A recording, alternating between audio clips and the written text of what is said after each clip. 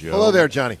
Only one city has won 3 major championships in the same year. New York. 3. New York. Boston. Not New York. No! Boston. The Detroit What? Lions won the NFL title Okay. in 1935. The Tigers won the World Series. Okay. And the Red Wings won the Stanley They beat Cup. the other 5 teams to take the cup Yeah, that that's year. I guess so, but it's Interesting. Detroit. Well, I guess the Namath thing, maybe that was in the new year. Maybe that's why that doesn't count. I thought the Knicks, Jets, and Mets, I thought all won, but maybe that's... God, that Maybe would be the a Jets- horrible year. Oh, because it was 70 for yeah, the maybe Jets. it's January yeah. 70. So that might... I believe that's the rub there. All right, it's a good fact. I mean, good for Detroit. Yeah, well, look, we know this. We haven't had 2. As we found out, well, I mean, technically, again, the Eagles would have been in the new year, but you catch my drift. That would have been 2 in a row. All right, 215-592-9494. So let's get to the press conference. A lot in there. I think we got some answers. I think we got some non-answers. And I'm curious today at 215-592-9494. We're going to play a lot of audio. I want to be clear. If you missed it yesterday, we're going to play a lot of audio of Howie and Nick so you can make your own assessment based on what you hear. Of course, if you have already heard it, we want to hear from you at 215-592-9494 for your biggest takeaway from Howie and Nick. What'd you make of what they said? What'd you make of what they did not say? What stood out to you the most? A lot of ways to go here. I'll say this as a starter. I think maybe my main takeaway, and I don't think it wasn't as robust a press conference, for instance, as Dombrowski's season ender. Yeah, not even close. Right? like the Bryce Harper thing and all that. No.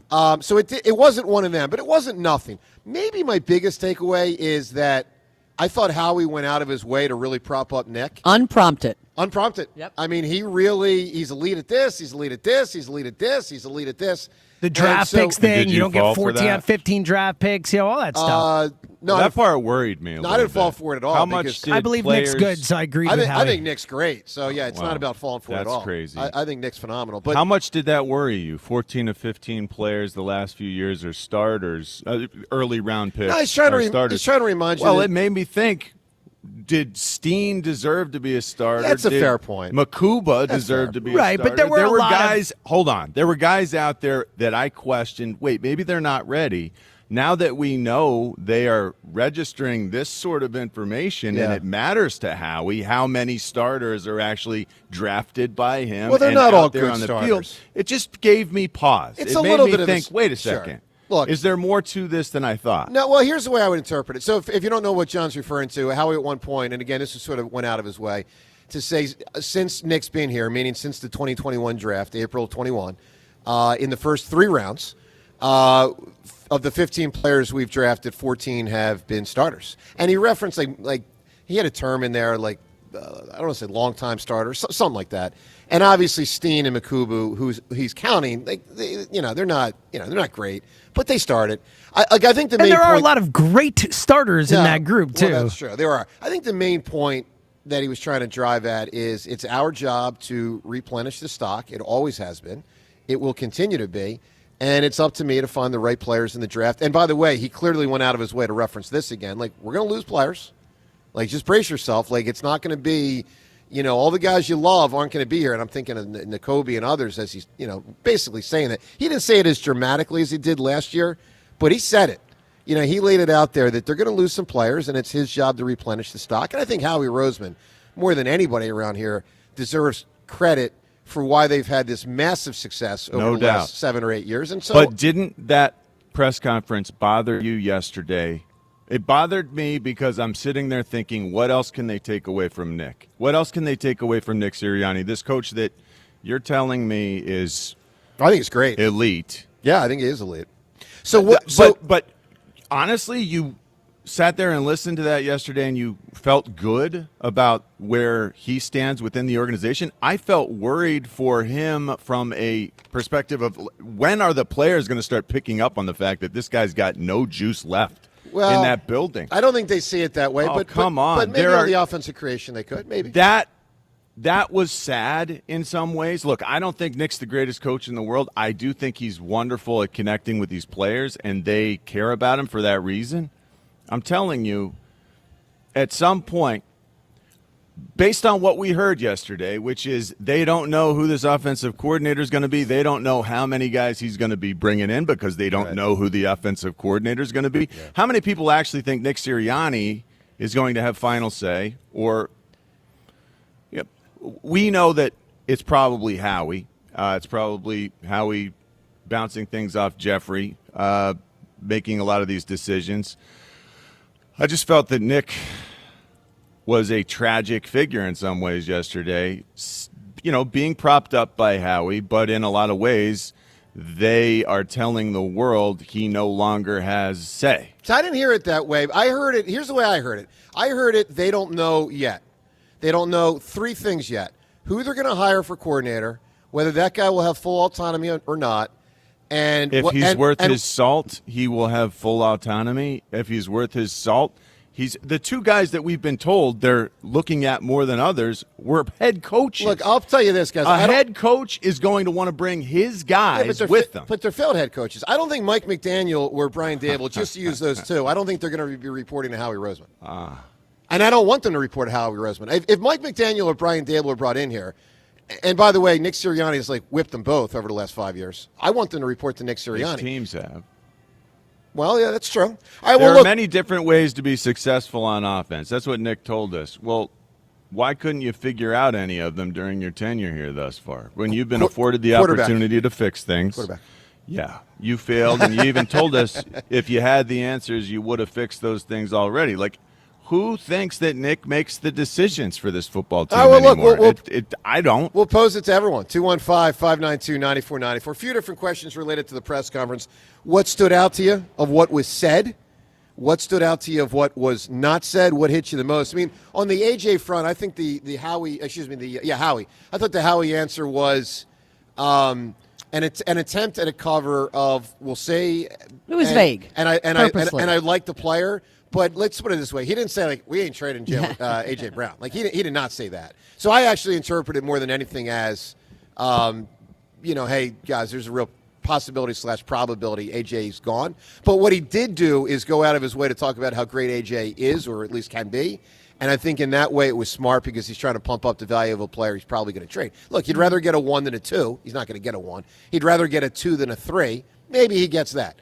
We ask you at 215-592-9494 what hit you from yesterday. Seltzer, talk to me. What hit you from yesterday? So I didn't get the impression, I didn't feel bad for Nick. Nick's head coach. I don't agree with that. My thing is Howie related, though. My biggest takeaway. Hold on. What about the fact that Doug, after he had success, was let go because he refused to say, hey, whoever the offensive coordinator is, I'm keeping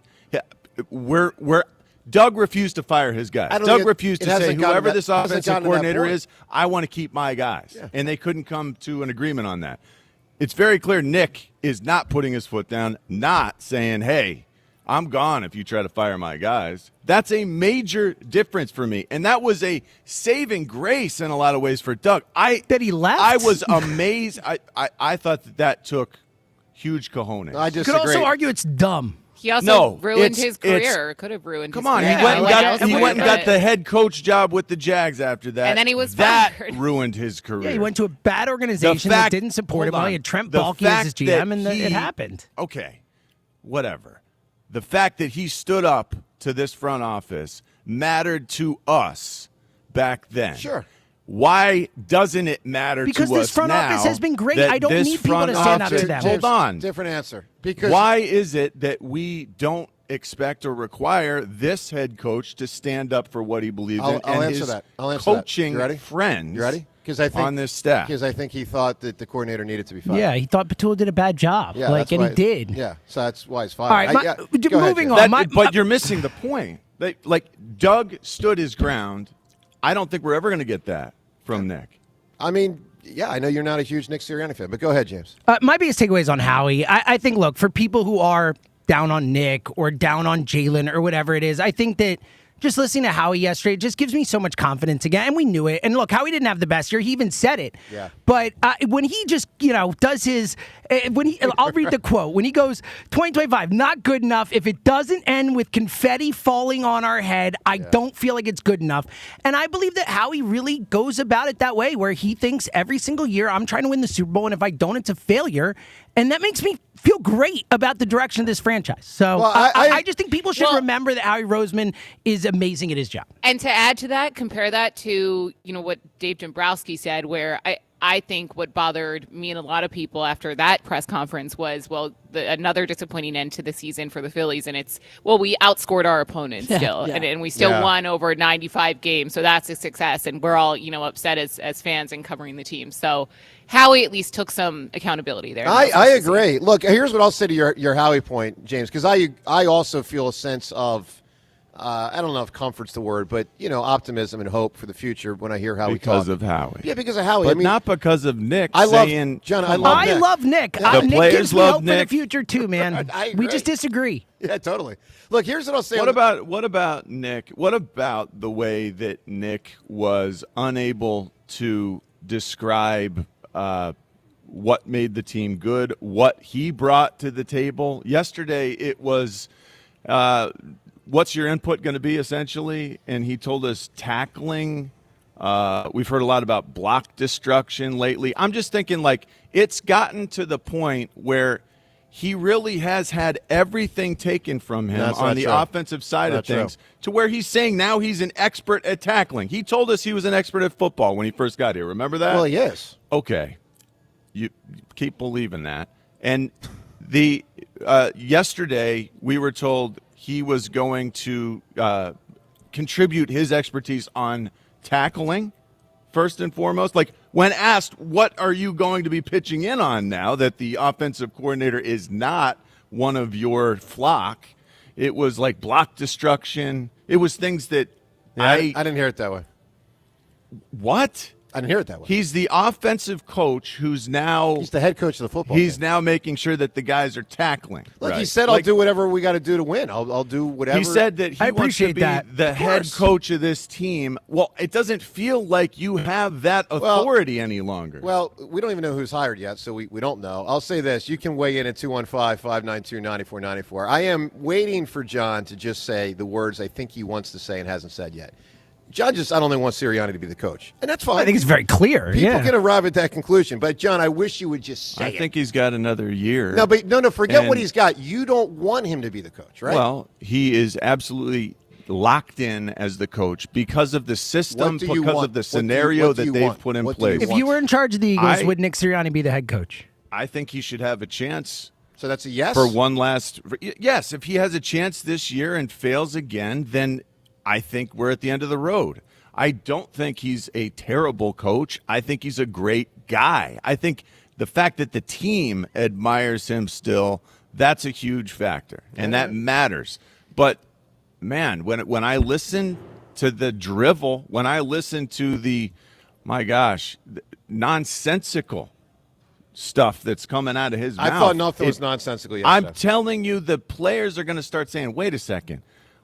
What does we've asked it for a long time? You've been saying that for 5 years. They've won a lot, man. I'm telling you, the voices start to fall on deaf ears. His voice will start eventually. It happened to Andy Reid. Well, look, we'll see where everyone stands on all of it. There was a lot in there. We're going to play coming up next some of the audio. There's a lot of audio to play all through the show, so you'll hear that and phone calls on all of it. Your biggest takeaway, what stood out to you? 215-592-9494. Just off and rolling on a Friday morning from Borgata on 94 WIP. All right, let me tell you about PI Dental Center, how they've helped me through the years, and how they can certainly help you as well with their tremendous experience and expertise in complex dental treatment. I've been a patient at PI Dental now for 2 decades. My mom a patient there for 3 decades with Dr. Glenn Wolfinger and Dr. Robert Slough, both board-certified prosthodontists. They specialize in the restoration and the replacement of teeth. PI Dental Center, they're also the originators of the Teeth in a Day. That's a revolutionary treatment that deliver fixed teeth and implants placed for a dramatic transformation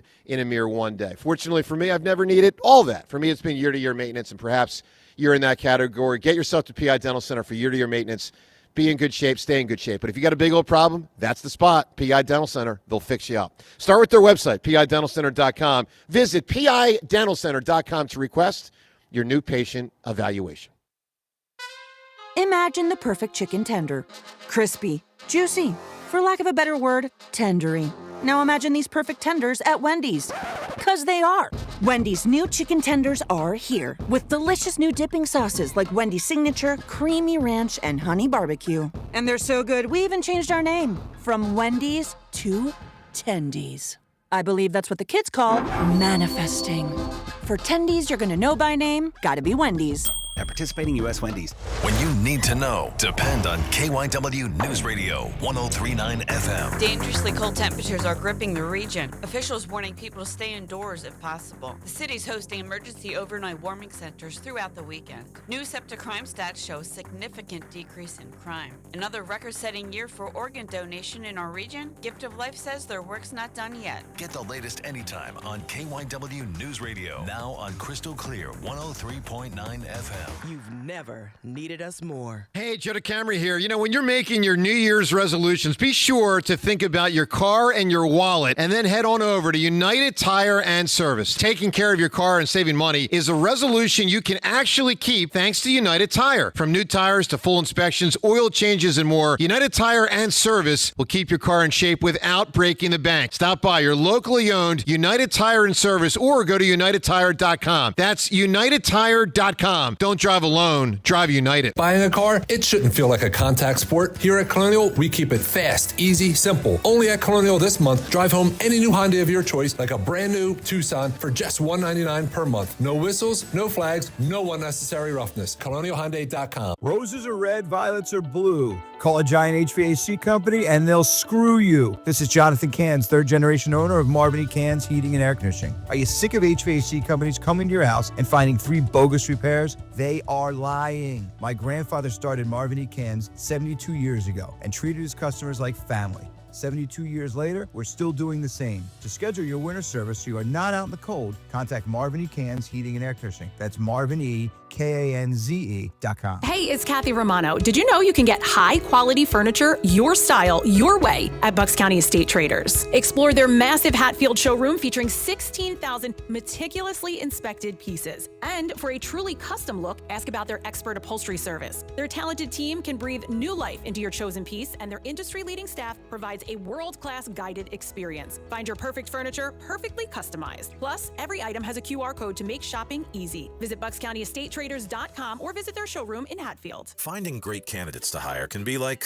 well, trying to find a needle in a haystack, but not with ZipRecruiter. Its powerful technology actively finds and invites qualified candidates to apply to your job. So while other companies might deliver a lot of hay, ZipRecruiter finds you the needle in the haystack. See why 4 out of 5 employers who post a job on ZipRecruiter get a quality candidate within the first day. Try ZipRecruiter for free at ZipRecruiter.com/free. That's ZipRecruiter.com/free. ZipRecruiter. Are you 50 or older? This news is for you. The CDC recommends you get vaccinated against pneumococcal pneumonia. Even if you're healthy, your age puts you at risk. People 50 or older are over 6 times more likely to be hospitalized with pneumococcal pneumonia compared to adults 18 to 49. Just one shot can help protect you. Learn more and schedule at vaxassist.com. That's VAXassist.com. Sponsored by Pfizer. Today's sun and clouds and not as windy, high 36. Weather brought to you by Duke's Mayo. Welcome to Duke's Mayo Country, where the mayo is so smooth and creamy, it makes every bite better. Duke's Mayo. Look for the yellow lid. Dan owed an unbelievable amount of money to the IRS. I got behind on my taxes. It's a horrible feeling. He was in denial. And when I got those letters from the IRS, you wanted to act like they didn't exist. Finally, Dan turned to Optima Tax Relief, the leading tax resolution firm. A-plus rated by the Better Business Bureau, they've resolved over $1 billion for their clients. Optima got me a settlement with the IRS. These people are really people-friendly. It was every bit of a new lease on life for me. The fast action and the great results made Dan's head spin. I felt like I was in a dream, but it's real, and I have paperwork to prove it. They got the job done, and life is good. For tax help you can trust, call Optima now for a free consultation. If you're worried about what's going to happen with the IRS, stop worrying. Make the call now. Call 800-392-7955. 800-392-7955. 800-392-7955. Optima Tax Relief. Testimonial from an actual client. Some restrictions apply. For complete details, please visit OptimaTaxRelief.com. 94 WIP Sports Update. Brought to you by Roto-Rooter. Eagles held a postseason autopsy following their embarrassing bow out of the playoffs. Unprompted, Howie Roseman gave a vote of confidence to Nick Sirianni, who said, quote, "I know I want to be the head football coach, and I think that's what the team needs. Team needs an offensive coordinator." New York Daily News' Pat Leonard reports the Eagles, quote, "have poked around on LSU offensive coordinator Charlie Weiss Jr." Inquirer's Jeff McClain says Roseman will lead the search for a new play caller. Jeffrey Lurie and his son Julian will be in the interviews, as well as Sirianni. While the rich get richer, Kyle Tucker reportedly set to sign a 4-year, $240 million deal with, of course, the Dodgers, who have over $2 billion in guaranteed salaries on their books.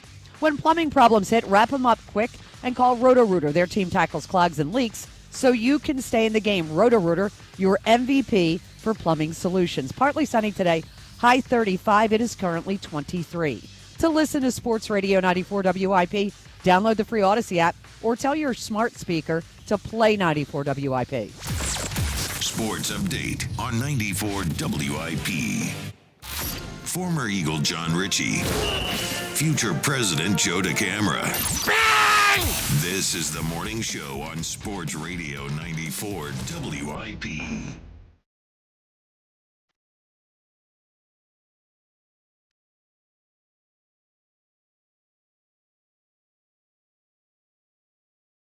Good morning to you. From Borgata. So let's cover the Kyle Tucker thing, then we'll get back to the Eagles. Look, it's really getting to the point where, and it's absurd for us as a top 5 spending team fan base to be frustrated with spending in baseball. But I mean, Kyle Tucker and the Dodgers is the kind of thing that really could lead to a salary cap. Now, I don't think it's going to happen, but it's going to lead to more consternation. I mean, it's going to be nasty in a year after the season because this is just fundamentally it's not good for the game. Before Tucker even signed yesterday, I said to a friend, I was driving down here to Borgata. I had a lot of phone calls that I normally make on the ride down. And I randomly said to a friend, I said, I got to tell you, I think what the Dodgers are doing is more egregious than what the Yankees were doing 25 years ago. It's so out of control. Yeah. I mean, it's crazy. It's beyond out of control. You got to feel like there's just no chance to compete. Right. It's like I think of that meme on the internet that Joe probably has no clue what I'm talking about, but from Breaking Bad, where he's like, they can't keep getting away with this. Because it's like, are you kidding me? Right. Now I think Kyle Tucker and Shohei's just year-over-year pay is more than like half of clubs' overall payroll. Sure. That's Kyle Tucker's going to make more than the Marlins this year. That's crazy. And James, Just Kyle Tucker. And Just Kyle Tucker. what's he going to be? Their 3rd to 6th best player? Yeah. I mean, depending on pitching and how you rate Yamamoto and stuff like that. But yeah, like he's not their best player. He's not their best player. He might not He's even be one of their Mookie top Betts. 5. Yeah, Freddie Freeman. Like he's younger than those guys, so he might end up being better than those two. But like the point is, Kyle Tucker was the best player on the market, and they went and gave him an insane amount of money. And there's all this. That's the other thing with the Dodgers. They're doing all this deferred money stuff, which actually doesn't feel like it should be legal. I don't understand how that is not circumventing the luxury tax. Oh, it 100% is. So like if nothing else, I think that type of stuff is really going to get hammered out in this new CBA.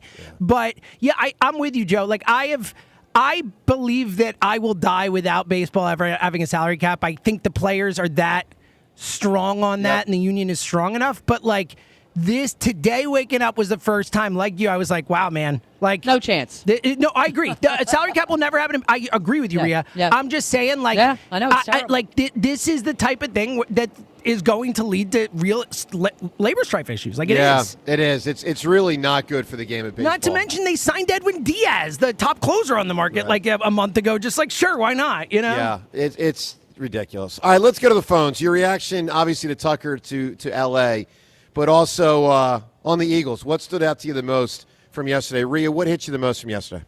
So there were two things. The one thing was it didn't appear that they were that a one-and-done offense coordinator was off the table. Oh, no question. So that I was very intrigued by that. The other thing that had me completely rolling my eyes, and this just could be bitterness from Sunday's game, was when Nick said, Jalen will do whatever it takes to win, and I'm going, yeah, except run. I'm yelling at my radio when I'm listening to it. I thought he covered for him yesterday. Yeah. Oh, there was no doubt in my mind. Yeah. So I know this is probably me because I talked to several people. I even text you, Joe. Mm-hmm. The baseball cap pulled so far down on his head, you couldn't see Nick Sirianni's eyes. Really bothered me because when you're sitting, Howie's sitting there, his demeanor is for the world to see. You put, and Devin, you know this, when you don't have any makeup on, you got to go to the store. You put the baseball cap on, you pull it down so no one can see your face. I usually wear a hat on this show. Yeah. That's me this morning. For that reason. Yeah, sure. And it really, it bothered me. I know it's crazy, but it bothered me that we could not see his eyes while he was answering questions about why his team flamed out embarrassing like they did. Too casual? No, to me, it was done intentionally. Yeah, Yeah. To not see his eyes. Okay, all right. I didn't like it. Well, look, everyone can react. There's an awful lot from yesterday to react to. What stood out to you? 215-592-9494. And what did you want to hear that you didn't hear? Maybe because they either walked around it or perhaps it wasn't addressed at all. Let's get to Ray and Royers for kicking us off. What's going on, Ray? Hey, what's going on? How you doing? Hey, Hi, Ray.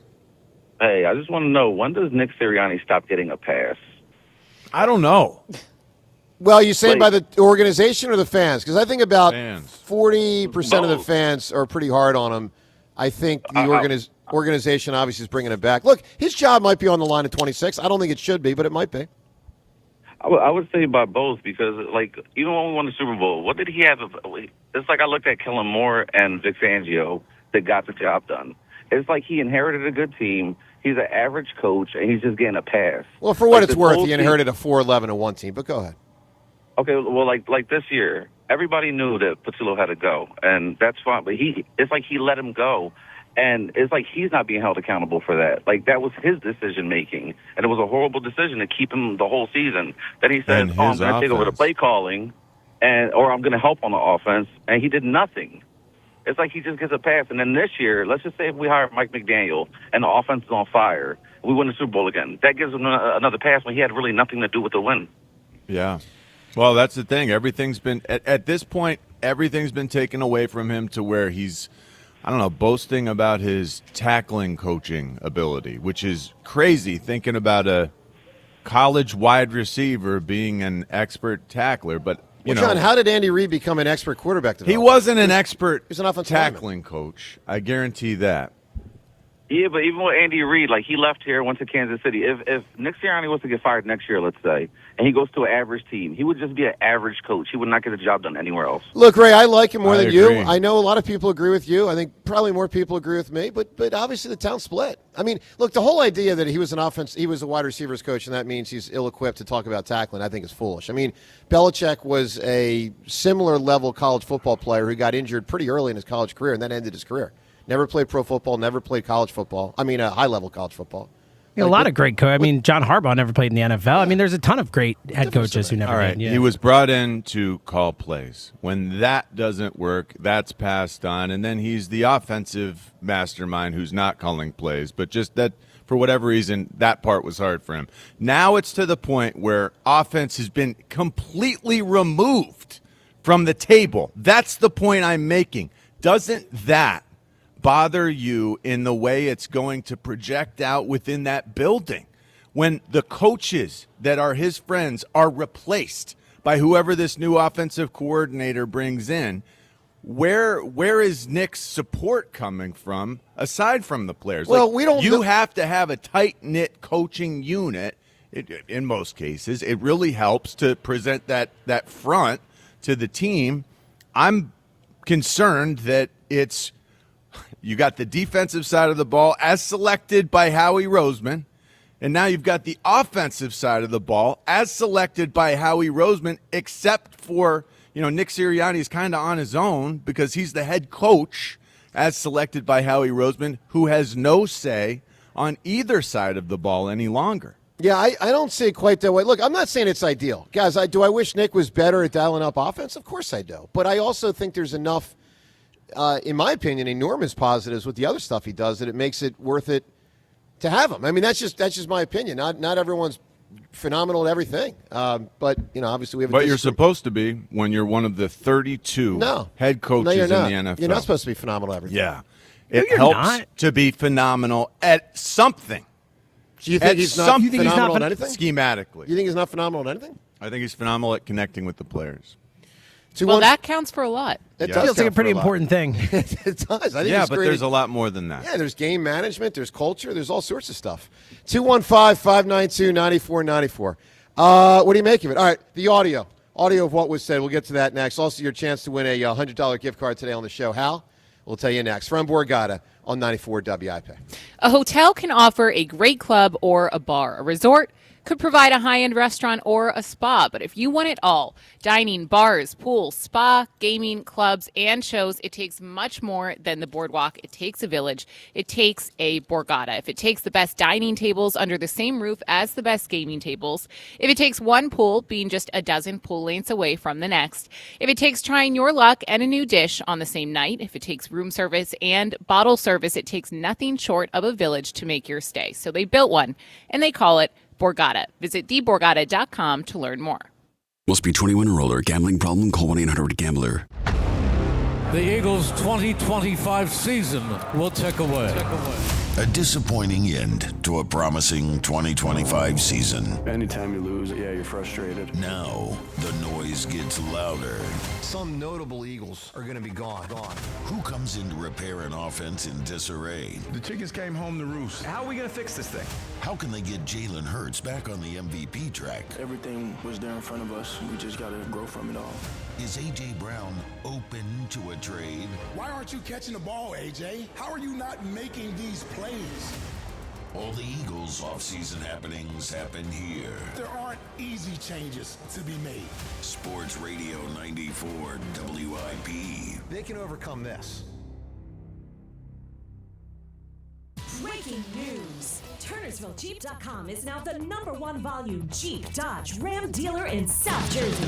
Come see why more customers trust TurnersvilleJeep.com for the best inventory and the best prices in the tri-state area. With over 400 new Jeeps, Dodges, and Ram trucks to choose from, there has truly never been a better time to get the vehicle of your dreams and at payments anyone can afford.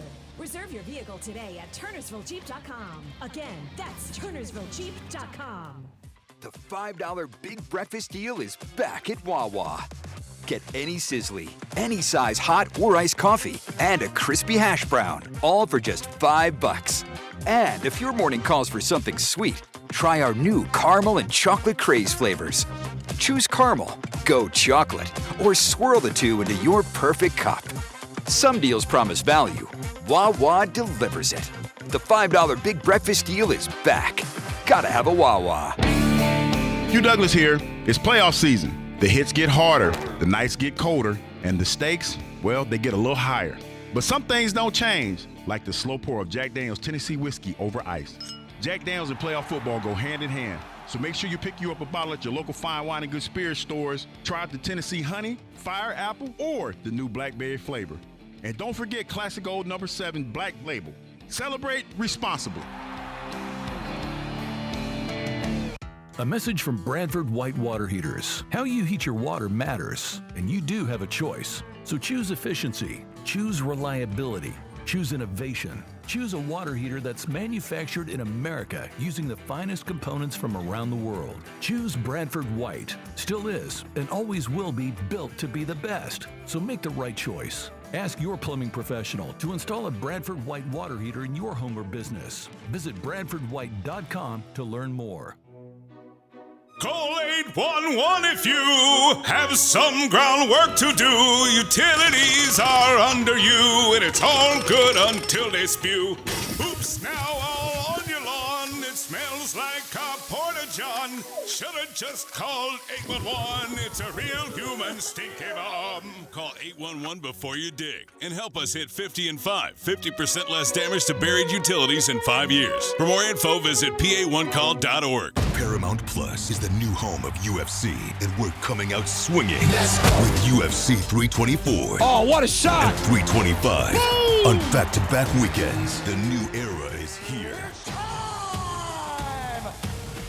Every fight, one one subscription. Oh my goodness! Pay-per-view just got knocked out. Let's go.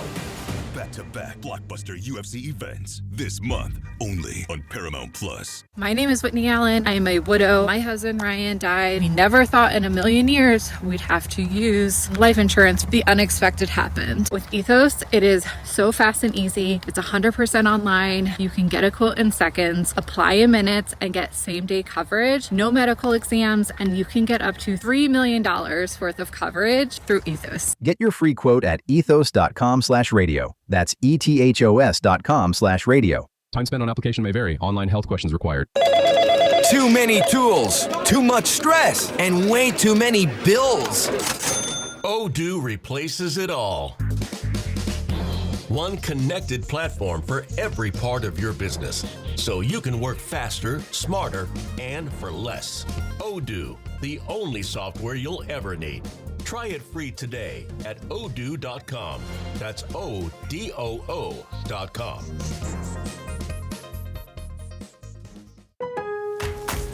Lowe's knows how to turn big plans into real results. Whether it's new appliances or a home refresh, get started with 12-month special financing on purchases of $299 or more with a MyLowe's Rewards credit card, January 15th through the 30th. So you can invest in your upgrade now and pay over time. Lowe's, we help, you save. Offer subject to credit approval and cannot be combined. Minimum monthly payment required. See store or Lowe's.com for details. 94 WIP Sports Update. Brought to you by Window Nation. In their end of season presser, Howie Roseman asked if he would consider trading A.J. Brown. Kind of a non-answer, said hard to find great players, and A.J. is one. College name popping up for the Eagles' vacant offensive coordinator position. New York Daily News' Pat Leonard reporting the Eagles, quote, have poked around on LSU OC Charlie Weiss Jr. Did have some crossover with Jalen Hurts at Alabama in 2016. Eagles gave special teams coach Michael Clay permission to speak to the Tampa Bay Bucks for the same role. Mets are not getting Kyle Tucker, but looks like the Dodgers are. Reportedly 4 years, $240 million. Dodgers have 8 players signed to contracts each worth over $100 million. Right now, buy 4 windows and get 4 free from Window Nation. Plus, you could get no payments or interest for 2 years. Don't miss out. This offer ends soon. Go to windownation.com. Partly sunny, high 35. It is currently 23. To listen to Sports Radio 94 WIP, download the free Odyssey app or tell your smart speaker to play 94 WIP. Sports Update on 94 WIP.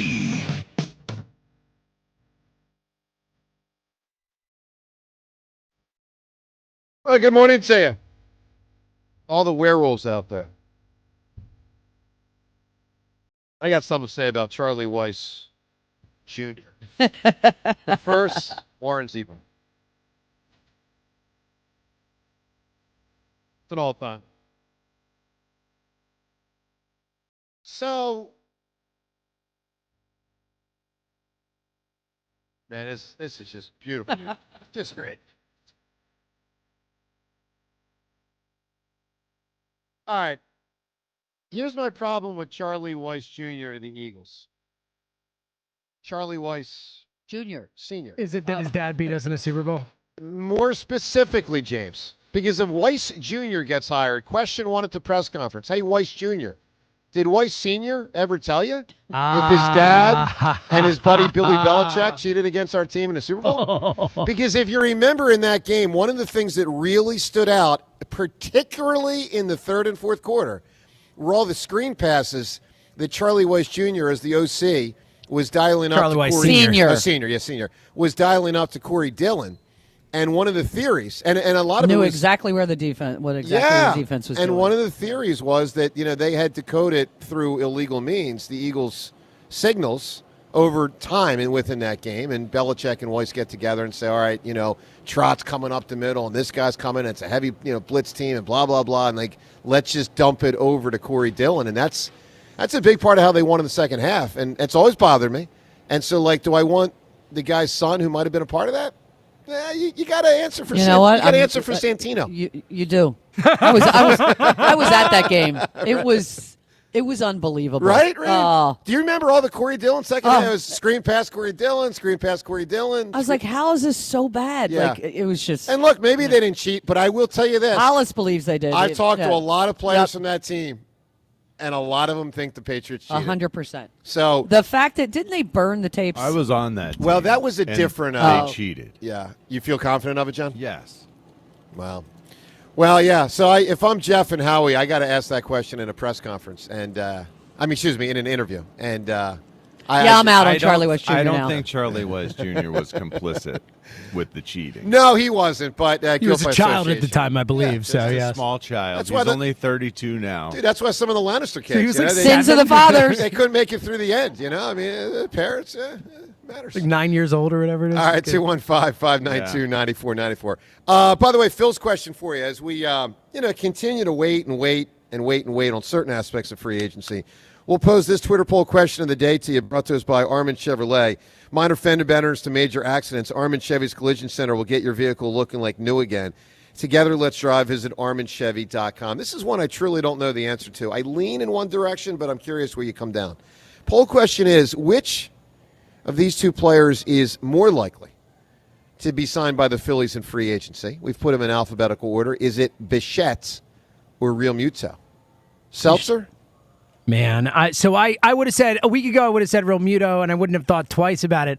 I think the Bichette stuff's real, and I think they're really interested. So I'm really torn on this. I'm going to go with my heart and say Bichette. I'm going to go Real Muto, but I do think the Bichette thing is real as well. I think they're going to sign him.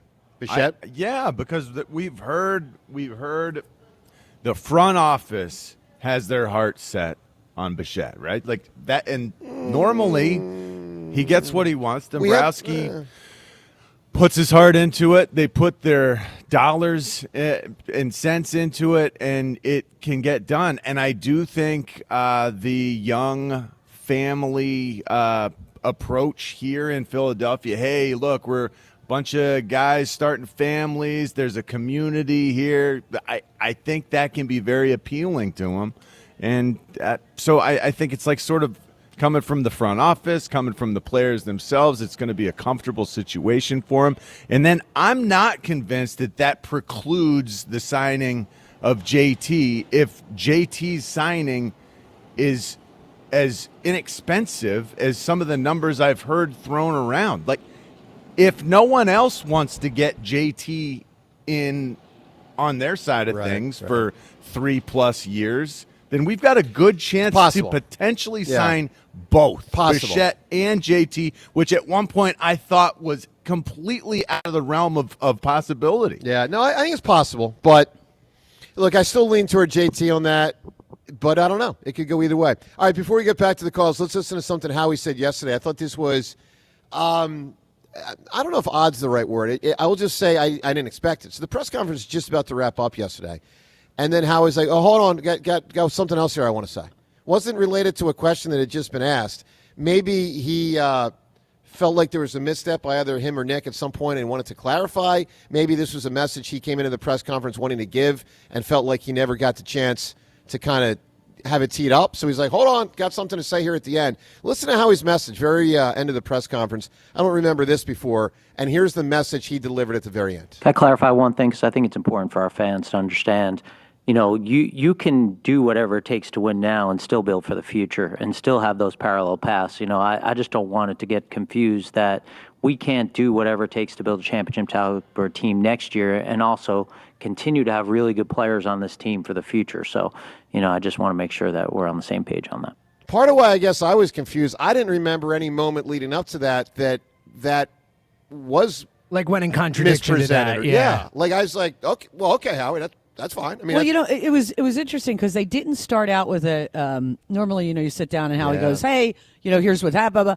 So I guess he had that on his list of things he wanted to talk about, and nobody asked a question about it. See, I kind of thought it was related to his answer on A.J. Brown, where he was talking about, you want the best, whatever the exact wording was, talent players. Sure. Mm-hmm. And what I took from that final answer was he was saying even if maybe it's, trading a AJ Brown type player, or it's, we lose certain players. We're still building for the future. And I think he was kind of referring to the AJ Brown question. Yeah, Yeah, to that's not a bad the point. pendulum of right now they have a cheap defense and they're going to have to pay these defensive players, but the offense is a little bit older, so they're going to have to, replenish the offensive talent in the draft and in the offseason, and it might not always look like they're adding the most talented players at the time, but they're also still building for the future. You know That's what he's I took saying, from Joe? it. He's saying trust the process. That's what he's saying. He's saying don't yell at me when I trade AJ Brown. You know what, James? He's not saying trust the process. You know what he's saying? Trust me. Yeah, you're right. And by the way, I do. Honest to God, I was thinking about this earlier today. Other than Zach Wheeler, who I fully trust, now we'll see coming back from injury what that looks like. But I think Wheeler's been as trustworthy a player as any player I've seen around here in a long time. Last person that I feel like I've trusted as much as Howie or Zach Wheeler, I mean, Brian Dawkins maybe? I'm just, it's been a long, long, long time. I think there's a very rare level of trust that should be placed in Howie. Like, for instance, Bryce didn't come through this playoff. Now, look, Howie didn't necessarily come through this year, although I don't think it was his fault per se. But he's made he mistakes. actually didn't have his best year. But if you think about it. 23, Howie struggled remaking the defense. But I'm trying to use the top guys. Like, we know not to trust Joel. Maybe someday it'll work out and they break through, but you know not to trust them. Even someone like Cole, who in 08 delivered, 09 was a disaster. With the players, I agree with you, but here's where I don't think that Howie takes enough of a hit for allowing Kevin Patullo to become the offense coordinator. They allowed it with Brian Johnson. It didn't work.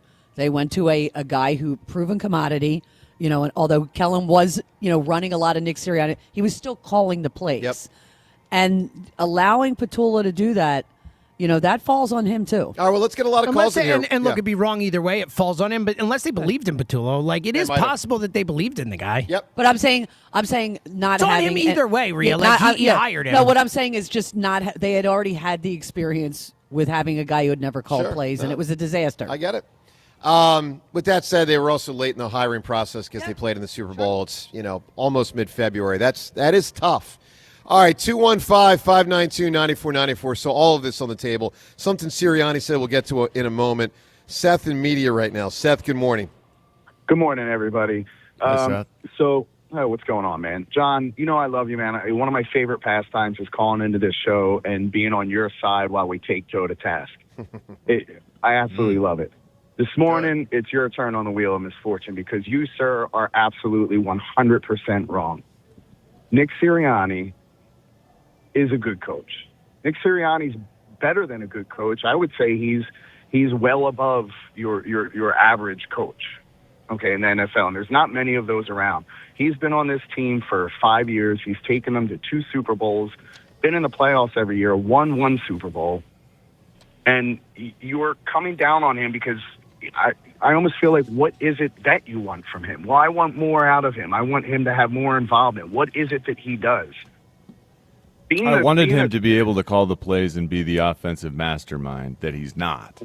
Well, and now we're just adjusting on the fly, and I'm questioning what he is becoming because he wasn't able to become what he was expected to become. So do you like what he's become, which is absolutely, the front office picks both the offensive coordinator and the defensive coordinator, and he's left with, I don't know, managing the temperature of the team, I guess. Listen, man, you played the game, so you know it way more intimately than I could ever hope to. But what I'm seeing, I've been watching it my whole life. I'm 46, and what I see out of him is a good coach doesn't just call defensive plays, doesn't just call offensive plays. The more important thing that one head coach will do, because you have guys to do that. That's why they have a defensive coordinator. That's why they have an offensive coordinator.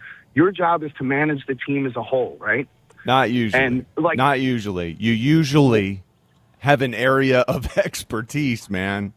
Look around. Look at these teams. Seth, hang on 1 second. I want to say something. So you brought up John's playing career, which obviously we all admire. I think sometimes John was too close to it to see a broader picture. For instance, John played for Andy and Gruden, 2 guys who called plays.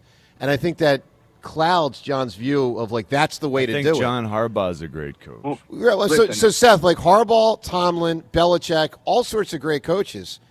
Right. Did not think call. Tomlin did is not, a great coach. Did not call the They did plays. not- But Tomlin had the didn't call their respect within that Sirianni has organization. respect. So Like, does you're Sirianni. saying something we've never heard. Like Yeah. you're saying something we have never heard one player say. All we have ever heard from players, and whether you believe it or not, all we've ever heard is positive stuff about Nick Sirianni. So like, I don't know where you're coming up with this. They Because don't believe why in him. would thing. they let the negative stuff get out? Well, look, Harbaugh might when be you on let watch- tons of stuff when you negative watch stuff the get out. team Gets crushed every unravel- week in an article that gets out of the building. When What do you you watch mean? the team unravel, I guess we'll have a good idea why. Well, we'll John, find out. If they But are. doesn't it say to you You're anything that, wrong. like, we get leaks about Jalen all the time? We get all these leaks about AJ and this and that stuff.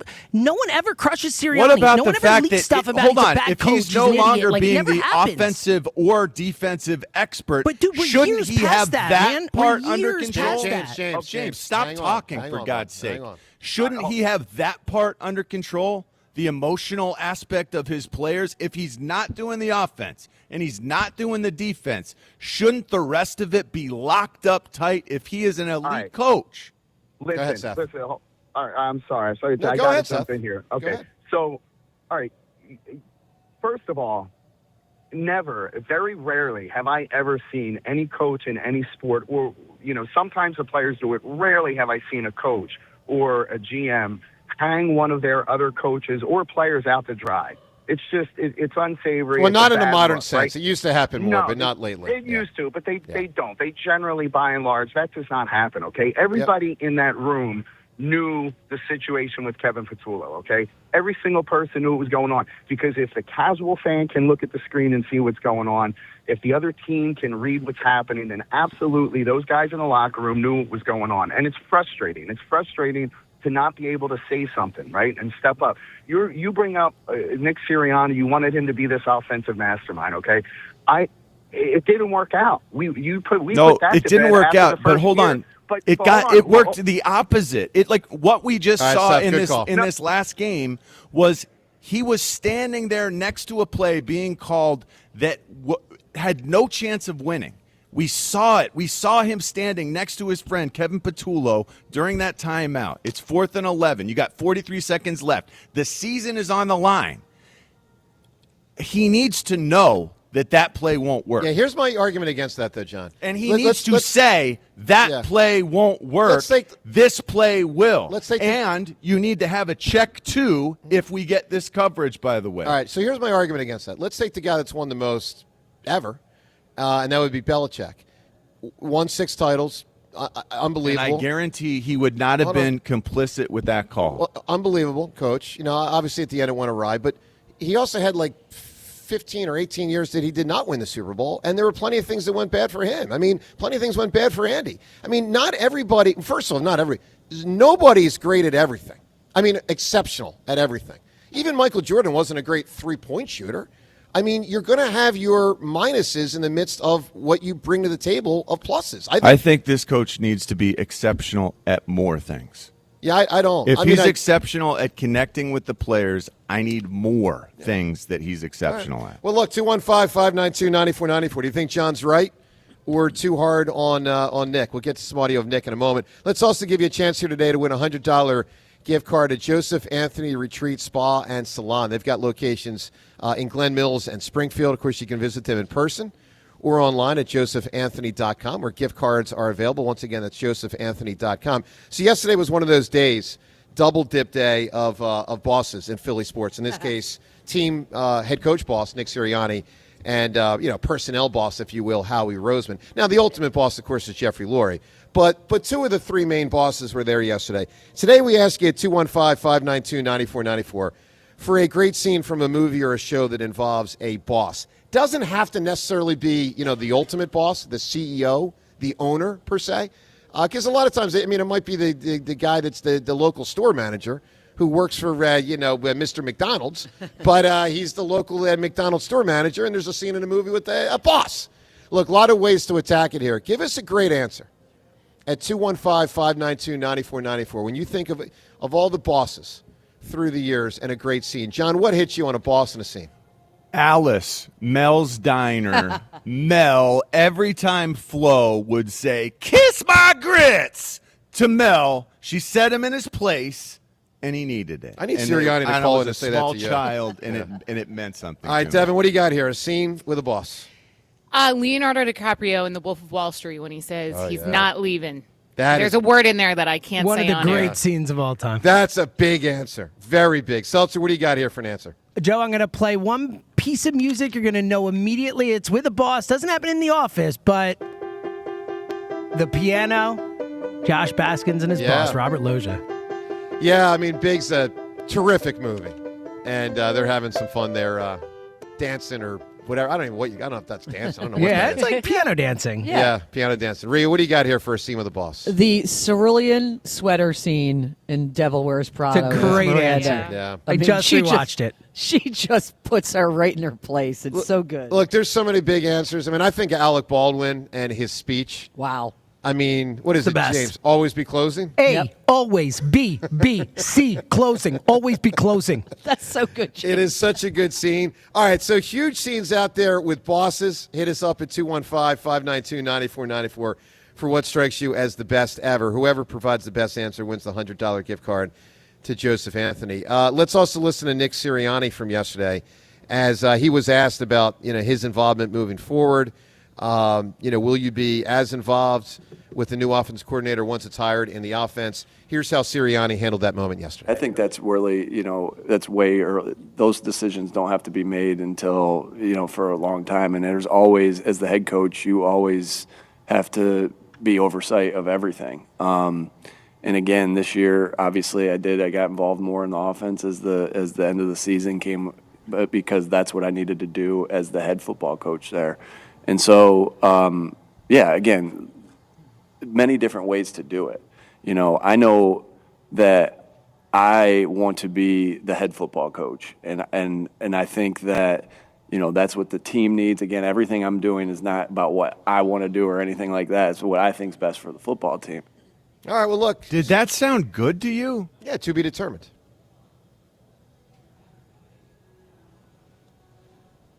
All right. I can't believe you don't listen to that and come away and worry. No, I don't. Jeez, Joe, just be slightly critical. Like, have a moment in your mind where you're like, hold on, maybe this is not the answer. No, I've acknowledged it would be ideal if he was better at it, but I also acknowledge he's great at a lot of other things, and so I take that. I mean, when you have the level of success they've had, and of course it's complicated because they've had great players, and this is where we get into the how much credit to Sirianni, how much credit to Hurts. We've had this conversation a million times. It'll keep going. But I put a lot on Sirianni in the credit category. I think he's led them very successfully. Obviously, not everyone agrees. 215-592-9494. All right, what stood out to you from yesterday? We'll continue to play the audio. You can react to it. Also coming up, something Jason Kelce said. His diagnosis of what went wrong with the offense this year. We'll get to that. Not to mention a topic from sports that, frankly, should be much bigger than it's going to be. I'll tell you what it is and why it won't be as big a topic as it should be. Joe DeCamera and John Ritchie from Borgata on 94 WIP. In Pennsylvania, no one wins bigger in workers' comp than Pond Lehocky Giordano. Led by Sam Pond and Jerry Lehocky, this powerhouse law firm is built on grit and real-life experience. Sam's not just a lawyer. He's a union kid from Northeast Philly known for his grit, his courtroom fire, and fighting like hell to win. This firm has recovered billions for injured workers and people just like you. Call Pond Lehocky Giordano today for your free consultation. They'll fight like hell to protect your future. When it comes to your home, you shouldn't have to roll the dice with a small contractor or pay the high prices of a giant one. At Lemus Remodeling Group, a family-owned company, you get the perfect balance. From roofing and siding to windows, doors, and gutters, the Lemus team delivers quality work, honest pricing, and a home that feels brand new. Call 610-GO-LEMUS to schedule your free consultation today or visit their website at golemus.com. Lemus Remodeling Group, nationally recognized, neighborhood trusted. There's a myth that a Sprouts Farmers Market person wakes up before dawn, bangs out a couple of hours of yoga before downing a kale foam colostrum latte. The reality is that a Sprouts person is just someone who cares about fresh, healthy, and honestly priced Everything from organic produce to the hottest new snack to hit the shelves. They love how easy it is to find the delicious and healthy food they and their families thrive on. And to be honest, most of them have never heard of a kale foam colostrum latte. So maybe that sounds a bit like you. Come see for yourself at Sprouts Farmers Market. You don't want to miss a moment of Flyers hockey on Broad Street this season. Be here for First Responders, presented by ServPro, when the Flyers take on the New York Islanders on January 26th.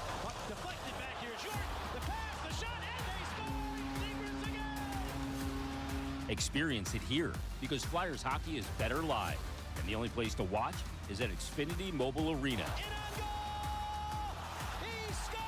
Get your tickets now, only at PhiladelphiaFlyers.com.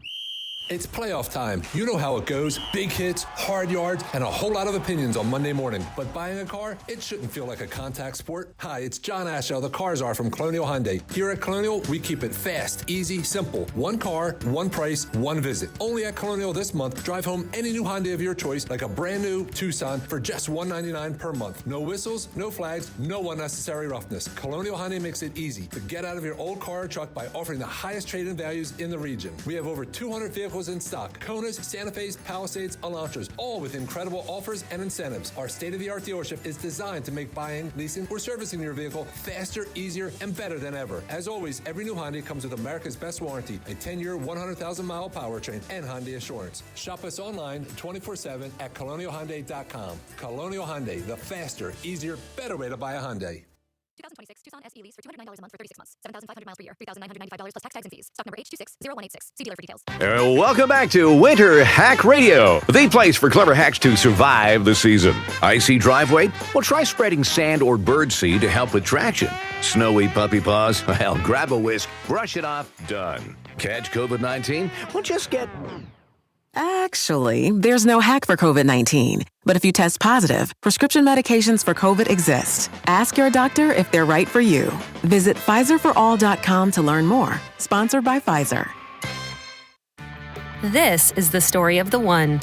As an HVAC technician, he and his digital multimeter are in high demand. So when a noisy office HVAC turns out to be a failing blower motor, he doesn't break a sweat. With Grainger's easy-to-use website and product information, he selects the product he needs to keep everything humming right along. Call 1-800-GRAINGER, click Grainger.com, or just stop by. Grainger, for the ones who get it done. And we're out. Back in 60. Hey, what are you eating? Chimichurri filet mignon. It's a Factor meal. Oh, nice. Wait, they let you eat like that in the pros? Oh, they insist on it. A pro's work starts on the plate. Oh, man, that does look good. Let me have a taste? Get your own. All right. Where do I find this? Is it factormeals.com? Yep, and they've got a deal going on. Oh, love a deal. I am so in. Smart move. Pro move. All right. Factor. Eat like a pro. It's game day. Are your moderate to severe Crohn's disease or ulcerative colitis symptoms keeping you from the action? Skyrizi, risankizumab Riza, could help you get back to the game. Skyrizi is proven to help people feel significant symptom relief, achieve remission, and visibly improve damage of the intestinal lining. Skyrizi is a prescription injection medicine for adults. Don't use if allergic to Skyrizi. Serious allergic reactions, increased infections, or lower ability to fight them may occur. Before treatment, get checked for infections and tuberculosis. Tell your doctor about any flu-like symptoms or vaccines. Liver problems leading to hospitalization may occur when treated for Crohn's or ulcerative colitis. Ask your doctor about Skyrizi, the #1 prescribed biologic in Crohn's and ulcerative colitis combined. Learn more at skyrizi.com or 1-866-SKYRIZI. Whether you are a weekend warrior or competing at a high level, you are an athlete with goals, and NovaCare Rehabilitation, they are here for you with their Select Sports Center of Excellence. Their specialty locations focused on the needs of athletes. If you're injured, NovaCare is going to help get you back to playing your sport. More importantly, they'll also help you prevent injuries from happening. At all Select Sports Center of Excellence, athletes are treated for their specific injury, training needs, and goals, and Care is provided by sports-specific physical therapists using advanced training and technology. For more than 30 years, NovaCare has long been the trusted Delaware Valley and South Jersey leader in physical therapy, hand therapy, and sports medicine. Select Sports Center of Excellence. It's just another way NovaCare is helping to meet your needs. To learn more about Select Sports Center of Excellence, go to NovaCare.com today. NovaCare, the power of physical therapy. 94 WIP HD1 Philadelphia. Live from the Tasty Cake Studio. Sports Radio 94 WIP. An Odyssey Sports Station. This is Sports Radio. Download the Odyssey app now and take 94 WIP with you anywhere you go.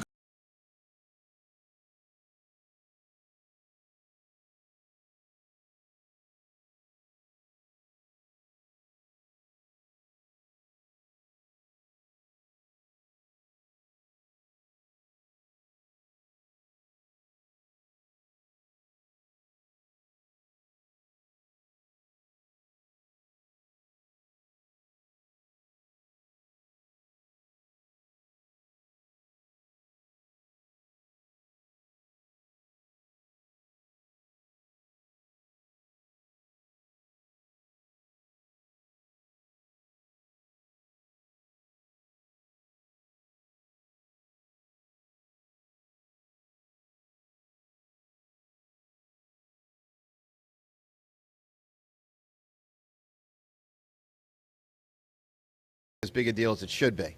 And there's reasons why. Does anyone have a guess? Matter of fact, James, do you have the Let's Play a Game? I do, yeah. All right, let's play a game. Let's play a game. Let's play a game called... Called What Story That Emerged Yesterday is not going to be nearly as big a deal as it should be. Certainly not as big a deal as it would have been 30 years ago. Anyone have a guess? I have a guess. Yep. Is it the college hoops thing? 1,000%. Yeah, that's wild, man. 1,000%. So for those that missed it yesterday, 39 players in college basketball over the last few seasons were charged by the federal authorities in a point-shaving scheme, and it involves 17 different teams. So it involves a ton of games. I mean, 17 teams. Some of these guys do it, of course, over multiple games. 39. Are they current players? Some were current. Yeah, some played this week in college basketball. Wow. So some are former in recent years, and some are current. So teams are obviously having to drop dudes or put them on the sidelines and say, okay, pending the investigation, blah, blah, blah. But the reality is, here's the deal. It's not going to get as much discussion as it should. It's not, because the news cycle moves so fast. But here's the crazy thing. You can make a case this isn't even a top 10 problem in college sports. So, players are throwing games, and it legitimately might not be a top 10 player a problem in college sports. So it's just, look, it'll be a thing, but it will not be. For those that are familiar, there was a situation in New York, I think it was in the 50s, with point shaving.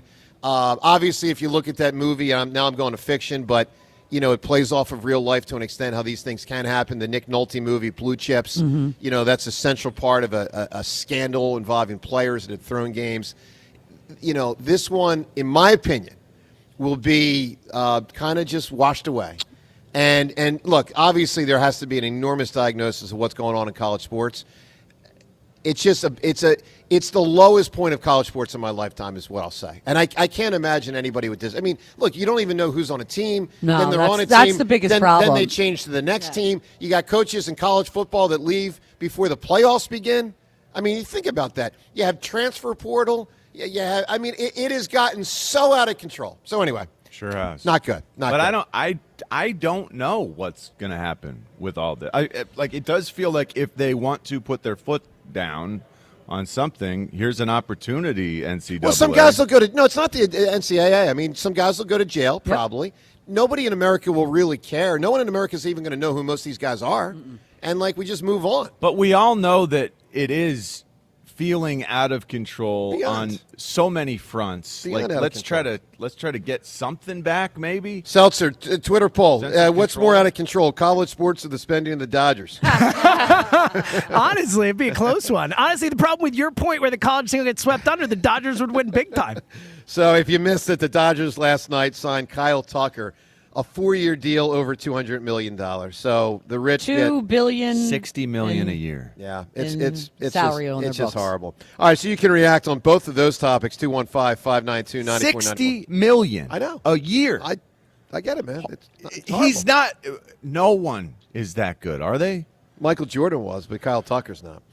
Look, if you have the money, you can spend it. And I do feel fortunate that the Mets haven't yet kind of gone all there, but they might at some point. And, man, the Dodgers are just, I mean, there's no caution flag. It's tough.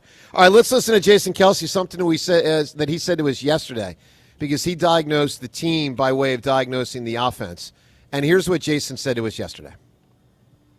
I think the biggest takeaway for me, and listen, I'm an offensive lineman, so I always go to the run game, was the lack of a running offense. Like I think if you look at the biggest difference between this season and last season, the biggest glaring difference is that we didn't run the ball as effectively, and that was the main thing that killed this offense. And I think that, last year, this year, passing offenses were relatively similar, relatively the same. We had the same issues going into the playoffs last year.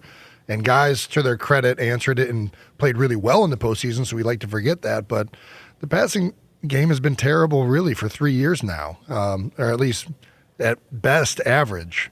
The run game has been the one thing that this offense has been able to hang its hat on, and between injuries and not running the quarterback more, and a lot of those things, I think, we saw a dramatic drop-off in that field, which led to a dramatic drop-off in the offense as an entire piece.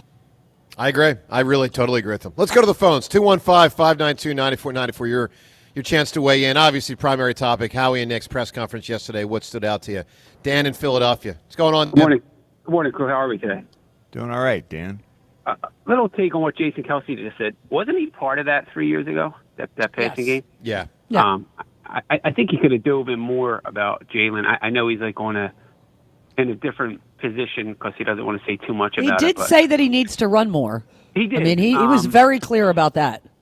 But he was also, when he was discussing about, he really wants to see, we want to get an offense coordinator in here so we can actually find out exactly what the problem is. Is it because he can't, so I found that interesting that, like, he wants to get to the bottom of it just like us, but he also has an inside take on actually what it probably is that he probably didn't want to get into, understandably. But I think he's guarded sometimes with some things he knows or thinks. But Dan, I'll tell you this: I got the impression from him on the air, and I sort of feel the same way. If I could put 3 words into what I hope the next year's offense becomes, like I think they should be more conservative than not, because I think that's the nature of Jalen and all that. But there's an argument to say 3 words: let's find out. Yep. Like, open it up. Let's find out if it works or not with Jalen, and then you make your assessment from there. So it's funny. I saw a clip on social media yesterday of, like, Jalen Hurts when he wore number 2, actually, which I forgot. He just looks like a different player. And it said Jalen Hurts with less receivers. When it was What, Rager different good or different bad? I mean, he was not as he was not as refined in the passing game. He was more relying on his legs back then, as a lot of rookie quarterbacks are. He looked really different, like night and day compared to what he looked like on Sunday. Which it's just odd, because you would think he would progress. As for the offense coordinator, why are they looking at a college offense coordinator in his 30s? Again, if he comes in here and he succeeds, he's gone. And I also, like, I'm a big Nick fan. If he's the best offensive mind, do you want someone else? It's a conundrum. I mean, yes and no, John. Right? Yeah. Like, because you've been complaining, just as much as everybody about how every year we have to have a different coordinator, and you'd rather have a head coach, right? That is a coordinator. But I'd rather have the best coordinator and have to redo it than go with the guy slightly less adept at offense. If we're going to get 3 years from a slightly above average offensive coordinator, because that'll allow him to stay in town, I'd rather have 1 year of extreme awesomeness that leads us to the postseason and a real chance to win a Super Bowl, and then we'll take our chances with that coach getting hired away. Dan, I think I'm on the other side of that, but there's arguments both ways. That is That's an that all unusual, goes back to, interesting That all goes conundrum. back to Nick and John's argument last week, Sure, right? of And I was thinking about that too. Like, let's say Nick got fired today, right? Mm-hmm. Like, besides winning the Super Bowl, and I'm not downplaying that in any means whatsoever. Like, Besides that. what would a team hire him as if not a head coach? Like, not an offense coordinator. Probably not, yeah. Right. So would he be out of the league? No, You know, he would be a head coach. Right. He'd be a head No, coach. you think he'd be a head coach? Dan, I think the biggest thing that would work against Nick in the hiring look, I do think he would land a head coach job. Let me be clear. I think what would work against him that would make him less attractive, let's say, compared to guys like Harbaugh, and if Tomlin gets back into it, is the antics. You know, I mean, the antics rubs a lot of people the wrong way. It hurts them. And I have no doubt there's some owners And it also that hurts would him not want to saddle up to that. Like you're saying, he doesn't have an area of true expertise that's what I here meant. in They didn't hire Philadelphia. It hurts That's him, a but major problem. hurts him, but I don't think it cripples him. But it hurts him. Dan, Well, it should cripple him. It should be. These are supposed to be experts at football. Remember, 32 guys in the entire world but also have this job. expert at leadership. Expert at game There's management. a lot more than expert at leadership culture. All right, Dan, that I need goes an into answer it. from you. A scene involving a boss. When Warder Norton ripped down the poster. And, yeah. buddy. Big answer right there. That's a great answer. That guy, Super. man. All right, Really 215-592-9494. Coming up, more of Nick and Howie, what they said yesterday, plus more from Kelsey as we move through the show. Jim Salisbury weighing in. The latest on the JT Real Muto situation, where that stands. Plus, Elliott Shore Parks at 7:30. Beat the Hammer at 7:45. Dick Vermeil at 8. And your calls from Borgata today on 94 WIP. As a parent, you want to make sure your kids are warm and comfortable every night. That's why I'm so glad that I had Window Nation come to replace the windows in my kids' bedrooms. I trust Window Nation because they're ranked highest on Forbes' list of best window installation companies, and they installed all the new windows in my house in just one day. If you didn't get your windows replaced like John did, and you're tired of a cold, drafty house and those shockingly expensive winter heating bills, then it's time to call Window Nation. You shouldn't have to pay a fortune for comfort, and right now you just don't have to. It's their buy 4, get 4 windows free sale. That's right, buy 4, get 4 free. Plus, you can replace every window in your home with 0 down, 0 interest, and 0 monthly payments for 2 full years. Put an end to your window problems today. Save big with the Buy 4, Get 4 sale and enjoy no payments for 2 years. This offer ends soon, though, so don't wait. Schedule your fast, free estimate now by calling 866-90NATION or visiting windownation.com. That's 866-90NATION or windownation.com. The Eagles' 2025 season will tick away. A disappointing end to a promising 2025 season. Anytime you lose, you're frustrated. Now, the noise gets louder. Some notable Eagles are going to be gone. Who comes in to repair an offense in disarray? The chickens came home to roost. How are we going to fix this thing? How can they get Jalen Hurts back on the MVP track? Everything was there in front of us. We just got to grow from it all. Is A.J. Brown open to a trade? Why aren't you catching the ball, A.J.? How are you not making these plays? All the Eagles' offseason happenings happen here. There aren't easy changes to be made. Sports Radio 94 WIP. They can overcome this. Hey, it's Ike Reese. Tackle your playoff menu with Dietz & Watson. Fire up that grill with perfectly smoked premium franks and sausages from Dietz & Watson. Game day parties are always better with condiments, freshly sliced meats, and artisan cheeses from Dietz & Watson. Don't forget about Dietz Nuts Meat Snacks for a high-protein snack on the go. Head to DietzandWatson.com to find the local retailer near you and game day grilling ideas. Dietz & Watson, it's a family thing. When the new year hits, every business could use a little something to stay ahead. A lift, a jump start, an edge, or perhaps a boost. Like the all-new 5-year business boost from Comcast Business. It's the certainty of a price lock for 5 years on qualifying internet bundles. Plus, you'll have the most reliable Wi-Fi with our best equipment, so your whole team can stay connected at a great rate. And to sweeten the deal, ask about a $500 prepaid card when you add 2 lines of mobile. It's the boost your business deserves. So sign up for the 5-year business boost and get a 5-year price lock on ultra-reliable Wi-Fi. Plus, ask about a $500 prepaid card. Comcast Business, powering possibilities. Ends 2/22/26. New customers only. 1-year contract required for guaranteed rate. 5-year pricing applies to monthly service charge excluding taxes and fees. That's Wi-Fi based on Open Signal Awards USA. Fixed Broadband Experience Report, May 2025. The Philadelphia Sports Writers honoring Dave Schultz and Coach Fran McCaffrey on Wednesday, January 21st. Open to the public. For tickets, visit phillysportswriters.com. Buying a car, it shouldn't feel like a contact sport. Here at Colonial, we keep it fast, easy, simple. Only at Colonial this month, drive home any new Hyundai of your choice, like a brand new Tucson, for just $199 per month. No whistles, no flags, no unnecessary roughness. ColonialHyundai.com. Warm up your home this winter with a brand new roof from Home Genius Exteriors. Call now and get 50% off all roofing materials plus 0% APR and no payments till 2027. And for a limited time, you can get free attic insulation. Call Home Genius Exteriors now at 855-U-R-GENIUS for your free, no obligation roof and attic inspection. That's 855, the letter U, the letter R, Genius. Home Genius Exteriors, the genius choice in roofing. See website for details. Day and night, PGW puts our energy into keeping you safe at home. PGW's 24/7 safety monitoring, infrastructure upgrades, and industry expertise help to deliver the essential energy you rely on and trust. And every mile of infrastructure we upgrade keeps energy delivery in Philadelphia more clean and more affordable. When you see us in your neighborhood, we're working harder than ever to stay on schedule and continue the work of keeping you safe at home. Remember, natural gas smells on purpose. Smell us? Tell us. PGW.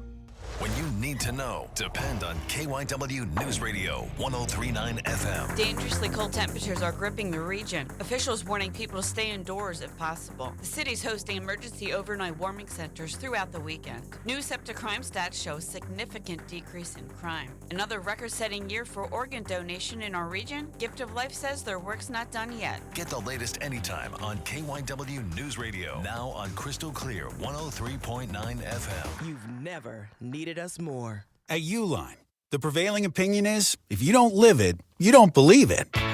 The people at Uline believe in hard work, and they live it by being there 24/7 to answer your call, having 41,000 items in stock, and offering same-day shipping from 12 locations across North America. Business owners, sellers, buyers, shippers, and packers believe it. Uline is the hard-working, dependable source for your shipping and industrial supplies. Visit uline.com. As a mom, comforting my family is what I do best. Vicks Vapor Stick provides soothing, non-medicated Vicks Vapors in an easy-to-apply stick, and it dries fast, so there's no mess. I use it to comfort myself and my family. Thanks, Mom. Vicks Vapo Stick, soothing comfort for the whole family. And try Vicks Vapo Shower Max for steamy Vicks Vapors when you need more comfort for yourself. Use as directed. Hi, this is Jill Schlesinger, CBS News business analyst, certified financial planner, and the host of the Jill on Money podcast. With the new year upon us, there's no better time to take control of your financial life. And the Jill on Money podcast is here to help. It's your questions that make it possible for me to provide unconventional and, I hope, entertaining insights on your money and, more importantly, on your life. Follow and listen to Jill on Money wherever you get your podcasts.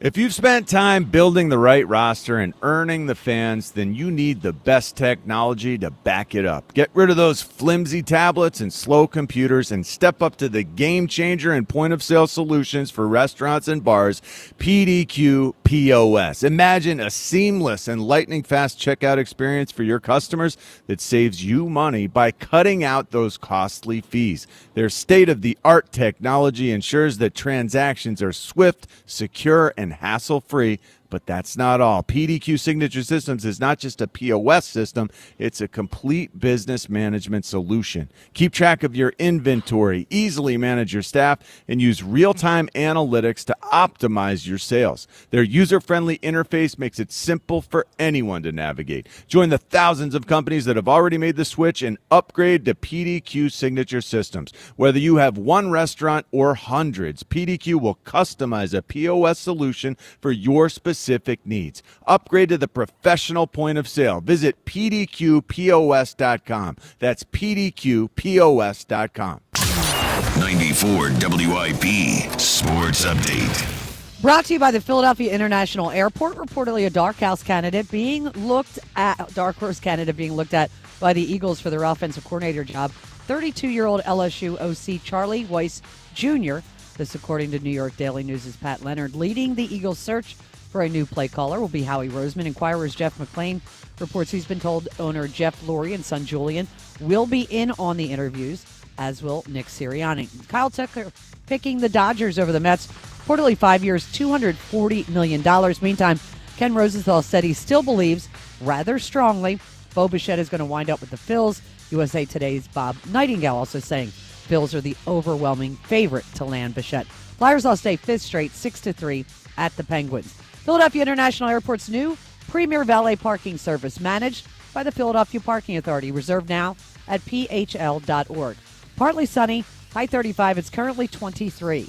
To listen to Sports Radio 94 WIP, download the free Odyssey app or tell your smart speaker to play 94 WIP.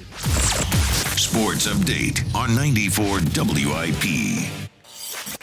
The best part of waking up is Richie in your cup. I will crush your face.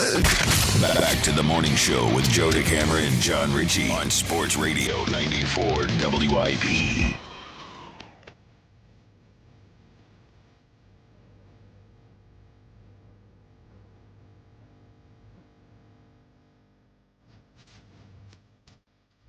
All right, from Borgata, Friday morning.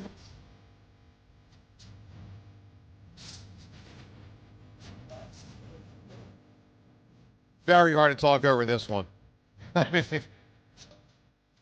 Now, Devin, do you know this song? Yes, I know this song. 80s. Well, Yeah. okay. Eddie Grant. And then we'll take it higher. So Joe DeCamera, John Ritchie, Seltzer, Devin Rhea. Great to be with you from Borgata. Not great to have Kyle Tucker with the Dodgers. You can react to that. I mean, absurdity is a baseline word. I could say more, but it would probably involve F-bombs. Tucker to the Dodgers is a joke. All right, speaking of baseball, let's get something from Jim Salisbury and then to the phones. Also want to play some audio here of Howie Roseman, Nick Sirianni this segment. Elliot, Pete the Hammer, and Coach Vermeil all up ahead. Let's start with Jim Salisbury right now. Of course, his show, The Philly Show, along with Ruben and Todd Zalecki. They covered a lot of ground in their recent show, including the JT situation. And here is something that Salisbury said about JT Realmuto. I've been hearing for several weeks that they've made a 3-year offer, but the sticking point is the money.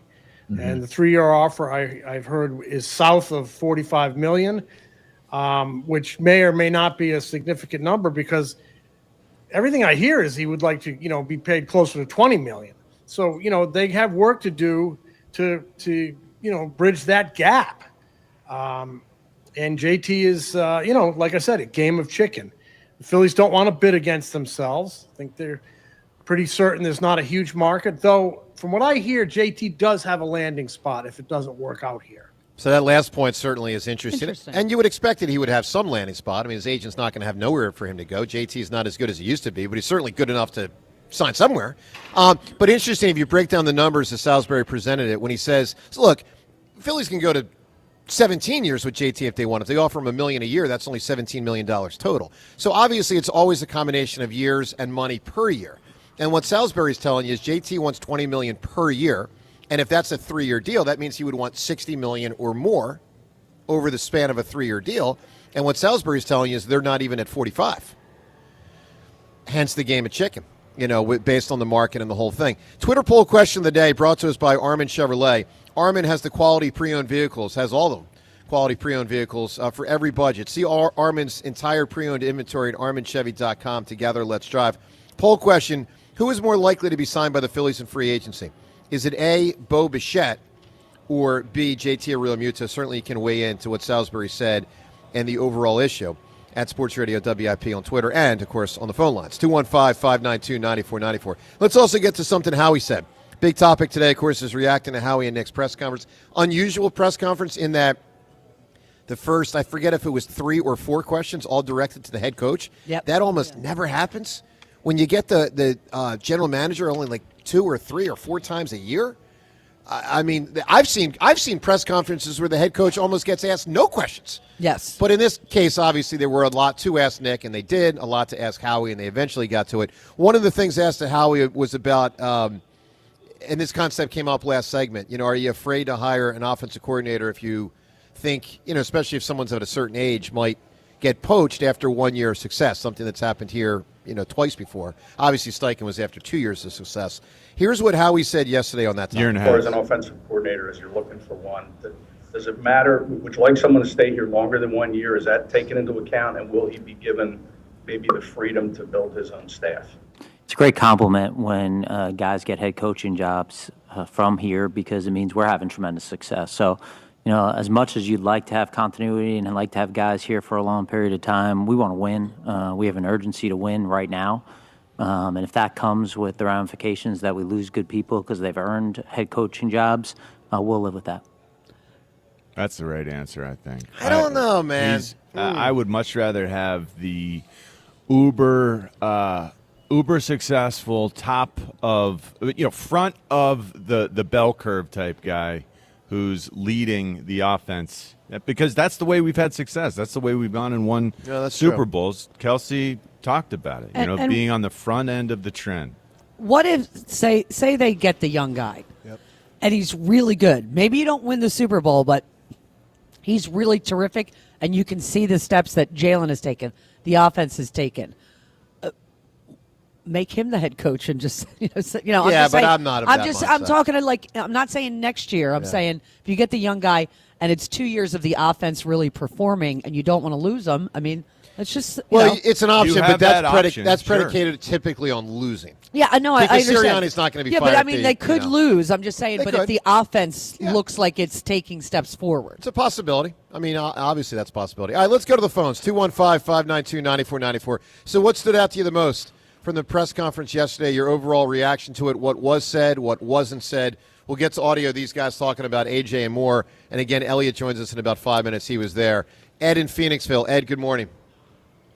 Good morning. That was a good bit of word salad in that press conference yesterday. It was kind of difficult for me anyway to kind of weed out too much informative stuff from there. I will say this, and this is just an opinion. I think Nick's involvement in the offense or lack thereof will be pretty evident. If 3 or 4 games into next season, whomever we bring in, Jalen stumbles out the gate or the offense stumbles out the gate, if they let them keep stumbling and figuring it out, or if Nick steps in and if we have a healthier offensive line, maybe we do that. So, I mean, he's going to be connected to the offense, regardless of what they say in a press conference. I mean, he's inextricably linked to Jalen, and that's just a fact. So he has input there, regardless of. Well, Ed, I'll say this: I'll use a phrase that has been used. I do not expect, nor do I think it should be, full autonomy for the offensive coordinator. I think Nick Sirianni should be involved. Now, you can say offensive coordinator has more decision-making process than the head coach. I'm fine with that. I think actually that would be good. But this idea that Nick Sirianni is removed from offense, personally, I find pretty absurd. Yeah, and I think one of the biggest ironies is this kind of hit me in the face is, Jalen critics and Sirianni critics effectively ask the same type of questions. Like, what is his real skill set? Like, what is your Jalen's his legs, Nick Sirianni, it's his leadership. But it's, I just think it's kind of funny in that regard. But, I really don't think we're going to know much until 3 or 4 games into next season what his connection to the offense is. But that's just kind of where my head's at. Could be. Well, no, we're going to see if new position guys come in. If new position coaches are manning the fort, those are Nick's friends. Those are Nick's compatriots, allies in that building, the guys that he's won Super Bowls with. I would imagine it's going to be very difficult for him to say, see ya, buddy. Sorry you don't have a job anymore, but I don't have pull. Well, he's already done it once, so, he could do it again, obviously. Ed, give me a great answer here for a scene in a movie or a show involving a boss. Yeah, you see, we're putting the new cover sheets on all the TPS reports now before they go out. Did you see the memo about this? That's great, man. Office Space has a lot, and Lundberg. So many. It's a good one. Yeah, it's a great answer. The whole Lundberg thing was unbelievable. 215-592-9494. All right, Elliot was there yesterday. By the way, Devin, were you there yesterday? I was, yes. What was your biggest takeaway from it?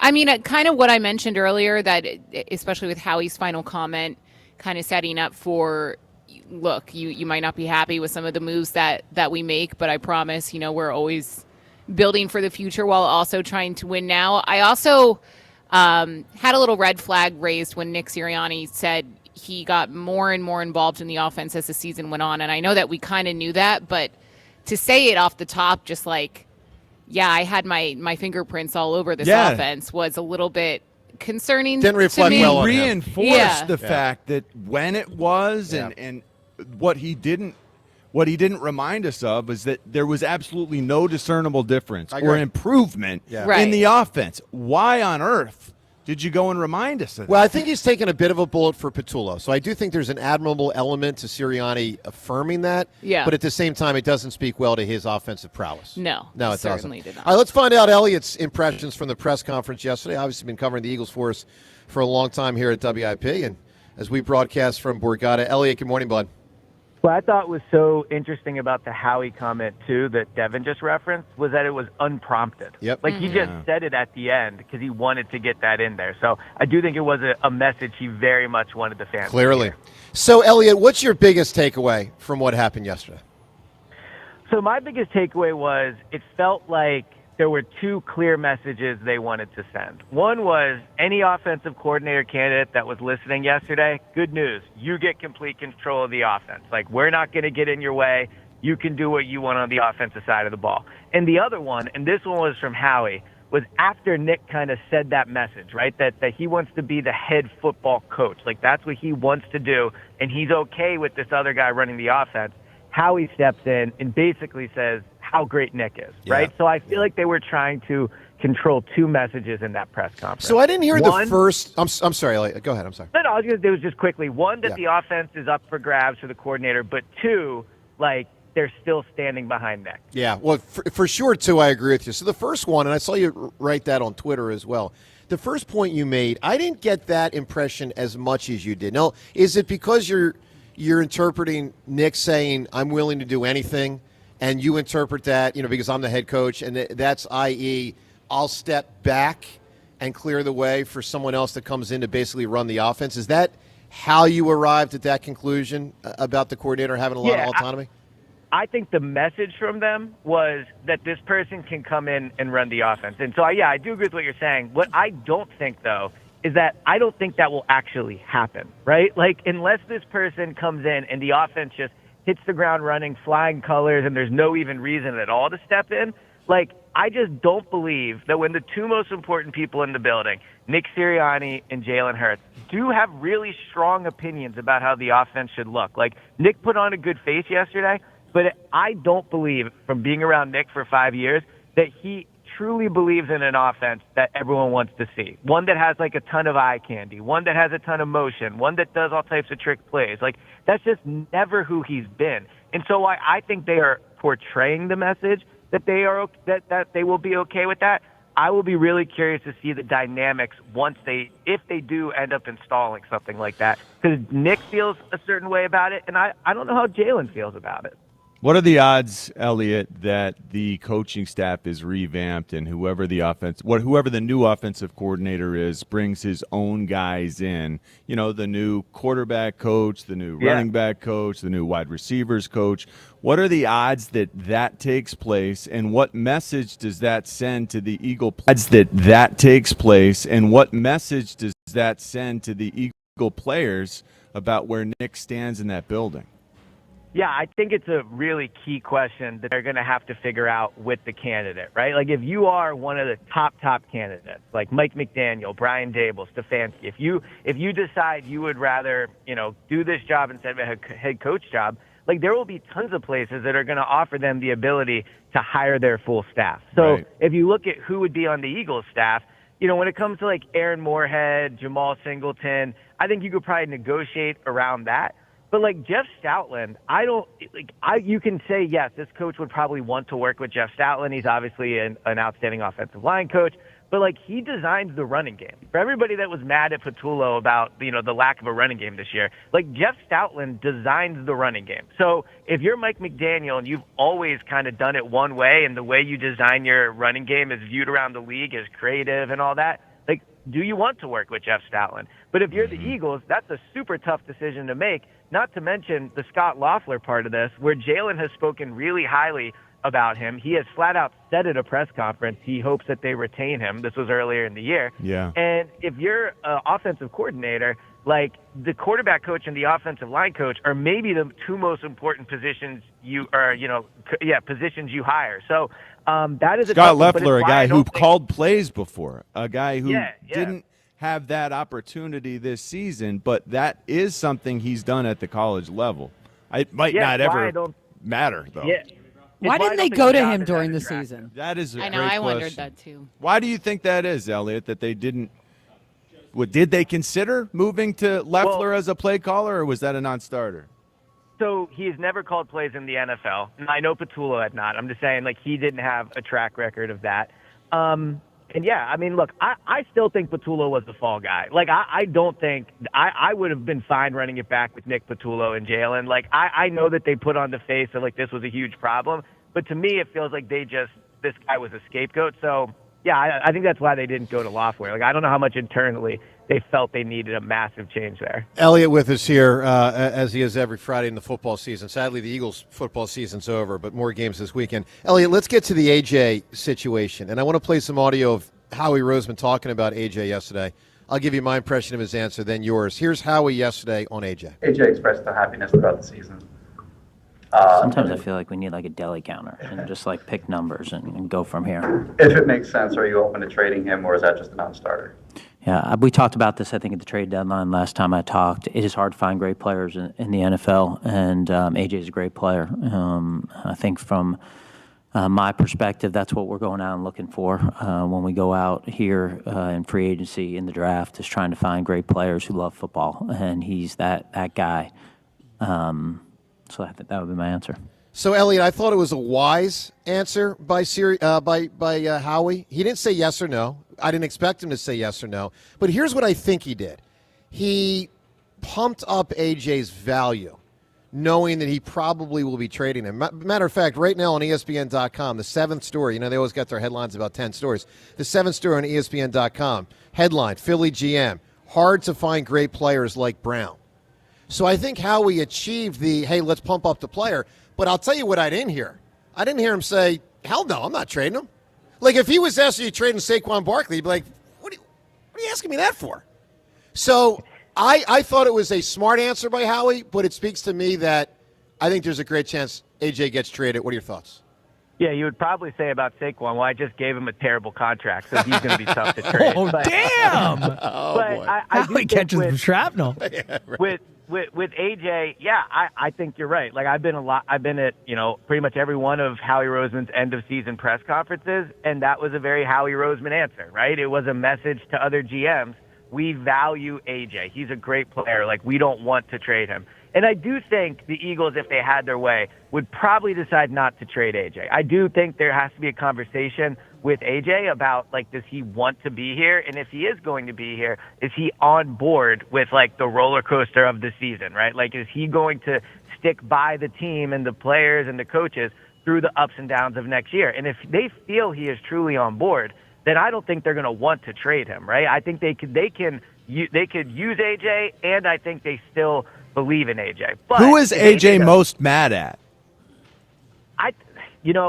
Honestly, like, from being around AJ all year, I think you could almost pick the day. I think there is I think there is a frustration from AJ about the fact that the passing game has not been good. And who does he blame for that? Like, I think at my core it's probably Jalen, but to be fair, him and Jalen seem to be in a better place now. So I don't know, but I think AJ's frustration is about the passing game. Like, that is what I think his pure frustration is about. And if you're AJ, you have to ask yourself, do I really think it's going to change next year? Like, everyone can sit here and act like it's going to be way different next year. As long as Nick and Jalen are there, I'm going to put my money on it looking mostly the same. And that's okay because they have won a lot of games. Like, I think it is a risk to move on from how they do things, to kind of like take it away from Nick, to, try to push Jalen, do all these new innovative things. Like, okay, but you're moving away from the best stretch of Eagles football in franchise history. So for AJ, he's going to have to decide, can he come back and be happy if the passing game is mostly the same? Yeah, no question about it. Elliot with us right now. By the way, Beat the Hammer in 5 minutes. So we'll take caller 5 on the contest line right now. You'll be competing against the Hammer. That's me, which means you're going to lose, but that's okay. 215-988-1258. Caller number 5 right now, 215-988-1258. Your opportunity to play in Beat the Hammer coming up in 5 minutes. Elliot, I want to get to the audio of Sirianni being pumped up by Howie. You would reference this. Let's play it. James, it's the third of our pieces of audio related to Howie. So listen to this, because you're right, Elliot. It kind of came sort of out of nowhere in that Howie went there on his own. He wasn't asked, like, how great is your coach? I thought Howie really made a point to say, Nick Sirianni's my coach. Let's listen to Howie yesterday on Sirianni. I sit here and I feel incredibly grateful that I'm working with someone who, as a head coach, is elite at being a head coach. Elite at building connection with our team, elite about talking about fundamentals, game management, situational awareness, bringing the team together, holding people accountable. And when you're looking for a head coach, those are really the job descriptions. And as you're building out a coaching staff, you're talking about being able to do that, being able to have elite play callers on both sides of the ball. And when you think about how hard it is to find those three things and that we have one, we're starting with a huge advantage. So I think that puts us in a great spot. So, Elliot, I thought it was a big endorsement, one of the bigger ones I've heard. He said those three things, right? The offensive coordinator, the defensive coordinator, and the head coach. He said, and then we have one. So which is it that they have? Is it Nick Fangio, the awesome defensive coordinator, or is it Nick Sirianni, the awesome head coach? If they have one. I don't know. I didn't hear it quite like that, but right. maybe. Elliot, here's what I want to drive at. Huge endorsement of Sirianni. Mm-hmm. I think Jalen's job is more on the line in 2026 than Sirianni's. But I could be wrong. Obviously I can't climb in the head of Jeffrey Lurie and Howie Roseman. Whose job do you think is more on the line next year? I think Jalen's job is probably more on the line next year, just because I do think there's probably more organizational belief in Nick than there is in Jalen. And also, that's because Jalen's on the field. Like, Jalen is the most important person in that building. Like, it's him and Nick. Like, those are the two key people. And then obviously Howie clearly in a different way. But I think that if Jalen is the same kind of passer he was last year, that in next year, then I do think his job will certainly be on the line. Think about this. When they won the Super Bowl, that Jalen, I will stand by, was the biggest reason why they won. Like, he played a huge part in that. Nick got paid.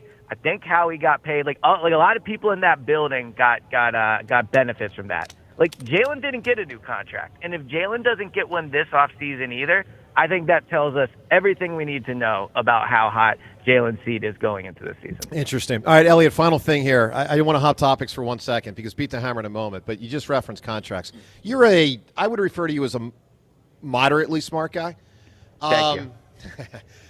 Do you have any solution to this baseball thing where last night the Los Angeles Dodgers signed Kyle Tucker for over $200 million? It's a 4-year deal for, what is it, Ray? 240? 240. Correct, yes. Elliot, now you're a smart guy, all jokes aside. Like, what the hell, man? Like, what is the freaking solution? I think they should put in a salary cap, like a hard cap. Like, I do think there is something to be Players said will never for let that happen. Right. Well, right? That's why they have the strongest union in sports, probably. Like, other than maybe NBA, right? Like, no, they have the strongest. They have the strongest. Yeah. Yeah. So I think they should put a cap in flat out. But I would also say, maybe to counter that, like, there is something I respect about the fact that the owners that care the most. I know it's about assets too, but mostly it's about the owners that care the most. That get to be the best team. And like, there's something very obviously Jeffrey Lurie wants to win and he does everything he can to win. He's capped at it, right? Like, other owners who might not care as much can mostly spend what Jeffrey spends because of the cap system. Like, If the Phillies want to compete with the Dodgers, just go out and spend as much as them. Like, we're talking about billionaires here. So I would put a cap in, but there is something very clear about the fact that obviously the Dodgers want to win more than the other teams. Like, well, I'll just say this. Well, they have a lot listen, more money too, Elliot, man. there's a big But all difference these between guys have having enough $3 money billion to and $20 billion. No, I mean, the Dodgers have like $100 billion. Yeah, they whatever have the the number Guggenheim is. And the Blue Group. Jays have a ton of money, but we're talking about $30 million a year. Like, obviously that's a ton of money, but to the people making these decisions, that's not a ton of money. So, like, the Dodgers want to $400 win million more. payroll is a lot of money. Like, I agree with Yeah, James, no, I know, man. but And it's not enough. But like not that the would be Phillies' an payroll is eighth $70 of John Middleton's entire like fortune, almost, or a ninth. Like that's significant. I agree, but I'm saying it's not like the Phillies' payroll is $70 million. Like, the Dodgers just added another $30 million on, right? Like, so Yeah, what I'm saying 60. is, He's like, making the Phillies 60. already, so whatever it is, $60 million a year, right? The point I'm making is the Dodgers want to win more. Like, we can sit here and act like the Phillies can't spend more if they don't want to. The Phillies could spend more if they want to. They could. They don't All want right. to, and that's fine. Elliot, But that's nice, the problem. nice work, buddy. We'll talk to you next week. Obviously, round and round the site. Elliot is 100% right. Yeah, I know. You're He's correct. getting more And than I'll say this, Shohei. Joe. I'll say this, Joe. After the Eagles lost, we could all use a win by the Hammer. So go. Pick Oh, I the got Oh, there we I go. got Go you get covered. that win. See you, buddy. Thanks, Elliot. You Is got it it, man. fair that Tucker is making more than Shohei? Does that make well, he's sense? not. He's not It's really. not like- he's No, not. not in the grand Technically. scheme of Because things. Shohei's got all the deferred money. I mean, per that's- year. That I mean, doesn't He's not matter. making more per year. Isn't Shows it like 70. 60 oh, okay. Yeah. One other thing. I feel bad for people that are listening to us in the last 2 minutes that didn't see that news last night, and you wake up, you get in your car, you head to work, and you're like, Morning. wait a minute. Did you just tell me? Rhea, what's the reaction of the person driving to work right now that just found out Kyle Tucker went to the Dodgers? Oh, no, it was me this morning when I woke up. It was the first thing I said to Francisco. There's no Eagles. I go, did you see? It's ridiculous. I went off for like 5 minutes.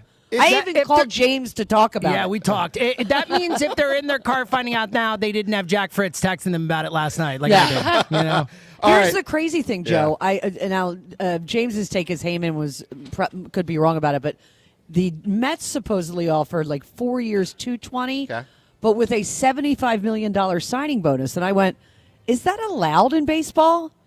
And apparently, James, I looked it up. I don't think there's anything against a signing bonus. Yeah, I've never heard that before. I've never heard of it. I've never heard of it. They're going to have to clean up rules. I don't Yeah. think it's going to get to a cap, but I mean, for the love of God. I mean, really? I mean, come on. All right, what do we got here? We got a little game. We call it Beat the Hammer. Beat the Hammer.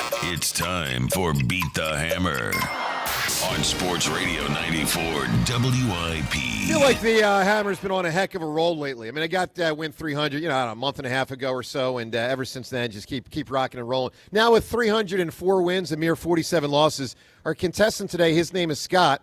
He hails from Doylestown. He'll be playing for an Eagles hat. So Eagles hat on the line for Scotty. And pride, of course, on the line.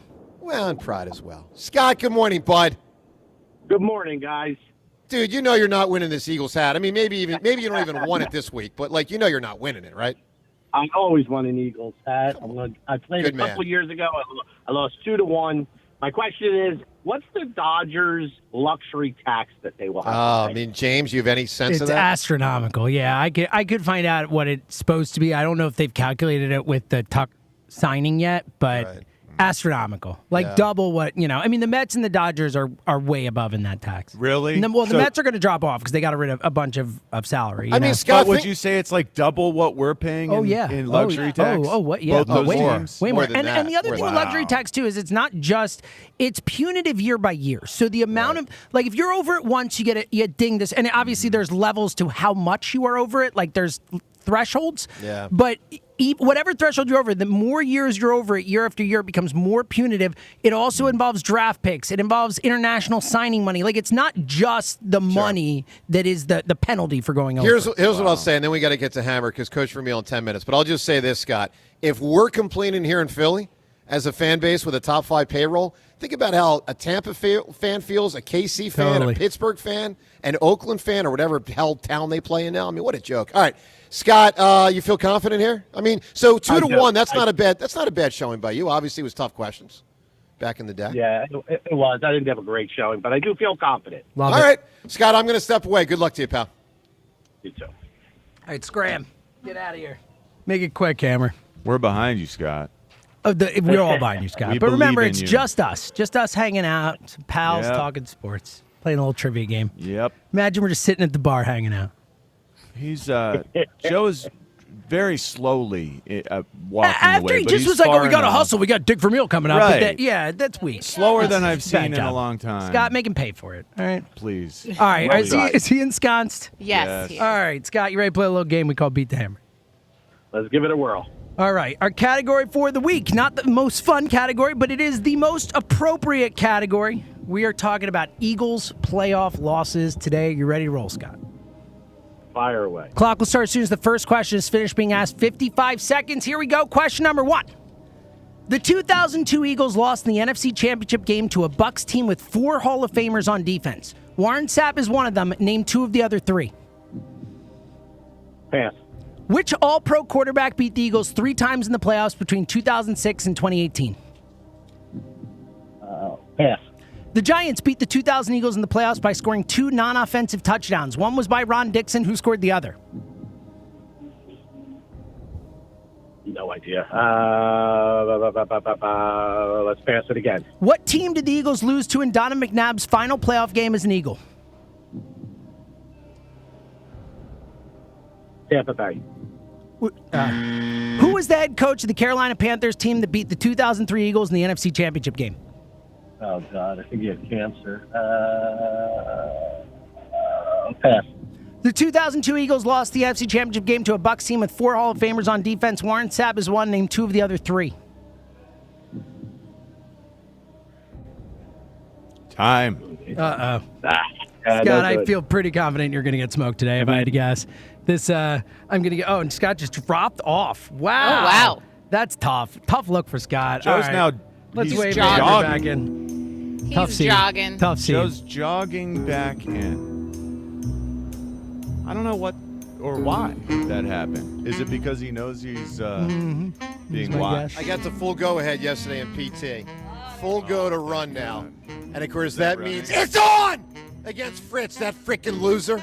By the way, I even heard from our boss yesterday, maybe a March date? You got a date, maybe? Maybe a March date for the basketball game. Let's the go. ass whooping of Fritz. God, I can't wait for that. It's going to be so great. Yeah, we've All all right, been beat the waiting a hammer. really, really, really long We time have for been it, waiting yeah. a long time. How did our contestant do? You ready to roll? Ben. All right.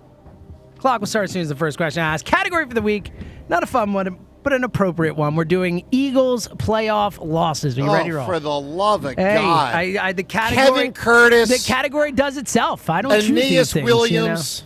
Rondé Barber. Go ahead. I almost asked an Aeneas. Jared Williams question. Vicious. All right, you ready to roll? The Fog. There we go. Question number 1. Clock will What? start as soon as the I'm first gonna question is finished being dominate this asked. category. Here we go. Question number 1.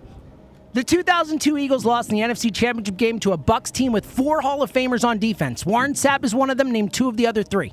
Brooks Lynch. Which All-Pro quarterback beat the Eagles 3 times in the playoffs between 2006 and 2018?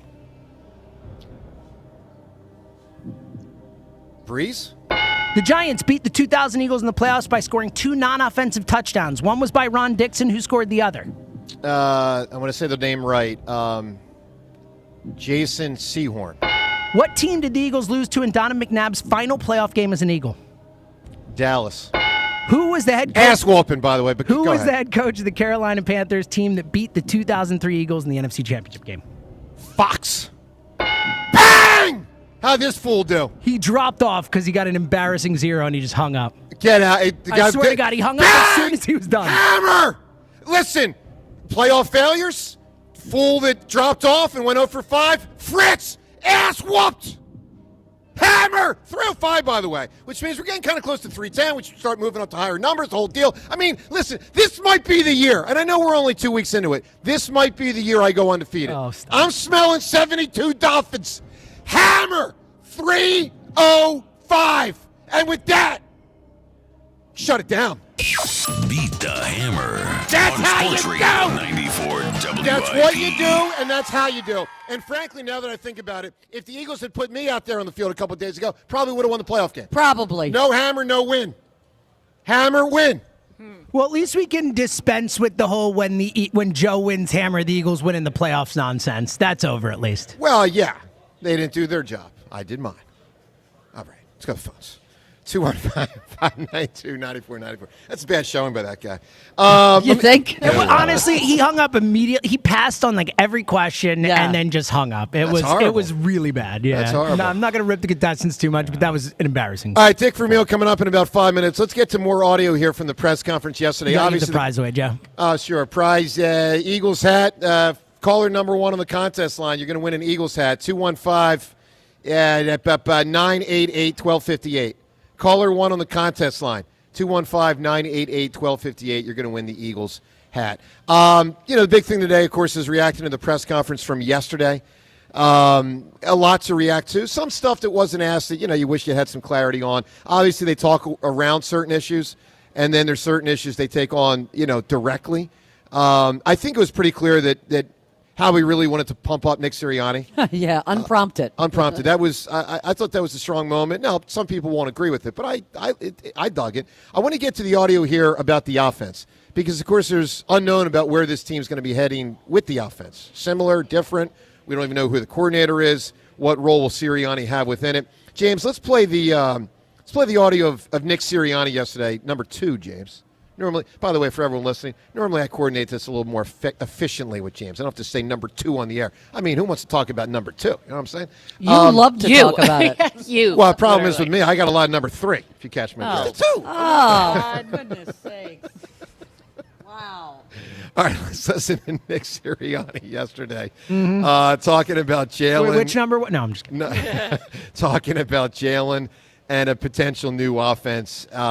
Here's Nick Sirianni yesterday. How much is Jalen open to doing new things and different things depending upon the new coordinator? Yeah, I think you saw this year that he's open to do a bunch. We were under center probably more than we have been.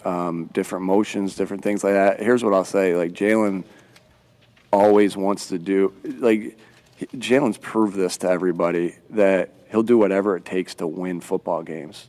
And sometimes that's throwing it a bunch, sometimes that's running it a bunch, sometimes it's him handing it off a bunch. And he'll do whatever it takes to win. All I've ever felt from Jalen and all I ever know from Jalen is that the man will do anything he can do to win football games. And he pushes himself to do new things. He pushes himself to excel at the things that he has already, done so well. And he's proven to everybody year in, year out that all he cares about is winning and all he cares about is being able to hold that trophy up at the end of the year. So when I heard it, I thought could be true. And obviously there's a lot of admirable elements to Jalen, or it could be one of those Sirianni, I'm going to cover for him. Won't do everything it takes to win. Yeah, because he didn't run in the playoff game. And I just find that the one design run they had, it got called back, but it was successful. What did he run, 3 times? 14 yards? Something like that. I mean, 5. Yeah. Now, look, it is possible it's on the coaches for not calling more of them. It's hard to discern. Is that on Jalen? Is that on the coaches? I believe the reports by both McLean and Kemsky that he didn't want to run anymore. Yeah, I tend to believe it as well. All right, let's talk to Coach Vermeil. Dick Vermeil, of course, joins us every single Friday at this time. It's 94 WIP HD1 Philadelphia as we broadcast today away from the Tasty Cake studio. Boy, do we wish we were getting pumped up for a playoff game. Could you imagine how different today's show would be if the Eagles were about to play tomorrow or Sunday? Well, with that said, they're not about to. A lot of teams are, 8 of them. But we're doing a deep dive on the Eagles season, on the press conference from yesterday, and one of the legendary figures in the history of Philadelphia sports, Coach Vermeil, with us every Friday at this time. Coach Vermeil, good morning, sir. How are you? I'm doing fine, thank you. Yep. So, Dick, we'll get to the team itself and the parts and what they should or shouldn't do, but let's just start with the position Howie and Nick were in. You've been in that spot before, probably with less scrutiny because there's such intensity now from the media and social media that was not fully there when you were there. But what's that like to be at the podium when things went bad and you've got to answer those questions? What goes through their minds as they sit there and do all that yesterday? Well, at first you go into those kind of meetings totally prepared. And you anticipate what's going to be asked. And I'm sure Howie and Nick did this. Howie's been doing this for a long time, and no one's done any better. And Nick's got a lot of experience now, but he hasn't had many experiences of handling this kind of adversity. But I'm sure that first they go in well prepared, and then just be honest. And sometimes you can't be totally honest because there's things you can't say or you shouldn't say because of future plans. But, I was in the Napa Valley all week with wine business stuff, so I missed everything that was going on. Sure. Just got home last night. Well, we don't have to do the deepest dive on the press conference, but let's talk about the team. And again, Coach Vermeil with us right now. So, Dick, one of the things for next year is should they dramatically change the offense or not? Where do you come down on, let's say, Jalen in particular, whether he would flourish if they do West Coast principles much more often, or would you keep it somewhat basic, which is what they've had in recent years, hope to run it more effectively, and kind of bread and butter it the way they did when they won the Super Bowl 12 months ago? The West Coast runs the ball, No, I do know that. What do you think, Dick? I think if they hire an offensive coordinator they have confidence in, they've got to let him do it. I've made those same mistakes, okay? And I think you hire an offensive coordinator and you back him, and the head coach backs him and supports him and supplements different things through the year in regard to his thoughts, but you let him do it. And you've got to hire a guy that comes from a scheme that has proven to be successful, not at just one place, but branched out through the league. So does backing this new offensive coordinator mean allowing him to bring his own staff in to replace the offensive staff that's here now, Coach? I didn't believe in that because you're still the boss. You're still the leader. And I didn't believe in that. I hired the offensive coordinator. If he wanted to bring his own staff, then he went to work somewhere else where they allowed him to do that. Okay? In every position and all. I didn't have those issues in Calistoga, excuse me, in Philadelphia because we only had 10 guys, and that was the largest staff in football at the time. So how lame duck does it make a head coach if his guys are no longer there? If this new offensive coordinator brings his coaches, how problematic does that make it for Nick, or do you see that as not an issue? Well, I saw it as an issue. That's why I didn't do it. Okay. Yeah. If you're the boss, you're the boss. And you're the leader. But, a head coach's leadership responsibilities, at least when I was coaching, went all the way through the entire organization. So hiring the offensive coordinator and defensive coordinator, which is not – this is an unusual situation where the defensive coordinator was hired before the head coach. Yeah, and Dick, I'll say this. I like Sirianni quite a bit. I think he's a great coach. Not everyone agrees with me, but he does not have the juice, and I'm using juice as power, as, for instance, you did or Shula did, or you know what I mean? I mean, Nick Sirianni definitely does not, in my opinion, run things as comprehensively, power-wise, as you had, and that's a different dynamic. Well, I didn't have that in Kansas City. When you trust the people you're working with, when you trust Howie Roseman, you trust Jeffrey Lurie, it's not a power struggle. You're in it together. You're in it together. Sure. And and you have three opinions that are all strong and educated and successful in the past. So I think sometimes that makes it easier on the head coach. Dick, let's talk about the team and even go back to the game because, of course, we have not spoken with you since the Eagles lost to San Francisco. Can you put into words how frustrating it was to watch this offense from your perspective this year and obviously specifically last week? I mean, it just felt like Groundhog Day. Almost every game structurally felt the same. Sometimes they'd pull it out close. Sometimes they'd lose close. How aggravating was it for you to watch this offense this year? I don't know if the term aggravating is a good one for me to use. Because, I am not critical of other coaching staffs and schemes and all that stuff. Because if you're not sitting in there studying and preparing like people do, especially Nick and his staff, you don't have the insight. And I've had so much experience. And I've worked with 28 different guys that have been held the title NFL head football coach. And so I've listened to a lot of people and all that kind of stuff. But, there's a lot of things they did I didn't agree with it. And I don't know why they're doing it, why they're not doing this, and those kind of things. But when you're winning, like they have been winning, by second guessing it, you bring on your own problems and magnify your own problems because the players start sensing, hey, the head coach doesn't really believe in this either. You know? So it creates your own problems, and I was very sensitive to that. I took over 2 teams that hadn't won in a long time. So I was used to scrutiny. I was used to handling adversity properly. And I always tried to do a good job of selecting the right kind of people that could help me improve losing records for multiple years. And the easiest job I had to rebuild was in Kansas City. I didn't get it done, okay? Only had 2 winning seasons out of 5 years. And so I don't second-guess coaches as much as maybe some people do, but I don't always agree with them, okay? I didn't always agree with my staff when in staff meetings. Yeah. But then we would come up with a consensus, or sometimes I'd say, BS, this is the way we're going to do it. Okay? right. Coach, which would you rather have if you had your druthers for this new offensive coordinator pick? Would you rather have a guy who hits it so out of the park in his first year coordinating and calling plays that he gets hired away, like a Kellen Moore?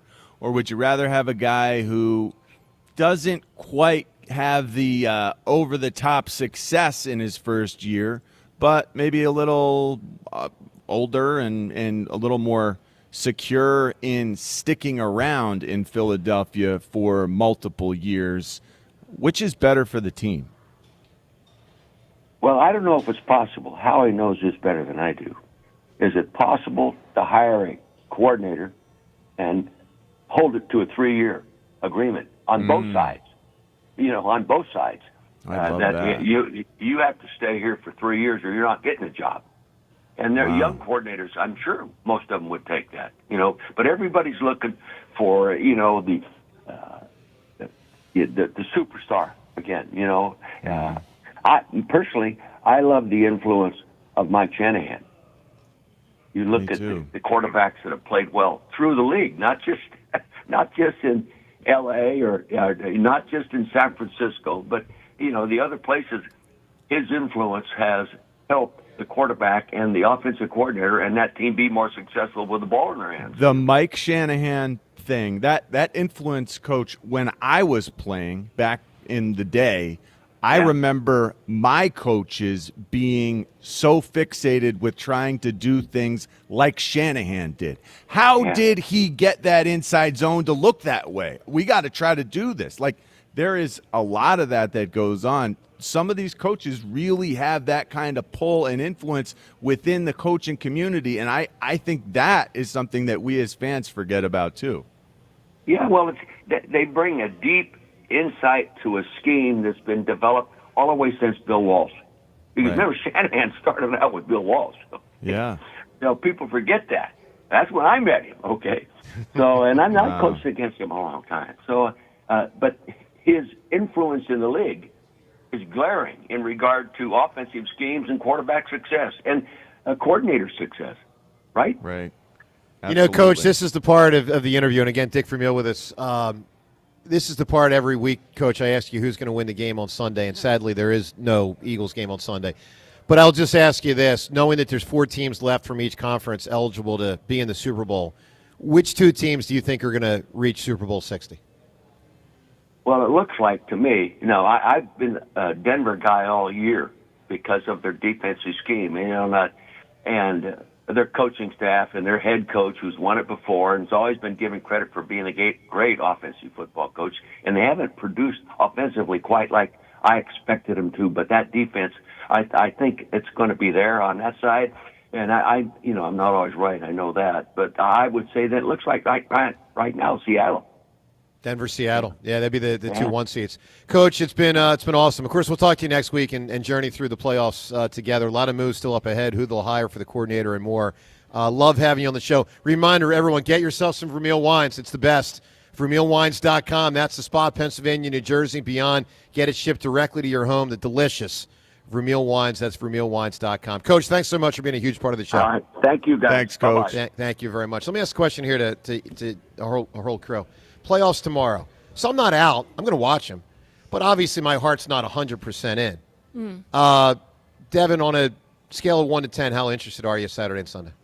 I mean, I'll definitely watch, and like it'll be kind of weird but nice to watch football and not, be stressed about the Eagles. I'm a 5. I'm a 5 out of I'm below that. I told Lewis when we were talking earlier. I don't even know what game is when. Like I don't either. I haven't checked the I schedule. was just looking at it. Last week I could have told you every single game lined up when it was happening. Like Yeah. I don't even know who's playing when. I don't So either. tomorrow it's very Bills Broncos. Not first, interested right now.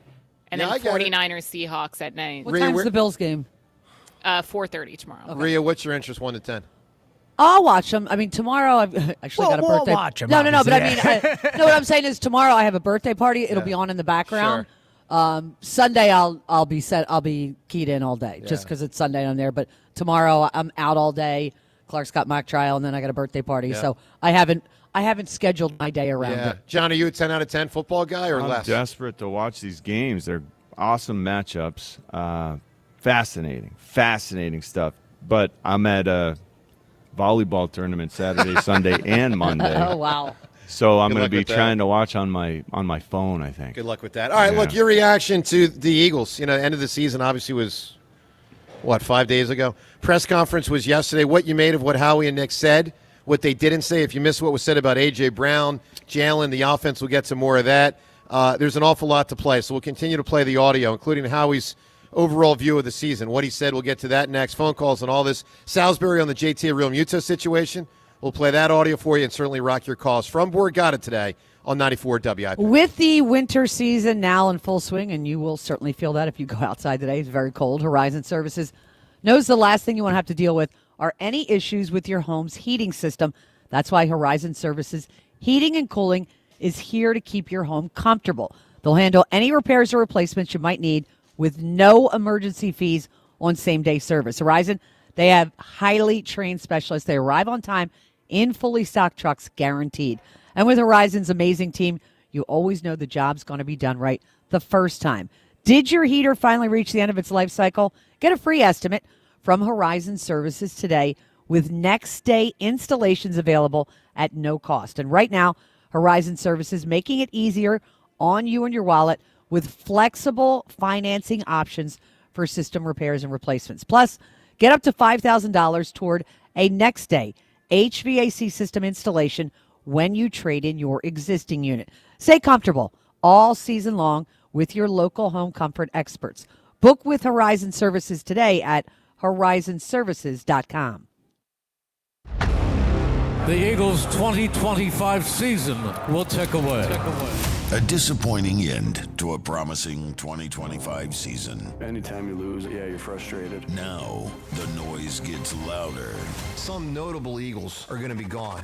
Who comes in to repair an offense in disarray? The chickens came home to roost. How are we going to fix this thing? How can they get Jalen Hurts back on the MVP track? Everything was there in front of us. We just got to grow from it all. Is A.J. Brown open to a trade? Why aren't you catching the ball, AJ? How are you not making these plays? All the Eagles' offseason happenings happen here. There aren't easy changes to be made.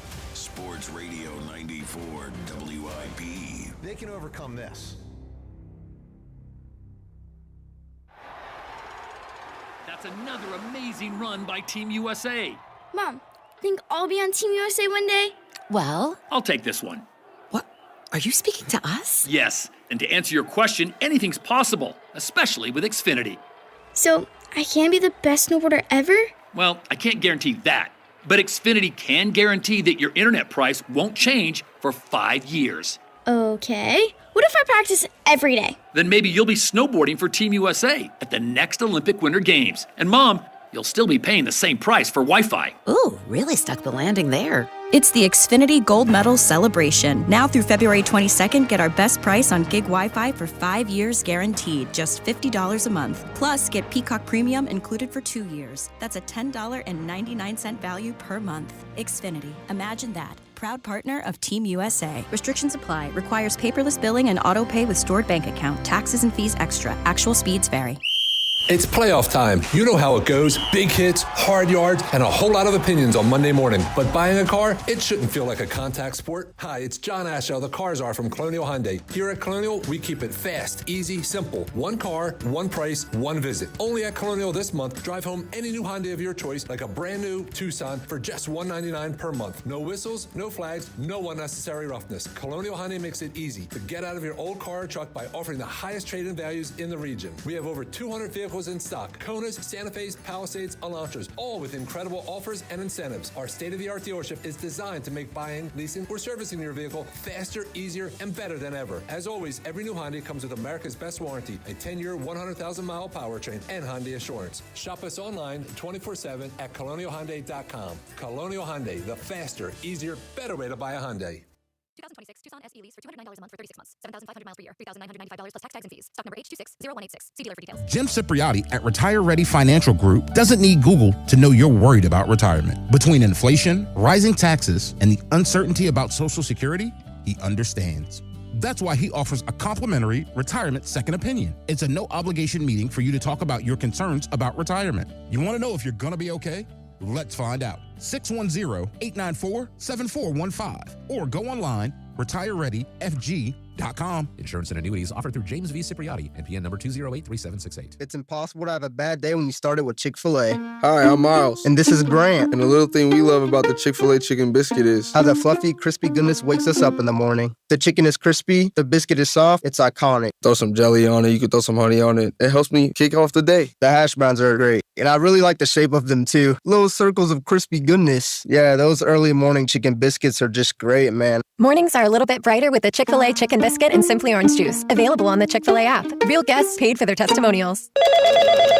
Spreadsheets, clunky software, 100 different logins just to run your business? Ah. There's a better way.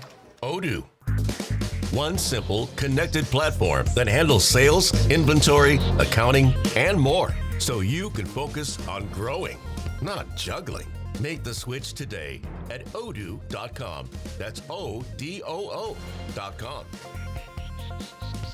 Dreaming of a newly renovated kitchen, bathroom, or addition in the new year? We know what you're afraid of when it comes to home remodeling. Strangers in your home, broken promises, missed timelines, mess, stress. That's why Tillman Builders does things differently. Your home is your sanctuary, and their team treats it that way. The Tillman team members are skilled, polite, respectful, and actually enjoyable to have around. You'll feel the difference, guaranteed. Start your free estimate today at tbremodel.com. Tillman Builders, remodeling without the chaos. What if sports were traded like markets? Now you can test your sports IQ in real time with Robinhood Prediction Markets.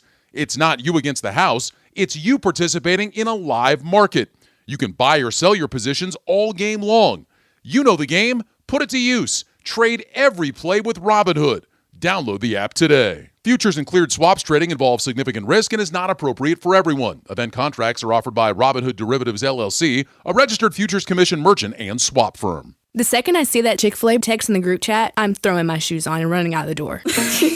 Hey, I'm Layla. And I'm Kaylin. And a little thing we love about the Chick-fil-A chicken biscuit is how it feels like an easygoing morning. The chicken adds the most flavor. It's juicy and seasoned. The biscuit is just very light and airy and fluffy, just like a cloud. I also love to put jelly on mine so it's sweet and savory. It's a good start to the day. Mornings are a little bit brighter with the Chick-fil-A Chicken Biscuit and Simply Orange Juice. Available on the Chick-fil-A app. Real guests paid for their testimonials. This is an Odyssey Sports Minute. Sponsored by Robinhood. Your money, your move. The hardwood is under fire. Federal prosecutors have unsealed a massive indictment charging 26 people, including 15 college athletes, in a point-shaving scheme from the NCAA to China. And the fallout is just beginning. This is the biggest scandal in hoops history. I'm Greg Toll.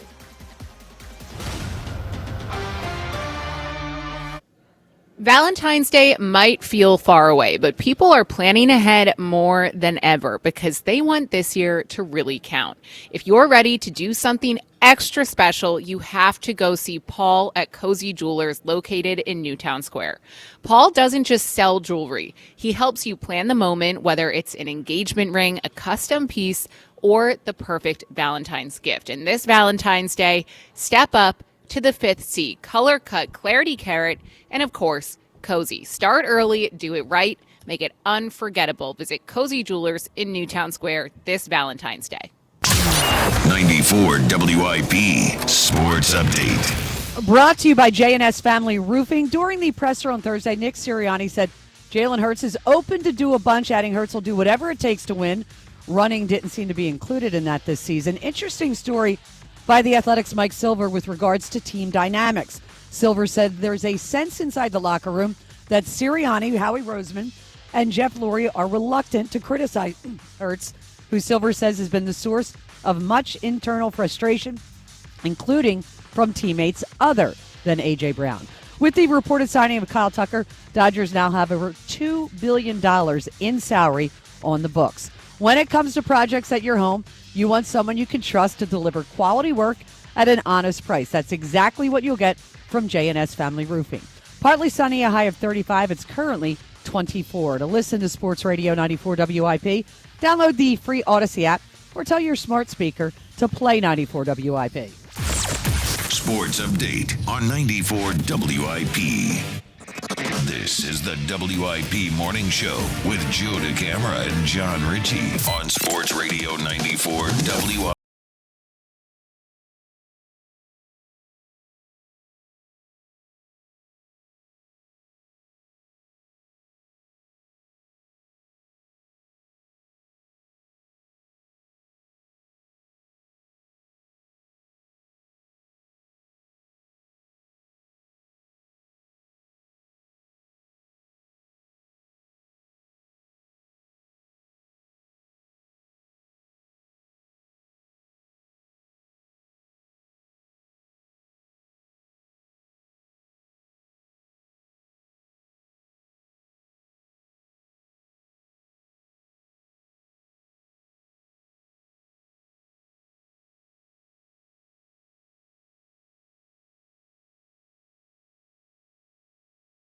Will notice it and agree or disagree.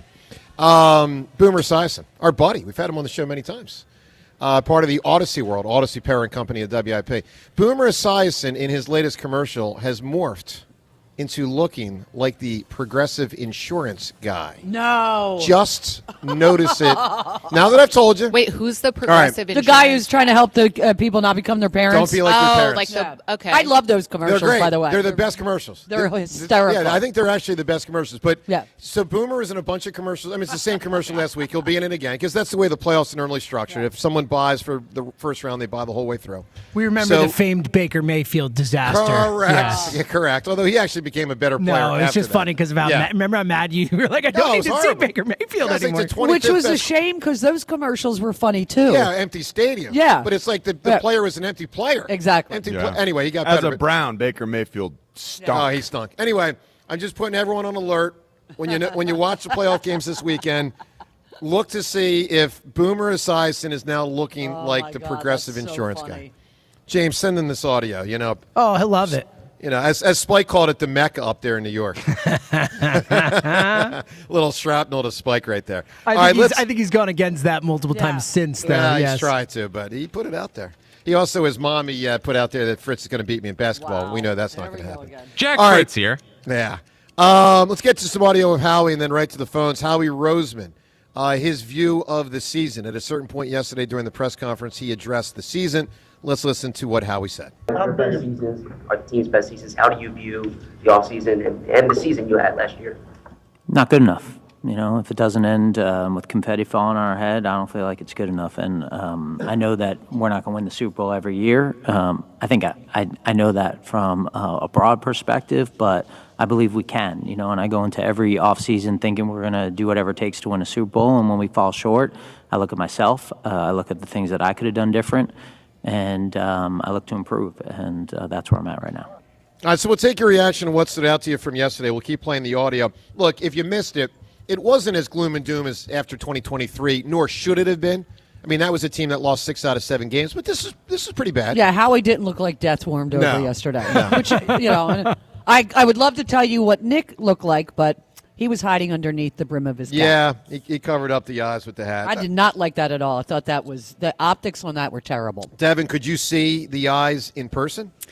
I could not, and I thought it was interesting that Rhea noted that because Nick has done that.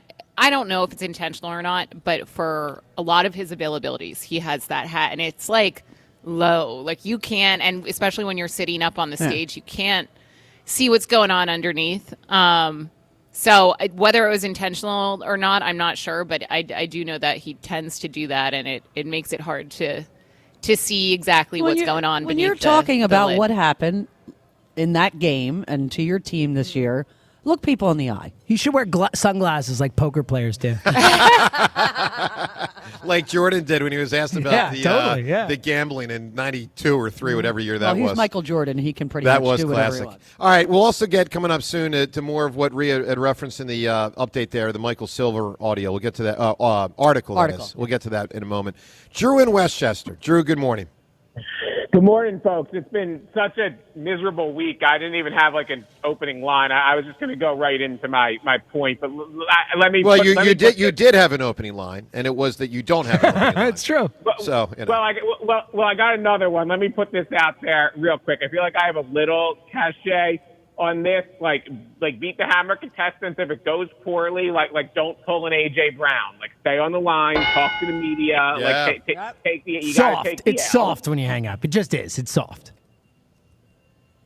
Yeah, so I'm glad you just played that audio and talked about a little from yesterday, because that was kind of going to be my point a little bit. Do you I didn't feel like as miserable as 2023 was, I didn't feel like I really appreciated that they wore it. Yeah, yeah, they were. Like they came out, they looked like they hadn't left in weeks.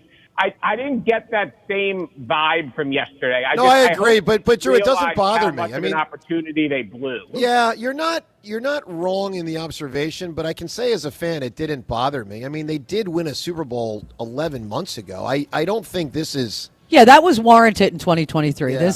They were appropriate. I will say Howie handled it appropriately. Yeah, I just feel like we've been talking so much throughout the week about general theme of sense of urgency of Jalen running, of you could have pulled the plug on Patullo maybe earlier. It feels like they just didn't leave every stone unturned this year, that it was a little too much, just we'll go back at it, we'll get them next year. So I think that was a little disappointing. The other thing that I was just going to add was I do think it is important for Nick to have some say in who the coordinator is. I know Richie was talking earlier about what does Nick do well? What does Nick do well? Outside of culture, I think the thing that when Nick is at his best, that he's elite at, is game management, timeouts, fourth down, stuff like that. But I feel like when he has to lean into the offense more, that obviously slips. So I just think it's important for him to have someone who he trusts there, where you can, scale him and he can focus on what he does. I wonder, Drew, how much more the front office can take away from his, workload without the team noticing, man, what about coach's workload? At some point, they're going to say, wait, something's fishy here. He didn't pick the offensive coordinator or the defensive coordinator, and now I'm just telling you, from a player's perspective, you see the interactions of all these coaches, and just like players have their friends and their cliques, coaches do too. You bring a whole new clique of coaches in offensively. Where does that leave Nick? I know he's the head guy, but I don't know. It's going to be difficult to navigate. Well, I'll say this: not just for Nick, it might but in the eyes of the players, they're going to be scrutinizing the way he handles it, and it's almost like a no-win spot. It might undermine him. It might not. I acknowledge that it's funky, but he's been undermined a lot in the first 5 years, and they've won anyway. So I know, but now it almost feels like you're taking too much maybe. away. All right, Drew, I need an answer from you, pal. Give me a great scene. We saw two bosses yesterday. Give me a great scene in a movie or a show with a boss.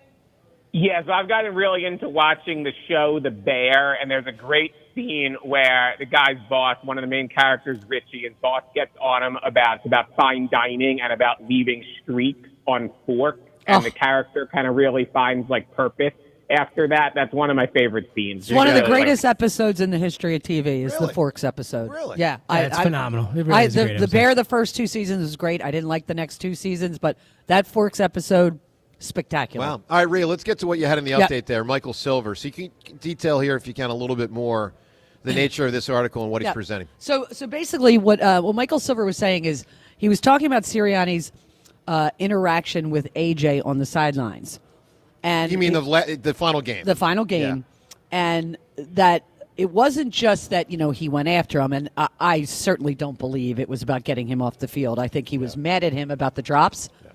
He said, Silver says, when you juxtapose that with the sense inside the locker room that Sirianni, Howie Roseman, and Jeff Lurie do not criticize, are reluctant to criticize Jalen Hurts, who Silver says has been the source of much internal frustration, including from teammates other than A.J. Brown. Oh, well, yeah, for sure. And some of the stuff that bothers him, the little MJ, that he walks around acting like he's like Michael Jordan, that kind of stuff.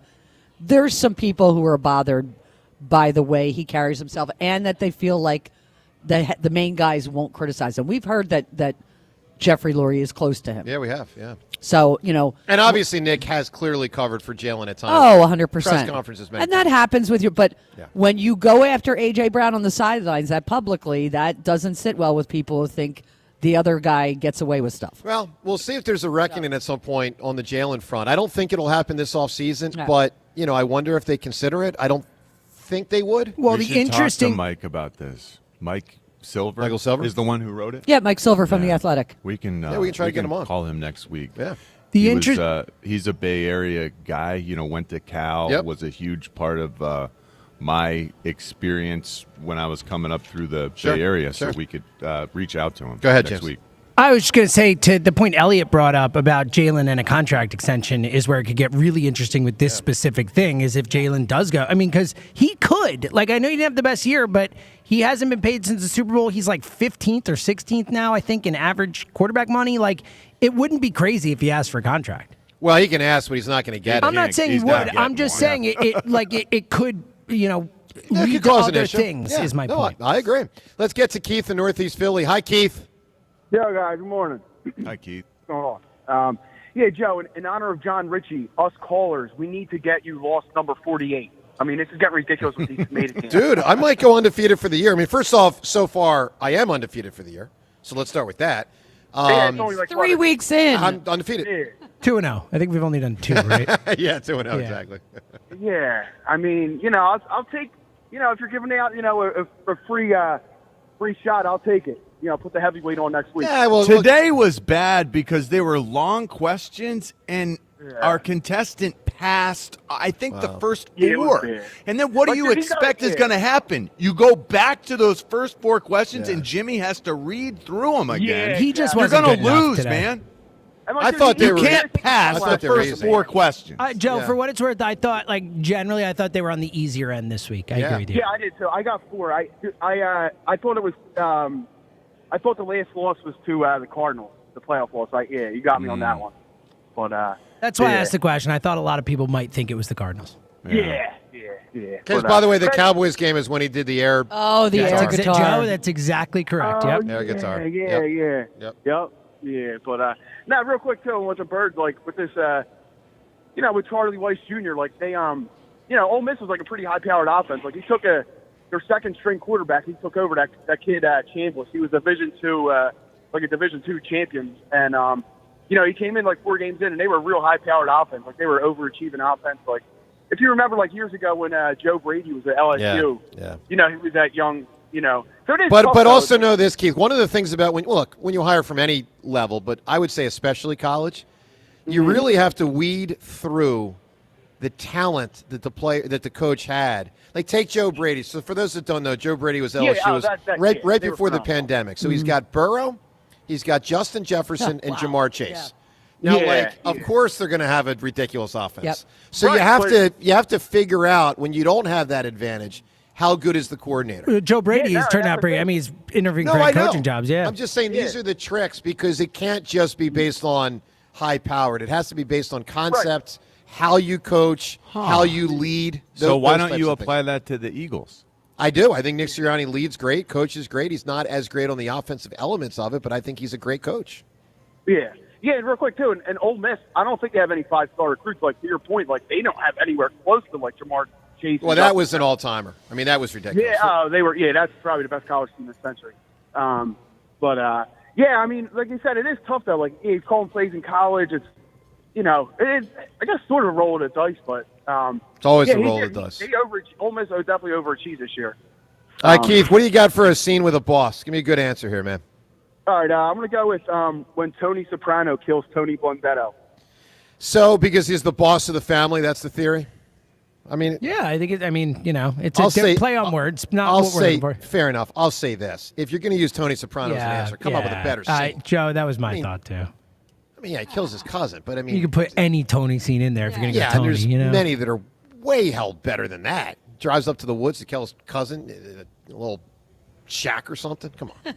All right, let's listen to Jim Salisbury about JT Realmuto. We have a Twitter poll question of the day. It's brought to us by Armin Chevrolet. Minor fender benders to major accidents. Armin Chevy's Collision Center will get your vehicle looking like new again. Together, let's drive. Visit ArminChevy.com. Poll question.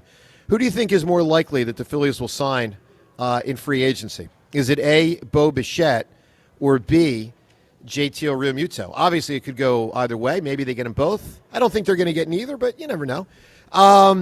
Let's listen to Salisbury on the Philly show that he does with Ruben and Todd Zalecki yesterday, talking about JT, the latest as he knows it. I've been hearing for several weeks that they've made a 3-year offer, but the sticking point is the money. Mm-hmm. And the 3-year offer I've heard is south of $45 million, which may or may not be a significant number because everything I hear is he would like to, be paid closer to $20 million. So, they have work to do to bridge that gap. And JT is, like I said, a game of chicken. The Phillies don't want to bid against themselves. I think they're pretty certain there's not a huge market, though. From what I hear, JT does have a landing spot if it doesn't work out here. A couple things to break down here. So first off, if you follow the math and the money, and then let's do math Salisbury's putting out. If he's saying JT wants $20 million and 3 years, that's $60 million or more. And then obviously, if the Phillies are only offering essentially $45 million, $15 million apart, maybe even less than 45. I heard it was like less than. No, it's 15 if he goes with 2, and then if it goes up to 3, it's going to creep down closer to 13 point something. Yeah, it might not even be 45. His market out there is he's fortunate to get 15. So then the higher number of years because of his age, that works against it even being close to 15. Yeah, they might be 20 million or more apart. So let me get to something from ESPN this week. This was a couple days ago, but I found this very interesting. ESPN had a write-up on all of the free agents available, and they had JT listed as the 25th free agent, and 25th best. Well, let me be clear. I think they were basing that at the start of free agency.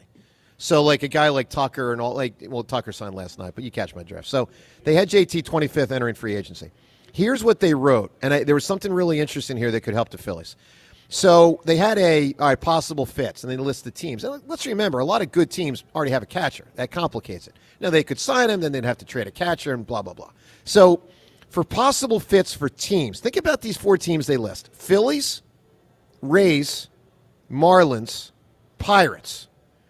Now, even, the village idiot knows that typically the Rays, the Marlins, and the Pirates don't spend much money.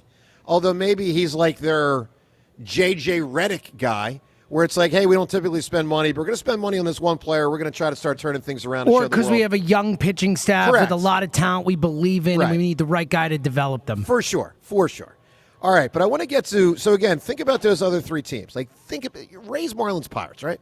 And JT probably doesn't want to play for the Rays, Marlins, Pirates. I mean, he's nearing the end of his career, probably wants to win a World Series. Like, Rays, Marlins, Pirates, right? I mean, come on. The article says this. Those are all small market teams. So you can see why the Phillies might believe they don't have to pay Realmuto anything close to what he made last season, which was $23.8 million. There just isn't an obvious market for him outside of Philadelphia. Let me add something, too, just to the catcher market in general. Yeah. Talking about $15 million less, more. there are only 3, JT being one of them last year, there were only 3 catchers in baseball last year who made more than $15 million. 3.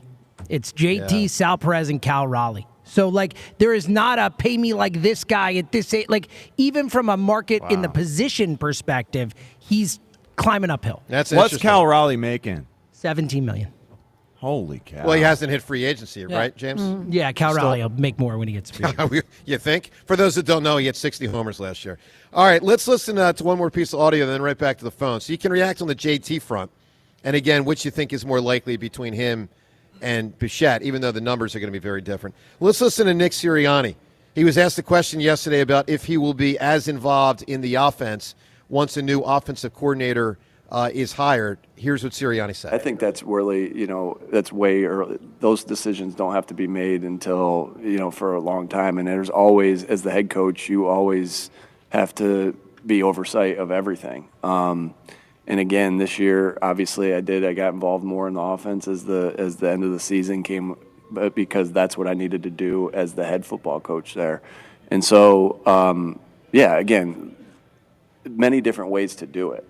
I know that I want to be the head football coach, and I think that that's what the team needs. Again, everything I'm doing is not about what I want to do or anything like that. It's what I think is best for the football team. John, I know that bugs you a lot. I know that I want to be the head football coach. Well, your observance, your whatever you'd call it, oversight of the last play of the year is really a sticking point for me. If your oversight of the offense is important, then you're going to need to pipe up in a situation like that and say, no, we're not running 2-jet all-go special. That won't work against quarters coverage. If you really want to dial that up, give me a check to this play just in case you get quarters. It needs to be better. His oversight needs to be better. Otherwise, guys are going to start saying, this guy doesn't know as much as he should. Devin, you brought up earlier, I think it's a good point. I mean, Sirianni doubling down yesterday on I got more involved late. Yeah, we just heard that, in that Not cut good. we just played. And I was, because that was a fairly early answer he gave as well. It might have been his first one of the press conference. And I was just shocked that he said it, and it was kind of, I don't want to say in defense of himself, but just to lay it out there, like, well, that's not good. That's almost kinda, like he was proud of it. No, I don't think so. It didn't look. The offense did not get better as the it season didn't. went on. I interpreted it a little different. I thought he was trying to take a bullet for Patullo. Yeah. And now let me be clear. And he is good at that. It doesn't speak well to Sirianni's offensive prowess. Right. There's no question about that. But I do think there was an admirable element where he was trying to step in front of the train for Patullo a little bit. Well, that would be admirable if that was and his he does. intention. Nick Sirianni does do that, throughout the season after losses, after the Bills game, for example, where they didn't score in the second half. He will always fall on the sword. Yes, and but John, that's not Seattle reason enough to keep him in that capacity. I think it's part of why players like him. I'm sure it's part of why they like him. I'm sure they like him because he's got their backs, and look, there's a lot that goes into it. They get to practice walkthroughs most weeks for 45 minutes. I would like that too. I would like that a lot. And he and the organization are very focused on preserving the guys' bodies. I guarantee the guys appreciate that part because they hurt less. That's a huge boon for Nick Sirianni and the way he's, considered amongst the players. But at some point, if they keep taking away, if they keep stripping this down, players are going to ask questions. But there could be why, players in there what else is there that he's doing? who think the quarterback is part of the problem too. I'm sure everyone knows there's culpability to go around. Culpability to go around. But that doesn't change the fact that I just watched Nick in his new role as being more a part of the offense, checking off, saying something was good to go, and it was elementary and idiotic. All right, well, look, 215-592-9494 to weigh in on all this. We'll get to the A.J. Brown situation this segment. What Howie said yesterday about A.J., what Jason Kelsey said yesterday about A.J. That's up ahead soon. Let's talk to Derek and Paoli right now. Good morning, Derek. Good morning. Happy Friday. Look, I just want to make two comments real quick, right?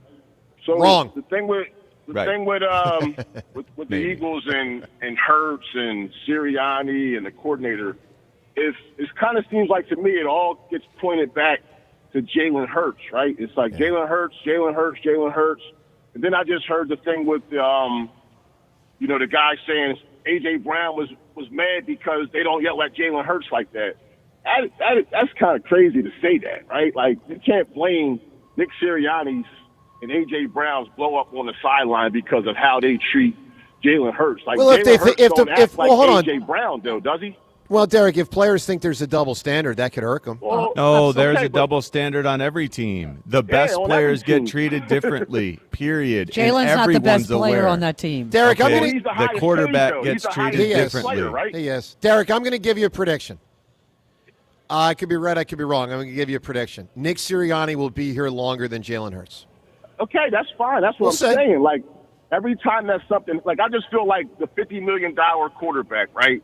If everything is reflecting back to him, like, he's the cause of this and this, that, and the third, at some point, you got to move on from that, right? And you're going to lose out. We're going to lose money and stuff like that, but you got to move on. Well, I think hold on. At some point, everyone needs to take notice of the fact that this head coach, you bring a quarterback in, and that's your duty to bring him along, to develop him. Whether that you are intrinsically linked. Yeah, but just like Andy was with Donovan McNabb. Yeah, but you can't solve. They are linked. Yeah, but you can't solve every. I mean, Joe. Let me put it this way: Joe Gibbs won Super Bowls with 3 different quarterbacks. Mm-hmm. Sometimes you get to go to the next quarterback. I mean, it's not. It's not like Theismann, Doug Williams, Nick and Sirianni's job to develop this this quarterback, right?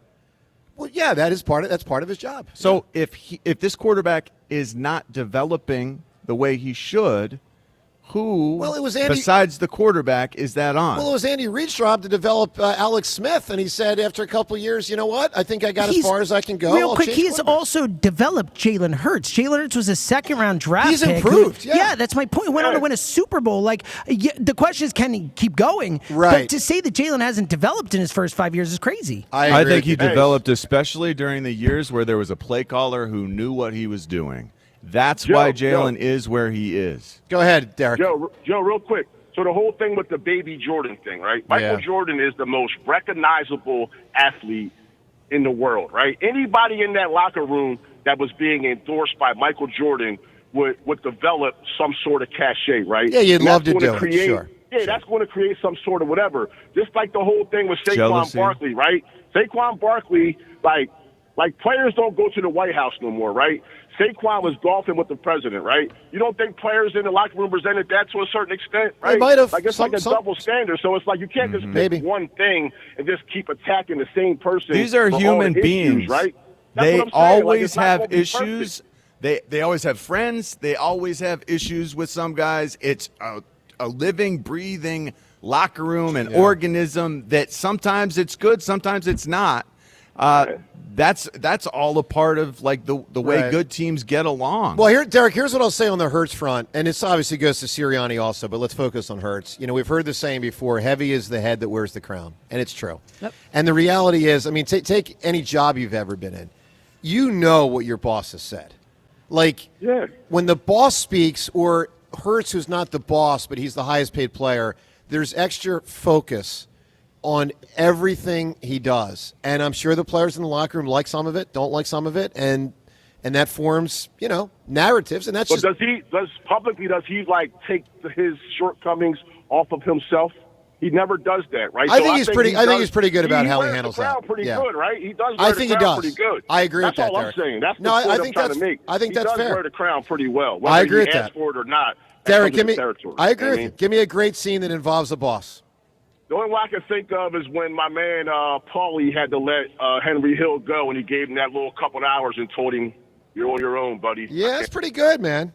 That's Sorvino. How do you say his name, Seltzer? Paul Sorvino. That's correct. Yeah. Yep. Paul Sorvino, now I got to turn my back on you, I think is the line. Pretty good answer right there. All right, 215-592-9494. Let's get to the AJ situation. By the way, if you missed it, I shouldn't even chuckle. Kyle Tucker signed last night with the Dodgers. Like, this isn't April Fool's. Like, Kyle Tucker actually signed yet another $200 million deal with the Dodgers. So 4 years, $240. Kyle Tucker to the Dodgers, which just makes I can't wait till the commissioner comments on this. I want to hear what, It's really... It's out of control. It's out of control. All right, AJ. So maybe he'll be here, maybe he won't next season. My instincts are he'll be gone, but we'll see.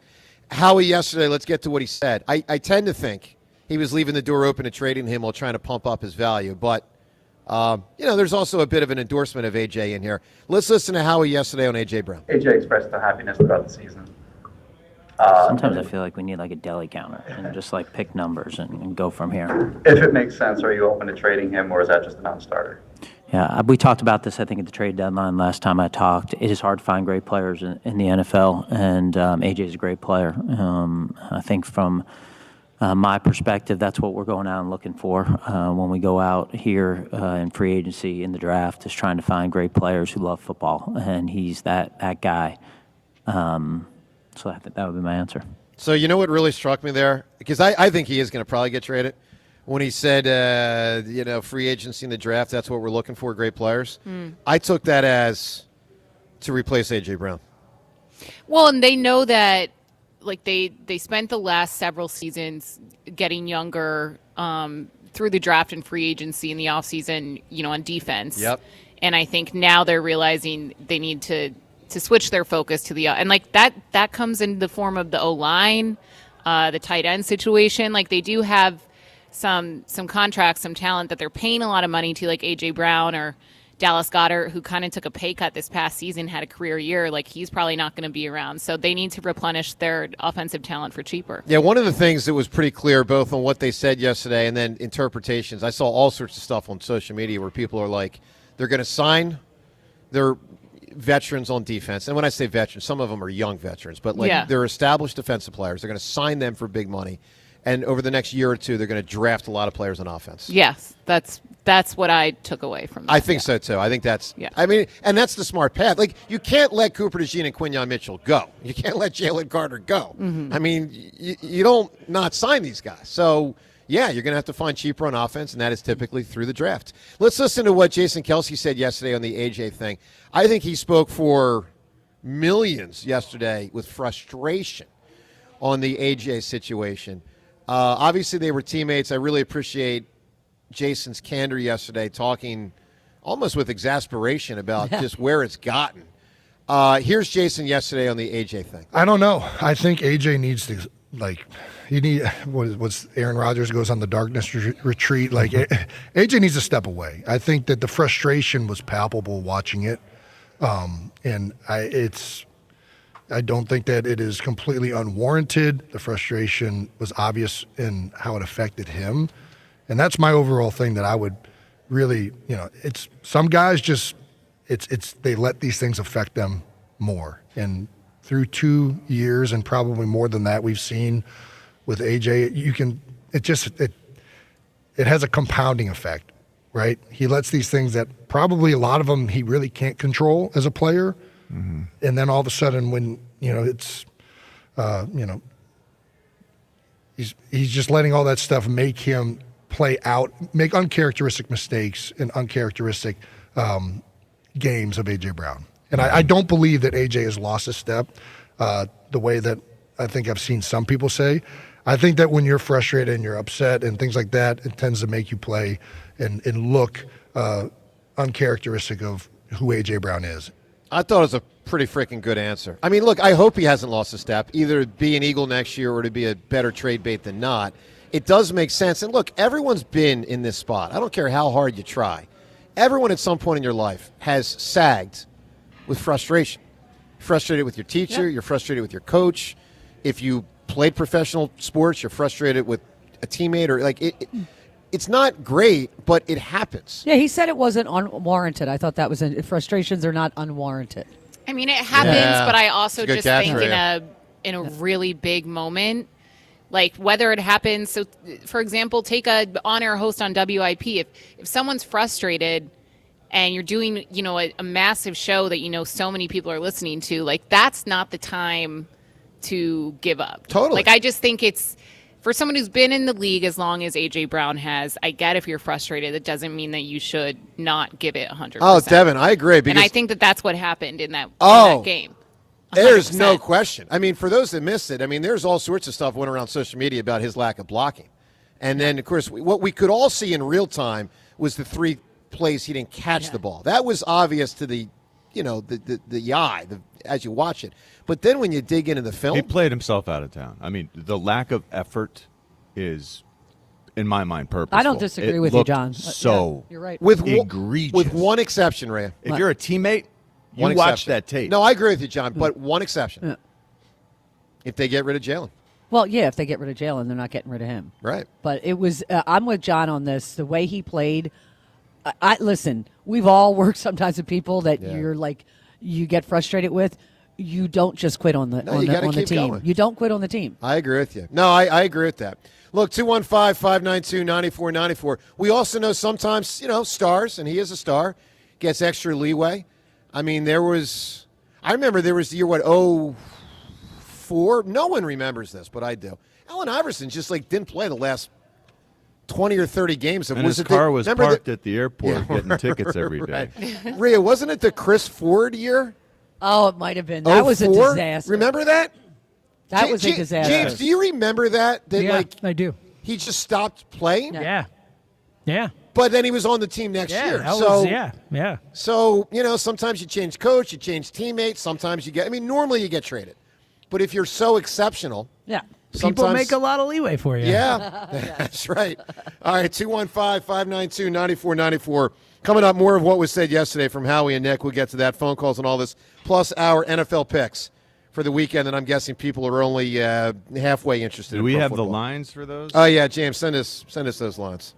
We'll get to that and more up ahead on 94 WIP. Well, we are usually broadcasting live from the Tasty Cake Studios, and if you are looking for something new to snack on, well, Tasty Cake's delivered. For a limited time, get your hands on their salted caramel baked pie, graham cracker-inspired crust, and a smooth salted caramel cheesecake-flavored filling. It is unreal. And if you're stocking up, grab the family pack, mint chocolate candy cakes, that classic cake, minty filling, and dark chocolate coating.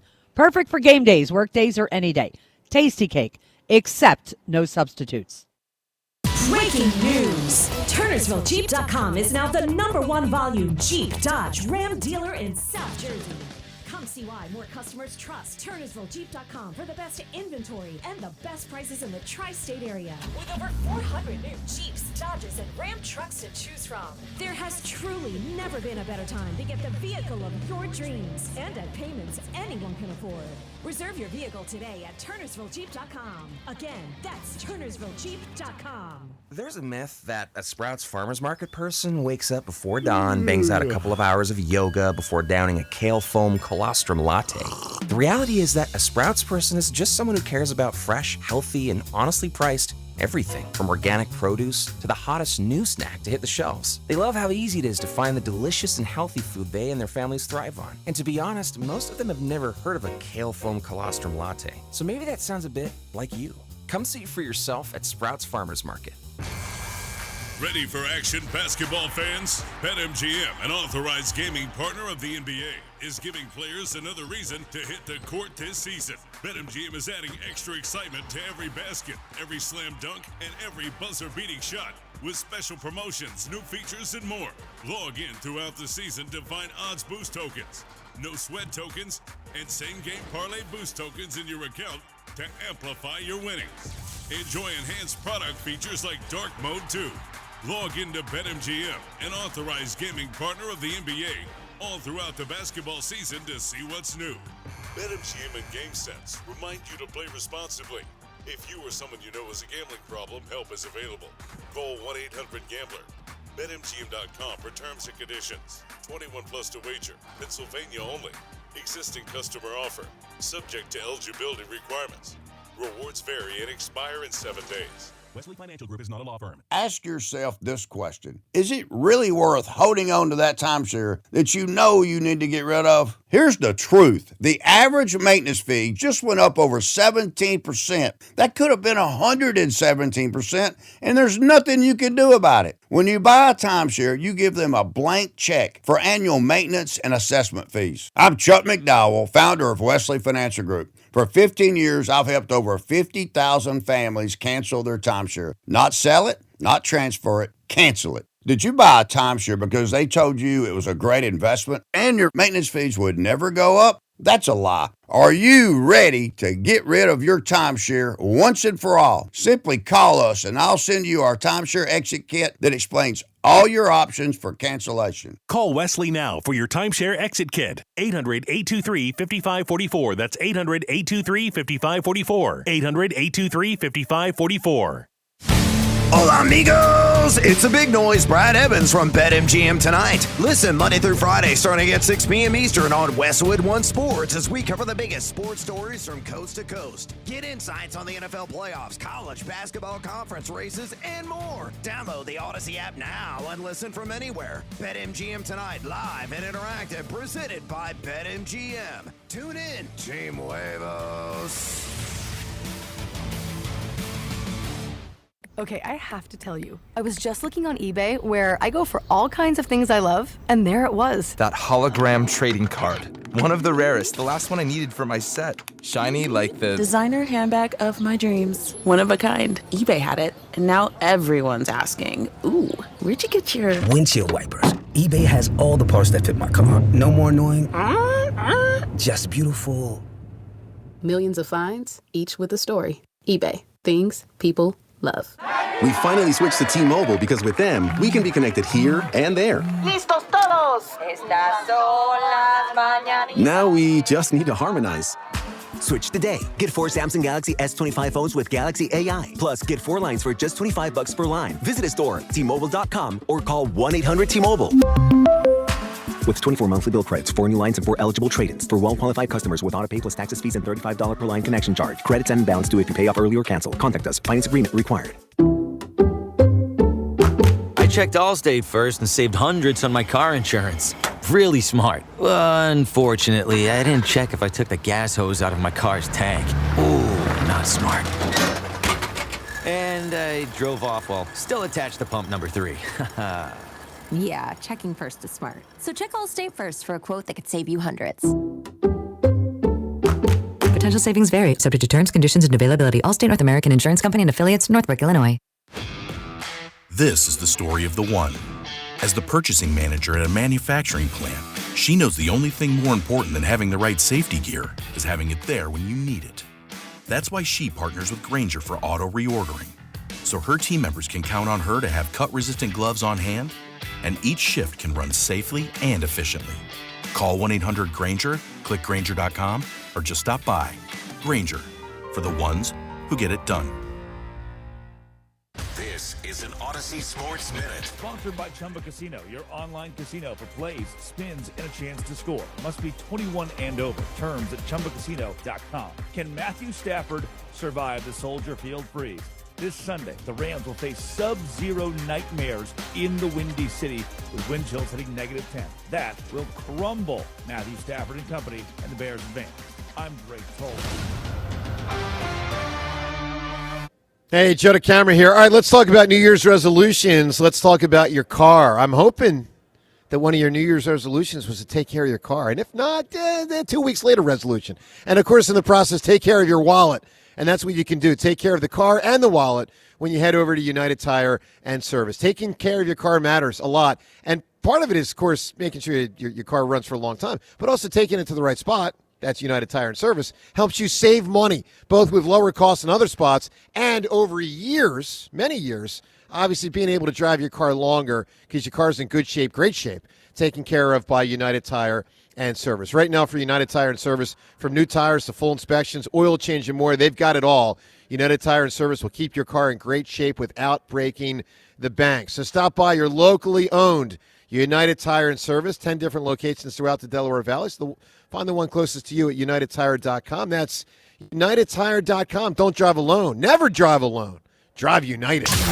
94 WIP Sports Update. Brought to you by PDQ Signature Systems. A.J. Brown's future with the Eagles was asked about during the Howie Roseman and Nick Sirianni news conference. Roseman kind of vague. A.J. Brown, of course, voiced frustration with the Eagles offense earlier in the season and hasn't spoken publicly since early December. Interesting commentary in The Athletic by Mike Silver says Sirianni getting in the face of Brown on the sidelines might not have been the smoothest move when juxtaposed with a sense inside the locker room that Sirianni, Roseman, and Jeff Lurie are reluctant to criticize Jalen Hurts, who Silver says has been the source of much internal frustration, including from teammates other than A.J. Brown. If you're in the restaurant, hospitality, or casino business, you need a PDQ POS system. With PDQ POS, you'll sell more, earn more, and work less. If you want the best, trust PDQ POS. Visit PDQPOS.com. Weather brought to you by NovaCare Rehabilitation. Mostly sunny, high 35, currently 24. NovaCare Rehabilitation, your trusted physical therapy partner throughout the Delaware Valley. Schedule your appointment today at NovaCare.com to get back to what you love. To listen to Sports Radio 94 WIP, download the free Odyssey app or tell your smart speaker to play 94 WIP. Sports Update on 94 WIP. 94 WIP HD1 Philadelphia. Live from the Tasty Cake Studio. Sports Radio 94 WIP.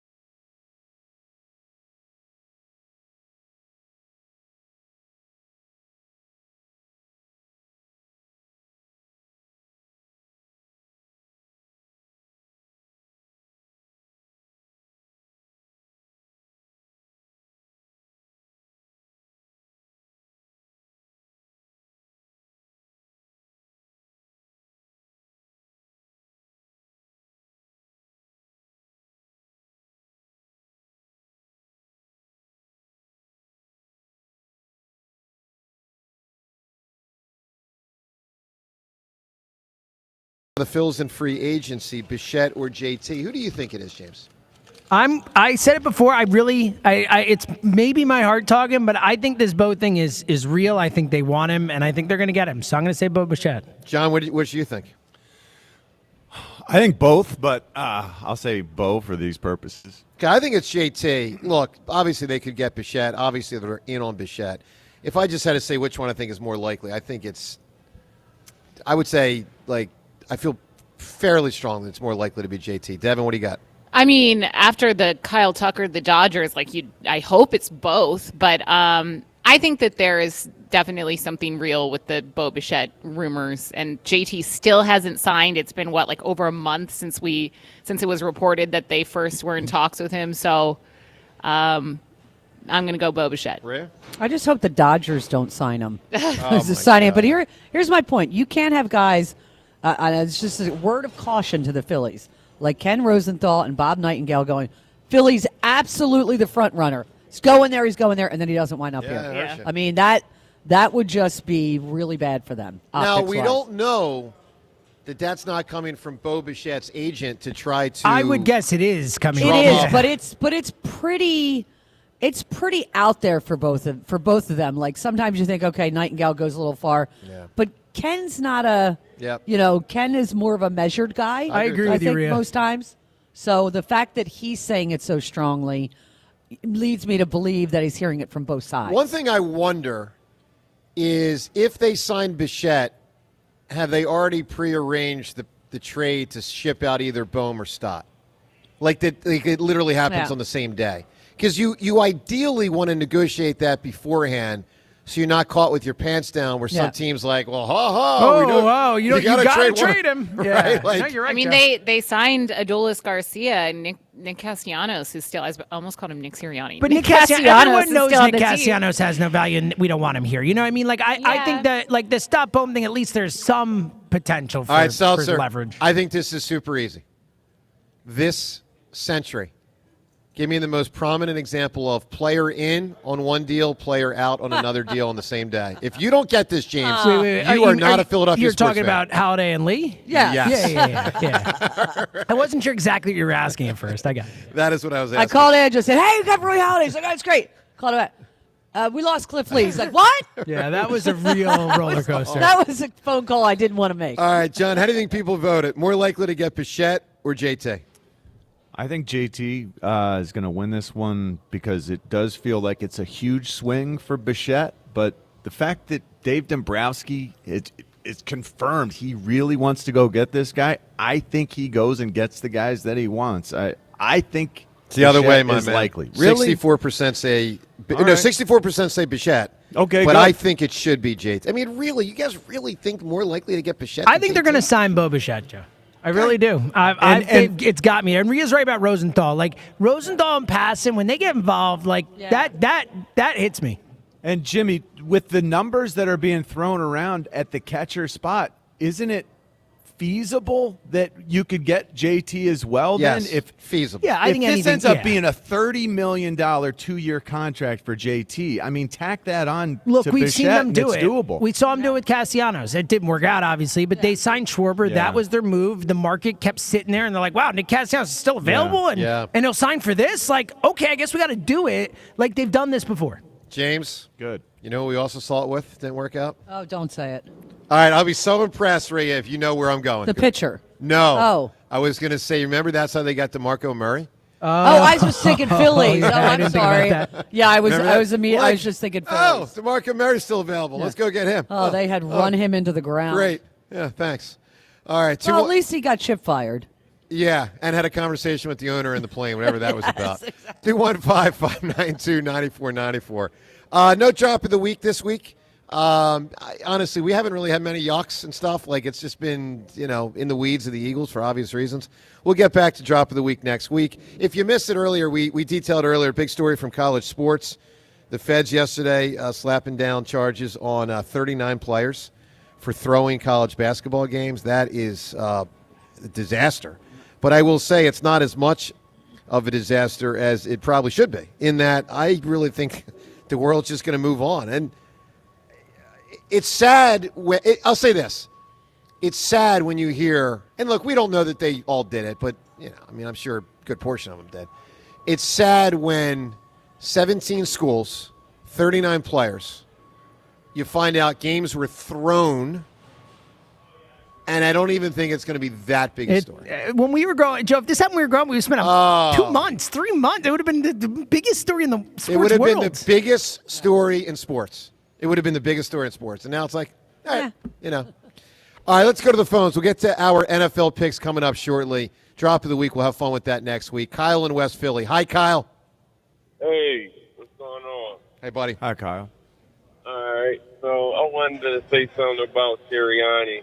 And, so every time you ask that guy a direct question, it's just like you never can get a straight answer, man. They always, blow smoke up your behind. Yeah, he talks around a lot. He does. Right. That really grinds my gears, man. It's just like that is one of the things that burns me up about Sirianni.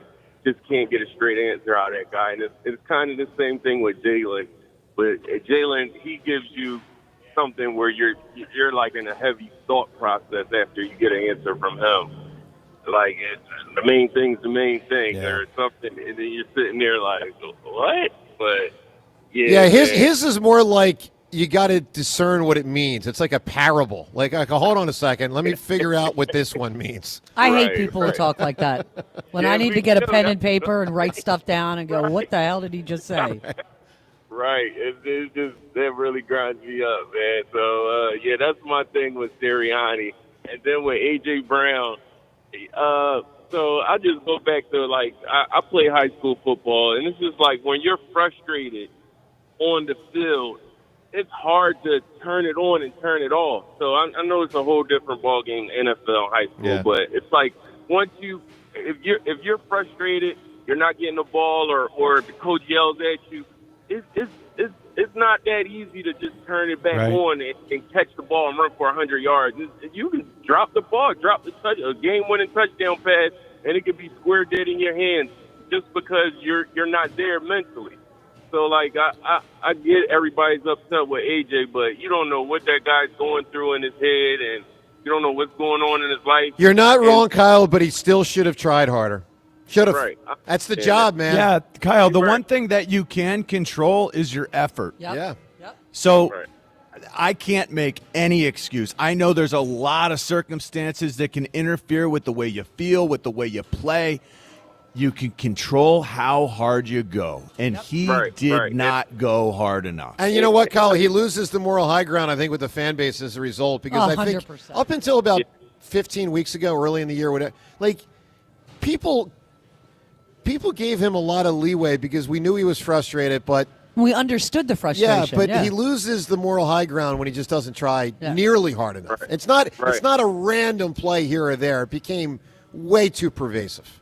Yeah. I mean, it really might have cost them a playoff game. I mean, they could be playing tomorrow if he had tried harder. I mean, and then point blank. Like all of that money you're getting paid. So I understand what you're saying. You're getting paid hundreds of millions of dollars. So it's like, what are you that mad about? Your life is great, man. At the end of the day, I know.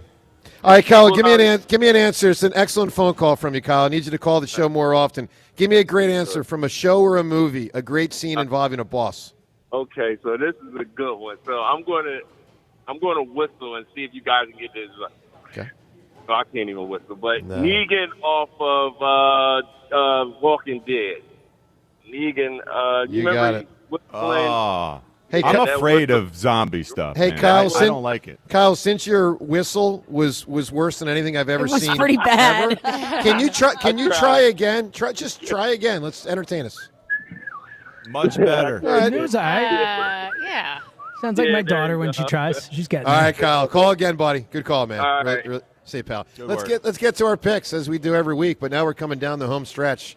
3 more weeks of pro football to go. 4 games this week. Let's hit it up with our pro football picks. It's time for Joe and John's weekly football picks. Well, I want to start with a compliment to myself.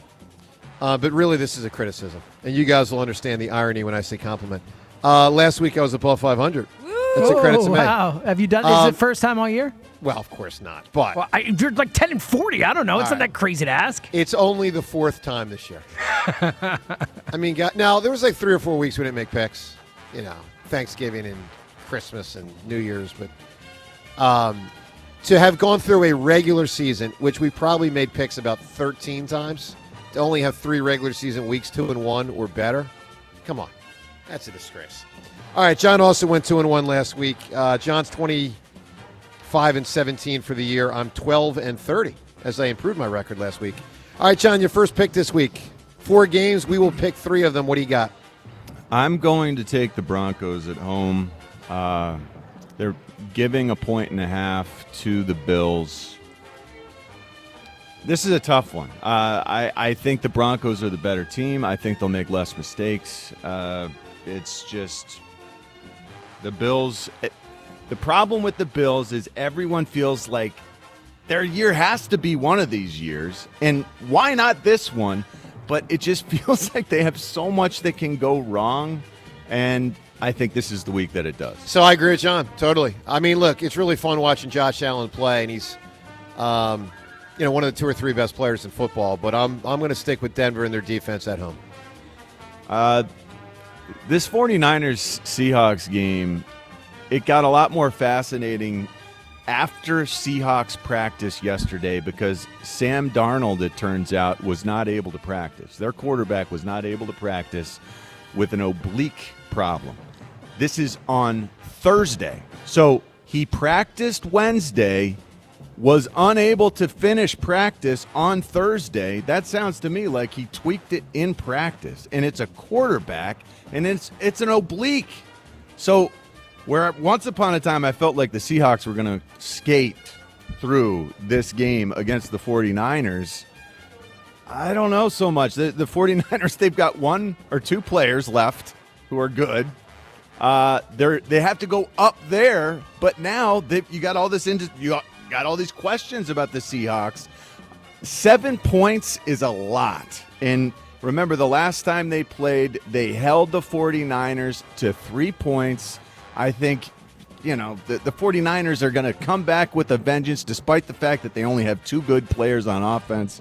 49ers +7. I don't think they'll win, but that's just too big a line for all the. Well, they do have that Trent Williams guy, so they got at least 3. That's true. They got 3. But anyway, I don't have a great feel for some of these other games. I mean, when you only have 4 games to pick and we got to pick 3, we got to pick them. To be fair, you haven't had a great feel all year. So. No, that's true. My second game, I'm going to go with the Patriots -3 versus the Texans. It'll be fun to watch some new blood, see what these guys got. I didn't get to the Patriots game last week because I was so turned off after the Eagles lost, but we'll see. By the way, one quick thing back to what John was just talking about, Sam Darnold. Wild fact, I don't know if you guys saw this after the regular season. He became, I believe the number's 5. It's either the 5th or 6th player in pro football history to, as a quarterback, win 14 or more games in a season 2 times in his career. Wow. Back-to-back years, no less. Yeah, now you have the extra game, right? You got 17 games now, and that started 5 years ago. But, he's in a list with, the Montanas and the Bradys and, the Mannings and, whoever they all are. And then there's, Sam Darnold. It's pretty amazing. All right, one more pick, John. What do you got? Okay, this Rams game, I think in this case, Ben Johnson poked the bear. Ben Johnson did the weird mini handshake with Matt LaFleur after the Bears beat the Packers last week. And it just so happens that Sean McVay, the head coach of the Rams, his best friend is Matt LaFleur. Sean McVay's offensive coordinator is Mike LaFleur, Matt LaFleur's little brother. So there's some animosity going on. Love this here. angle, dude. I love this angle. Ben Johnson, yeah, he's an incredible coach, but he's gone too far with the ripping his shirt off thing, calling guys out. I think Sean McVay is going to make Ben Johnson's team pay for Ben Johnson getting a little high on his horse. There you go. So I'll take the Rams -3.5. Well, I agree with you in hoping that occurs and being annoyed with. I think Ben Johnson's about the biggest horse's hiney in sports these days. That was so bad. Yeah, that guy's. I think he's a good coach, but very unrootable. But I'm going to pick his team. 3.5 at home as an underdog is very unusual in the divisional round. Eagles were dealing with some of this a couple years back, 2017. I don't know what the line was, but obviously the Eagles were an underdog in both the divisional round and the conference title game. Doesn't happen too often. I think it was 3. I think the Eagles were 3. Got it. Yeah, this is 3.5. I'm going to go with the Bears, but I will tell you emphatically I'm rooting for the Rams. And with that, those are our pro football picks for the divisional round. All right, let's listen. What do I got here? Right, got some audio of Howie Roseman because we continue to weave in audio from yesterday's press conference, including in this case Howie. This was a bit odd, and Devin, you had a front row seat to it, or second, third row. I say front row, Yeah, I think I was in the second row. Compared to us, it's a front row seat. Correct. Yeah. So, Devin, the press conference is just ending, it's about to end, and then Howie's like, "Hold on." Yeah, it wasn't even an answer to a question. No. It was like, hold on. Got something else I want to say. Yeah. So let's listen to what his hold on, I got something else I want to say is. He had a message. I guess he felt like he either hadn't gotten to it or felt like something earlier had contradicted it. It was, he's just like, I got to say something. So here's that moment. Can I clarify one thing? Because I think it's important for our fans to understand. You can do whatever it takes to win now and still build for the future and still have those parallel paths. I just don't want it to get confused that we can't do whatever it takes to build a championship caliber team next year and also continue to have really good players on this team for the future. So, I just want to make sure that we're on the same page on that. Let me ask a question. Is that code for if I trade A.J. Brown or Jalen Hurts, don't think that I'm not trying to win it all in 2026? Exactly. Yes. If A.J. Brown turns more into so A.J. Brown. Yeah, more draft so. picks, Yeah, more so. don't think we can't win now. Yeah. Yeah. I think that's why he said it. Yeah. It took me 3 hours into the show to realize that, but I think that's why he said it. Well, clearly you weren't listening to me because I think I that's said that exactly- like 3 hours ago. Oh, I'm sorry. Did you really? She did. Yes. Oh, I'm sorry. I sure did. It's okay. Well, we had cobwebs. It was 6 a.m. hour, It's fine. 6 a.m. hour is hard to process, let alone remember. All right, one more piece of audio. Let's get to another thing that Howie said. And this one was where he really pumped up Sirianni. I know, for John, this kind of bugged him, but it resonates with me. I'm a big Sirianni guy. If you don't know where the exchange sat within the press conference, know this. Howie hadn't been asked about an evaluation of Sirianni. So this kind of came sort of out of nowhere. The only context would be they had been talking about who's going to be the offensive coordinator and how that'll all fit. But I think Howie wanted to make a big point organizationally to say, we really believe in Nick. I believe in Nick. Here's what he said.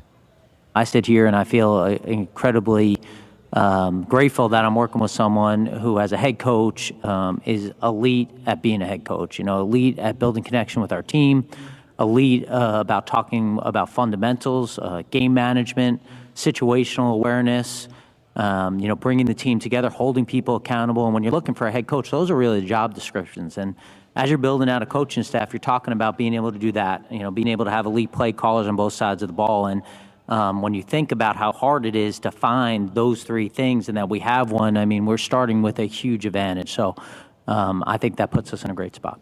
When he says we have one, is he talking about coach. Nick? He's not talking about Vic Fangio. Fangio. Vic is not part of the thing. Yeah. So I don't know if anyone else was struck by this, but it hit me. Howie, went way out of his way to compliment Nick and did not on Jalen. Yeah. Just for what it's worth. To me, the three most criticized people at the end of the game and the season, and the game and the season ended at the same time, but the three most criticized in whatever order, Patullo, Sirianni, Hurts. And one guy essentially fired, still technically part of the organization. Maybe he'll be there, maybe he won't. Sirianni got a lot of love from Howie.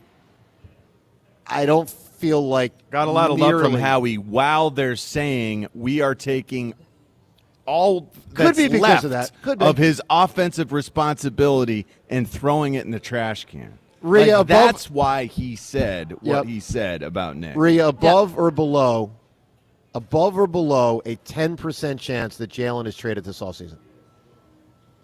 Oh, above or below 10%. Below. Okay. But I think it's below. If you said 5, I'd go 5 maybe. Okay, so listen, he played terrible. I know there were some critical drops. Jalen was terrible in that game. Yeah. And, to John's, John keeps bringing up that last play, which was a terrible play design. But, I'm with Nick Foles. He's a 28-year-old quarterback. You just look at that and go, no, that's a terrible call. 27. He's been playing in the NFL for what, 6 years? 5 years? By 6 years. This head coach. Well, I'm sorry. That put you, John. Everybody from you on down the line, anybody I've heard in who's played football ever said it was the worst call they had ever seen. Mm-hmm. So, at some point, as the quarterback, as the guy who's going to take the ball, you got to teach him better. You got to say no. This isn't it. Yeah. That absolutely. Part does bother me, there's all sorts of things he should have said in that moment. Yeah. You don't have the time to say, "Hey, wait, hold on. Let's go back. Erase that. Give me a different play that's better, and give me a play that'll work against cover 3, cover 4, cover 2." There's so much that needed to be said that wasn't, and it's not the quarterback's. It's not his job to conduct that little meeting. The coach calls a timeout to explain to the quarterback what needs don't go over to the sidelines done. and tell them what they want to run in that spot? Of course they do. A quarterback needs to be taught. A quarterback needs to have the proper foundation. Our quarterback, is struggling at times because he wasn't taught. John, I will say this, though. On the taught thing, you're a huge Steichen guy, and you're a huge Kellen Moore guy. And that's years ago. They were here for 3 of his 5 years as a starter. It wasn't like they didn't teach him some that's stuff. What he's getting by on, clearly. Anyway, I would put it above 10% that he gets traded. Not much above, but above. But it's, debatable. All right, 215-592-9494. Time's yours up ahead. Phone calls as well as we broadcast from Borgata. Wonderful to be with you on this Friday morning on 94 WIP. the Eagles' 2025 season will tick away. A disappointing end to a promising 2025 season. Anytime you lose, yeah, you're frustrated. Now, the noise gets louder. Some notable Eagles are going to be gone. Who comes in to repair an offense in disarray? The chickens came home to roost. How are we going to fix this thing? How can they get Jalen Hurts back on the MVP track? Everything was there in front of us. We just got to grow from it all. Is A.J. Brown open to a trade? Why aren't you catching the ball, A.J.? How are you not making these plays? All the Eagles' offseason happenings happen here. There aren't easy changes to be made. Sports Radio 94 WIP. They can overcome this. Brad Evans here to help you beat the books with the Westwood One Sports. Love the drink. Hate the drink. Love the drink. The Pats passer could be quite effective again on the ground against a Texans D that allowed the 9th most rush yards to quarterbacks in the regular season. I'm tailing the following SGP. Pats money line and Drake May 25-plus rush yards at plus 120. Bet smarter and beat the books. Download the BetMGM app today. You know the rush when you reach that goal, when something you've worked for pays off. That's success. At University of Maryland Global Campus, we believe you should never stop chasing it. That's why we offer a skills-based education that helps move your career forward. Learn how to apply emerging technologies like AI and data science. Build your leadership and critical thinking skills. Apply by February 11th and save with no application fee. Learn more at umgc.edu. Certified to operate in Virginia by Chev. At Citizens, we help make sense of your money and all your money questions. Should I pay down my debt or start an emergency fund? Is now the right time to start saving? How can I move my financial goalposts even an inch? Can money actually buy happiness? What's it take to live like a royal in Queen Village? Whatever money questions you have, Citizens has the answers. Make sense of your money at citizensbank.com/made-ready. Member FDIC. That's another amazing run by Team USA. Mom, think I'll be on Team USA one day? Well, I'll take this one. What? Are you speaking to us? Yes, and to answer your question, anything's possible, especially with Xfinity. So, I can be the best snowboarder ever? Well, I can't guarantee that, but Xfinity can guarantee that your internet price won't change for 5 years. Okay. What if I practice every day? Then maybe you'll be snowboarding for Team USA at the next Olympic Winter Games. And Mom, you'll still be paying the same price for Wi-Fi. Ooh, really stuck the landing there. It's the Xfinity Gold Medal Celebration. Now through February 22nd, get our best price on gig Wi-Fi for 5 years guaranteed, just $50 a month. Plus, get Peacock Premium included for 2 years. That's a $10.99 value per month. Xfinity. Imagine that. Proud partner of Team USA. Restrictions apply. Requires paperless billing and auto pay with stored bank account. Taxes and fees extra. Actual speeds vary. Breaking news! TurnersvilleJeep.com is now the #1 volume Jeep, Dodge, Ram dealer in South Jersey. Come see why more customers trust TurnersvilleJeep.com for the best inventory and the best prices in the tri-state area. With over 400 new Jeeps, Dodges, and Ram trucks to choose from, there has truly never been a better time to get the vehicle of your dreams and at payments anyone can afford. Reserve your vehicle today at TurnersvilleJeep.com. Again, that's TurnersvilleJeep.com. There's nothing like a neighborhood pub. The familiar faces it's filled with and the community ties it has. That's McGurk's. Walls plastered with local athletes, school flags hanging around the building, and longtime friends beside you. Looking for a spot? Make it McGurk's. At Horizon Heating and Cooling, we know the holidays bring joy, laughter, and lots of people messing with the thermostat.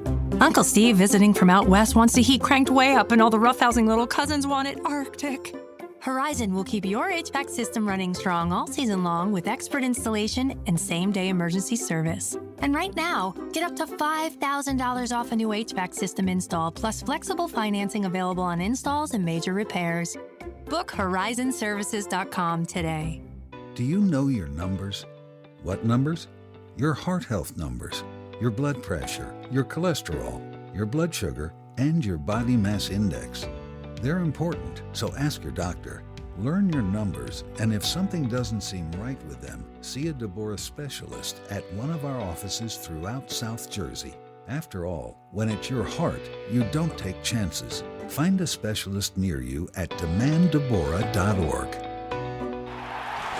When it rains in Philly, your roof better be ready. I'm Merrill Reese. Don't wait until winter blitzes your home. Call the team at Impriano Roofing and Siding, protecting local homes for over 50 years. From roofing to siding to energy-efficient windows, they do it right. No gimmicks, no pressure, just honest work and great savings. Before the next storm hits, visit Impriano.com or call 610-644-4444. The best homes have an Impriano roof. Impriano Roofing and Siding, your home's first line of defense. The Philadelphia Sports Writers Dinner honoring Dave Schultz and the 2001 Living Legend team, the 76ers, on Wednesday, January 21st. Open to the public. For tickets, visit phillysportswriters.com. $5,000. That's the average amount of money people in the U.S. are now spending on gas in a year. $5,000. That's crazy. If you drive, you have to download Upside, the free app that gives you cash back every time you get gas. That's right. You can earn real cash back with Upside just by buying the gas you're already buying. You can literally start earning cash back today. I use Upside every time I fill up, and I've already made around $300. You're putting gas in your car anyway. Why not get real cash back? If you like free money, download Upside. I'm saving the cash I earn from using Upside to help pay for a vacation later this year. Download the free Upside app now to earn cash back every time you buy gas. Use promo code FRESH to get an extra 35 cents per gallon on your first tank. You can cash out anytime right to your bank, PayPal, or a gift card for Amazon and other brands. Just download the free Upside app and use promo code FRESH for a 35 cents per gallon bonus on your first tank. That's code FRESH for a 35 cents per gallon bonus.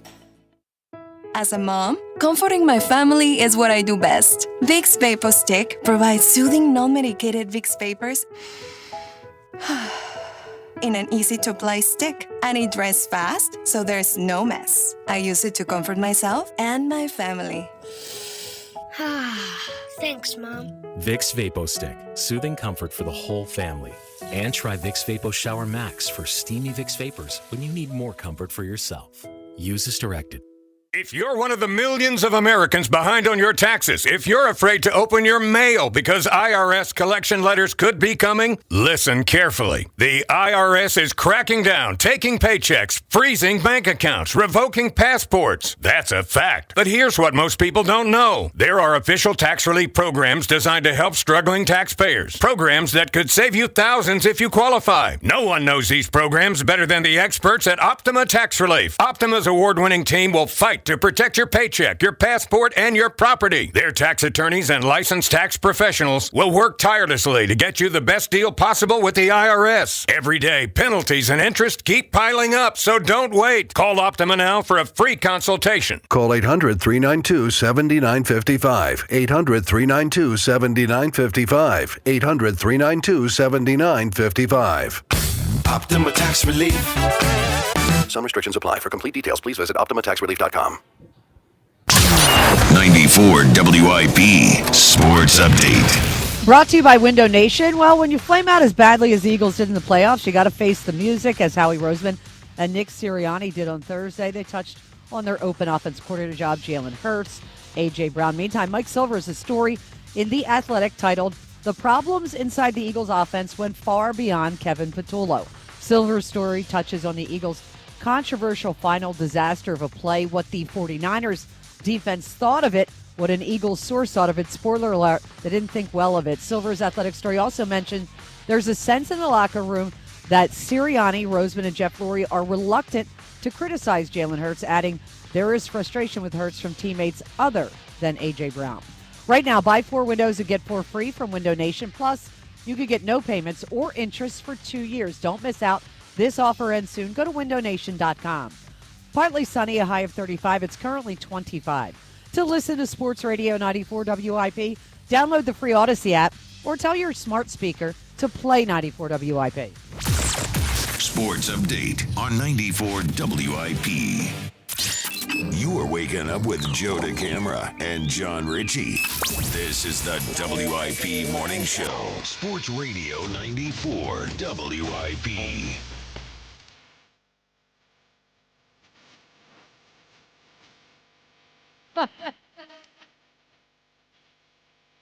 Seltzer, is this your Bob Weir guy? This is a shout out. Patrick and Tabernacle requested this. Mexicali Blues, The Grateful Dead, and the week with little Bob Weir.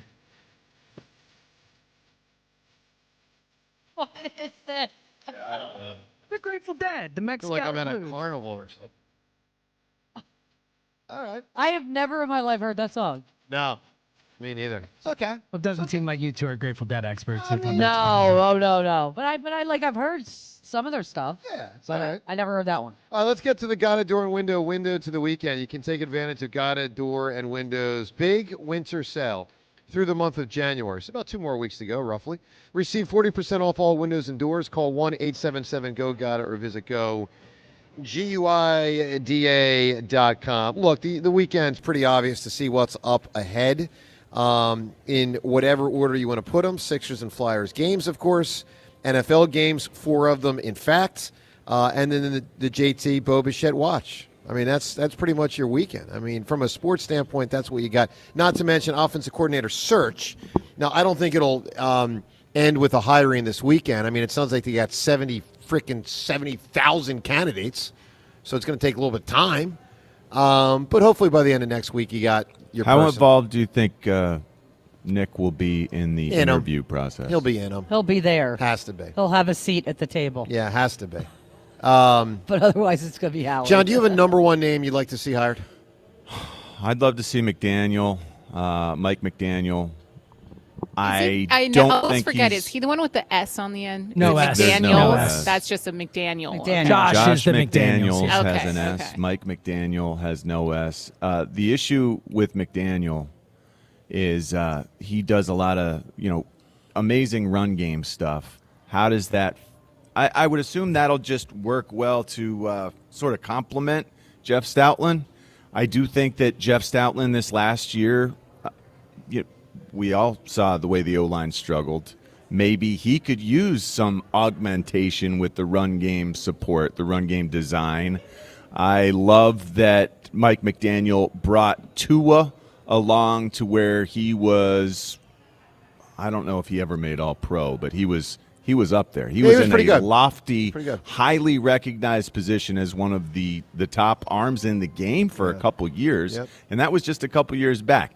What he was brought in to do, which was take Tua to the next level, they did, and that offense was just a behemoth for a while, and then it all fell apart, I think, in large part due to a lack of discipline, a lack of he's not the type of guy who's going to instill discipline in a team and lead guys that way. I think he's a much better play designer, play caller, offensive mind than head coach, which fits great for us. So I'd like to bring him in. I do think this would just become a stopping point, a waypoint If they have success before his next head coaching gig. But maybe the fact that he flamed out as a head coach will help us keep him for at least 2 years. Good. It's possible. So, look, we'll talk more about that next week. They do have an awful lot of candidates. I'll say this, bringing it down a level to offensive line coach. I don't doubt Stoutland at all. I know some people started to this year. First off, the idea of getting rid of Stoutland for a coordinator to bring in his own offensive line coach is off the table for me. It's not even a consideration. So if there's a coordinator that says Stoutland's out, then the coordinator's out. Even if that coordinator's really good? Even if that coordinator's the best. Because that tells me the coordinator's an idiot. I don't think the issue... Yeah, but if their run game doesn't What if they mesh, have their own guy, Yeah. their own offensive line coach? Then I don't hire you. So I'm I serious. think that might be To short-sighted. me, the Stoutland thing this you year... could get the best up-and-coming offensive coordinator in the NFL, like the best mind to call plays. Or you might have to make this sacrifice. This is wouldn't. part of why it's an unadvantageous position to be in when you hire a coach to call plays and he can't. I'm just telling you, I went to We're it. only 11 months away from Jeff Stoutland engineering the greatest run game in the history of the city. Yeah. And James, I just think they were hurt. I think they were hurt up front. I don't think Jeff Stoutland forgot how to coach. I just think they were hurt. Well, I think it's likely that whoever comes in, it's likely he will identify Jeff Stoutland as a keeper. I would agree But with it's that. possible that he's best friends with an O-line It's coach. possible. can they get Becton back? Maybe. Well, one thing that this year definitely showed, they didn't have depth. None. Yeah. Fred Johnson So- a little bit. Yeah, he listen. Little bit. He, But who was that other guy that would get in there? That guy stunk. Matt Pryor was a disaster. Oh, my God. He was basically their 7th offensive lineman. He was a horrendous. Well, we couldn't run the extra offensive lineman sets but forget like we that. They have couldn't in even. the previous years because we didn't have enough guys they that we couldn't trusted. They couldn't even get 5 competent starters sometimes. Precisely. Yeah. Holy hell. All right, let's go to the phones. Time's yours shortly. Kyle right now. What's going on, Kyle? Hey, what up, guys? Hi, Kyle. Okay, so I have a couple things. One, Jalen Hurts he's developed, right? He's gotten better over his He's 6 improved, years. for sure. Yeah. So we got all game, I'm watching him on the broadcast, and he's shaking his head, like he's shaking off plays, like he's a pitcher who doesn't want to do the pitch that he wants to do on this play. That's what I'm seeing all game during the playoffs. He just shook off like Patullo, so who knows what Patullo I is didn't actually notice calling. this. No, I didn't either. But Kyle. I mean, every Kyle, are you time saying they, Kyle, on the sidelines or on the field as he's listening to the play come As in? he's Did you listening. sense? Oh, As I didn't he's notice listening, that. he's I didn't shaking his notice. head. That's All right, bad. so- But I didn't see it. Well, that's what I was seeing. He was, and I saw it sporadically throughout the season. So who knows what is going on that. The other thing is, John, you don't like Sirianni. I get that. But do you want to go back to Chip Kelly? He was a great play caller, right? Terrible with people. That's terrible with Right. people. So no. It's like, what do you want, John? You want a I want a Super good Bowl, play or you caller. want a coach that completely tears down the team? I think there's a lot in between those two choices. I want a great play caller. I want an offensive coordinator who knows his stuff. A leading offensive mind in the NFL. That's what I'd like. I mean, I think we have that, just not as a play caller. Sirianni has brought this team together more times than it's fallen apart. Well, no question about that. Yeah. That's not what I'm. Look- That in no way suggests that he's a leading offensive mind. Kyle, here's where I'll just sum up the situation. John wants the whole package, and I very much accept the package of what Sirianni brings. Well, which we is no a lot longer more have the good than bad. ability to have the whole package, so Well, we're no, I'm going to saying- have to figure out a way to make this offensive and defensive coordinator thing work. So we have on the defensive side of the ball because Howie hired Vic Fangio. On the offensive side of the ball, this is going to be a constant work in progress But with here's Nick what, Sirianni but as the head coach. Here's what I mean, Kyle. Here's what I mean when I reference the whole package. So the two best this century in pro football clearly have been Belichick and Reed. Well, let's talk about Andy because we know Andy as well as anybody. Andy Reid here was not the whole package. He couldn't manage to get plays in on time. He undervalued wide receivers and choosing to run the ball. Yep. And I love Andy Reid. I'm super pro Andy Reid, but let's not act like Andy Reid's the full package. Superman is rare. Not everyone can do everything.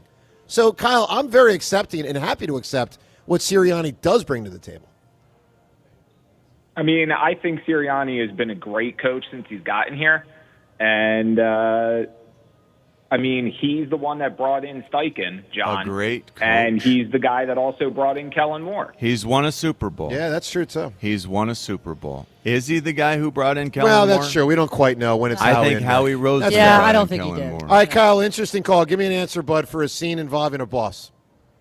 Scarface. Say hello to my little friend.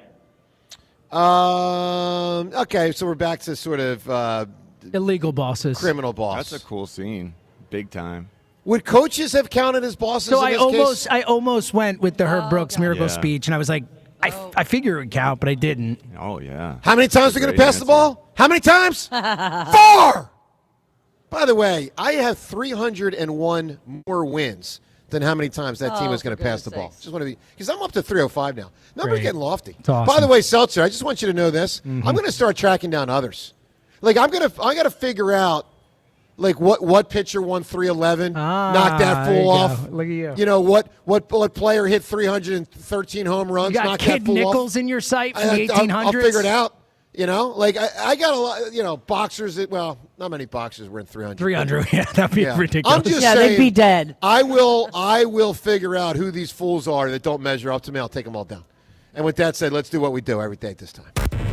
The time is yours. Can't wait. Unlike everyone else, we actually check our voicemail. Tell us, what do you want to say? The time is yours. Time's yours. Well, the first thing I want to say is I can't wait till I get victory 512. And then I tell Seltzer, get Cy Young on the air, freaking fool. Cy Young only got to 511, the loser. Okay, I just want to put that out there. You might not have more wins. I don't think you have more wins than Cy Young had losses even yet. I think he's like 311 or something, or 310. All or right, something. time's yours, brought to us by Xfinity, proud sponsor of WIP's Xfinity Mobile Lounge. Watch all of your favorite teams all in one place. Xfinity. Imagine that. Let's hit it with time. Listen, I appreciate Howie Roseman for what he's done, championships he's brought here. But that beer can at the parade scramble his brain. Nick Sirianni is not elite at coaching. You know what he's elite at? Starting sideline antics. You know what else he's elite at? Sticking his nose into the offense and not doing anything. Look, it's going to be an interesting all season. The camps are very set in the pro Sirianni or pro Howie or Seltzer, the very rare pro both. John, Nick Sirianni is the pilot of our team, and pilots will rarely fly a plane all by themselves. They have a co-pilot, you have the onboard staff, and of course you have air traffic control. All right. Interesting analogy. Oh, boy. What's happening, Flyers? 5 in a row. I understand there's injuries, but I guess this team just has no depth. I got tickets to the Rangers game tomorrow. Anybody want them?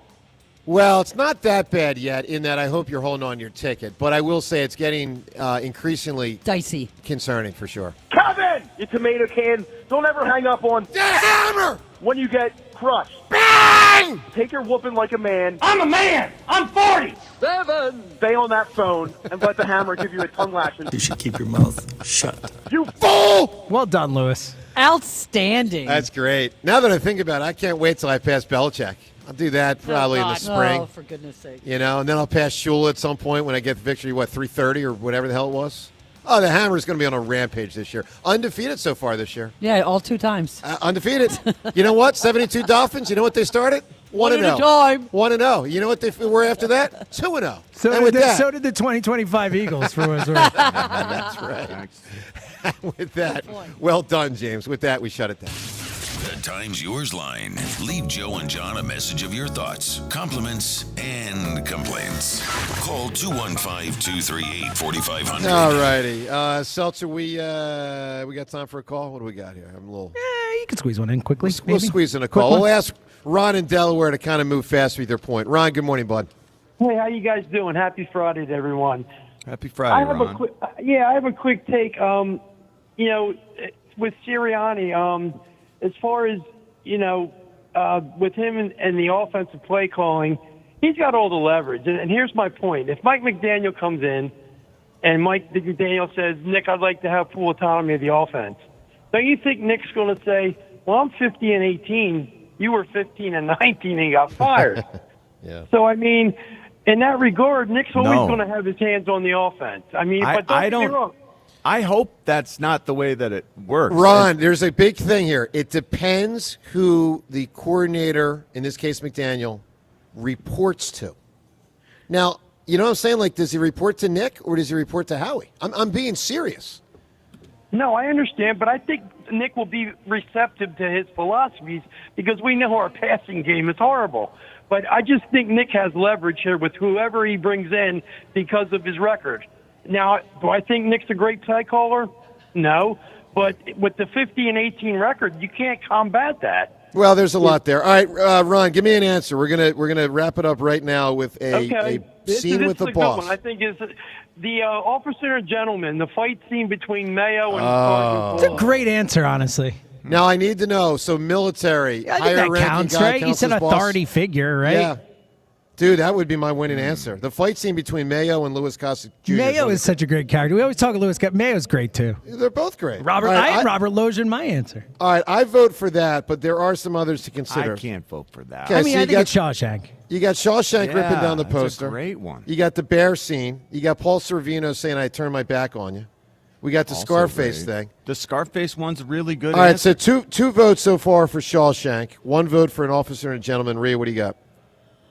It's been so long since I've seen Officer and a Gentleman, so I don't really think I can pick it just because I don't really. You remember. going with this bear?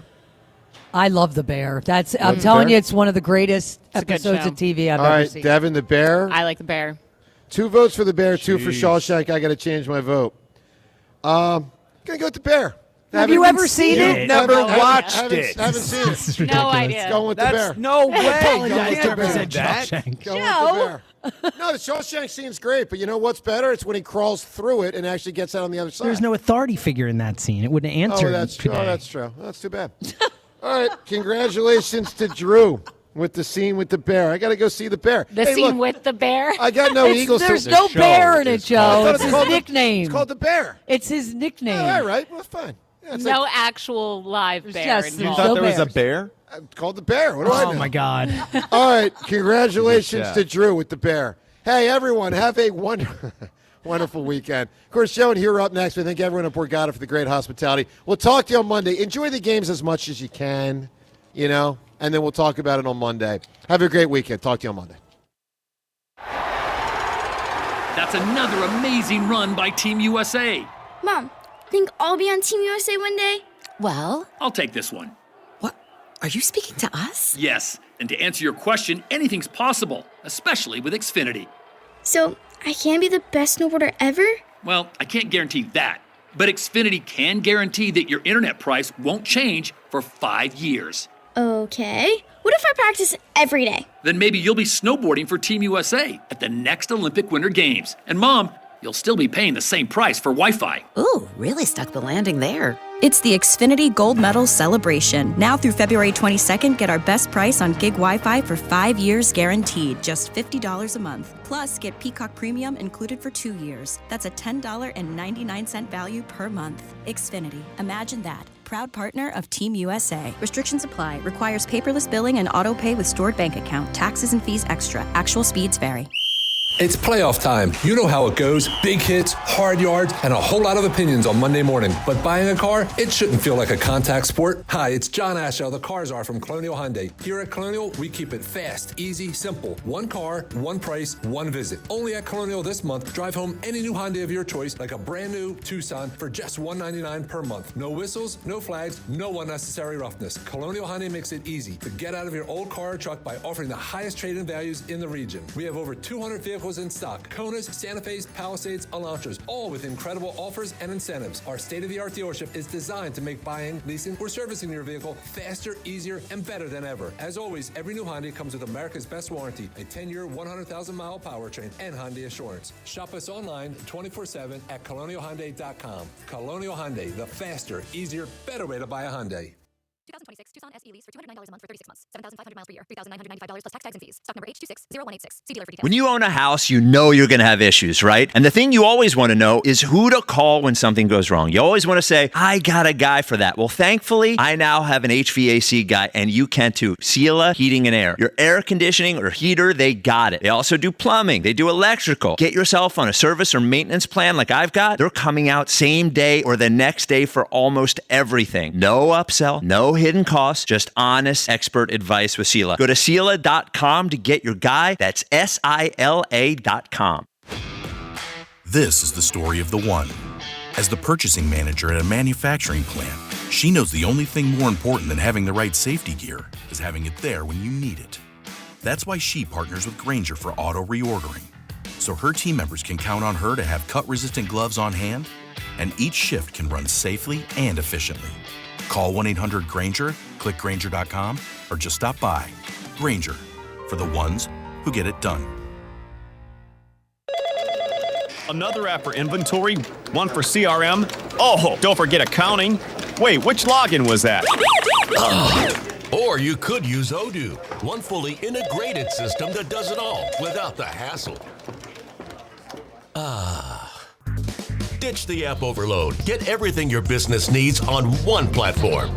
Try Odoo free today at odoo.com. That's ODOO.com. What if your instincts could pay off? With Robinhood Prediction Markets, you could put your knowledge to work on the events that matter to you. Prediction Markets isn't just sports. It's the Fed rate decision, your favorite award show, and so much more beyond the playing field. Trade events with Robinhood. Visit Robinhood.com/predict. That's Robinhood.com/predict. Futures and cleared swaps trading involves significant risk and is not appropriate for everyone. Event contracts are offered by Robinhood Derivatives LLC, a registered futures commission merchant and swap firm. What is it that makes the all-new Hyundai Palisade Hybrid an incredible SUV? Is it the spacious interior that's comfy for the whole crew? Or the capability to go off-road? Maybe it's up to 600-plus miles of range. What if it's all of that and more? What is it then?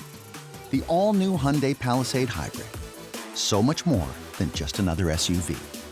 Visit HyundaiUSA.com or call 562-314-4603 for more details.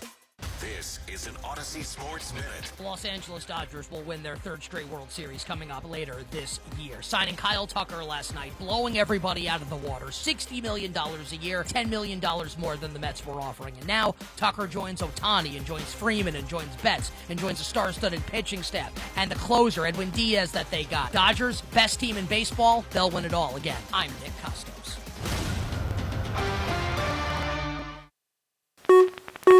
94 WIP HD1 Philadelphia. Live from the Tasty Cake Studios. An Odyssey Sports Station. This is Hugh Douglas and Joe DeLeo on Sports Radio 94 WIP. Welcome on in. It is the Midday Show. Hugh Douglas, Joe DeLeo, you guys with us. 215-592-9494. Kyle Quinn behind the glass. You guys in the phone lines. A lot to get to today after quite the end-of-season press conference by Howie Roseman and Nick Sirianni. So much to unpack.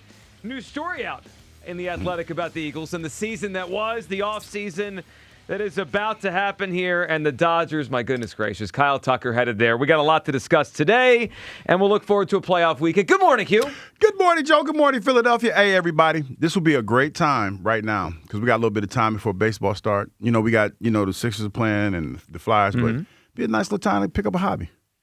Think about, might try to start playing golf this year. I might try to get me some golf clubs. Oh, yeah? Well, my partner, a friend of mine, was telling me that, hey, everybody has been, talking about the upcoming golf season. Okay. And it's all about, NASCAR about to be around the corner. And they're like, hey, man, you need to come probably, play some golf this year. And I'm like, damn. I guess. So I might try to. I thought you were going off the fact that somebody stole my clubs and broke into my car. Are you getting those back? Working on it, maybe, hopefully? Bottom line is this. I wasn't, but I hate that I triggered you. Yeah, you did. I'm sorry. Thanks a lot. I'm sorry, dog. But I just thought about it because I'm what a bad guy you are, Hugh. Getting phone calls telling me, hey, man, you working on those clubs yet? Move past. Yeah, I'm done.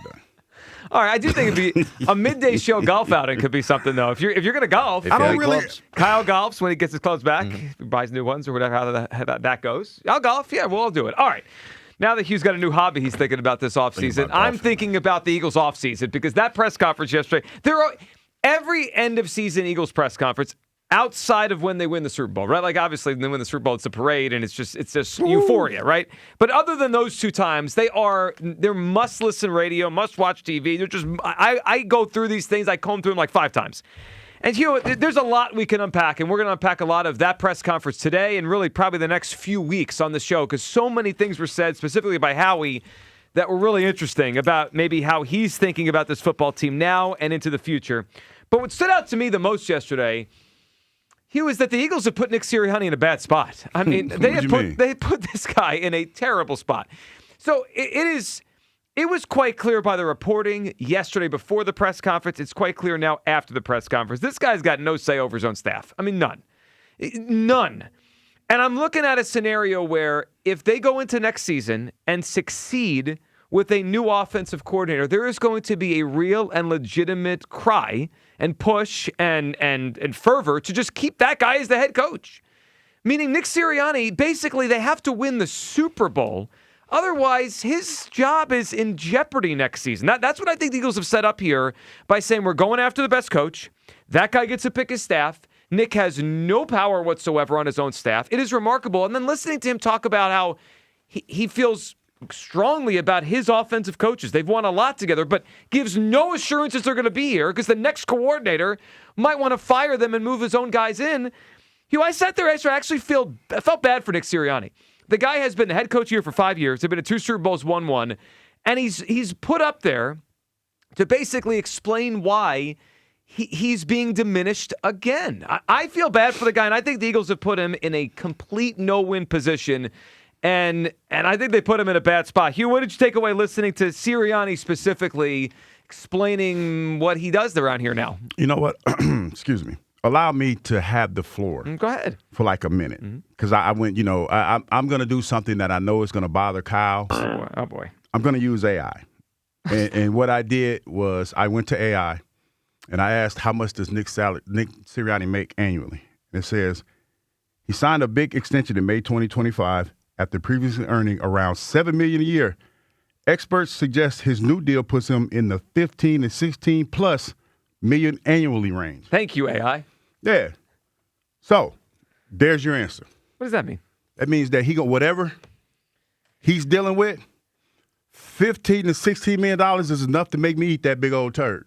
Like it's just like I'm not okay. Let me pull that back because I'm not a turd eater. I'm not. Cut that audio. I'm not a turd eater. Cut it out. But this is what Coach Sirianni has signed up for, and you have to know the people that you're dealing with, Joe. Coach Sirianni knew what he signed up for when he got here because I'm pretty sure coaches talk.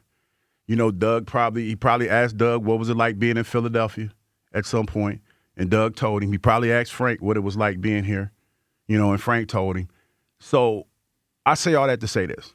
When you're making the kind of money that Nick Sirianni is making, and you come into a situation like this where the GM kind of lost all the power and then got it back and has vowed never to relinquish that power, you have to be okay with sitting up there and being, for lack of a better way of saying it, a puppet. I mean, the guy was neutered. I mean, come on. I mean, listen, there's a special kind of person that can do that. I'm not that guy. Yeah, I don't think most people are. I mean, understand he makes a lot of money, but all the coaches make money. Man, no one's like making that. Like that's $20 an hour. That's generational wealth type deal. I get it. That's the type of money that back in the day when I played, that's a first round draft pick type deal. You know what I mean? So, and when you look at what Nick has done, Nick is not a bubblehead. He's not. But he's put out there like one. Well, he's not. But to me, the Eagles are put him out there and make him sound like a bubblehead. I mean, we're going to play some clips for you that, I mean, my goodness gracious, it's like we're grasping at straws to explain his role around here. He's not. I think that I think you have to know with what has happened in the past and what is happening right now that you're in a good situation. Now, yeah, every now and then it's going to be uncomfortable, but at the end of the day, you've put your family in a great spot. And that's what it's about. I get it, and I know there's some people are going to say today, probably calling to say this has been going on the whole time he's been here. I think this one is unique, guys. They spoke yesterday very openly about hiring the best offensive coach and Nick basically getting out of the way. When Devontae Smith told us a couple days ago, the scheme's been the same since Nick got here. Yeah. Which means it's always been Nick Sirianni's scheme with just some different wrinkles in it. Like, let's go to Kellen Moore a couple years ago. That's not what they're saying now. They're saying they will hire the best offensive coach who could come with his own scheme and come with his own coaches. We're going to play a lot from Sirianni today. We'll start in a second here. But when he was asked yesterday about his coaching staff, people he's hired, people that he's been with for 5 years, and he gave no assurances a single one of them would be back, which means whoever it is, right?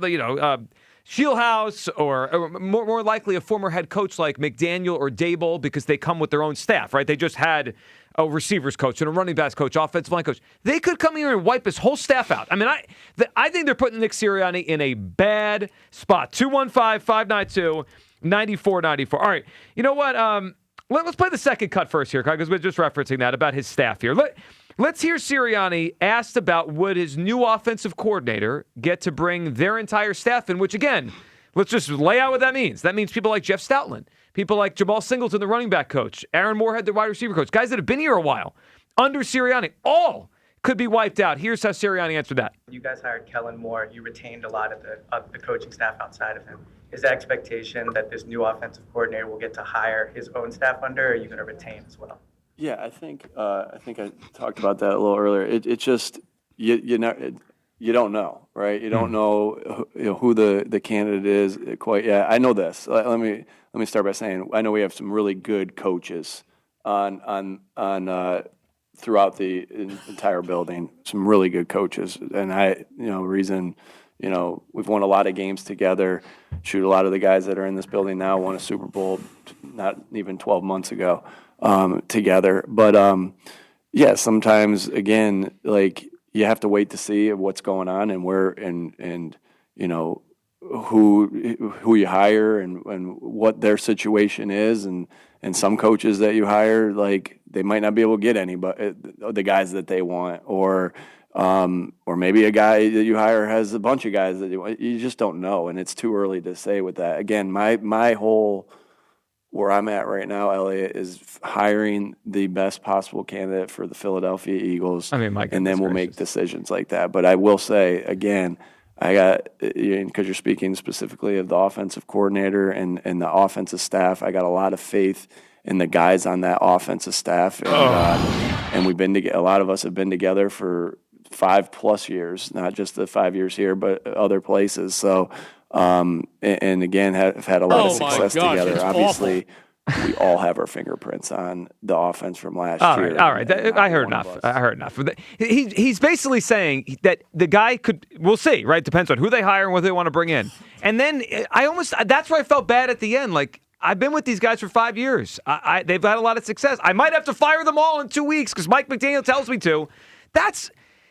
That is, I've never seen this level. You already made Mike McDaniel the offensive coordinator? Well, he'd be a good one. I'm just saying. No, I'm just saying you spoke that into existence. I'm trying to. It's cool. Yeah. I respect that. You've already identified somebody that you would like to be there. My point is, though, he's trying to tell us he respects and likes his coaches, and he's also telling us if the new person, quote unquote, under me doesn't want them, I have to get rid of them. That's the nature of the beast. No, it's not. I don't think there's a single head coach in the league that would write back their whole staff for a new coordinator. Well, I just don't think this happens. Well, it happens when your offense has underachieved the way that this Eagles offense is underachieved. That's where we're at. And if I'm not mistaken, didn't the coach interview for a job in Tampa for the same? There was a coach for the Eagles that Michael Clay. Went on a job to do the same job in Tampa. Special teams, yeah. That was telling to me. In terms of the writing potentially on the wall. Yeah, because this staff is in a flux right now. Yeah, and for him to leave a team, to go interview for it's a lateral move. Mm-hmm. It's a lateral move. And typically, teams don't let you do lateral moves. Yeah, it's a lateral move. But that tells you where this team is. The bottom line is this, Joe. The standard that was set for this football team, they didn't reach it last year. So I understand that Coach Sirianni has been coaching with these guys for a long time, but somebody's head has to roll in this situation. Then they should have just fired him. Like this. I just don't. I don't understand. You this mean setup. You should have just fired Sirianni?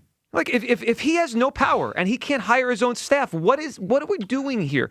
Again, he sat there and yesterday Jeff Stoutland's been with this organization a long time. Mm-hmm. He could have said yesterday, Jeff Stoutland will be our offensive line coach. Well, I think he will. But why didn't he say it? But I'll tell you why. I think.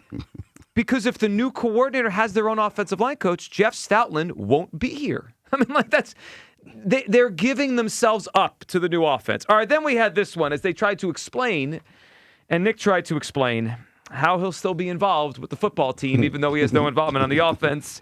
This one is an all-timer. Here's Nick yesterday. Nick, is the expectation that you'll be just as involved with the offense as you have in the past with the collaborative approach, or is this coordinator going to run the offense and you'll focus on? Yeah, I think that's really, that's way early. Those decisions don't have to be made until, for a long time. And there's always, as the head coach, you always have to be oversight of everything. And again, this year, obviously, I got involved more in the offense as the end of the season came, but because that's what I needed to do as the head football coach there. And so, again, many different ways to do it. I know that I want to be the head football coach, and I think that that's what the team needs. Again, everything I'm doing is not about what I want to do or anything like that. It's what I think is best for the football team. And, you know, I think it's best for the football team when I'm the head football coach, and being able to give my expertise on, you know, whatever it may be, tackling, taking the ball away, protecting the football. Seriously. You know, anything on off. It could be anything, special teams. So, yeah, again, you have to be so intertwined as the leader of an organization. You have to be so intertwined with every different thing. And so, you know, we'll see where all that goes. Yeah, that's enough. There's some static we can't hear anymore. You don't need to hear anymore. Tackling, Hugh? Is he going to go take over a tackling drill during Vic Fangio's defensive? He might. Their tackling was pretty good this year. What does he have to add to the tackling? I mean, come on. You should demonstrate by tackling Vic Fangio.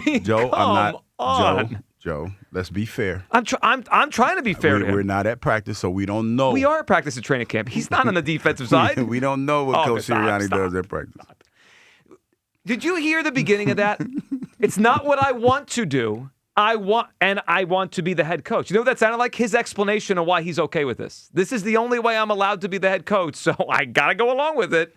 I mean, he was pretty revealing in that. Like, I don't know if that's what I want to do, but I have to do it. I just think the Eagles are putting Nick Sirianni in a bad spot. It just feels like I get it. I get why they're frustrated with their offense and they want to fix it.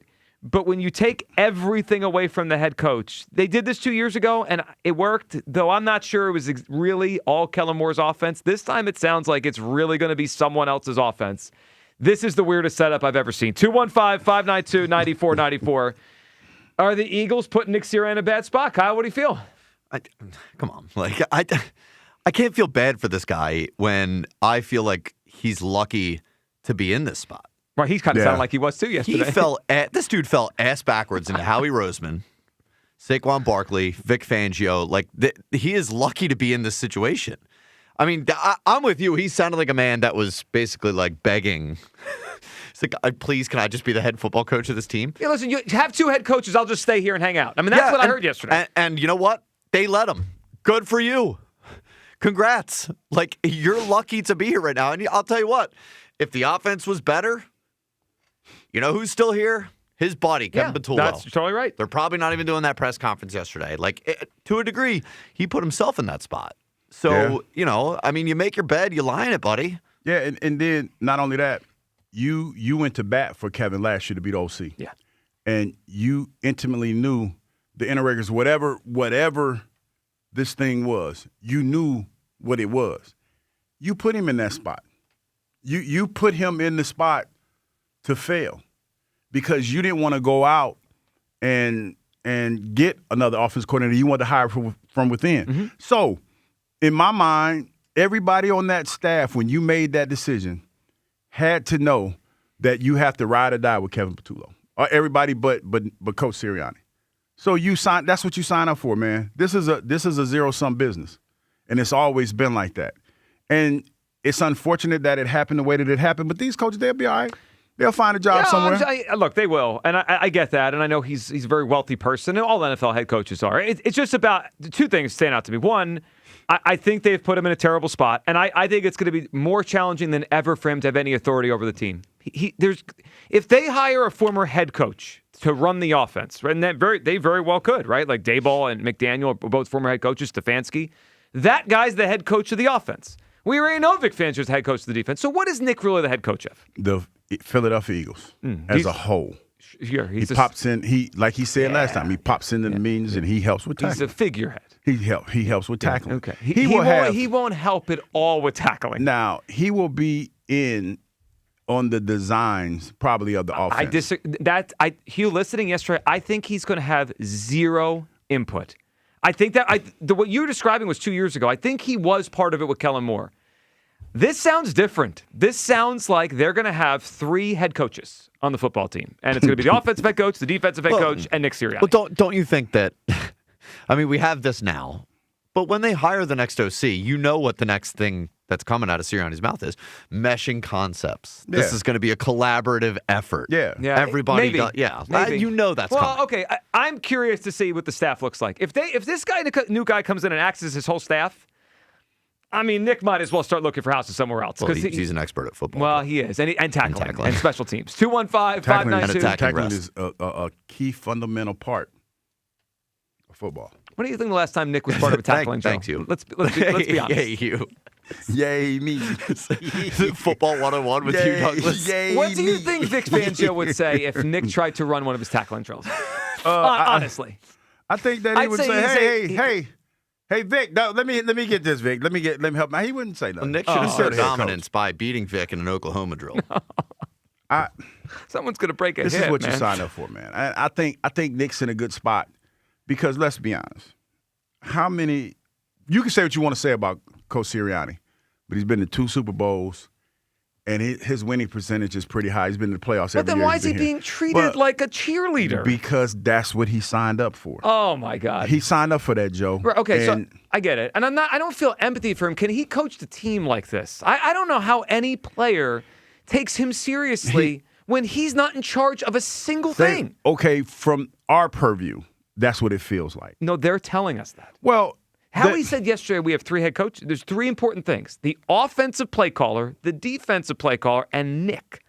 What is Nick doing? Nick is the glue that holds this whole thing together. The glue that they're going to fire his staff? Well, his staff underachieved, Joe. I mean, that's the It's bottom line. his staff. Yeah, but his staff fell short. I just, it's not his staff if he doesn't have a control over it. Let's go to the phone lines here. Will in the Northeast. Hey, Will. Dream team, how y'all doing? Hey, Will, what's up? All right. Let me just start off, man. Like, I take accountability. I boozed out these last couple of days, so here I go, man, without interrupting you. First of all, to all the coaches, all the owners, and all the players that want to play in Philadelphia, right? This organization, Philadelphia fan base, is not built off of stats. It's built off of winning, right? So my thing is this. When you want to come here, you got to know that you got to give your all. It's not about the stats. It's about winning.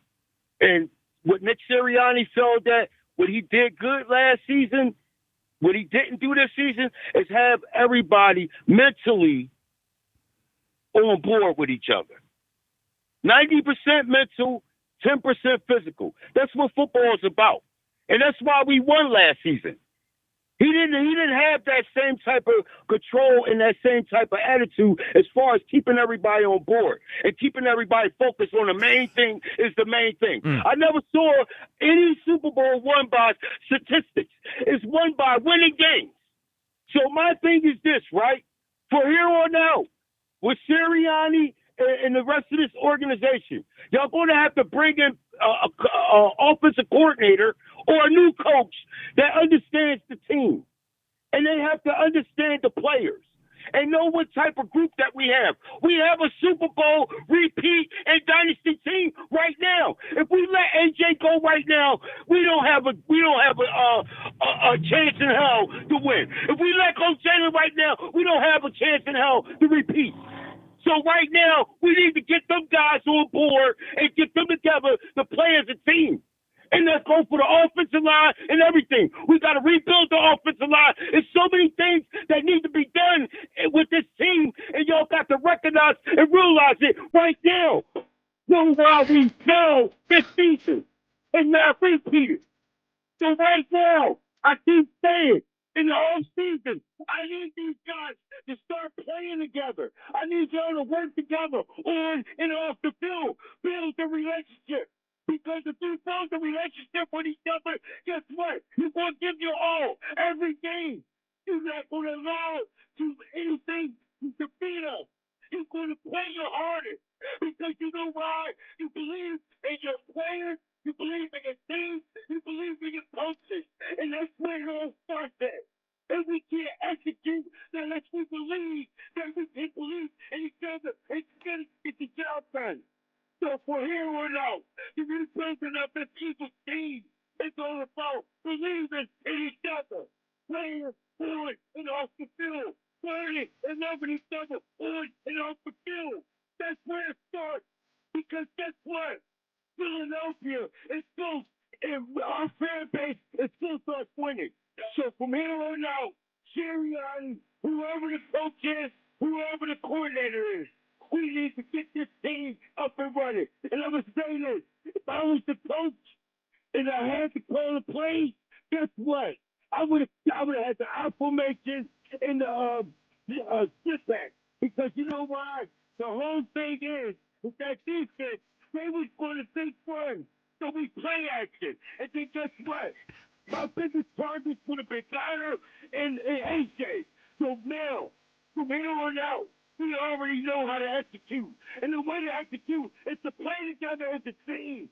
We got to win and go down with the ship. And everybody got to give it their all. But what I want to say, last but not least, and I know I keep saying it. I formation. Listen, we're flipping a dynasty. And the only way we can do that is if we build and bring the right people in to know this team and know what we can do.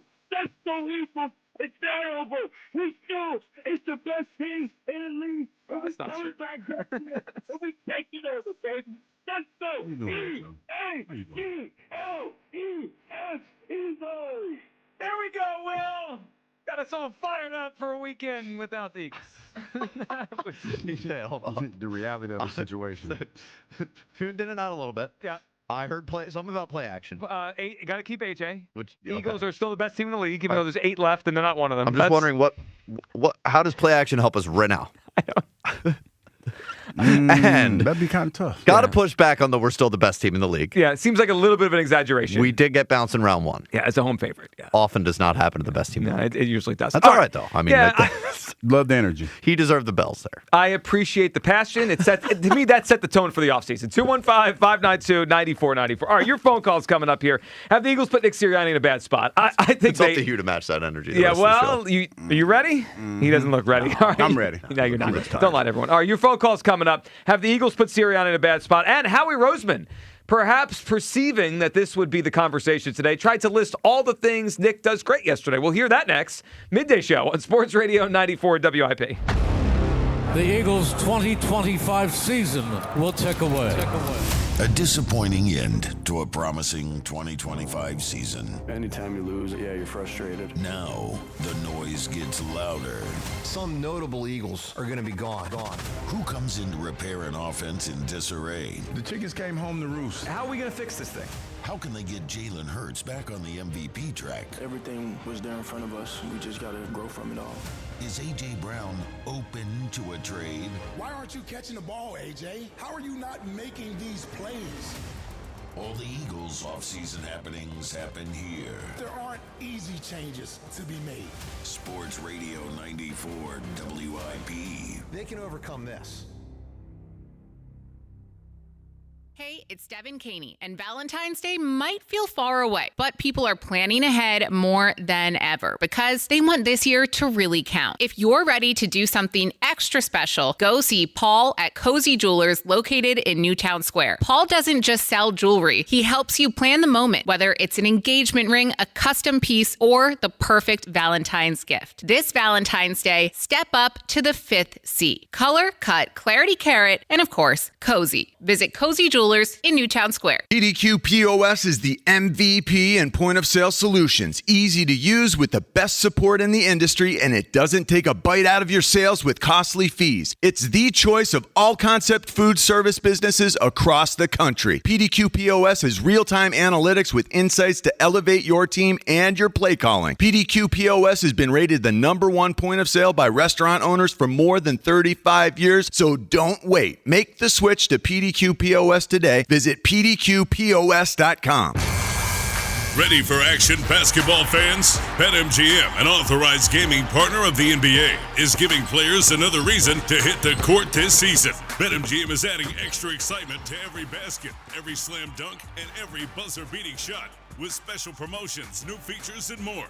Log in throughout the season to find odds boost tokens, no sweat tokens, and same-game parlay boost tokens in your account to amplify your winnings. Enjoy enhanced product features like Dark Mode 2. Log into BetMGM, an authorized gaming partner of the NBA, all throughout the basketball season to see what's new. BetMGM and GameSense remind you to play responsibly. If you or someone you know has a gambling problem, help is available. Call 1-800-GAMBLER. BetMGM.com for terms and conditions. 21 plus to wager. Pennsylvania only. Existing customer offer. Subject to eligibility requirements. Rewards vary and expire in 7 days. Philly, are you ready? The debauchery returns Friday, February 6th at Cheerleaders Philadelphia. It's the original wing pole, and you know how we bring it. Doors open at 8 a.m. with our legendary Legs and Eggs breakfast, with the winner of the wing eating competition walking away with a $2,000 cash prize. The wings are tasty, and our wingettes are smoking hot. Triple X superstar Alexis Monroe will be gracing our stages with a mouth-watering performance. Tickets available at cheerleadersphiladelphia.com. Day and night, PGW puts our energy into keeping you safe at home. PGW's 24/7 safety monitoring, infrastructure upgrades, and industry expertise help to deliver the essential energy you rely on and trust. And every mile of infrastructure we upgrade keeps energy delivery in Philadelphia more clean and more affordable. When you see us in your neighborhood, we're working harder than ever to stay on schedule and continue the work of keeping you safe at home. Remember, natural gas smells on purpose. Smell us? Tell us. PGW. Good morning. This is your Hardee's 2 for $5 breakfast mix and match alarm. We've got fluffy eggs and sausage on a made-from-scratch biscuit ready, or perhaps biscuit and gravy. Ooh, maybe a sweet cinnamon roll. Wake up and smell that sweet deal. Mix and match any two for just $5 for a limited time, only at Hardee's. Don't snooze on the app. Snag juicy deals, order ahead, and get to work on time. Maybe. Exclusive app offers for registered My Rewards members only. Available for a limited time at participating restaurants. When you need to know, depend on KYW News Radio 103.9 FM. Dangerously cold temperatures are gripping the region. Officials warning people to stay indoors if possible. The city's hosting emergency overnight warming centers throughout the weekend. New SEPTA crime stats show a significant decrease in crime. Another record-setting year for organ donation in our region. Gift of Life says their work's not done yet. Get the latest anytime on KYW News Radio. Now on Crystal Clear 103.9 FM. You've never needed us more. Straight Talk presents The Math of More. Here's how it works. When you say yes to more with Straight Talk, you're left with more for all the other good stuff. So getting an unlimited plan starting at just $25 a month equals more savings for your family's weekend adventures. And with a network covered by Verizon, you can share more from wherever you go. It's simple math, really. More equals more with Straight Talk. Available at straighttalk.com and Walmart. Taxes and fees apply. The $25 plan requires a compatible unlocked device and a new line of service. Additional terms apply. My name is Whitney Allen. I am a widow. My husband, Ryan, died. We never thought in a million years we'd have to use life insurance. The unexpected happened. With Ethos, it is so fast and easy. It's 100% online. You can get a quote in seconds, apply in minutes, and get same-day coverage. No medical exams, and you can get up to $3 million worth of coverage through Ethos. Get your free quote at ethos.com/radio. That's ethos.com/radio. Time spent on application may vary. Online health questions required. What's up, everybody? I'm Nick Costos, and watching sports isn't a hobby, it's a lifestyle. And my show is not a job, it's a passion. From the NFL playoffs to the NBA and everything in between, celebrate sports with me every day on You Better You Bet from 9 a.m. to noon Eastern. Download the Odyssey app now and listen to Westwood One Sports from anywhere. It's You Better You Bet with me, Nick Costos, live and interactive Monday through Friday, 9 a.m. to noon Eastern, presented by BetMGM. As a mom, comforting my family is what I do best. Vicks Vapor Stick provides soothing, non-medicated Vicks Vapors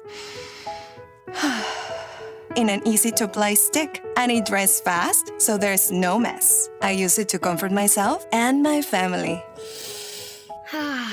Thanks, Mom. Vicks Vapo Stick, soothing comfort for the whole family. And try Vicks Vapo Shower Max for steamy Vicks Vapors when you need more comfort for yourself. Use as directed. What's good, y'all? It's Von Miller, Super Bowl MVP, Sack Master, and now your host of Free Range. This is where NFL meets real talk. Every week, I'm bringing you inside the game, from locker room stories to league-wide headlines. You want football IQ, locker room insight, and real conversations with the people shaping the league? Welcome to Free Range with Von Miller, where nothing is off limits and every down counts. New episodes every Wednesday. Listen and follow Free Range with me, Von Miller, wherever you get your podcast. Former Eagle Hugh Douglas, current minivan driver Joe Giglio, on Sports Radio 94 WIP. Hey! They should have hit this like a soundtrack with when Howie started talking about Sirianni yesterday. He's the best. I don't trust him with anything. But he's the best. Welcome back. Midday Show. Hugh Douglas, Joe Giglio. You guys with us. 215-592-9494. A lot to get to. We will get to the latest story out by Mike Silver of The Athletic about Jalen Hurts and how the Eagles handled the Jalen Hurts question yesterday. I mean, if you think Hugh Douglas filibusters around here, you're going to wait for this answer. We might have to time this one. All right, we'll get to all that. We'll get to that. Also, last night, the news that Kyle Tucker, the number one free agent still out in baseball, signed with the Dodgers, is sending a ripple effect everywhere. So what that means for the Phils and the sport of baseball coming up. A lot to get to on the show. But let's hear, before we go back to the phone lines, your thoughts on Sirianni and yesterday. I just think that they're putting the guy in a bad spot. Whether you think Sirianni's good, great, or whatever, he's being put in a bad spot. I'm looking at this column this morning by Jeff McClain, and it kind of, it's similar to the conversation we're having, but he alluded to the idea if they bring in a former head coach to run the offense, and he threw out the names Daboll and McDaniel, which those names are out there. I believe the way he framed it in his column would make Sirianni seem even more powerless. Powerless.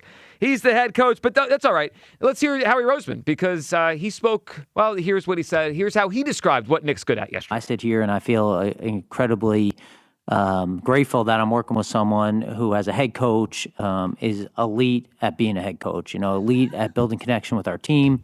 Elite about talking about fundamentals, game management, situational awareness, bringing the team together, holding people accountable. And when you're looking for a head coach, those are really the job descriptions. And as you're building out a coaching staff, you're talking about being able to do that, being able to have elite play callers on both sides of the ball. And when you think about how hard it is to find those three things and that we have one, I mean, we're starting with a huge advantage. So I think that puts us in a great spot. What'd you make of that? He's right. I mean, he's right. Nick Sirianni is, without a doubt, the connective tissue of this team. Now, we can sit here and argue all day long about how smart he is and all this other stuff.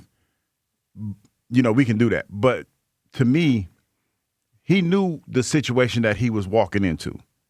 I don't think that when he was in Indianapolis that he was a bubble head coach. He was an innovative coach, right? And that's the reason why he was on the hot list of coaches that year. He did, yeah. He got interviews because he was an offensive coordinator, not because he was an elite, whatever the words have. Yeah, and so this is what I think happened, Joe. And this is where this is how I think you need to look at it. He knew the situation that he was walking into. It's almost like when you're dating. Here's analogy time. And you meet a young lady, and she tells you that she likes to snack on $1,000 caviar at night to help her go to sleep, right? And when you're courting this young lady, you sign up. You say, okay, because you're attracted to her, you like her that much, and she told you up front what this was going to be. Sure. And you signed up for that. So now you can't complain about it. You got to keep that going. Like, he signed up for this. He signed up for being a puppet. He signed up for that. That's not a great analogy. I'm sorry. It's an awesome analogy. It's an awesome analogy. It's just like, for example, when I was telling you about the young lady that wanted to go to what was it called? The fancy restaurant that you got to wait a year to get into? It was like a Mediterranean or... Yeah, the Mediterranean. The Mediterranean spot. Kyle, you knew the restaurant's name when he said it. You're like, oh, yeah, I forgot down there by... Zahav. I was like, what the hell? Yeah. I'm not trying to, I can't sustain that. So I'm good. I'm not trying to sustain that type of relationship. That feels like a you problem. No, but that's what I'm saying. That's what this is. You could take a nice lady out to Zahav. No, listen. I mean, you could. You just choose not listen, to. Come on now. I would take you to Chicky and Pete's. How can you say that in French? Nice little French. They got some good. Have you tried their lobster pizza? I have. Oh my God, it's to die for. You know what I'm saying? I'm sure that's going to work. Shea Chicky and Pete. There you go. Shea Chicky and Pete. You just put the Shea on the front of it. No. You know what I mean? But I'm just saying, if you signed up for that, then you can't buck the trend. Wait, no, you can. No, you can't. They won the Super Bowl with this head coach. And they've had and according to Devontae, it's been the same scheme for 5 years now. I mean, come on, guys. Yesterday, Nick Sirianni officially went on the hot seat for next year. I mean, he did. No, he did. Well, I think he did. And that's he absolutely. He did. And guess what? I don't even think saves him. Winning. Again, if I'm just using these guys because they have head coach pedigrees. Stefanski, McDaniel, Daboll, right? If they come in here and they run the offense, it's all their offense, and the Eagles score 30 a game, and Jalen Hurts is in the MVP discussion, that guy's not getting out of the building. They're not going to let him leave, and this fan base won't let them leave. So guess who has to leave? Nick Sirianni. I mean, like that's what happened yesterday, and ultimately that would be good for us. Like if the Eagles are winning and they're scoring points, that's all we should care about. I just think the team is putting the head coach in a bad spot. Where do you guys come down? 215-592-9494. Caviar to snack on at night. Here? I'm just saying it was an expensive. I was just trying to use an expensive. I know. I just analogy. was wondering where it came from. Caviar. That sounds like a recipe for awful breath. It sounds snacking on caviar, going to bed. The hot mouth. Cooked. Gross. Chris in Jersey's up. What's up, Chris? Morning, guys. How you doing? Morning, Chris. Hey, I just have a perspective on this thing that I wanted to kind of float by you guys. Sure. So when it comes to Nick, I mean, his job is to be the overall director of the team. And the people working for him, are doing the job that they need to do to make sure that they keep their jobs, and Nick's responsibility is to make sure that these guys are doing what they need to do. As far as his responsibilities, though, for the offense, I mean, honestly, I want us to hire a really good offensive coordinator, maybe one of the guys you guys just mentioned, but please not Brian Dable. I live up in North Jersey, and I've had a bird's eye view on that guy. We don't want that guy. But I guess my point is, you want a guy that really knows how to run an offense, design an offense. I don't necessarily want Nick as the head guy designing the offense, being an author of the offensive plan. What Nick needs to have is audit responsibility for that offense. So if he sees something that's not right or things aren't working the way they need to, then he jumps in and gives his input and manages the process. So, Chris, before you go on, and I think I generally agree with you. I think that whole overall idea sounds good. But I'm just going to ask you what you think, because I have my opinion on it. Do you think he has any audit ability on Vic Fangio, or Vic does the defense? Well, I mean, I think ultimately as a head coach, he has the ability to audit. Does he need to audit Vic Fangio? Probably not. So my guess is he, I guess, does maybe have it, but I don't think he's ever yielded it or wielded it. I don't think he ever would go tell Vic Fangio to do something different.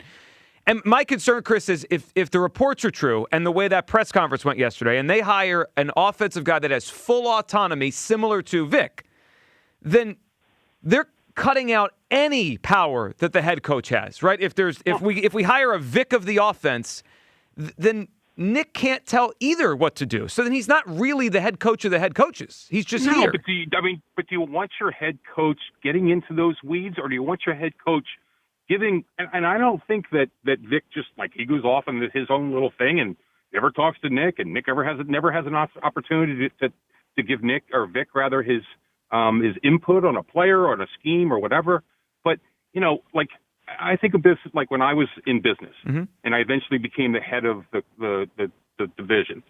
I was a worker bee, right? I was the offensive coordinator before I became the head coach, and the skill set is just different, guys.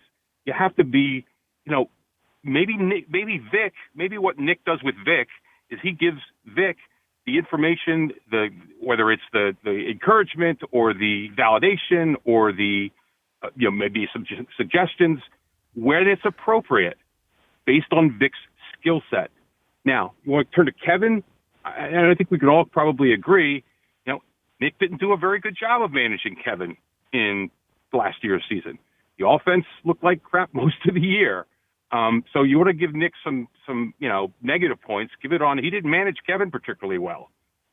He didn't give him the advice at the right time. And quite frankly, as an offensive-minded head coach, you would think that he would have more input with what's going on, especially with a new offensive coordinator. Well, to your point, and he admitted, and it came out, and then he admitted it yesterday, that he got more involved towards the end of the season. A Chris, good phone call, and it didn't go well, right? I don't know how you want to parse when he got involved.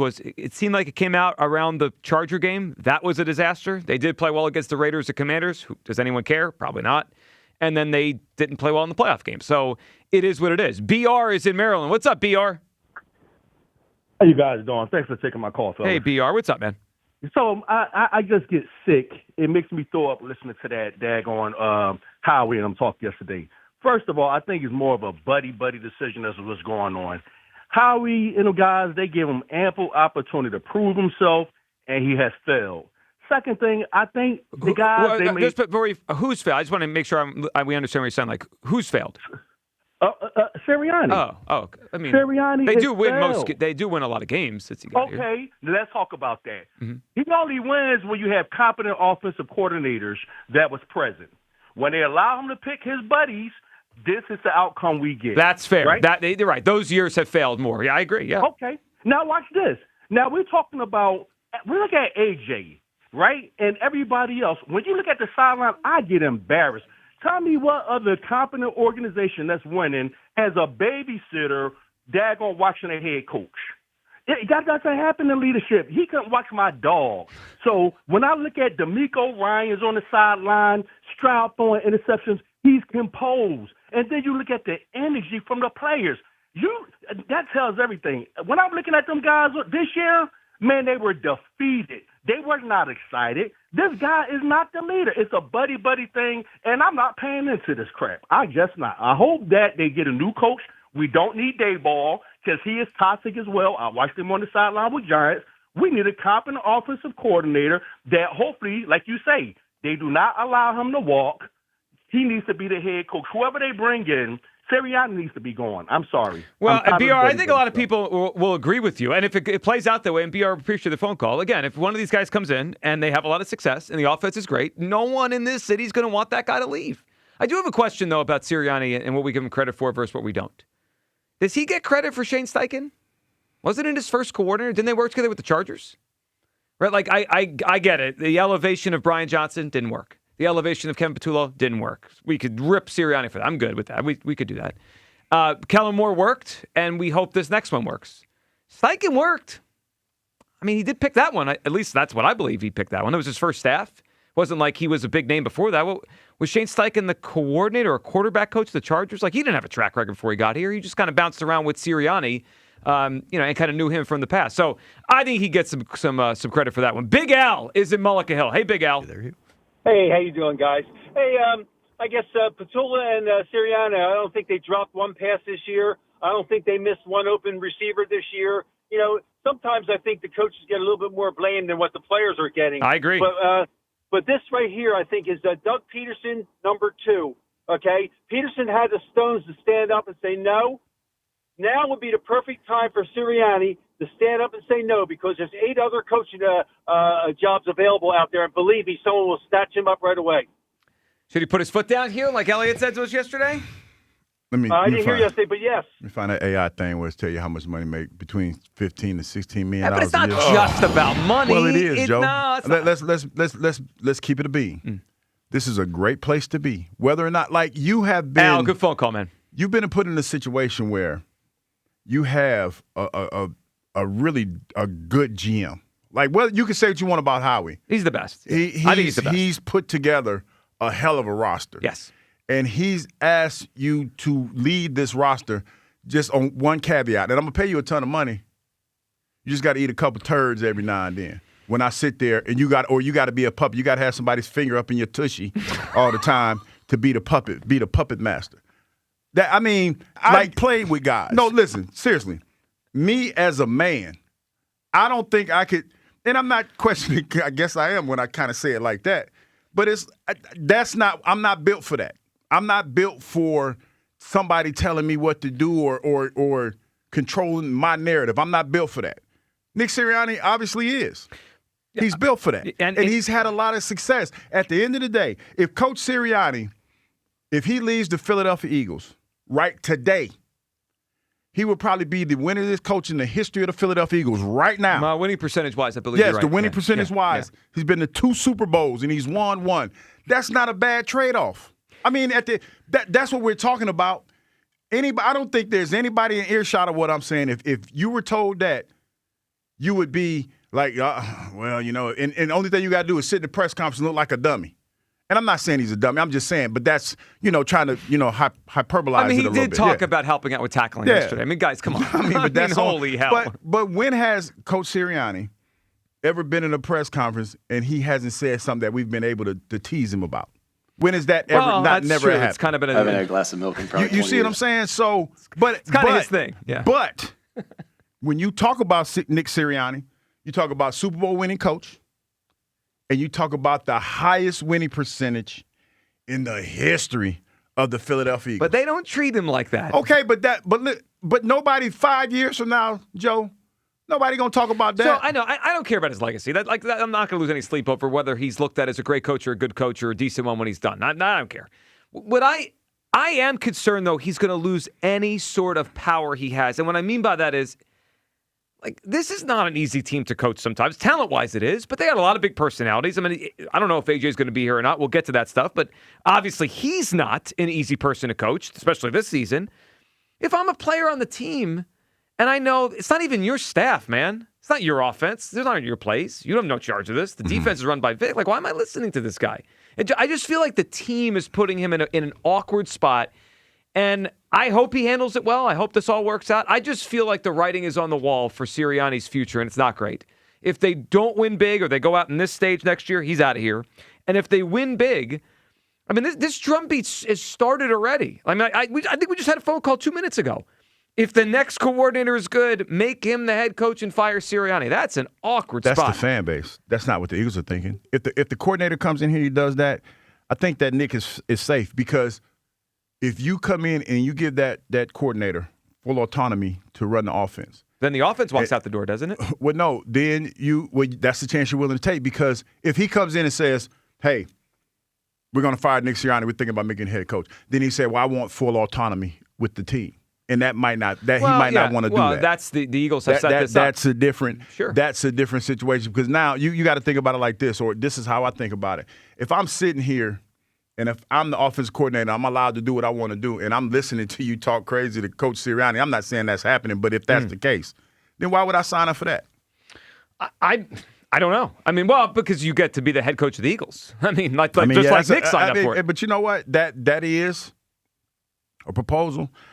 Me personally, I don't think I can do that. I just have in all my years of watching pro football, I've never seen anything like this, ever. And I know people will say he's been here 5 years, it's been similar. This feels like the most extreme version of this. You mean like the puppet well, master? Just like, if he got annoyed 2 years ago at those questions, what do you do around here? Wait until this summer. If they if they do end up on the offensive coordinator that really has their own offense, he's going to, and those questions are going to be peppered at him. Well, no, this is what he said, but this is what he set up. Rachel and Marlton up. What's up, Rachel? Hey, how are you guys? What's going on? Happy Friday. What's up, Rachel? So I listen to you guys every morning, every day, and I have two things to share. Mm-hmm. The first thing is when I look at this whole Eagles team, I think Sirianni ate some humble pie because he bought in Patullo, and he realized he made a mistake, and it was too late to fix it, and it was a whole trickling effect. I think it affected him, it affected his relationship with Patullo, and then it affected the entire team. And I think what's happening now and the direction that they're going is not him stepping off or looking differently as a head coach. It's looking at a company and saying, okay, what am I going to do to bring the best out of my players?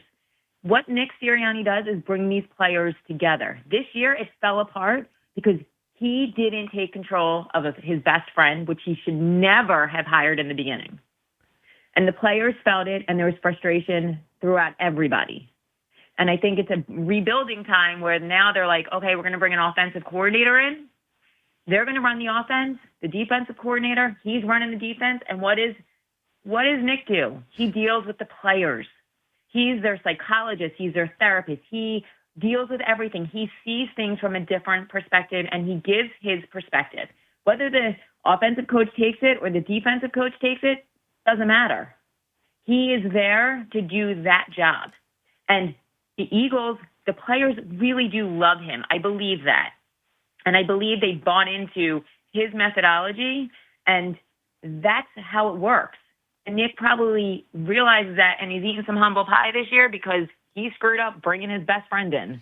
Well, that did. And I mean, Rachel, to your point on that, the statement that they probably told him to write when they got rid of Patullo, and then yesterday, that whole press conference yesterday. And Rachel, we appreciate listening. Great phone call. That was humble pie. I mean, he had to eat that one. I mean, that because it's his guy, and they had to move on. All right, 215-592-9494. We'll get to all your phone calls here. Are the Eagles putting Nick Sirianni in a bad spot? Hugh doesn't think so. I do. I just feel like we're heading towards a no-win for him in particular as the head coach of the football team.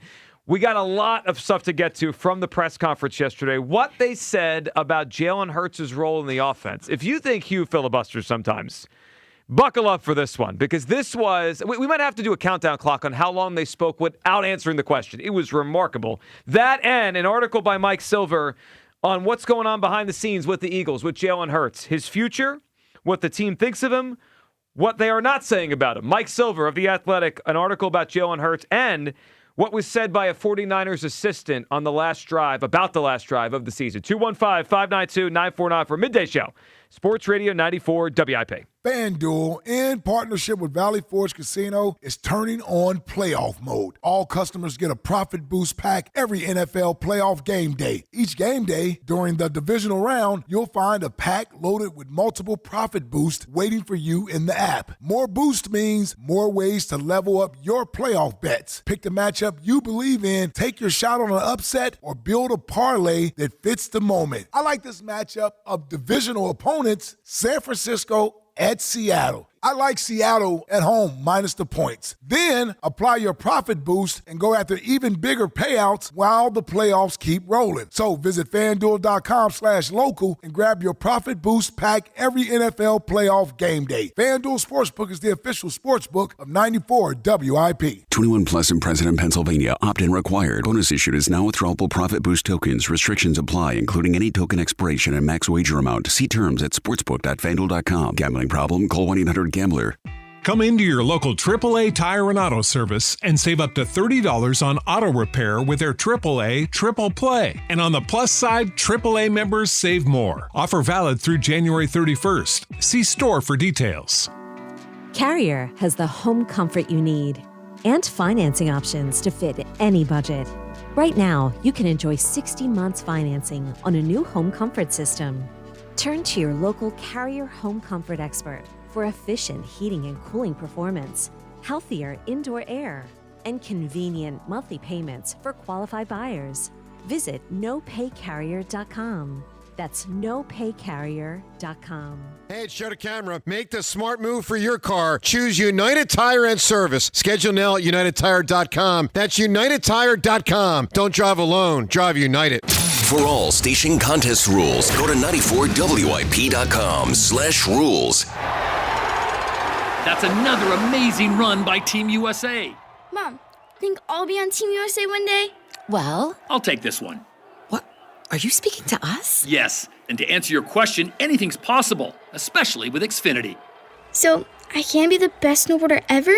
Well, I can't guarantee that, but Xfinity can guarantee that your internet price won't change for 5 years. Okay. What if I practice every day? Then maybe you'll be snowboarding for Team USA at the next Olympic Winter Games. And Mom, you'll still be paying the same price for Wi-Fi. Ooh, really stuck the landing there. It's the Xfinity Gold Medal Celebration. Now through February 22nd, get our best price on gig Wi-Fi for 5 years guaranteed, just $50 a month. Plus, get Peacock Premium included for 2 years. That's a $10.99 value per month. Xfinity. Imagine that. Proud partner of Team USA. Restrictions apply. Requires paperless billing and auto pay with stored bank account. Taxes and fees extra. Actual speeds vary. Ready for action, basketball fans? BetMGM, an authorized gaming partner of the NBA, is giving players another reason to hit the court this season. BetMGM is adding extra excitement to every basket, every slam dunk, and every buzzer-beating shot with special promotions, new features, and more. BetMGM and GameSense remind you to play responsibly. If you or someone you know has a gambling problem, help is available. Call 1-800-GAMBLER. BetMGM.com for T's and C's. 21 plus to wager. Pennsylvania, New Jersey only. Existing customer offers subject to eligibility requirements. Rewards vary and expire in 7 days. Hey, Joe to Camera here. Picking out an engagement ring can be terrifying. Trying to find the right ring, no idea where to start. Well, let me tell you where to start. Family and Company Jewelers in Marlton, New Jersey. They are phenomenal. From junior on down, they will guide you through the process. Selection, shape, size, price range, they cover it all. Family and Company Jewelers, Route 70 in Marlton, New Jersey. You will not be overwhelmed in the buying process because you'll be in great hands with them. Get yourself to Family and Company Jewelers, the place to go. Family and Company Jewelers, South Jersey's diamond destination. Wesley Financial Group is not a law firm. Ask yourself this question. Is it really worth holding on to that timeshare that you know you need to get rid of? Here's the truth. The average maintenance fee just went up over 17%.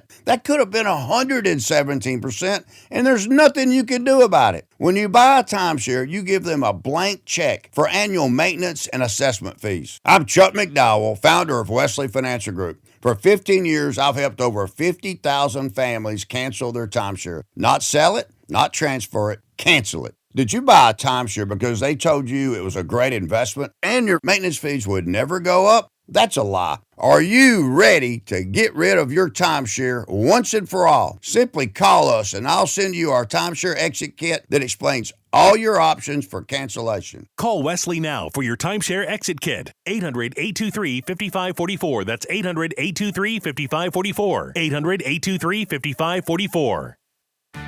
This is the story of the one. As an HVAC technician, he and his digital multimeter are in high demand.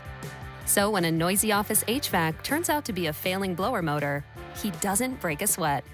With Grainger's easy-to-use website and product information, he selects the product he needs to keep everything humming right along. Call 1-800-GRAINGER, click Grainger.com, or just stop by.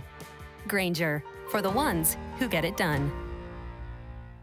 My name is Whitney Allen. I am a widow. My husband, Ryan, died. We never thought in a million years we'd have to use life insurance. The unexpected happened. With Ethos, it is so fast and easy. It's 100% online. You can get a quote in seconds, apply in minutes, and get same-day coverage. No medical exams, and you can get up to $3 million worth of coverage through Ethos. Get your free quote at ethos.com/game. That's ethos.com/game. Time spent on application may vary. Online health questions required.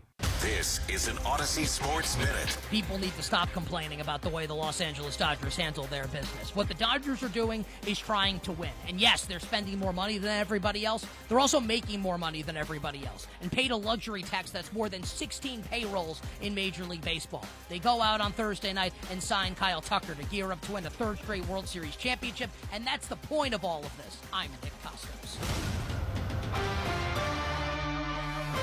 94 WIP HD1 Philadelphia. Live from the Tasty Cake Studios. Sports Radio 94 WIP. An Odyssey Sports Station. Guess what? What is it? What? Now you can listen to Sports Radio 94 WIP on the iHeartRadio.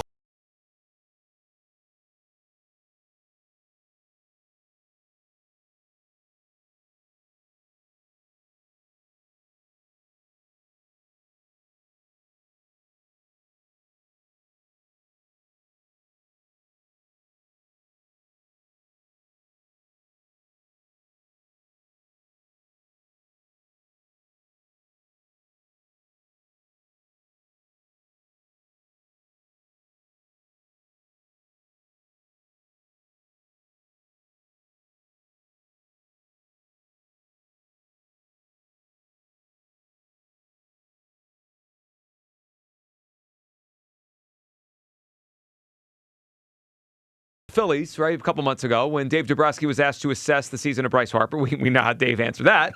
Caused the whole firestorm. Well, we went the other way yesterday. So asked about, now the discussion point at this point in the press conference had become about, obviously the offense wasn't good enough, right? That was kind of the backdrop. Everyone knows that. They acknowledged it. So the question, fair question, here it comes, is how would you acknowledge Jalen Hurts' role in this year's offensive struggles? I mean, this is Hugh Douglas level filibuster like I've never seen before. Here it is. What role do you guys see that Jalen Hurts had in the offensive regression this year? You know, again, when you talk about like I think what I felt throughout the year was there was a lot of questions on Kevin, and like I've said to you guys, like we all had a hand in you know, our offense this year, good, bad, you name it. We all had a hand in it, and that's every coach, every player, myself obviously at the front of that list. But again, I love Jalen Hurts. I love everything that he brings to the table. Wasn't the question. You every time you step on the field, you feel very confident you can win any game that you're going to play. when you have him as your quarterback, and he's shown that to this organization, to myself, to Howie, to the to the city, that he's a winner, and he is able to do many different things at a very high level. We're going on a full minute. But again, anything that, whether it was winning the games or whether it was us not play up to our performance on offense, we all have our hands in that, and that close to 90 seconds. This is a joke, quite frankly. And that's what again, I love about this team. Everyone's looking at themselves first and foremost to say, what could I have done better in this scenario? And that's why I love these players. Can we get to 2 full minutes? You feel that's why we have the connection that we do, is that everybody is saying, man, if I had done this, or if I had done that. I can't do it anymore. For the audience sake. Sorry, everybody. We almost got to 2 full minutes. The question was about this year's Eagles and the role Jalen played in and why the offense wasn't as good as they wanted to be. Jalen. He loves him. He's a winner. When Howie got on this, he talked about how he was a Super Bowl MVP. Sometimes it sounds like are we talking to fans here?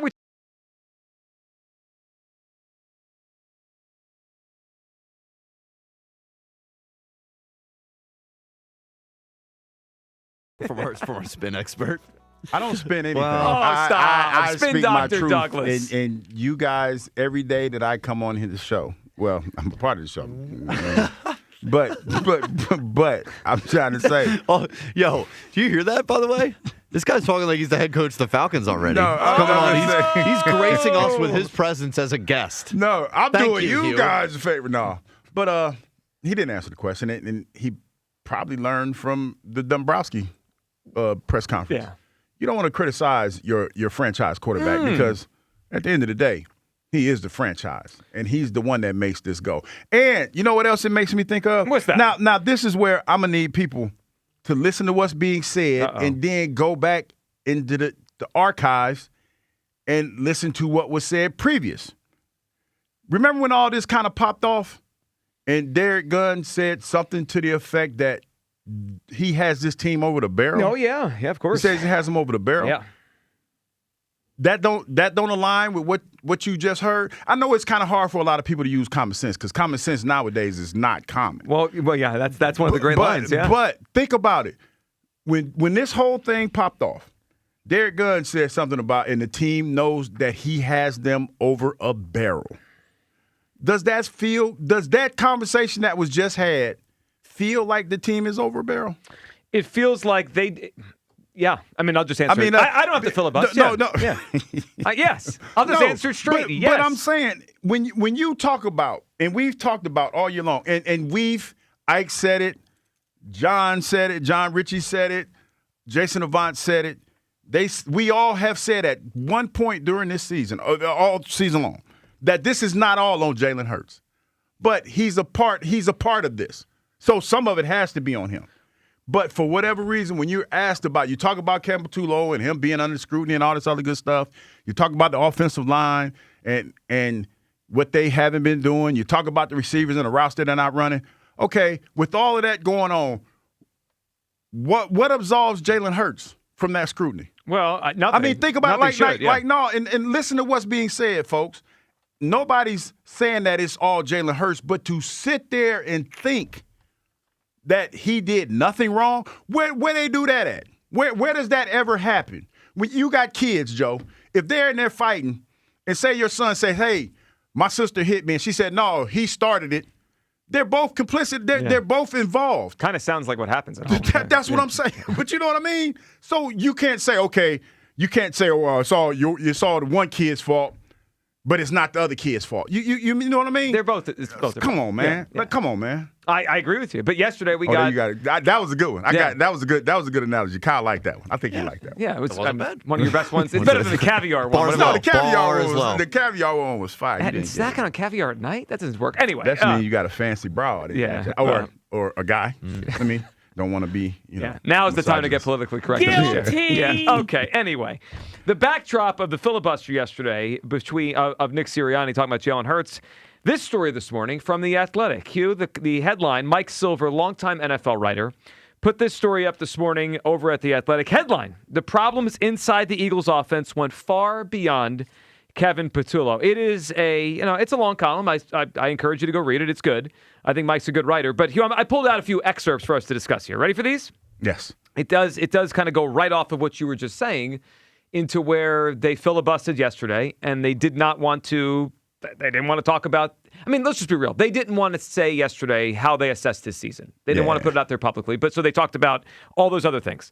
Here is what Mike Silver wrote in the article, which is interesting compared to that. Quote, a sense inside the locker room that the Eagles' power brokers, Sirianni, General Manager Howie Roseman, and Jeffrey Lurie are reluctant to criticize Hurts for all that the quarterback has accomplished, including 2 standout performances on the sport's biggest stage, one of which earned him Super Bowl MVP honors. He has been the source of much internal frustration, including from teammates other than A.J. Brown. Hugh, your response to the idea that there are players and people in that locker room that are frustrated with him not named A.J., because usually it just feels like it's A.J. being the loudest. I mean, that's kind of what other people have alluded to, that there have been other people that feel, not outside of A.J., that Jalen is somewhat the issue. And then you have to think about it like this, because I know it's a lot of people don't have the access that we have, and you have to kind of, people talk, and you kind of have to, sift through all of that and figure out what's real and what's not. But the one thing that has been the constant this whole season, and you go back and think about it, is that whether you like what I say or not, when you ask the guys that are in the locker room about this offense, to a man, I've never once heard any of them say that it was Kevin Patullo's fault. Never once said that. Never once heard that. But on the flip side of that, never once heard anybody come to Jalen's defense in the offense. And I think that's kind of telling. Not saying that is all his fault, but that is kind of telling. Well, and those seem to be a split, too, because the way Mike says it, and you heard it yesterday, that the people in charge, right, the Siriannis, the voice, one of the voices of the team, Howie and Jeff do not want to criticize Jalen. But the other people inside are like, I mean, there are obviously some frustration there with Jalen's play. All right, there's more to this, and it's interesting. Hugh, let's unpack what he said about the end of the game on Sunday against the 49ers. And Mike is a Bay Area-based writer, so he's always got people he seems to talk to out with the Niners. This is from the article. Quote, Niners defensive coordinator Robert Saleh didn't do anything exotic, playing a defensive alignment called M-check, a variation of quarter scheme that featured 4 defensive backs patrolling a quadrant of the secondary. And this is the part, and now I'm editorializing, that got me. But then back to the quote. Quote, as one 49ers defensive assistant told me, we were going to make Hurts play quarterback. And if we go back to the Super Bowl that Jalen won, that was what Spags did. And Jalen made him pay for it. That day he did. He did. He made him pay for it. On Sunday he did not. Yes, he did. Right, he so made him pay for it. We got both parts of it. Yeah, and I say all that to say this. It's not – everybody gets criticized in the NFL. And that it's a part of the job. I remember being in meetings and we would win games and we would still get criticized. Hey, you held the team to 17 points, but you gave up 120 yards on the run. That's just the game. That's how the game goes. And I know for a lot of people it's hard to hear that when you've had somebody that has accomplished so much. But everybody, like, hell, Brian Dawkins got criticized. Not a whole lot, but he still got – and it was a different – to be fair, it was a different kind of criticism, but it still happened. You know what I mean? So it's not being disrespectful to say, hey, you know what? Jalen probably could have played better this year. So one more thing on the Hurts aspect of this article that was interesting. So you mentioned, and it's funny that you brought this up because it's brought up in the article as well. Hugh, you brought up the Derek Gunn report, right, from a few months ago, where he kind of compared the situation now with Jalen to what the Eagles were dealing with they had paid Carson Wentz, right? Yeah. And remember, Derek Gunn said they might Wentz him, and he meant, get a new quarterback. Here is what Mike Silver wrote at the end of his column. Before Sirianni arrived in 2021, the Eagles had another perfectionist franchise quarterback who wasn't seen as a connector in the building. Carson Wentz, the second pick of the 2016 NFL draft. It was something of a shock when Roseman, the ultra-aggressive GM, used a 2020 second-round pick on Hurts, who ultimately made Wentz expendable. Could history repeat itself? Some NFL sources familiar with the Eagles' organizational mindset believe they might draft a quarterback this spring. You need how high? Second pick? Third pick? I mean, Jalen was the 54th pick, I believe, 53rd, 50. I had to look at that because it was second round pick. You're gonna have to get some offensive players in here. Maybe an offensive lineman. With that first pick, I'm thinking maybe a receiver. Maybe I don't. There's a lot to do in the offseason, but I don't see them with what they potentially would need.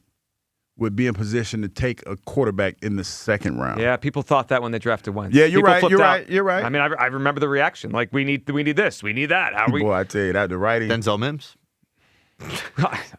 Didn't he wash out pretty quickly in the league? Oh yeah. Now the thing is, like we don't want to looking at the mock draft. Don't want to criticize him over a barrel. There's only. You know why that is? They don't have a real alternative, right? I don't think most in the league view Tanner McKee as a real alternative. The Eagles didn't have a real alternative to Wentz until Jalen got here and started to show them he could play. That's the way. If that's the way they feel, I think they absolutely would do it. We shall see. All right, 215-592-9494. The article is got a lot, and it certainly paints a picture that this was not just Patullo. At least the people in the Eagles, the players, don't feel like it was only Patullo. Let's go back to the phone lines here. Your reaction to all this.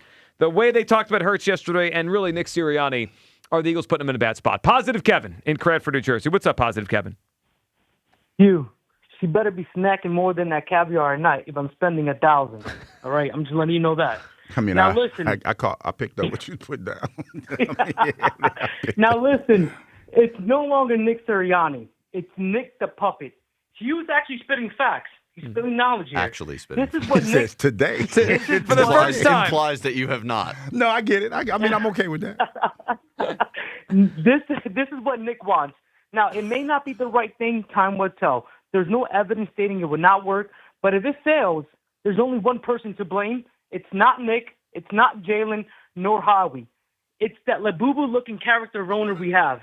Wait a minute, not the Labubu. Wait, you talking about Big Dog? No, who's the Labubu? No, I'm talking about Jeffrey Lurie. Jeff Lurie's a Labubu. Oh, that's cool. Now, Big Don had a Labubu on Sunday. I don't know if you guys noticed that. Did you see his Labubu? Yeah, but Jeffrey Big Don Lurie had one. looks like one. This is what he wants. This is exactly what he's getting. A puppet that's going to say yes. Now, I must say the spotlight is on Jalen this upcoming season, and the Eagles better not extend his contract. I hate to say this, but the Eagles need to treat Jalen the same way the Cowgirls treated Dak. Prove your worth, and we'll reward you. That's the only way we can really advance with this. I agree with you on this. There's just unless he took a pay cut. I mean, and then you could have more good players around him. When I don't think he's going to take a pay cut. Unless Jalen Hurts wants to take a pay cut this offseason to go down to like the Baker Mayfield, Sam Darnold level of salary, I'm not giving him more money. I'm with you, Kev. I think it'd be crazy. I mean, I just think it would be a crazy long-term investment. Like, he's under contract already, right? He's not going anywhere. He's on the team next season. I'm with you. I would not extend him. If he plays great this next season, sure, then extend him. But and unfortunately, all the money is invested in the offense. So I'm telling you, the damn Eagles better not extend his contract. They need to start focusing more on that defense. That's what seems to be working. So we need to put more money into that defense, and that's all I got to say. Kevin. Well, you're right. Well, you too, Kevin. Appreciate it. That was the most positive Kevin was in a while. Yeah. It wasn't very positive, though. I mean, no, but I guess he wasn't angry. Maybe that was give Jalen an ultimatum. I don't think you can. Yeah. Give Jalen an ultimatum? Yeah, you can. Hugh. Well, are you paying him this offseason? See, this is the thing. That's a yes. I don't think no, because I'm trying to weigh what I just heard against what potentially might happen.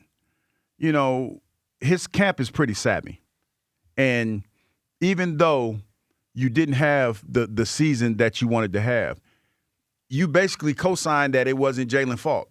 Like the Eagles basically kind of absolved him from the fault publicly. Yeah. So if I'm his agent, I don't have a problem asking for more money. Well, they can ask. I mean, you can ask for anything. That's what I'm saying. Now do. Here's the caveat. The Eagles have absolved him from that, so I think that there's a conversation had. You know. No shot. I think whether people like it or not, it's a make or break season for Jalen. Of course, especially if they draft a quarterback at day 2. Of course. I mean, we kind of said that. We've been saying that for like the last couple of weeks. I know, but even without that, if they don't extend him this offseason, that means that the talk really it comes into focus a lot more next offseason, right? If he has another bad season, another down year like this, then we're not just talking about not extending him, but we're talking about maybe Sirianni's out of here. That means new coach. Does he want to get a guy in here? Everything's on the table then. With everybody. Boy, this stuff moves fast. We were at a parade last year. I think it's more likely that it goes the other way, the positive way, that we bounce back than this. I'm just saying it's make or break. I agree. This is it. And that's the NFL more than it's just the Eagles. I mean, the NFL is like that. Exactly. I mean, I think we sometimes we get in our own we live in a bubble sometimes. Feelings? We get in a feeling? Well, I think about it, last offseason, the Rams allowed Matthew Stafford to go shop himself to any team that wanted him. He talked to the Raiders. He talked to the Giants. Remember that? They were letting him do that. And if a team gave him the contract he wanted, they were willing to trade him. Now they might go win the Super Bowl. So this stuff's always in a flux. It's not just the Eagles. It's not just Jalen Hurts. But look, if I'm the Eagles, to the last caller's point, there's just no way in the world I'm giving him more money this offseason. It's not. I just think it would be a bad long-term investment based on what I've seen recently. Chris in Middletown. Hey, Chris. Well, it's a no football Friday, guys, and I'm a bit better. Well, it is a no football Friday, but yet we're still yelling about the Eagles. So, we're supposed to be here. Well, I'm glad because, Joe, I want to get right into this because you mentioned that, Nick is going to get those questions this summer. Like, what the hell does he do here? Yep. And good. You know what? He hired Patullo, who ended up getting exiled back to Howie's old closet office. And, he should be getting those questions because everyone is wondering what the hell he does. And you know what? Here's what needs to happen. Howie likes to course correct. We know that. He'll overswing the pendulum. And I feel like that's coming here because Howie needs to course correct. From the past few years, he's had this pattern of hiring great OCs and then losing them while keeping Nick. And I think it's time. He needs to go find another OC like Coach Goober Moore, and then this time keep him and send Coach Nonsense Chatter Sirianni, long talking Nick, out the door. You know what? Because all we know Nick really does around here is sit in his office and reshuffle the core values. This is going to be a big offseason of reshuffling those core values. I mean, that's going to take up a month or two, I would think. Joe, it's not working. I mean, I think it entertained the team long enough, but it's wearing thin. Is kind of what I'm saying. We're talking about him like he's a variety, like a variety show. Well, and you know what? I want you guys to think about something here, and I want to throw this out to you because look, we ran into this problem with Doug. Doug, maybe we overvalued Doug, right? Because they fired him. And then they brought in Bubblehead, and Bubblehead took us to 2 Super Bowls, and we won one. Well, with Doug, what happened to Doug? Doug went to Jacksonville, and like a lot of former Eagles do, and failed badly. He's not the first. That was a big shot at Hugh. Yeah, but guys, listen. Here's my thought for you. So maybe, like in the same way. Some people criticize Jalen and say he's surrounded by so much talent. He's kind of overrated because there's so much around him that it's lifting him up versus him lifting them up. You know what? Maybe the same could be said about Nick, that the organization is so strong around him. They put so many talented players around him. They give him these top coordinators that go on to be head coaches, and they bring in all this stuff like a Vic Fangio and a Shane Steichen and a Coach Goober, right? That maybe we're overvaluing Nick and how good Nick is, and maybe to replace him, it's not going to be as difficult as what we think, okay? And that's why I think if you find that next big OC, you hang on to them and you let him go at the door. And then I got one last thing for you, Hugh. I got to pass a message along from Rhea. Mm-hmm.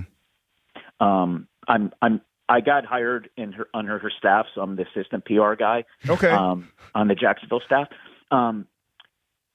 Atlanta staff. Sorry, Atlanta. Hugh, you just got to stop hanging up on callers.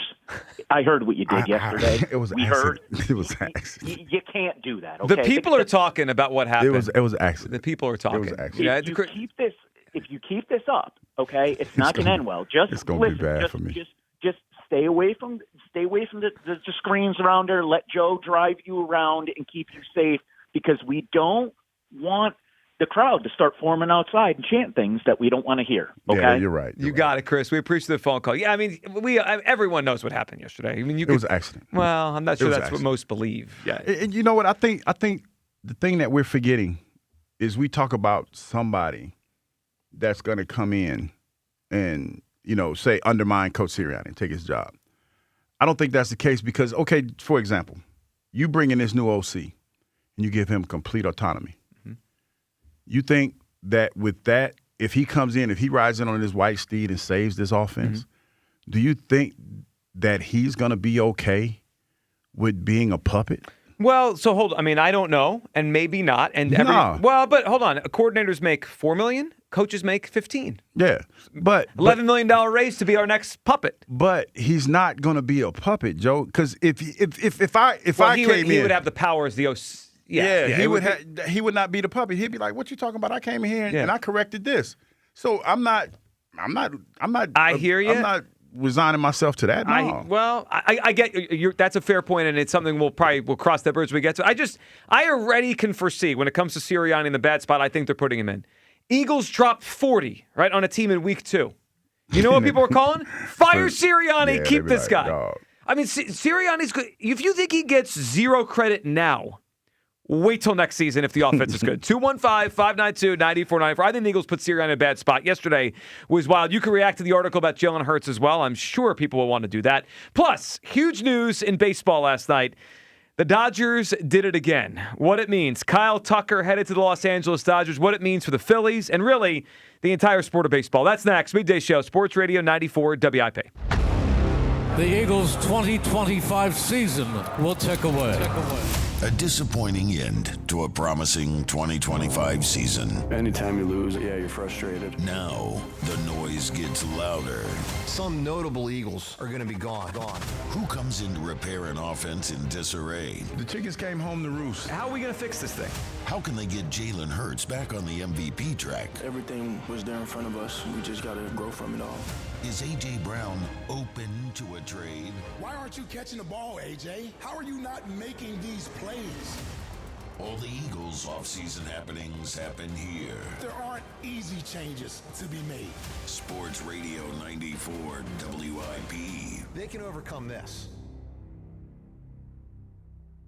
Dan owed an unbelievable amount of money to the IRS. I got behind on my taxes. It's a horrible feeling. He was in denial. And when I got those letters from the IRS, you wanted to act like they didn't exist. Finally, Dan turned to Optima Tax Relief, the leading tax resolution firm. A-plus rated by the Better Business Bureau, they've resolved over $1 billion for their clients. Optima got me a settlement with the IRS. These people are really people-friendly. It was every bit of a new lease on life for me. The fast action and the great results made Dan's head spin. I felt like I was in a dream, but it's real, and I have paperwork to prove it. They got the job done, and life is good. For tax help you can trust, call Optima now for a free consultation. If you're worried about what's going to happen with the IRS, stop worrying. Make the call now. Call 800-392-7955. 800-392-7955. 800-392-7955. Optima Tax Relief. Testimonial from an actual client. Some restrictions apply. For complete details, please visit OptimaTaxRelief.com. Listen up, football fans. You won't want to miss this.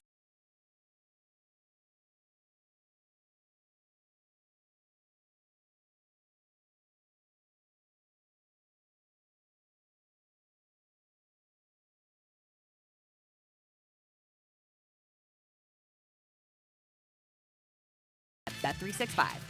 Gambling problem? Call 1-800-GAMBLER. 21 plus only. Must be physically located in Pennsylvania. TNC Supply. In-app only. When you need to know, depend on KYW News Radio 103.9 FM. Fire destroys a North Philadelphia restaurant. Crews battle the blaze in the bitter cold, making sure it didn't spread. The dangerously cold temperatures are gripping the Delaware Valley, and we may see some weekend snow. Much of the region is under a code blue. Communities hoping to bring homeless people indoors. Get the latest anytime on KYW News Radio. Now on Crystal Clear 103.9 FM. You've never needed us more. Billy knows how to get game day ready. The jerseys, the wings, the oil change. Yeah, the oil change, because your car needs to perform too. At Meineke, we'll get your ride tuned up faster than a 2-minute drill. Brakes, tires, oil changes, exhaust, batteries, and more done right at the right price. Don't let car trouble bench you this season. Come to Meineke for all your car care needs. And right now, Meineke's offering a synthetic blend oil change for only $34.95 with free tire rotation. See your local Meineke dealer for details. Meineke, doing car care right. Wing pull, wing pull, wing pull. Club Risque, where the tradition continues. Wing Pull 26, Friday, February 6th. Doors open at 8 a.m. Philly's largest wing eating contest. Thousands in cash prizes. Alexis, Texas, and madness all day. Club Risque Philly. ClubRisque.com. Well, fellas, it's 2026, a brand new year, which means we all have to make ourselves better in some way. Yeah, Fritz. How are you making yourself better? Are you kidding? How could you make this better? This is as good as it gets. Blue Chew, Jack. That's a way you can make yourself better where it really counts. Better in the bedroom. Yeah, listen, the gym is great, eating better is great, but let me tell you what's better than great. Chewables from Blue Chew. Just imagine her telling all of her friends about your performance. Come on, man. And if you go to BlueChew.com, you don't have to make any doctor's appointments. You don't even have to go to the pharmacy. Sure don't. They ship it to you in a discreet, hard package. Your first month with Blue Chew is going to be free. Yup, I'm still paying for it. You're paying for it? Give me a break. You won't even pay for parking. Use code 94 at checkout at BlueChew.com, and your first month is free. And then you can chew it and do it. I'm Piera Palazzolo, VP of Digital Marketing for the American Management Association, a company focused on the management training skills needed to enhance the careers of business professionals. We did our research when it came to the best companies for website development and chose AmericanEagle.com. And we couldn't be happier. AmericanEagle.com worked closely with us to understand the front and back end requirements needed to launch an e-commerce website that could handle the complexities of running thousands of seminars nationwide. Our robust new website and improved SEO saw immediate increases in site traffic and web revenue. If you're in need of managerial effectiveness and success, visit our website at amanet.org. If you're in need of a website that provides an unparalleled consumer experience, I highly recommend AmericanEagle.com. Transform your business today. Dial 877-WEBNOW1 for a free digital consultation with AmericanEagle.com. Partly sunny and cold through the afternoon, high 36. Weather brought to you by Duke's Mayo. Welcome to Duke's Mayo Country, where the mayo is so smooth and creamy, it makes every bite better. Duke's Mayo. Look for the yellow lid. Presenting a Gain Flings love story. Dear love of my life, we were on the 12B bus this morning when I caught a whiff. A scent so fresh, so life-changing, I had to find its source. Alas, I didn't know if you were the woman in the pink freshly washed cardigan or the retired mailman next to me, but I knew one of you was my soulmate. Ah, the scent of Gain Flings. Try Gain Flings with OxyBoost and Febreze. Pizza's here. Oh, great. I'd love some, but I'm worried about my stomach issues. If you're worried about having diarrhea, gas, bloating, stomach pain, or loose, oily stools, it may not just be stomach issues. It could be a condition called exocrine pancreatic insufficiency, or EPI. With EPI, the pancreas doesn't release enough enzymes to break down food, but EPI is manageable. Use the symptom checker on identifyepi.com and talk to your doctor. That's identifyepi.com. Sponsored by AbbVie. Hugh Douglas. Shark meat is not good because they pee through their skin. And Joe Giglio. Well, you could have told me that before I ate the shark. On Sports Radio 94 WIP.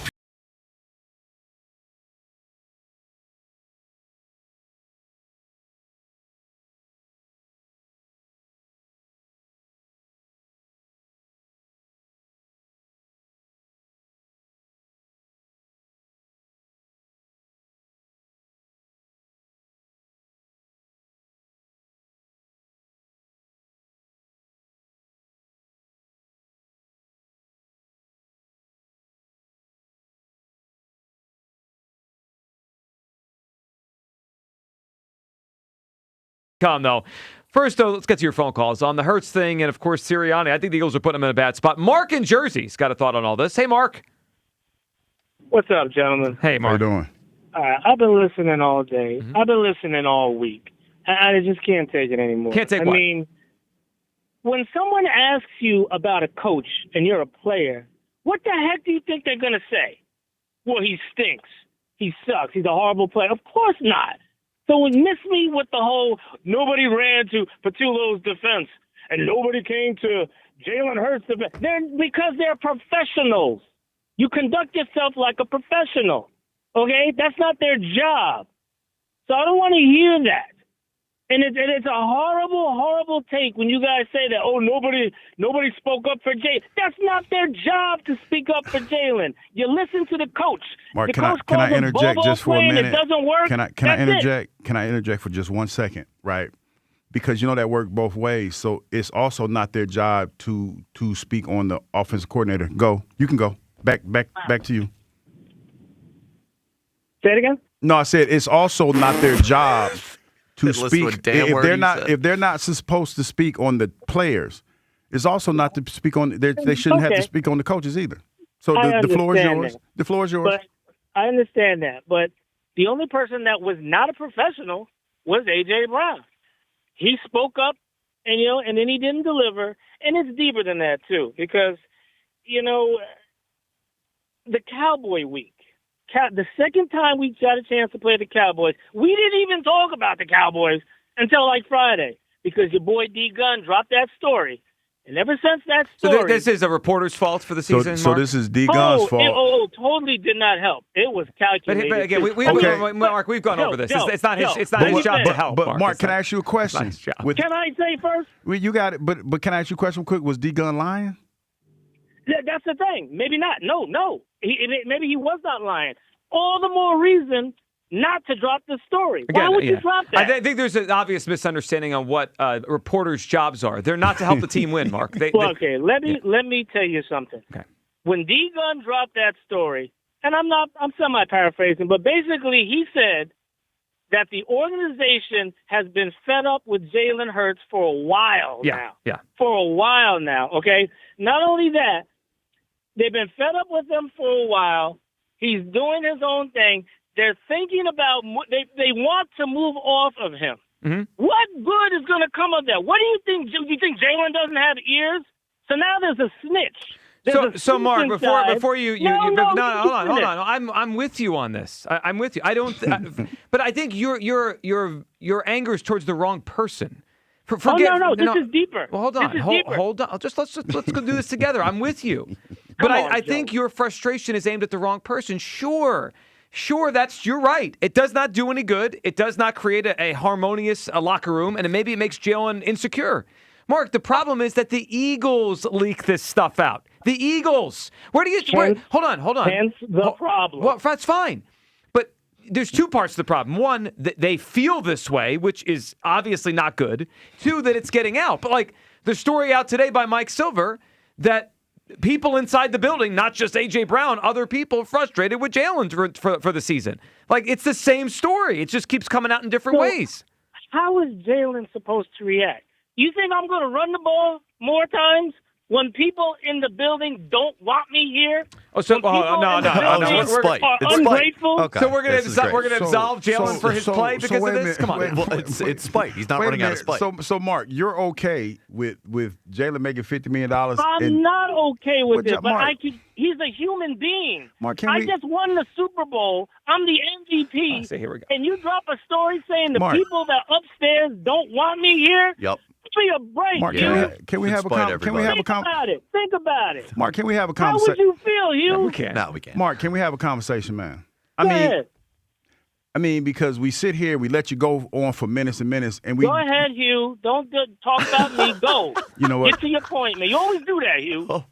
Get to it, man. Never. I'm good. You got it, Mark. What you got? No, I don't have it. I don't have anything, Mark. You got Mark, it. what do you have? I got something to add. Go ahead. Maybe Patullo was calling bad plays out of spite because of you, people like you, Mark, and other people who call into WIP and post on Twitter all the time about how much he sucks. Maybe Patullo was doing his thing out of spite, just like you insinuated Jalen was.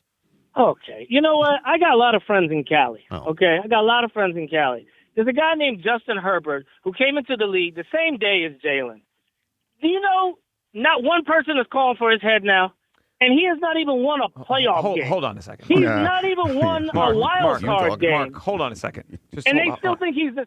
Mark, who in Philadelphia gives a crap to call for the head of Justin Herbert? You need that too, Joe, because you do that again. You deflect and say, I don't care what they're doing. You need to care what the league is doing. No.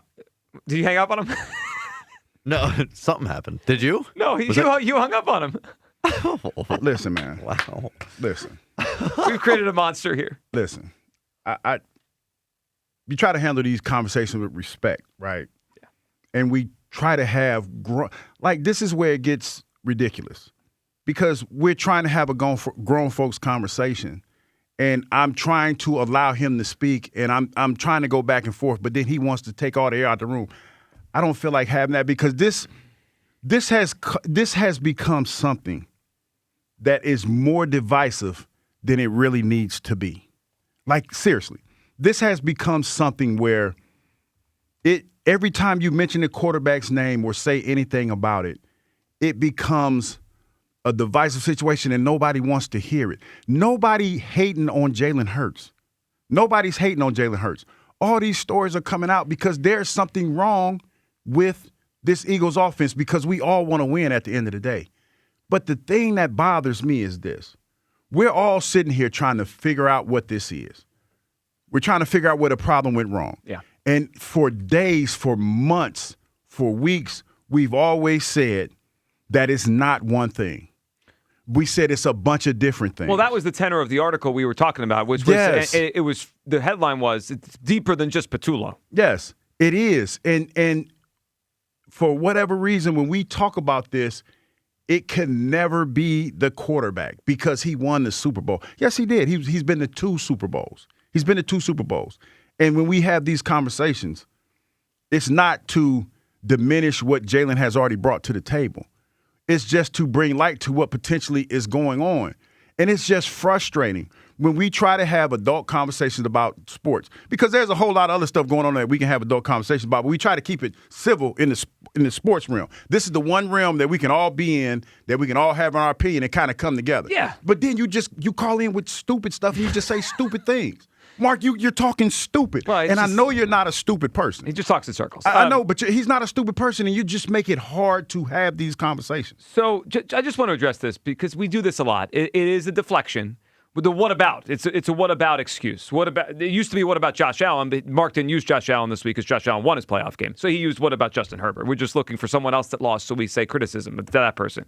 Number one, nobody on WIP spends much time on Justin Herbert or Josh Allen. Because that doesn't play in this realm. They don't play here, right? You're not going to get a 25-minute conversation most days, unless we're just talking about the hierarchy of the quarterback position, which we do in the offseason. But most days, no one cares, right? No one cares. As far as nationally, I don't work nationally. I work locally. If I had to guess, the Chargers don't have much of a fan base. We've talked. You know what's funny, Joe? We've talked about that. They don't have much of it. We've talked about when they moved, nobody really cared. Like if you just, and very quickly because we have other things to do. I have done some stuff nationally before. Actually, for years I did. There's a reason why they talk about the Cowboys all the time. There's a reason why they talk about the top players, because those people have people that care about them to fight about them. Mark, Justin Herbert's a really good player.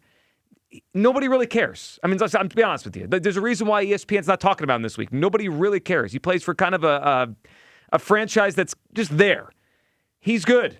He didn't play well in his playoff game. Everyone realized this. It's not much of a story. I mean, I don't tell you. Also, one last thing on this. We played Nick Sirianni and a 2.5-minute or whatever the hell it was filibuster about Jalen Hurts. Asked a specific question about Hurts, how he played. He wouldn't answer the question. Whether or not he's lying or not. You know, this season, Jim Harbaugh said Justin Herbert's the best there ever was and one of the greatest quarterbacks of all time. So whether he's lying or not, they clearly love him out there, and that's why you don't hear stuff out of that organization. The head coach thinks he's an all-time great. He said Jim Harbaugh said, if we fail, it's our fault, not Justin Herbert's. You know, Nick Sirianni could have said that yesterday. Yeah. He could have said Jalen Hurts is one of the best players in the sport. We failed him this year. Did they say that? No. No, I didn't hear that. I mean, that they had the floor yesterday to say Jalen's season wasn't as great as he could have been, but we failed him. He did his best. He did his part. And we failed him. They didn't say that. They just let it out there with a whole bunch of stuff to distract us. It was like the Wizard of Oz. Look over here. Like we're going to talk for 2 minutes. You're going to tune him out because Sirianni makes everyone roll their eyes when he talks, and everyone's going to forget what we say. So they could have done that. They could have defended him, and then they didn't. They didn't rip him, but they also didn't say anything positive about his season. They told me about what he did 2 years ago. All right, 215-592-9494. Hugh, something happened last night that few are happy with, and that is I got the notification right before I went to bed. I saw it. I was like, oh, my God. So the Los Angeles Dodgers last night reached an agreement with the best overall free agent on the market this year, outfielder Kyle Tucker, on a 4-year, $240 million contract. Yeah, he got paid. $60 million per season. Hugh, there's a lot of different ways we can unpack this. The first thought I had was, and actually it was more about the sport than it was about the Phillies and like the league this coming year. Mm-hmm. I think we are headed for a work stoppage. I think this coming season we're going to have a full year, and then the CBA is going to expire, and I think they're either going to go on a lockout or a strike.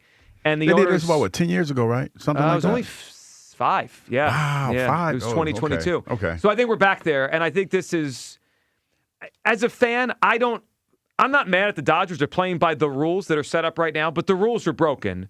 And this is going to lead to a serious labor war coming up because, I mean, the Dodgers were already the best team. They were already the most likely to win the World Series anyway. And now they just added another, legitimate start of their team. They're probably going to win the World Series again. Yeah, they got it. When you were talking about that lineup this morning, and when you say the 9-hole hitter, Pages, he hit as many home runs as Bryce Harper. It's insane. It's insane. Yeah, they're a super team, and they're probably waiting. When you said it, because when you told me that he signed and he got $240 million, my immediate mind went to Bo Bichette and how that's going to affect the money that we have to pay him. Sure. But you were looking at it totally from the super team that the Dodgers have built. Dude, we gave Harper 13 years, $330 million. Kyle Tucker got $240. He makes $35 million more per year than Harper. He's like the 5th best player on their team. They didn't even need him. They just won the World Series. We're gonna tighten up this bat lineup. We're gonna tighten up this lineup a little bit. I think we're gonna have a salary cap in baseball, and if that means we lose a whole season, we might lose a whole season. I mean, this happened once before. 1994, they canceled the World Series. That's how hell bent the players were. They wouldn't agree to it. Well, they got to put a floor in too. I agree. Because of course they do. What I don't know. I guess this is me pretending to know how a baseball salary cap would look. But is that them putting a limit on a team's overall payroll for a year? Yeah, the cap. Okay, right? well, so then what would that be? 250? 3 maybe? Okay. Yeah, yeah, sure. Something all right. like that. The Pirates' payroll is like $87 million. The floor would have to be in upper 100s. That's what I'm saying. If not two. Yeah, right. I mean, so right. just making a ceiling is not going to make the Pirates triple their spending. Of course not. I don't know how. That's why this is going to be complicated. I just when I saw it, I felt more for the sport of baseball than I did for the next coming year. The Dodgers were the favorites anyway. They're just better now. But now, as far as the Phillies go, it puts the onus. If they want to have any chance, yeah, they got to make a move. They have to. Does it matter? It matters. I mean, to be fair, baseball is not like basketball, where like when Durant went to the Warriors, it was pretty much over. Baseball is short series. Like Kyle Tucker could have a bad series, the Dodgers go out. Sure. But if the Phillies are serious, they need more. So, I want to see what people say to this. I'm going to put a poll up. Okay. Does it even matter if the Phillies get Bo Bichette? I think it matters, but I am curious how the poll I think goes. a lot of people would say no. Yeah, they might. I mean, this did happen with the Warriors in the NBA, Hugh, for a couple of years, where it felt like they were the super team, and it didn't matter what other teams did. I mean, in fact, some teams stopped trying for a few years. They were like, "I'm just going to wait the Warriors thing out because nobody's winning." When you talk about the way the Phillies played against them last year, and then what they went on to do after that, I think you got a shot. You can't just give up. I mean, it looks daunting. No question about it, but you just can't give up. You can't give up. I agree, and I think we all hope the Phillies continue to push. But to me, it puts the more of the emphasis. They got to get the Bo Bichette thing done. Now, Hugh, you said your brain went to the Phillies, right? And Bichette. Yeah, went to the money that you would potentially have to play Bichette. Well, the other thing now is, if you look at there were 3 teams after Kyle Tucker. It was the Mets, the Dodgers, the Blue Jays. So on one hand, we can say, oh, good, he didn't go to the Mets, right? That's good for the Phillies. But Hugh, that means that the Blue Jays had a lot of money offered to Tucker that they now still have to offer to potentially bring back Bichette. I think this does create a little bit of a more of a challenge for the Phillies to get Bichette because the Blue Jays might want him back. Yeah, I mean a little bit more of a bidding war. But the good thing about it is he said they had a nice little warm and fuzzy meeting, On the Zoom? Yeah, the Zoom meeting went great. So, I guess they're just texting him. Yeah, the guys were excited about him being here. So it has been reported that he doesn't want or he's concerned about long-term health effects of playing on that turf in Toronto. I mean, yeah, maybe Tucker was too. Maybe that's the reason why they didn't get these guys. I mean, that makes me feel better. Also, Ken Bichette should tell him no new turf, no contract. Change the whole turf going back. Now, is this going to affect the Phillies? How much does it? Are the Blue Jays going to back in, and give him more money? Ken Rosenthal last night was speaking about this right after the move, right after Tucker signed with the Dodgers. Here's what he said, how he now views the Phillies and Bichette. I don't expect them to sign Bo Bichette. I have not expected it the entire offseason. So, yes, they have money that they would have devoted to Kyle Tucker that they could now redirect to Bo Bichette, but I still believe rather strongly that Bo Bichette's going to end up with the Philadelphia Phillies. All right, so that makes me feel better. He thinks it's still going to be Bichette here in Philadelphia. They need him. I mean, they needed him yesterday. They need him today.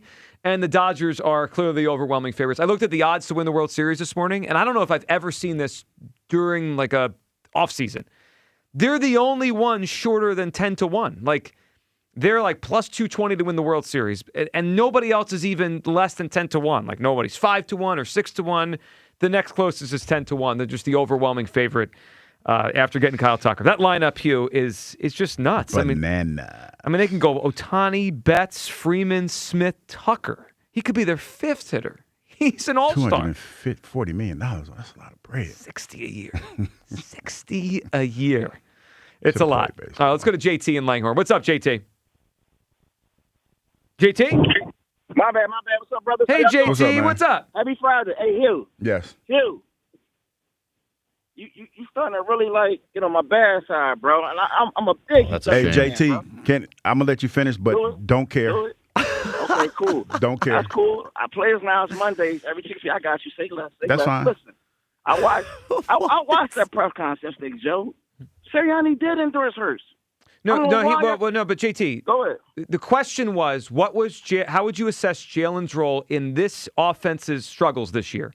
And what he did was talk about his career, and what he did was talk about last season, and what he did was say you can win with him. That wasn't the question. Listen, I don't know about that specific question, but when they asked about blame, he says nothing for him to go around. He said, and I quote, Jalen Hurts does everything and anything we ask him to do to win. That's all he cares about. Now that question was about his willingness to try new things, and you're right. He did. So that's about what Shady said, doesn't it? That I had a problem with too. That Hugh was trying to co-sign what Shady said. My thing is this, right? Nobody is free of criticism. I agree with that. But my thing is, as former Eagles players, Hugh, people like you, Shady, and Ike, y'all supposed to be the big brothers. If you got a problem with Jalen and you willing to say it on the air, then say it to him in private too. Okay, JT, are you finished? Are you finished? Because no, with all due respect, and whatever I say on the air, I'll say it to anybody in that locker room to their face, and I've done that. I've done that on more than one occasion. And the second thing, my job here is a sports analyst that had happened to play the game. Ike's job is the same thing. So what makes you think when we hear these stories about these different players that we're being told by other players that it has anything to do with us being a personal vendetta against them? That's the thing that bothers me about you and other people that feel that way. I played the game. I'm in a unique position where I don't have to play favors with anybody, with my job or with the Philadelphia Eagles. So when I tell you something that I'm hearing, it's because I've heard it from multiple people.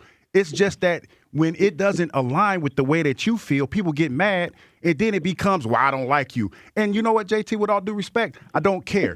Because I played for the Eagles, right? And I bled for this team. So when I give you information about what I'm hearing, it's because I respect the fan base, and I'm telling you what I'm hearing. Now, if you don't like it, that's cool. But to sit here and think that I have an axe to grind with Jalen, I don't. I don't know Jalen well enough to have an axe to grind with him. When I hear stories like this, and to be honest, JT, these stories have been out about Jalen. If you want to keep it a bean, they were talking about Jalen last year. and nobody said anything. And the year before. What'd you say? And the year before. Oh, yeah, the year before. These are not stories that are just piling up this year. So when you talk about being a big brother and having respect for him, the respect of me being a big brother was me not saying about it when I got here, because I heard that when I got here. And it wasn't valid, or I didn't know enough about it, so I didn't say anything. This is the thing that people don't really get. These stories have been said about Jalen for the last 3 seasons, and nobody said anything about it. But now all of a sudden, everybody's talking about it, and everybody's in their feelings because we're talking about it. Listen, people in their feelings because everybody can be criticized, bro. Nobody's perfect, including yourself. Okay, I never claimed to be perfect. But when you call in here, JT, and talk about you don't like me for something that I said, I'm sorry you feel. You said I'm getting on you. You said I'm getting on your bad side. May I ask JT a question? Let me ask you a question, JT. You said anyone could be criticized, yet you seem frustrated that the big brothers, as you would call them, would criticize. That doesn't seem like those two things align. If anyone can be criticized, big brothers, in your vernacular, can criticize. No? No, listen, I think he definitely deserved to be criticized. Listen, he should get constructive criticism. But y'all just sat here and defended why Justin Herbert is not criticized. Y'all said, because nobody cares. No, JT, no, but you're not. You didn't listen to me. You said nobody cares about the sports nobody team. Who in Philadelphia cares about Justin Herbert, JT? That's my point. Like, Mark called in because he's sensitive that we're not talking about Justin Herbert's bad playoff game. And my point is, the audience that listens to WIP doesn't give a crap about Justin Herbert. He's a Charger. Like, it doesn't resonate. Like, JT, did he play well on Sunday? No, he played terrible. He scored 3 points in the game. My point is this. I said he played terrible. But JT, it's not applicable to the conversation about the big picture of the Eagles season. Do you see that? I get it. We had a bad year, but we're coming off a Super Bowl win. That's more than any quarterback in this history. No, we're coming off a wild card loss to the Niners that we were better than. So what happened the year before that, Kyle? Who cares right now? We're getting rid of it. Yo, JT, we just fired our offensive coordinator. Who cares about him? Okay. Well, shouldn't he be saying, didn't we just win the Super Bowl last year? Who cares? I think we have a problem here. JT, I think the problem is that we think the past matters when the Eagles tell us it doesn't. And we're looking forward now. Everyone could tell me all they we're looking forward in a city where we're left with the Phillies and the Flyers. You guys want to criticize because every game with the Eagles. Looking forward about the Eagles. We're looking forward. Looking forward about the Eagles. JT, okay, cool. Looking forward about the Eagles. I'm not talking about the Phillies or the Flyers or the Sixers. Look, the response about Hurts, Sirianni did it yesterday. It's about that they won the Super Bowl. Howie Roseman's job, and I think everyone's curious, is how are they going to make the team better in 26 and 27 and 28? So we're going to keep that same... Hold up, we're going to keep that same energy for everybody. So yes. The Eagles just had their end-of-season press conference yesterday. We should have been got rid of Joel Embiid. What are we doing? I'm doing nothing here. Of course we should have got rid of Joel Embiid. Who cares about Embiid today? JT, this is my... Yeah, you only care about the black quarterbers. Only person you care about actually, you know what? Stop. And I'm glad you brought it. JT. I want to address something because I'm glad we brought this up. We have amnesia. Carson Wentz played like an MVP in 2017. Right? We all saw it. 2 years later, they drafted his replacement. They won the Super Bowl and fired the coach that won it. Have you all forgotten what happened? There is this... I think we just forgot. Maybe that's it. We have amnesia. How did Jalen Hurts get here? How did he get here to get everyone excited about his play and to make everyone fans of him? How did he get here?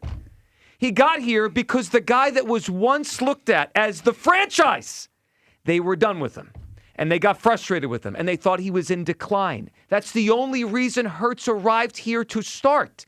So, to pretend that isn't a possibility again, when the franchise did that last time.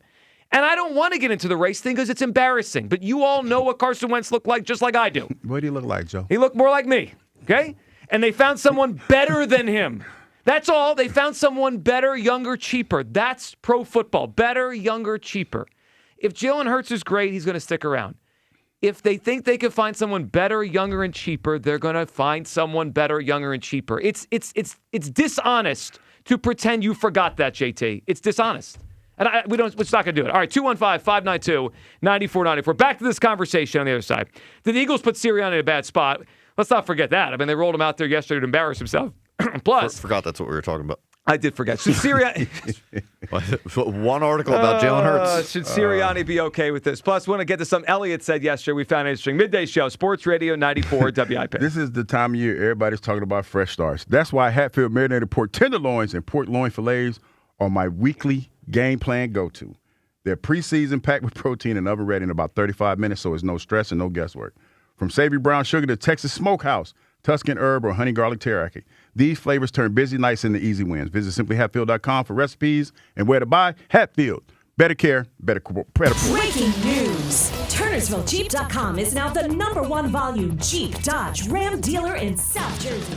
Come see why more customers trust TurnersvilleJeep.com for the best inventory and the best prices in the tri-state area. With over 400 new Jeeps, Dodges, and Ram trucks to choose from, there has truly never been a better time to get the vehicle of your dreams and at payments anyone can afford. Reserve your vehicle today at TurnersvilleJeep.com. Again, that's TurnersvilleJeep.com. That's another amazing run by Team USA. Mom, think I'll be on Team USA one day? Well, I'll take this one. What? Are you speaking to us? Yes, and to answer your question, anything's possible, especially with Xfinity. So, I can be the best snowboarder ever? Well, I can't guarantee that, but Xfinity can guarantee that your internet price won't change for 5 years. Okay. What if I practice every day? Then maybe you'll be snowboarding for Team USA at the next Olympic Winter Games. And Mom, you'll still be paying the same price for Wi-Fi. Ooh, really stuck the landing there. It's the Xfinity Gold Medal Celebration. Now through February 22nd, get our best price on gig Wi-Fi for 5 years guaranteed, just $50 a month. Plus, get Peacock Premium included for 2 years. That's a $10.99 value per month. Xfinity. Imagine that. Proud partner of Team USA. Restrictions apply. Requires paperless billing and auto pay with stored bank account. Taxes and fees extra. Actual speeds vary. Ready for action, basketball fans? BetMGM, an authorized gaming partner of the NBA, is giving players another reason to hit the court this season. BetMGM is adding extra excitement to every basket, every slam dunk, and every buzzer-beating shot with special promotions, new features, and more. Log in throughout the season to find odds boost tokens, no sweat tokens, and same-game parlay boost tokens in your account to amplify your winnings. Enjoy enhanced product features like Dark Mode 2. Log into BetMGM, an authorized gaming partner of the NBA, all throughout the basketball season to see what's new. BetMGM and GameSense remind you to play responsibly. If you or someone you know has a gambling problem, help is available. Call 1-800-GAMBLER. BetMGM.com for terms and conditions. 21 plus to wager. Pennsylvania only. Existing customer offer. Subject to eligibility requirements. Rewards vary and expire in 7 days. Hey, it's Kathy Romano. Ready to redefine your home style? Bucks County Estate Traders offers a breathtaking collection of furniture to suit every taste. From timeless antiques to chic modern designs, discover thousands of meticulously cared for pieces, each one inspected for quality. Explore their ever-changing inventory featuring styles from classic Victorian to sleek contemporary and my favorite, charming coastal. And with their expert team often reupholstering finds, you're sure to discover unique treasures ready to make a statement in your home. Visit BucksCountyEstateTraders.com or their showroom in Hatfield today. Fall means football, and the ultimate game plan starts in your kitchen. At D&K Appliances, we carry winning brands like GE, Bosch, Wolf, and Sub-Zero. So whether it's game day grilling, chilling drinks, or post-game cleanup, we've got you covered. Family owned with personalized service. D&K Appliances delivers, installs, and supports every play. Visit our showrooms in Newtown Square or Flowertown, or online at dkappliances.com. D&K Appliances, the dependable difference. Want to treat yourself to something safe, gorgeous, and affordable? Call PJ Fitzpatrick. The jacuzzi shower system from PJ Fitzpatrick features a low entry threshold with tons of design options. The jacuzzi shower is luxurious, affordable, and it all installs in just 1 day. Plus, PJ will include a free shower seat and safety bars for all customers this month. Visit trustpj.com today for your free design consultation. This is the story of the one. As an HVAC technician, he and his digital multimeter are in high demand. So when a noisy office HVAC turns out to be a failing blower motor, he doesn't break a sweat. With Grainger's easy-to-use website and product information, he selects the product he needs to keep everything humming right along. Call 1-800-GRAINGER, click Grainger.com, or just stop by. Grainger, for the ones who get it done.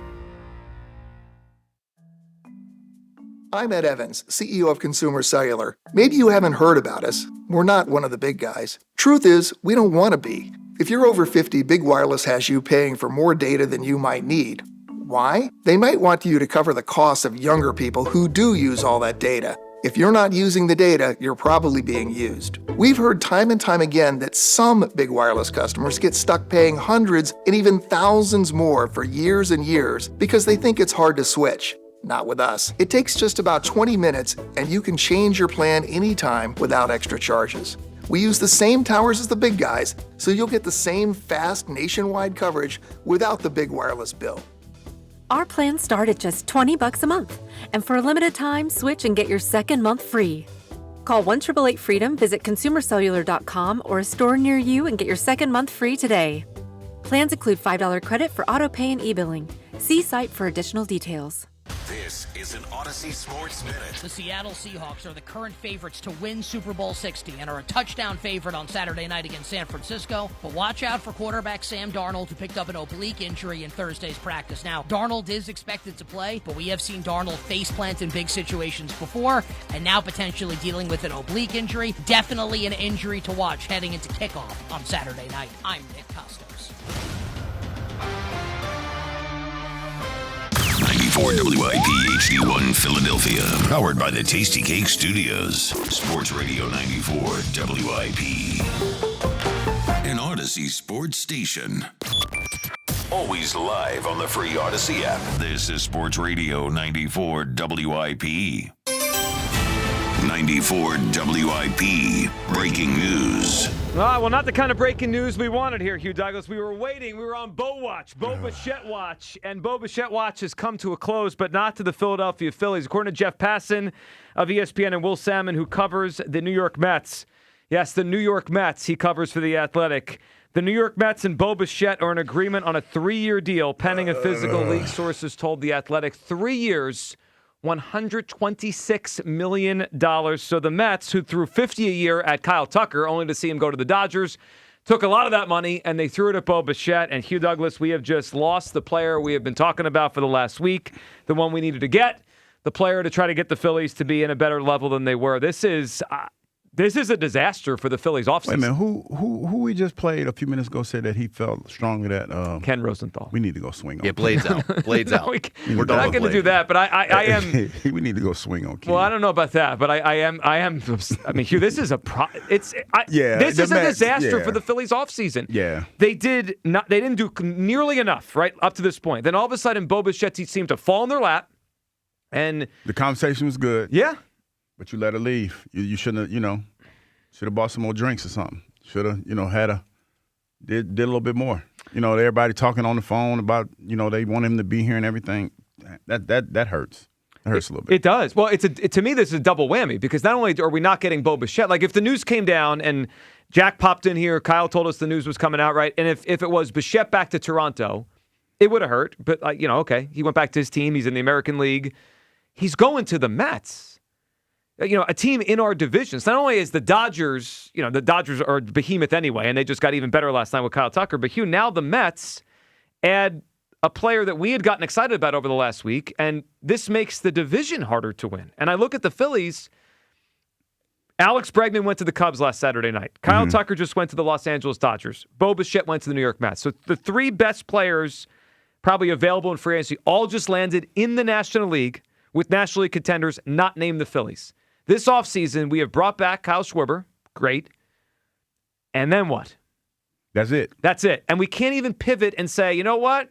Let's just make the pitching staff better and go get Ranger Suarez. That's over Ranger's too. gone. Ranger's gone. He's on the Boston Red Sox. Barring something that none of us can predict right now, this feels like a disaster of an offseason for the Phillies. Who else is out there that's pretty decent? Yeah, I don't care. Yeah. I guess because we were all kind of excited about Bo being here. Yeah, that hurts a little bit. I say this, no exaggeration whatsoever. My summer is ruined. And then you got here, Dude, don't care. I'm waving the white flag on the Phillies season. You can't wave the white flag Can't do now. that, Kyle. We still gotta go to Clearwater. We're picking up the pieces over the Eagles. Nope, throwing in the towel. That's it. Now JT's coming back. Boom's still here, hitting cleanup. Just whatever. I don't know how else to say it. Dombrowski screwed this up royally. Now, there was stories out there over the last 2 weeks. They had to move money to make the Bichette thing work, right? Well, obviously they weren't proactive about it because they didn't do anything and they didn't make it happen. And now this baseball team, as of today, is just not good enough. It's not good enough in the National League. The Dodgers are obviously way better. The Chicago Cubs got Alex Bregman, who I would have loved on this team. And the Mets, I always thought the Mets were going to be better this year than they were last year. They're going to be better. And now they get Bo Bichette. And now they get to have a lineup that has Bichette and Lindor and Soto to start that thing off. I don't know how the Phillies pivot, Hugh, but it cannot be we're just going to bring back JT and cross our fingers and hope for the best. That's not enough. Yeah. This deal should have been done a few days ago. I'm not going to lie, because it just feels like the more you allow free agents to be in free agency, somebody's going to come along and they're not going to play them games. They're just going to, show them the baby. And they threw the money at him. I don't know what the negotiations were between him and the Phillies, but, all those phone calls, pillow talking at night, not having any action, that dog only hunts for so long. Yeah, it does. And I'm going to point to two people on this. It's John Middleton, who has obviously capped the spending at some point, and you could say he's done enough or not, but he's capped it. And Dave Dombrowski. Dave Dombrowski has not managed the roster well enough. They are still trying to find someone to take the money off of Castellanos off their hands, and they don't want him on the team. That's on them. Dave Dombrowski have that contract, which is bad. And they're still trying to find someone to take Alec Boehm, who they should have dumped last year before the GM destroyed his value by talking bad about him. I just and also Taijuan Walker's still here. Think about how much bad money that this guy has put on this baseball team. And that's not even I'm not even saying that about Trey Turner or Harper or Schwarber. The other bad money that's on this baseball team is part of the reason why Bo Bichette is a New York Met. All right, you guys can react with us as can we have something good to talk about? I needed the Bichette thing to make us feel better. I almost just want the lockout to come now. What's wrong with you, dog? You all right? He threw the towel in. Did you just see what happened? Yes. The Mets, the stinking Mets, just signed the guy that I got so excited for. You know what? I'm devastated. You can tell this. Dude, this we don't sucks. have any football to look forward to today because it got tense up in here like for the last hour. Yeah, it's been a little tense. That just made me miserable. And I'm usually a very cheery guy. I am too. So when we talk about this stuff, but then it was a bad hour. So what's next? We got to bring it back. We got to do something. Oh, they're going to give JT the 3 years he wants? They're going to overpay JT to come back? Is that how this plays out next? When I said bring it back, I know that might have sounded like I meant run it back, but that's not what I meant. I mean, I guess you got to pivot and try to figure out what's the next viable move to make. The problem is, though, when you pivot late, again. Yeah, it's hard. Yeah, you missed the boat. I also, the Phillies better start rethinking how they do contracts and structure of salaries because they got bad money on the books. They don't seem willing to do deferred money. And now, Hugh, you said this, and we talked about it before the show today. The Dodgers are breaking the salary structure, right? Like, Bo Bichette's not a $42 million a year player, but guess what? Now he got is. Paid. Kyle Tucker's not a $60 million a year player. Guess what? Now he is. So if I'm JT's agent right now, and they're fighting over $13 or $15 million a year, and they say, like, look what they just gave these cats. Right? I'm sure the Phillies are saying to JT, "We love you, man, but we can't pay you $15." And if I'm JT, I'm like, Tucker got $60. Like I can't get $15. What you doing? Yeah, I'm a quarter of the player he is. So the Phillies better wake up because it's not good, and I don't know how they fix it from here. But this team needs to improve before we get to spring training. Let's go to the phone lines here. You can react to all the Eagles stuff and the news that just broke. If you just hopped in and wondering what are they talking about, Bo Bichette, who we've been waiting for the past week or so, is headed to the New York Mets on a 3-year deal. It's their response to last night the Dodgers signing Kyle Tucker. It's not great. It really is not. Let's go to I need to hear from Art in Philly. Maybe he'll make me feel better. Art, what's up, buddy? Art. Thanks for taking my call. You got it, Art. I just want to tell you, Douglas, and you, Joe Giglio, you guys are geniuses. You really are. Someone had to say it, Art. Someone had to say it. You are. You're geniuses. How you got these crazy people. Look, I want to talk about the crazy people first, and then I want to shift back to Ertz. Let's talk about the crazy people. They are a disgrace, throwing eggs at Patullo's house. And then when the kids go to school, the kids are all badgering his poor kids. What kind of people are these people? Well, that I hadn't heard that second part. If that's true, that's a shame. Obviously, we know about the egg thing. It's also a shame. It's a mob. All right, it becomes a mob mentality. Look, we're all passionate, and I appreciate the passion, especially as we do it on the radio. But there's got to be a line, right? Let's not cross lines. Man, this is football. Let's not cross lines. At the end of the day, it's football. Let's keep it. Look, passion. Look, we do have passionate fans, and there's a lot of good ones. But let's go to Ertz now. Let's talk Come about on. him. Yeah. Let's really talk about him. First of all, he did get hurt running that ball there to the right. But Aikman and Brady both said, step up into the pocket. Yep. Why ain't he stepping up into the pocket? Look, we have to keep him, and we got to keep A.J. Brown. I mean, definitely, I know what they're talking about, getting rid of him, too. I mean, it's ridiculous. I mean, I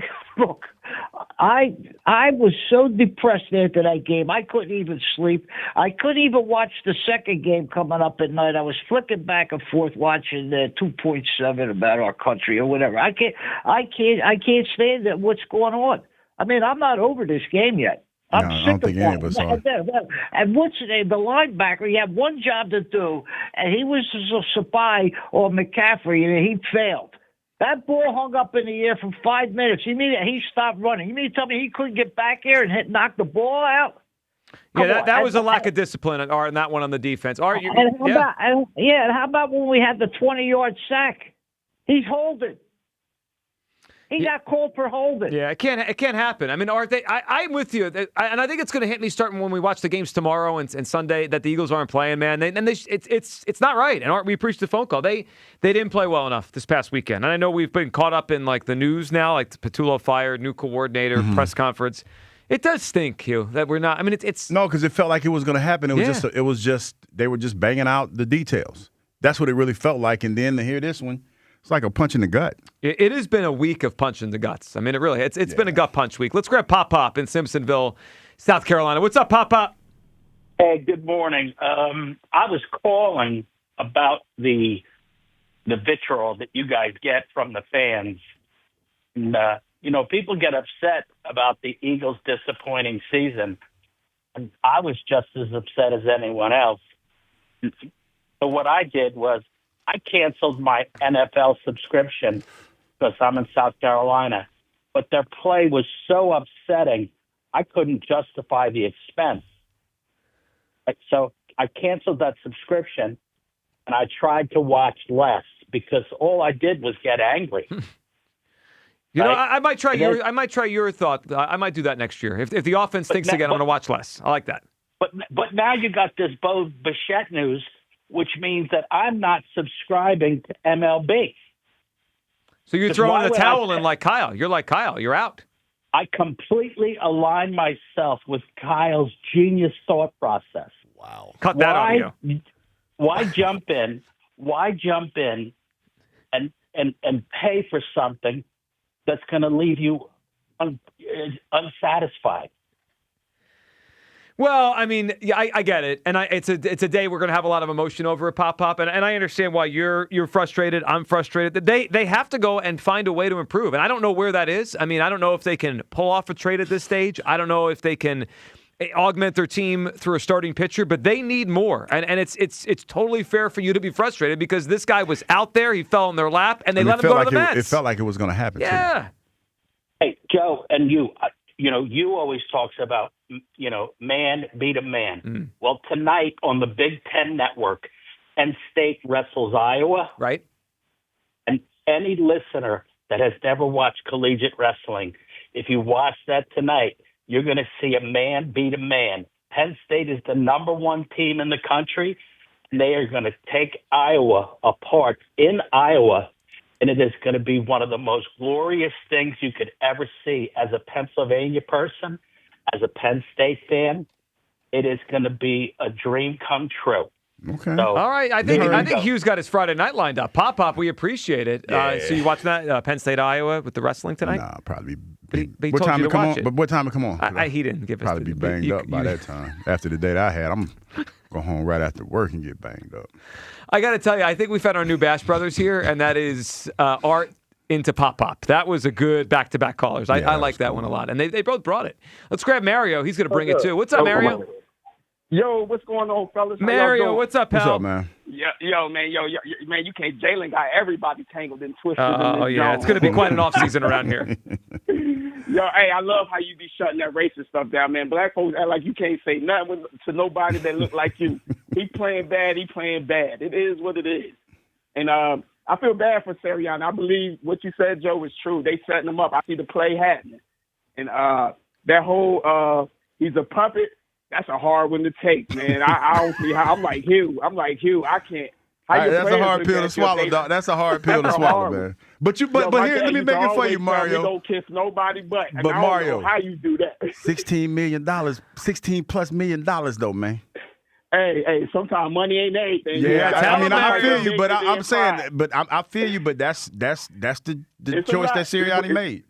Yeah. Would you do it, Hugh? Nah, dog. You ain't about to be sitting there telling me I'm running my mouth. You tell me to be quiet. No, I can't. No. Hey, Hugh, and I'm glad you ain't get that coaching job, man. Because where we gonna get that knowledge from, baby? I'm just saying, man. I don't know about knowledge, but you gonna get some reckless speculation. Well, that's what we need. You're definitely gonna get some reckless speculation. I know that's right. Hey, quick question, man. Hey, what's up with Mr. Hurd, man? I ain't heard nothing from him. He still be calling this? You know, we heard from Herb about a week ago. Hey, listen. You want to play with me? Herb don't rock with us anymore, man. He don't rock that's with us. What it is? Well, okay. it's some extenuating circumstances that have transpired, and Herb don't rock with us like that no more. All right, it's cool. I mean, wish you nothing but the best. I missed his voice. Yeah, we wish you nothing but the best. Wish you nothing but the best. He's going on. I guess he feels that he's in greener pastures. So, he's doing his thing. It's all good. Hey, man, I love talking to y'all. Y'all my favorite show, man. I hope y'all have a good weekend, man, and keep doing what you're doing. Thank Mario, you. we appreciate you, man. Have a great weekend. Yeah, I mean, to just go back to the Sirianni thing, which is where we started the show today. We got ourselves in a pretzel here over the Hurts story coming out with The Athletic today.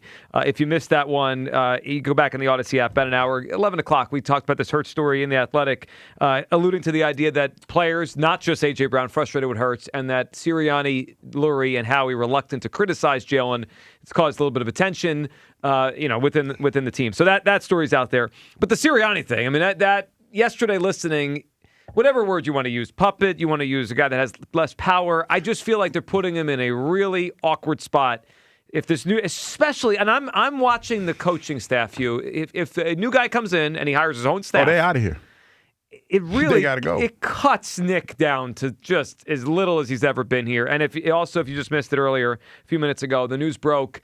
We were talking about the Kyle Tucker move to the Dodgers last night. Well, the other side of that coin was today. The Mets missed out on Kyle Tucker, and they took a lot of that money, including over $40 million per year, and gave it to Bo Bichette. So we lose out as Phillies fans, Hugh, on the player that really, I think what's frustrating is because the story of Bichette, Hugh, had grown and the rumor got stronger, and it felt like it was going to happen, Joe. That's every insider said it was like, maybe not a lock, but like close to a lock. Yeah, they can't think of anything. He's not going anywhere else. That was the thought process. It almost feels like we lost our player to the Mets. Yeah, it even does. though Bo Bichette he wasn't here. Never played an inning for the Phillies because it felt like semantics at that point. It just felt like it was just paperwork needed to be done, and he was just taking his time, talking with his mom, with his wife, trying to figure out where they want to live and what part of this beautiful state of Pennsylvania that they want to stay in.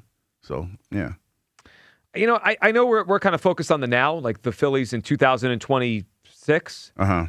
The Phillies may soon have to rethink how they give out contracts because I think they're falling behind the curve. The Dodgers do deferred money. The Phillies don't do deferred money. Mm-hmm. The Mets just front-loaded, right? They gave out $126 only over 3 years. What was the story with the Phillies? Yeah, they'll give $180 over 8 years. Hugh, they might not be playing in the right sandbox anymore. Well, I think that I'm just thinking about it now because you're talking about the lockout is probably imminent. What they did, they tried to lock up their players before the lockout, because like you said, it might be a hard reset, and what happened in the past doesn't matter because you got the guys right under the new contract. Well, the old contracts. I just wonder, as we move forward, if player, it felt to me always as a fan like the longest and biggest contract would get the player, right? Like, and I get it, right? That's the most guaranteed money. But if you have teams like the Mets and Dodgers willing to give out $60 million a year for a guy that's probably worth $40 a year, $40 million a year for a guy that's worth $25 a year, the Phillies have to rethink how they do contracts, or they're going to get left behind. It's one thing to convince Bryce to take $13,330, and that worked out well. But Bo Bichette, the Phillies seemingly were ready to offer $8 for $180. You know what sounds better to me than $8,180? $3,142. Bo Bichette gets to be a free agent again. And he get another bite at the apple. And he already got $126. He already got $42 a year. It does. I think this is an eye-opening day for me for the Phillies for now. I know Kyle's throwing the towel in. He's got people throwing the towel in him with as well. But just moving forward, they got to refigure something out because it's not going to work their way if teams like the Mets and Dodgers are willing to give out these contracts. 215-592-9494. If you just tuned in, Bo Bichette to the Mets. We're reacting to this bummer with you on the phones right now. We'll keep it going after the break. The Eagles stuff from yesterday, all with you on the Midday Show. Sports Radio 94 WIP. Let's take a look at the latest Pro Football Injury Report presented by Fanatics Sportsbook. So this week I'm going to do something different. I'm going to give you a twofer. We got 2 games on the slate this week. The first one I'm going to talk about is San Fran and Seattle. Luke Gifford, linebacker. He's questionable with a quad. D. Winters, linebacker. He's also questionable with an ankle. Ricky Pearsall, remember that guy's name, the receiver. He's questionable with a knee. Seattle, Sam Darnold. He's questionable with an oblique injury. I'm willing to bet he's going to play. Man, I don't normally do this, but I am, since we're not in it, rooting for Seattle in this one. Go Seattle. The second game I have on the slate is Buffalo and Denver. Ty Johnson for Buffalo, running back. He's questionable with an ankle. Terrell Bernard, linebacker. He's questionable with a calf. Denver, everybody's ready to go. Who I got in this game? I'm rooting for the upset. Go Buffalo. Winning hits different with Fanatics Sportsbook when everything is on the line in the playoffs. So don't wait for that what-if moment and switch to the sportsbook that protects all pro player prop bets across straights, parlays, and same-game parlays across any first-half playoff injury. That's right. If betting player props in your playbook, whether it's quarterbacks, running backs, receivers, or any eligible prop, Fanatics Sportsbook Fair Play Insurance gives you the edge when it comes to cooking up a parlay. Some books protect your bet from the first quarter and some do nothing at all. But not at Fanatics Sportsbook, where they flip losing bets into winning bets on every football game day. That means if your player gets injured in the first half, boom, your bet will play on with all remaining legs, meaning a loss can be turned into a win. You can also track the player performance in the Fanatics Sportsbook app, and the payout is super fast. So bet with the book that always has your back. Fanatics Sportsbook, winning hits different over here. That's today's report. Listen throughout the playoffs for weekly injury updates presented by Fanatics Sportsbook, the home of fair play. Download the app today. Must be 21 plus. Gambling problem, call 1-800-GAMBLER. The Eagles' 2025 season will tick away. A disappointing end to a promising 2025 season. Anytime you lose, you're frustrated. Now, the noise gets louder. Some notable Eagles are going to be gone. Who comes in to repair an offense in disarray? The chickens came home to roost. How are we going to fix this thing? How can they get Jalen Hurts back on the MVP track? Everything was there in front of us. We just got to grow from it all.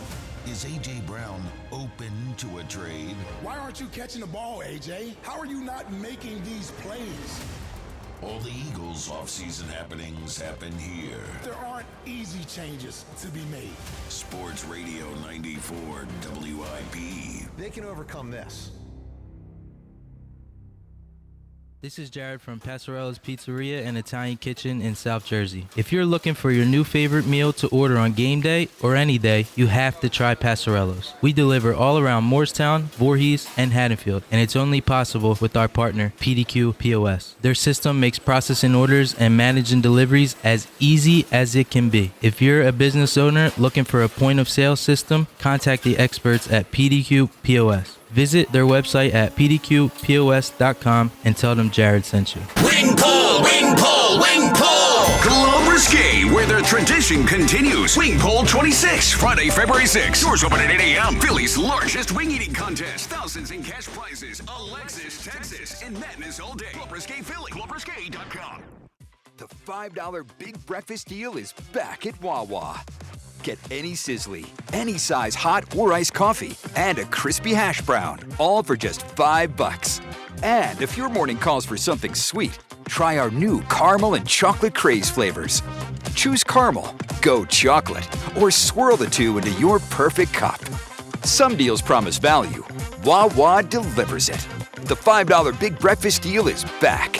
Gotta have a Wawa. Winter is here, and even small roof problems can become big leaks. I'm Merrill Reese for Impriano Roofing and Siding, trusted by local families for over 50 years. Their experts handle roofing, siding, and energy-efficient windows with no pressure, no gimmicks, just honest work and lasting results. Be proactive. Protect your home before the next storm hits. Visit Impriano.com or call 610-644-4444 today. The best homes have an Impriano roof. Impriano Roofing and Siding. Family trusted since 1973. The Philadelphia Sports Writers honoring Dave Schultz and Coach Fran McCaffrey on Wednesday, January 21st. Open to the public. For tickets, visit phillysportswriters.com. Every morning, we rise and shine, make breakfast, and brush away the night's rest.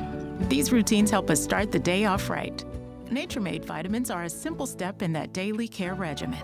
Multivitamins with daily essentials, clinically studied probiotics for gut health support, magnesium to help relax the body. Nature-Made is made to care for you every day.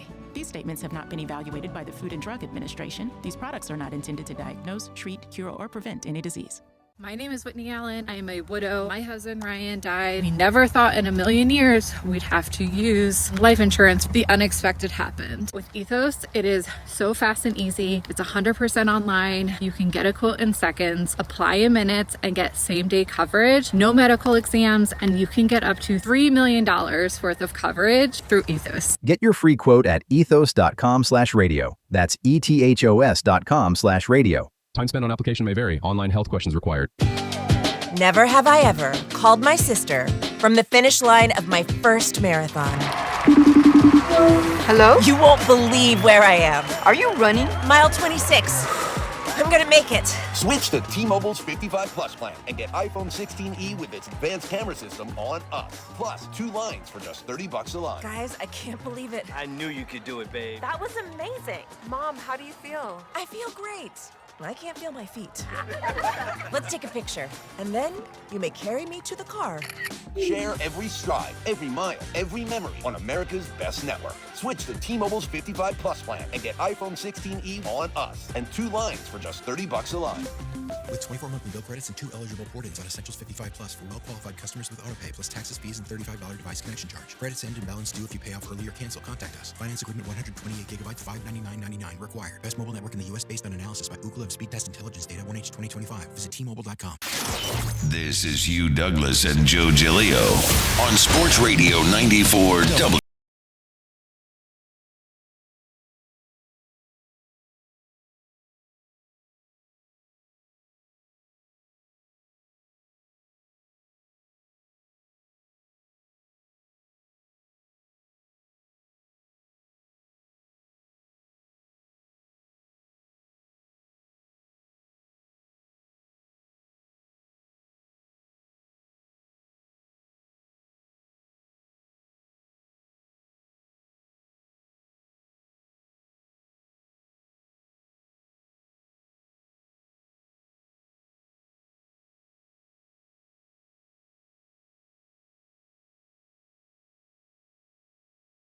News last night. Instantly, I thought, would the Blue Jays pivot back, right? He was a Blue Jay, and the Blue Jays could add all that money to spend. That was his work, yeah. This is the worst case scenario because the Phillies had an opportunity to get better, and we said they needed to, no matter what, but certainly with the Dodgers getting better. They missed out. They missed out really in 3 ways. Because if this was a week ago, Alex Bregman's still available. Oops, no, he signed last Saturday night with Chicago Cubs. If it was 3 days ago, they could have said, you know what, let's make a dominant pitching team again. Let's put it back to Rangers Suarez. Oops, no, he's a member of the Boston Red Sox. And Hugh, adding insult to injury, and I'm curious your perspective on this, and we'll get to everyone's phone calls on the Bichette to the Mets, because this is a kick. It's a kick. It's below the belt. You was about to say it, but yeah. Okay, Hugh, I want your perspective as someone who's lived life, and been part of negotiations and signed contracts with teams. According to Bob Nightingale, The Phillies had agreed to Bo Bichette's request for a 7-year, $200 million deal last night and believed they would sign him until the Mets swooped in with their 3-year, $126 million offer after losing out in the Kyle Tucker sweepstakes. Why? Yeah, we haven't heard that one in a while. That's a good one. Hugh, your perspective, is that wrong? Or is it like, hey, pen wasn't to paper, I can do what I want? That's kind of shady okay. on his part, in my opinion, because I feel like my word is my bond. And I've always prided myself on, like somebody called in earlier and was like, well, I'll never say it to anybody's face. Everything that I say on these airwaves, I'll say to anybody's face. And I've had ample opportunity to do it, and I've done it. And I always feel like the person that I am on these airwaves is the person who I am on a day-to-day basis. So if I give you my word I'm going to do something, that's what I'm going to do.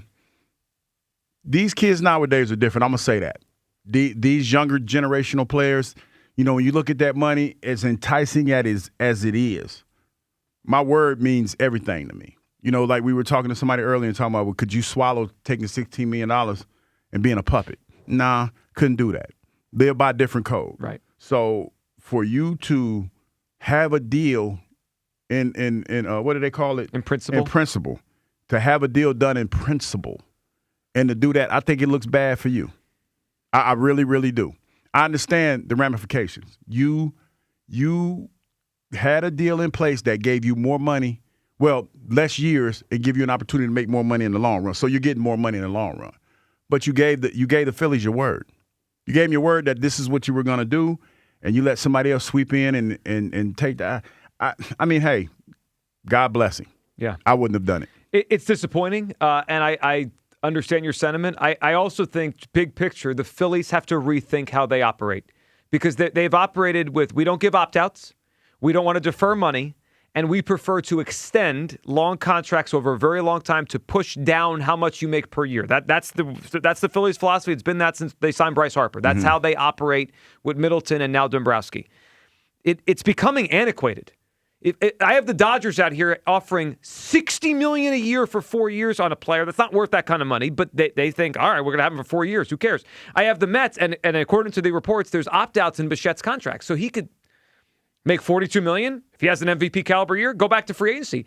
If the Phillies want to compete seriously with the Dodgers, and now the Mets moving forward, I know the Phillies won the division over the Mets and blah, blah, blah. The Mets owner he's operating at a different level. If the Phillies want to compete seriously over the next 5 to 10 years with the Dodgers and Mets, they need to be better, and they need to rethink how they do this money thing. And I know at one point, John Middleton said he wants his bleeping trophy back. Mm-hmm. Well, the game is changing, John. Like, it's not 10 years ago anymore. The Dodgers are a machine, and they have limitless funds. And the Mets, and I know we laugh at the Mets, that owner... He's spending money. He's breaking bread. He spent almost $800 on Soto last year, and now just spent $42 a year to steal the player you wanted. So the Phillies better get a better. He stole him. They better get a better farm system cranked up quickly, or the owner here in Philadelphia, if he's serious about winning, needs to spend differently. I mean, it's the bottom line. Like if they're happy with 87 wins and being a wild card, this will work. If they want a parade, they got to change what they're doing around here. Larry is up on WIP. Hey, Larry. Hey, fellas. Hey, Larry. How you feeling? What the hell are the Philadelphia Phillies doing? I feel you, Larry. I don't know. I don't understand. You had the opportunity to get this man 2 weeks ago, and y'all played around.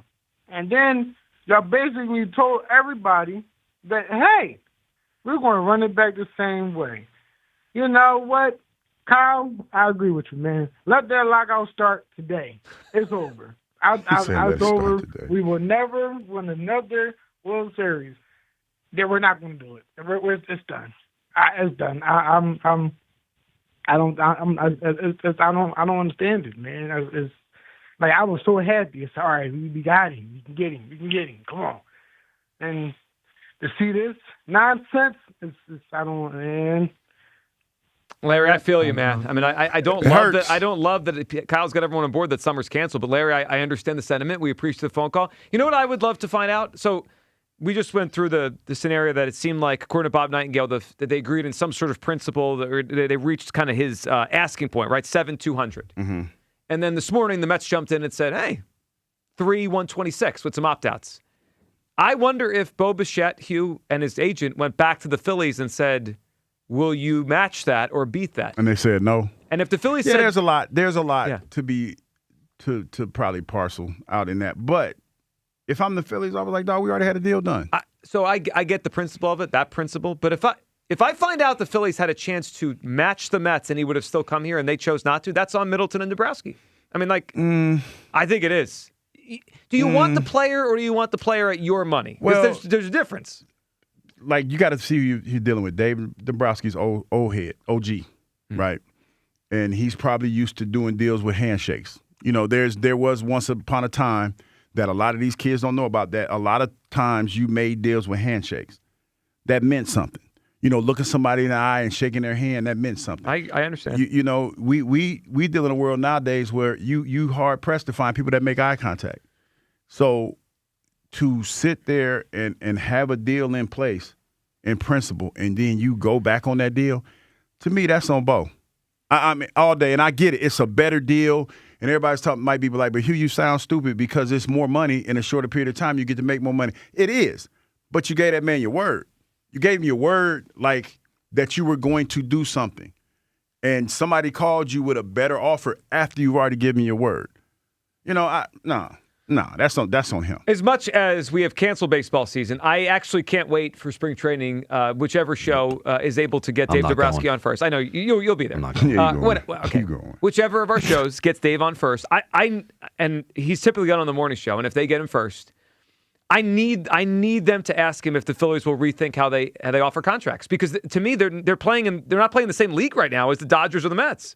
So like we're in the same league. We have to beat those teams literally to get to the World Series, and they are playing a different game right now.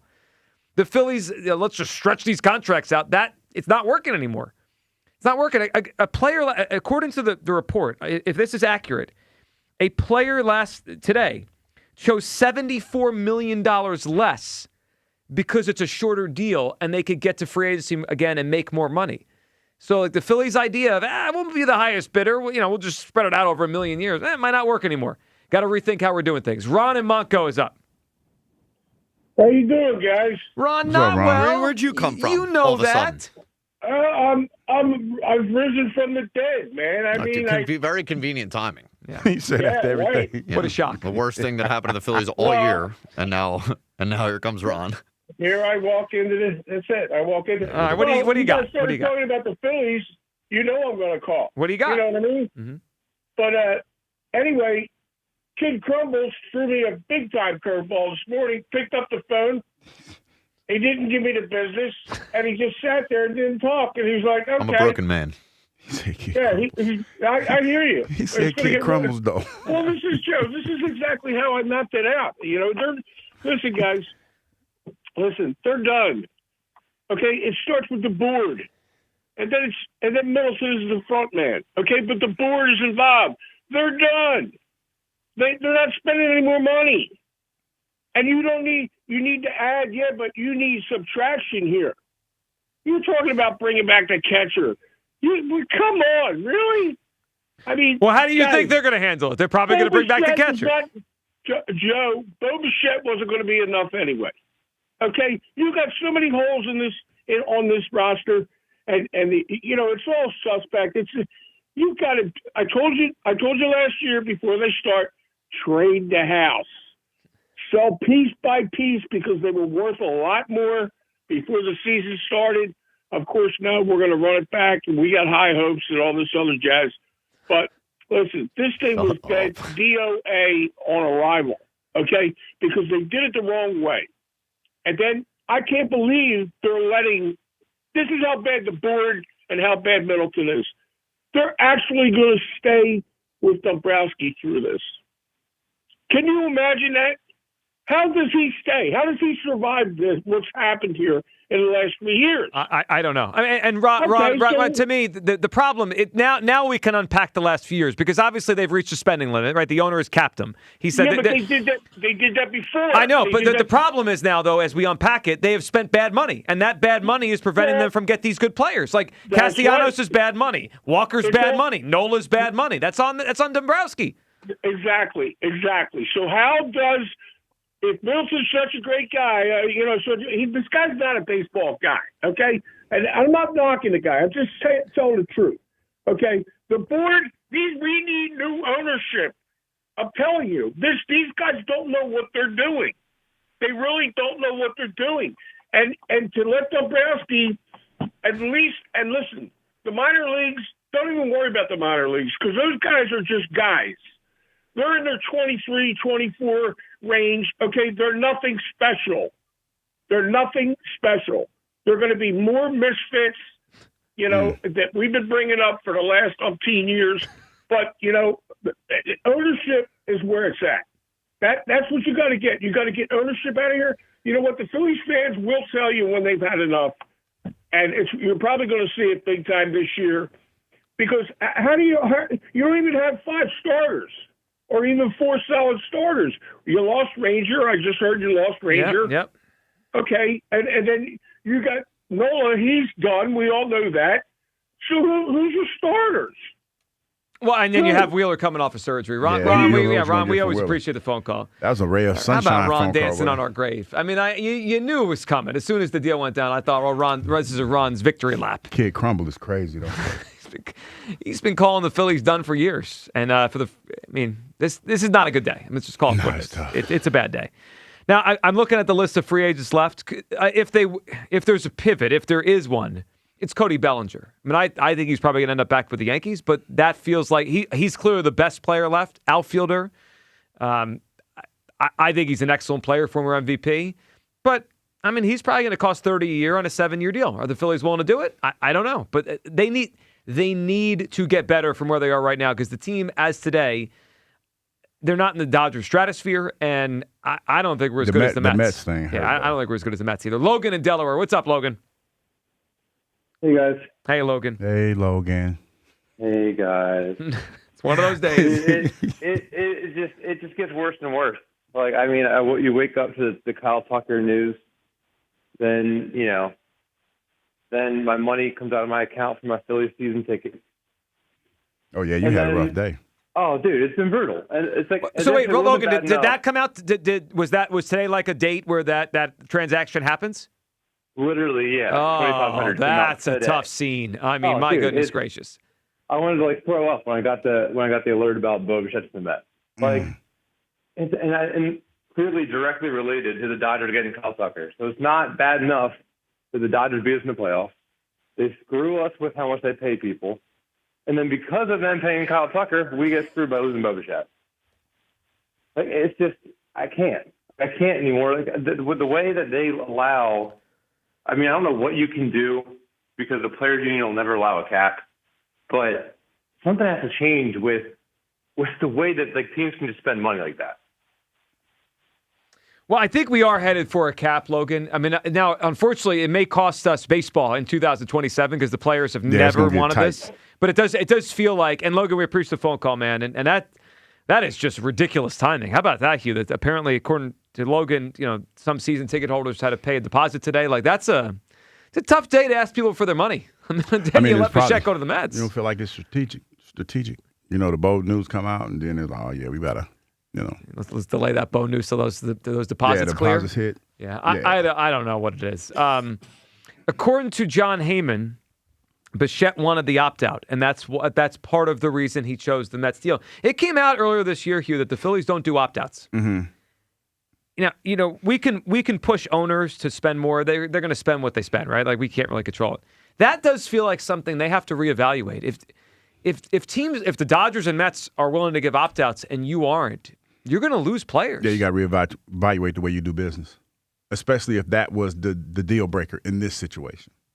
Outside of the fact that he already had deal in principle. Yeah. I mean, it just feels like the Phillies they're going the wrong way with how they're building this thing. Rob in Overbrook. What's up, Rob?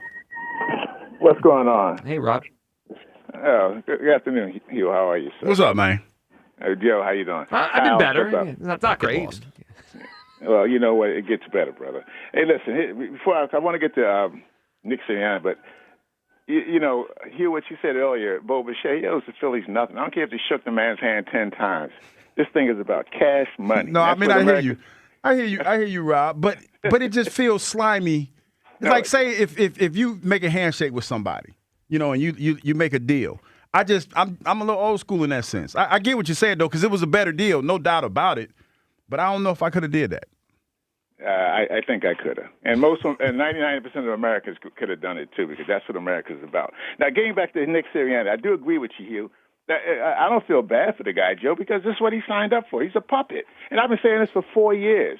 And people have been like, oh, no, he's a winningest coach, yada, yada, yada. No, he signed up to be exactly what Laurie and Howie wanted him to be. Someone controllable that could stick their hand up his butt and move him around. I was thinking, and I didn't think I could say it, but thank you. Yeah, this is your fault. You let us there, Hugh. It's your fault. Blame you. Yeah, he's a puppet, and for 16 million, for 16 plus million. He's like Pinocchio. But you know what? No, but you know, like you said, Hugh, he's well compensated for being the buffoon that he is on the sideline. You know, it's really difficult to look at this guy with through a lens that's because at one point the team is successful. The other side is how much of that success is his. I mean, I don't think it's that much. I think he's like a bobblehead on the sidelines. and I think without the 2 times we let this guy choose the groceries, he couldn't cook it. He couldn't finish the meal. You know, so I don't think that like Joe said, I think they're setting him up to get rid of him eventually because that's what they do, especially in Laurie and Howie. When you've outlived your usefulness, you will be I mean that's true. I mean, and they've shown us, and Rob, we appreciate it. I mean, they've shown us that they will move off anyone. I mean, that's why when it comes to the Jalen stuff or the Knicks stuff, I mean, what you've done before, it doesn't matter. If they think you're not going to be as good moving forward, or they could do better, they will move off it. Is this like? Are you purposely trying to hurt me? The Phillies lose Bichette to the Mets, and now I see Jay in West Philly on the board. I mean, this is going to hurt. Jay, another guy that's just way too happy. Jay, go ahead. Laugh it up. Bichette the Mets. Hey, look. Can I tell y'all about these bums? Y'all keep following behind this pandering fraud, and then y'all get disappointed. What did Harper do? It's pandering fake GM. No, we can't do that. And you're not signing that deal. And that was it. A Zoom meeting? You're supposed to be a professional team? A Zoom meeting? He was on his honeymoon. You mean the billionaire cigar guy couldn't fly him in? They couldn't go see him? You know what? I'm with you, Jay. Did they get his wife a gift? They should have. They should have did something. I'd have bought her a car. Something. He on a honeymoon. Come on, I'm about to give you another 5 honeymoons. But no, Mr. Supplemental Cookies and Cream, pandering fraud. Supplemental cookies. I think he means the Snickerdoodle. You mean no Snickerdoodle, dog? Jay, don't disrespect the Snickerdoodle. Hugh's trying to get a discount on that Snickerdoodle protein powder. Hey, Hugh, you're not gonna get no discount now. Hey, look, that pandering fraud. He runs everything. What old teammate he gonna find now? He brought back that bum Schwarber, choked in the playoffs. He's not a bum. He's 56 home runs. But they want to get rid of Castellanos, the only one that performed in the playoffs. Well, comparatively, Castellanos is way worse. I mean, you know that. Who performed in the playoffs? Those are called small samples. Small samples. Who was on second base? Y'all get on Castellanos about getting picked off on second base. At least he was there. That's probably the best defense I've heard of Castellanos in months. I mean, he can't play anymore, Jay. You know that. That's because y'all keep putting y'all faith in this, but y'all want to talk about the Super Bowl champions. The team. Well, they're not the Super Bowl champions. They just got eliminated in the wild card of the Niners. Well, we had 2 since that 08 fluke. Well, the 08 team wasn't a fluke. I mean, that was the best team in the NL for 5 years. They went right back to the World Series the next year. Hey, you're dope. Hey, Gilio. Yeah, what do you got now? Gilio, if it wasn't for Jesus Kerr, they'd still be waiting on the playoffs. A CNI single was the best hit in the last 20 years. Well, I mean, there were more hits in that postseason. Yeah, but Harper also had a home run that sent him to the World Series. I like Gene Segura. You're not going to get me to say... way bigger than Gene Segura's hit. Another dopey comment. Way Holy bigger. hell. He's not going to get me to say mean things about Gene Segura. I like Gene. The poor... I hate that Jay got one over us. Why was he laughing? Well, because we've established this. He doesn't like the Phillies. I know. Well, he doesn't like anything I like. So if I like a player, he hates the player. It's fraudulent activity. I know. I mean, that's fine.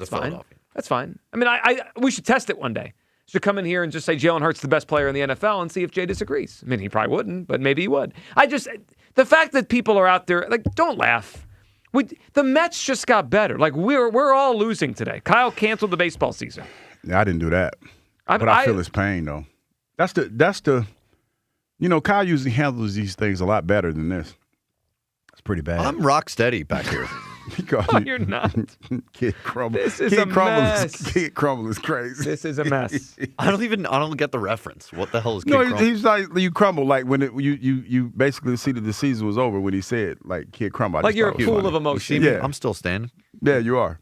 But you did say Summer's canceled and ruined. That's what I'm talking about. And I'm throwing in the towel in the season. Okay. I'm still standing. Have we reached desperation mode? Yes. Okay.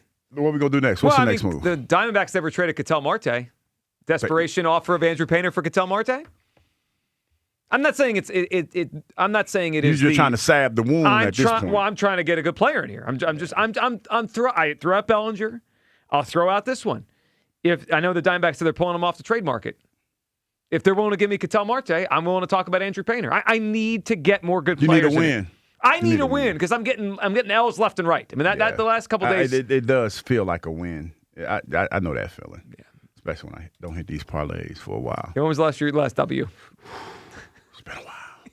It's been a while. Yeah, I'm not surprised. All right, 215-592-9494. We'll get right back to everyone's phone calls here. The Mets have gotten Bo Bichette. That news broke just about an hour ago. Bo Bichette, 3 years, $126 million to the New York Mets. The Phillies reportedly had a 7-year, $200 million offer out. Bichette wanted opt-outs, wanted more per year. Phillies lose in multiple ways. It's a disaster for this offseason, and it's on two people. It's on the owner, and it's especially on the general manager. He spent a lot of bad money, and if he's out of funds and he can't afford a $40 million player, I look towards Taijuan Walker, I look towards Aaron Nola, I look towards Nick Castellanos, so they're begging someone to take. They've got bad money on this team, and it's bothering them now because they're trying to get it's bad. All right, your reaction to the final hour. Plus, we'll guess the takes. Hugh's favorite segment of the week for the weekend to come in the NFL. Midday show on Sports Radio 94 WIP. That's another amazing run by Team USA. Mom, think I'll be on Team USA one day? Well, I'll take this one. What? Are you speaking to us? Yes, and to answer your question, anything's possible, especially with Xfinity. So, I can be the best snowboarder ever? Well, I can't guarantee that, but Xfinity can guarantee that your internet price won't change for 5 years. Okay. What if I practice every day? Then maybe you'll be snowboarding for Team USA at the next Olympic Winter Games. And Mom, you'll still be paying the same price for Wi-Fi. Ooh, really stuck the landing there. It's the Xfinity Gold Medal Celebration. Now through February 22nd, get our best price on gig Wi-Fi for 5 years guaranteed, just $50 a month. Plus, get Peacock Premium included for 2 years. That's a $10.99 value per month. Xfinity. Imagine that. Proud partner of Team USA. Restrictions apply. Requires paperless billing and auto pay with stored bank account. Taxes and fees extra. Actual speeds vary. Enjoy even more before you spin with Caesars Palace Online Casino. Download today and register with code RADIOLAUNCH. $10 no deposit casino bonus on select slot games. One-time wagering requirement. Plus 100% deposit match up to $1,000 on select slot games. 15 times wagering requirement plus 2,500 bonus reward credits. Must be 21 and physically present in Pennsylvania. Minimum wagering within 7 days required to unlock bonuses. Full terms and wagering requirements at Caesars Palace Online/promos. If you or someone you know has a gambling problem, call 1-800-GAMBLER. You don't want to miss a moment of Flyers hockey on Broad Street this season. Be here when the Flyers take on the New York Rangers in a matinee matchup on Saturday, January 17th at 1 p.m. Presented by Bank of America. Drops it off Grbankin to the slot. The shot score! Nikita Grbankin is first in the National Hockey League. Experience it here because Flyers hockey is better live. And the only place to watch is at Xfinity Mobile Arena. Get your tickets now at PhiladelphiaFlyers.com. Hey, it's Kim with Dixieland Energy. We're scoring touchdowns in the energy game. We go the extra yard for you with the best prices on motor oil, HVAC services, heating oil, propane, and diesel fuel delivery to the tri-state area. Quality fuels at the best prices. We are also lowering our customers' carbon footprint by offering biofuels as an alternative to electric and crushing the competition. Saving you money with an American-owned company. Join a winning team at DixielandEnergy.com. Cold weather is hard on your car, and winter driving demands the right protection. That's why Meineke is making it easy to stay road ready this winter with a full synthetic oil change for just $59.95, plus free tire rotation. Families have been trusting Meineke for brakes, tires, exhaust, tune-ups, check engine lights, and all their automotive repair needs for over 50 years, and so should you. And your locally owned and operated Meineke offers same-day service and flexible financing options. Meineke, doing car care right. Breaking news. TurnersvilleJeep.com is now the #1 volume Jeep, Dodge, Ram dealer in South Jersey. Come see why more customers trust TurnersvilleJeep.com for the best inventory and the best prices in the tri-state area. With over 400 new Jeeps, Dodges, and Ram trucks to choose from, there has truly never been a better time to get the vehicle of your dreams and at payments anyone can afford. Reserve your vehicle today at TurnersvilleJeep.com. Again, that's TurnersvilleJeep.com. Good morning. This is your Hardee's 2 for $5 breakfast mix and match alarm. We've got fluffy eggs and sausage on a made-from-scratch biscuit ready. Or perhaps biscuit and gravy. Ooh, maybe a sweet cinnamon roll. Wake up and smell that sweet deal. Mix and match any 2 for just $5 for a limited time. Only at Hardee's. Don't snooze on the app. Snag juicy deals, order ahead, and get to work on time. Maybe. Exclusive app offers for registered My Rewards members only. Available for a limited time at participating restaurants. Finding great candidates to hire can be like, well, trying to find a needle in a haystack, but not with ZipRecruiter. Its powerful technology actively finds and invites qualified candidates to apply to your job. So while other companies might deliver a lot of hay, ZipRecruiter finds you the needle in the haystack. See why 4 out of 5 employers who post a job on ZipRecruiter get a quality candidate within the first day. Try ZipRecruiter for free at ZipRecruiter.com/free. That's ZipRecruiter.com/free. ZipRecruiter. This is the story of the one. As the purchasing manager at a manufacturing plant, she knows the only thing more important than having the right safety gear is having it there when you need it. That's why she partners with Grainger for auto reordering, so her team members can count on her to have cut-resistant gloves on hand, and each shift can run safely and efficiently. Call 1-800-GRAINGER, click Grainger.com, or just stop by. Grainger, for the ones who get it done. Chumba Casino brings non-stop fun straight to your screen. Anytime, anywhere. Explore hundreds of games like slots, blackjack, and instant scratch-style cards. Sign up to unlock your free welcome bonus and daily login bonuses. And enjoy your chance at exciting prizes without spending a thing. Just click, play, and enjoy the ride. Sponsored by VGW Group. No purchase necessary. See terms at ChumbaCasino.com. Must be over 21 and present in a state where it's legal to play. My name is Whitney Allen. I am a widow. My husband, Ryan, died. We never thought in a million years we'd have to use life insurance. The unexpected happened. With Ethos, it is so fast and easy. It's 100% online. You can get a quote in seconds, apply in minutes, and get same-day coverage. No medical exams, and you can get up to $3 million worth of coverage through Ethos. Get your free quote at ethos.com/game. That's ETHOS.com/game. Time spent on application may vary. Online health questions required. This is an Odyssey Sports Minute. The Bills and the Broncos kick off the divisional round of the NFL playoffs tomorrow, and the Broncos' defense has one of the best in football. Denver led the NFL in sacks, second in total defensive yards, and second in rushing. Besides Josh Allen, I'm looking to James Cook to have a big game if the Bills plan to pull off the upset, and that's a tall ask against this Broncos defense. I'm Chris Black. 94 WIP HD1 Philadelphia. Live from the Tasty Cake Studios. Sports Radio 94 WIP. An Odyssey sports station. Now you can listen to Sports Radio 94 WIP on the iHeartRadio app. Cool.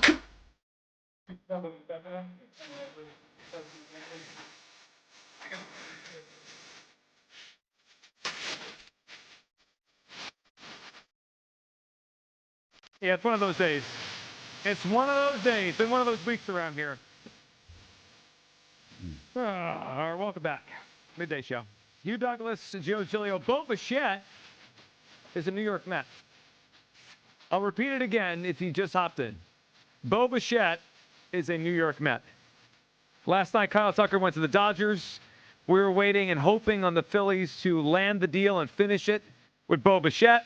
According to Bob Nightingale, the Phillies and Bichette had come to some sort of a understanding on 7 years, $200 million. Then he changed his mind. Yeah, well, the Mets changed their mind. They woke up this morning with a lot of money to spend, and I'm guessing, Hugh, a very frustrated owner. They lost out on Tucker, and he said, 3-126. What do you think, Bo? And we lost out on Bo Bichette. Yeah, I'll take it. Yeah, it's a mess. It is a mess in every single way. 215-592-9494. That is how you hop board. Let's go to David in Westchester, who's up on WIP. Hey, David. David. Yeah. What's up, Joe? What's up, Turd Boy? What? Oh. Turd Boy, he called you. Because you said you're eating turds. I'm not eating. Oh, yeah, I eat that turd. Yeah, you said that. Okay, go ahead. It took me a minute. I was like, I missed that. I did say that. But I'm angry, Hugh. I'm sorry. I am. Oh, no, you're fine. You're fine. I caught it now. You're go. The floor is yours, sir. Thank you, my friend. Listen, this news, it's the middle of January, and these guys have already ruined a year for me. It's just done. This year is done. 2026. You know, I don't care. You know, good Lord, please take me away because I don't want to watch this crap. Why should I have to watch this crap? I mean, they had a chance to actually almost. I mean, with the Kyle Tucker thing. Okay, the Dodgers pull way ahead, but you know, if they had Bo Bichette, they'd be able to keep up at least a little bit. And they can't even do that right. I mean, Joe, remember I boycotted all last year because of the holes in this team. And as soon as I got the news that Bo Bichette was going to be signed, or you know, they had him, he was there, he was in. I called the Philly ticket agent. I'm ready to buy. Season ticket plan. It's all there. It's all ready. All I got to do is, send a payment. And you know what? Here, my computer's right here, and I got it up for you because as soon as I heard it, I pulled it up and watch here. Delete. There, it's done. There ain't no freaking season tickets for me. I'm not going down there. I am not going to spend my money on this. I'm not going to watch it. I'm going to get the MLB package, and I'm going to watch the freaking White Sox and the A's because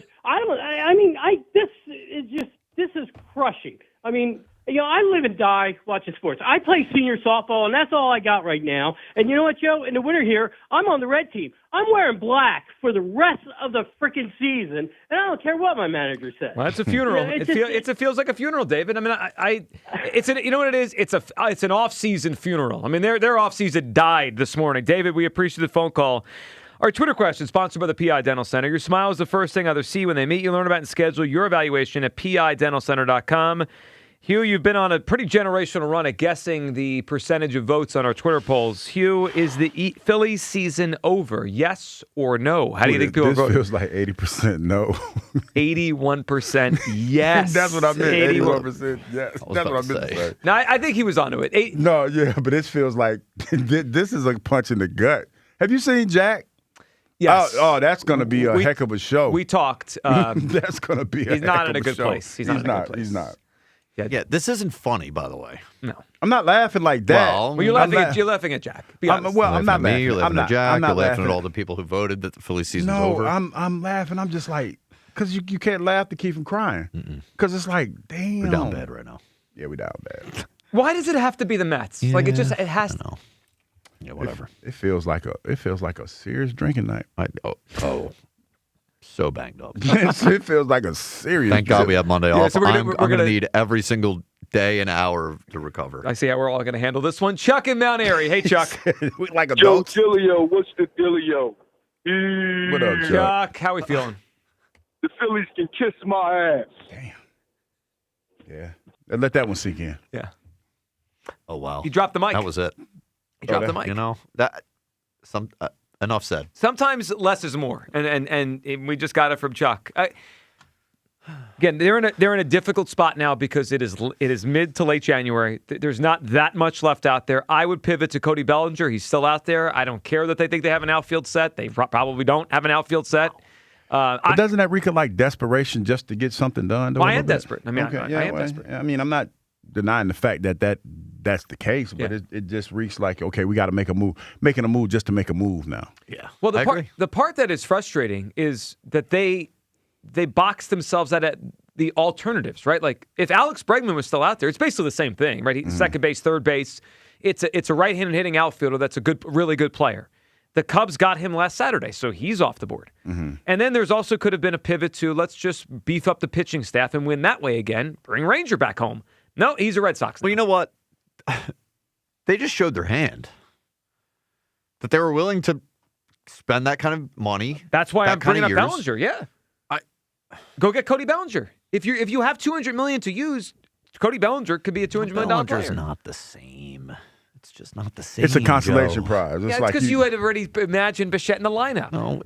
Yeah, it's like like you go to the store to get like the Gamma joys, the Gammas that just dropped. Yep.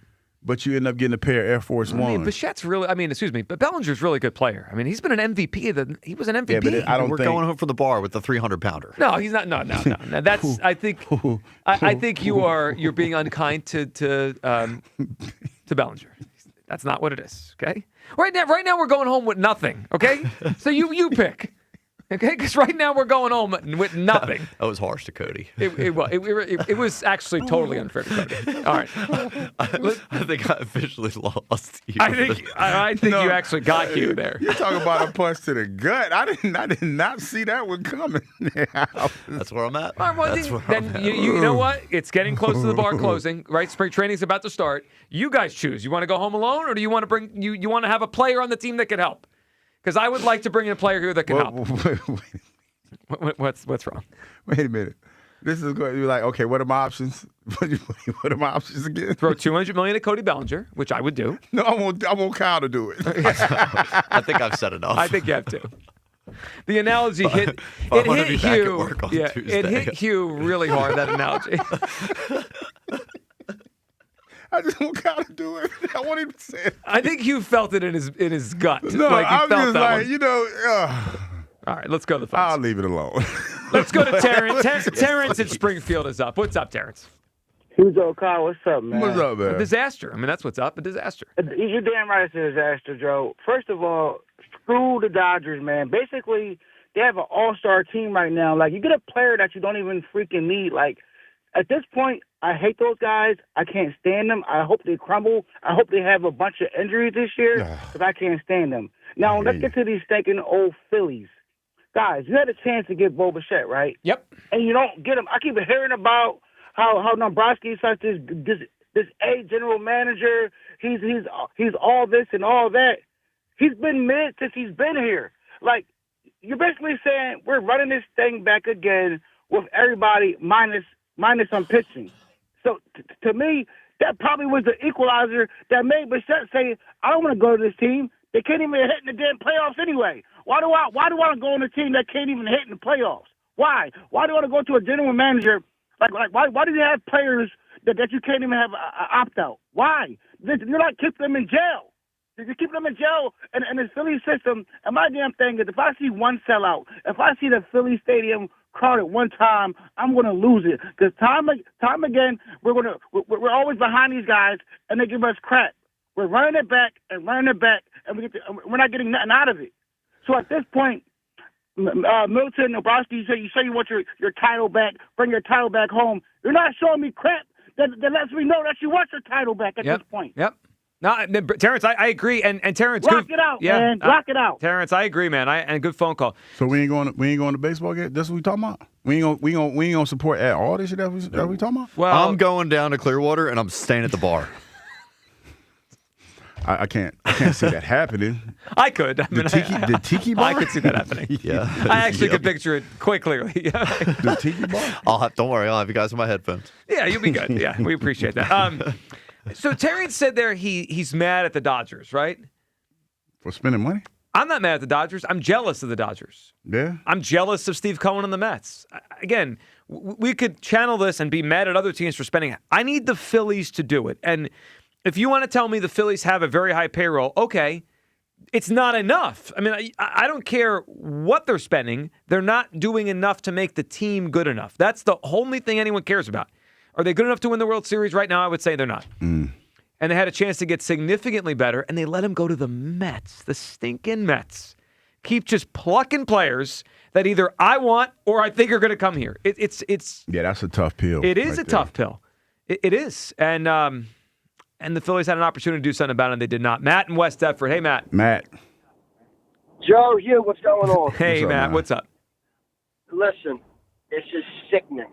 This is beyond sickening. Yo, that's why I hate seeing reports. Oh, this dude's signing here, this dude's signing here. Until it's on pen and paper, it means nothing, yo. I knew I had that gut feeling after that second meeting, and we didn't sign him. I knew it, man. I knew it. And you know what this reminds me of and feels like? Even though we didn't have him, it wasn't a draft pick. But this dude, he needs to feel this when he steps onto the field at Citizen Bank Ballpark. You ready for this? Mm-hmm. You're listening. He needs batteries like J.D. Drew got back in the day. How J.D. Drew did us so dirty, that's basically what Bo Bichette just did. We can't. We didn't draft Matt, I love you. We can't throw batteries. Well, at the guy. thanks for one-upping me. We can't throw batteries at him. I love Matt. Your passion, I love it, and let's boo the hell out of him. And Matt, love you. Can't throw batteries at Bo Bichette when he gets here. We can't do it. No, let's. That's a lot. I think we need to evolve a little bit past that one. That was 1998, and we gotta just move past that. Batteries? Y'all threw batteries at somebody? No, not y'all. I didn't do anything. I was a kid. I mean, He said, "Whoa, the allegations, It was y'all out there throwing batteries at folks, man." You were here. You were on the Eagles. Wait a minute, I don't recall that. Yeah, though. I mean, you blocked that one out. It was a different time, Hugh. Dang, y'all throwing batteries at cats. That's crazy. Things were a little different back then. Yeah, we're not calling for that. I know the Santa Claus. Now, here's a question: is Bo Bichette an enemy? Goodness. Yeah, I would probably. We're more today. It's clear we're more upset with the Phillies. Well, do we? Yeah. But to Hugh's point, they did have some sort of an understanding, and he turned his back. Do we need to hear if the Phillies got a chance to match? Yeah, because we're going off of. Yeah, that's a good point. Yeah, we're going off of what we were told. We don't know if it's true. I mean, I'm good to hate him. I mean, if we want to hate him, I'm good. Yeah, but my thing is, and I get it, we're talking about a ton of money and an opportunity to make more. But it just, to me, it just feels weird to give somebody your word and then go back on it. I mean, but we're talking about hundreds of millions of dollars here. That we are. I don't know, man. It would be hard for me to, after I've already made a deal, to go back on a deal in principle, I should say, because he didn't make the deal. He just, it was understood that might be the case from what we were told. It kind of makes it hard for me to, Does a handshake mean less on Zoom? Let's assume he's still on his honeymoon. Does it? You know what I mean? Like if they were in person and they literally shook hands, like, all right, now let's go iron out the paperwork. I think is if I it give you different my on word, Zoom? Well, I think if I give you my word, I'm gonna do something. Okay. I need to be holding to that. In my opinion, that's just how I feel. If I say I'm going somewhere, even if I don't want to go, I'll be like, damn, I gotta go because I said I was going. Yeah. I mean, that's just how I'm wired. All right, let's go to Jeff in Wilmington. Hey, Jeff. This week tracks. I mean, only the Phillies could upstage the Eagles' angst by missing out on a top quality, infielder. So it sounds like the opt-out clause might be the issue here, and if that's the case, then the Phillies need to reevaluate how they deal with these guys. 1,000%, Jeff. It's not, and I know you when play with the big boys. Yes, when they talk and they defend this, I'm sure they're going to say we offered him a very sizable contract, and that will be true, right? Like they're not lying. Yeah. But it feels like the Dodgers and Mets are playing a different game in free agency, and the Phillies are not playing the same game as them. Yep. Also, Sirianni basically went from a bull to a steer, so he's got nothing going on. He's been banded. Yeah, I caught that. Yeah. Yep. I caught that. And if the Eagles are not willing to sign or to hire an OC that will clean house and basically have Stoutland as a sticking point, then we got bigger issues. Because I've heard that report too, that not report, but people are saying like, well, you can't let Stoutland go. If an OC's coming in here to clean house, he's got to stay. Now, guess what, dude? All of you can go because this isn't working. Yeah. So that the story you're bringing up, when Rhea was on with us yesterday, she referenced a story she read a couple years ago when Kingsbury was one of the people they interviewed, and I'm not sure if it was a sticking point or more just a conversation, but he had his own offensive line guy. And that, Jeff, that's all part of this thing now, right? Like if like you're saying, if someone's coming in and they have autonomy, that means they get to pick their own people. If I'm a cheerleader coming out of college, I could look at the Eagles and go, man, I could do what Sirianni's doing for half the price. People are going to line up to be the head coach of this team. Jeff, That's crazy. We appreciate the phone call. Not in a good way, Hugh. This is not good. But you know what? Big V's going to help us out. What's up, Big V? Oh, man. Oh, God. Jeez, this is one of the most depressing Fridays I've ever experienced. It's been a bad week. It progressively got worse as the show goodness. went on, didn't it? It just got worse as the show went on. I kind of miss yelling about Jalen. It was easier. Go ahead, Big V. We started out 6 feet from the grave, and we've just, been going downhill ever since. Yeah. Oh, God. Well, let's do this. Let's come to, a little come to Jesus moment. We knew by when we were 8-2, and there were some issues. We knew that the offense was vanilla. We knew that, AJ was starting to go into his diva rant. But we were 8-2, and we didn't care. All right, we knew, they needed an offensive coordinator. Or you know what? I'd even say just add just a quarterback coach to get Jalen past that slump in the hump.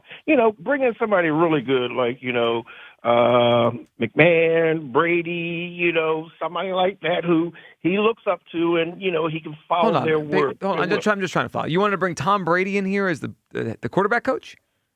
Yeah. Big V. One is because, and here's why I said, Brady. Because Brady can't be a head coach because he's making too much money on TV and he's actually, he is the owner of the Raiders. Yeah, he can't come on. The Raiders. We're All dope. right. They can't do I that. just. He tried, though. He tried. Did he try? I think so. He wanted to bring the owner of the Raiders You could sum in up here? every Big V call ever. He tried. When he said He did it, his best. When he said Brady, I thought he meant somebody else, but he was talking about Tom Brady. He was trying. He was trying. Tom Brady is the lead broadcaster on Fox. He makes Yeah, he $35 million a year for whole Fox, lot of and bread. he runs the Raiders. He's going to come in here and teach Jalen Hurts footwork. Bless your heart, Big V. I mean, bless your heart. Okay, let's go to James in Philadelphia. What's up, James? Hey guys, thanks for taking my call. Hey James, what are you feeling today? So what I'm feeling basically is that we all need to take a breath here. All right. On Chad WIP? Durbin. Absolutely not. Here? I refuse. Chad Durbin played a pivotal role in the 2008 World Series run. Right. Jamie Moyer was in that starting rotation. Okay. What we need is a core that gels together and hits time in a timely fashion.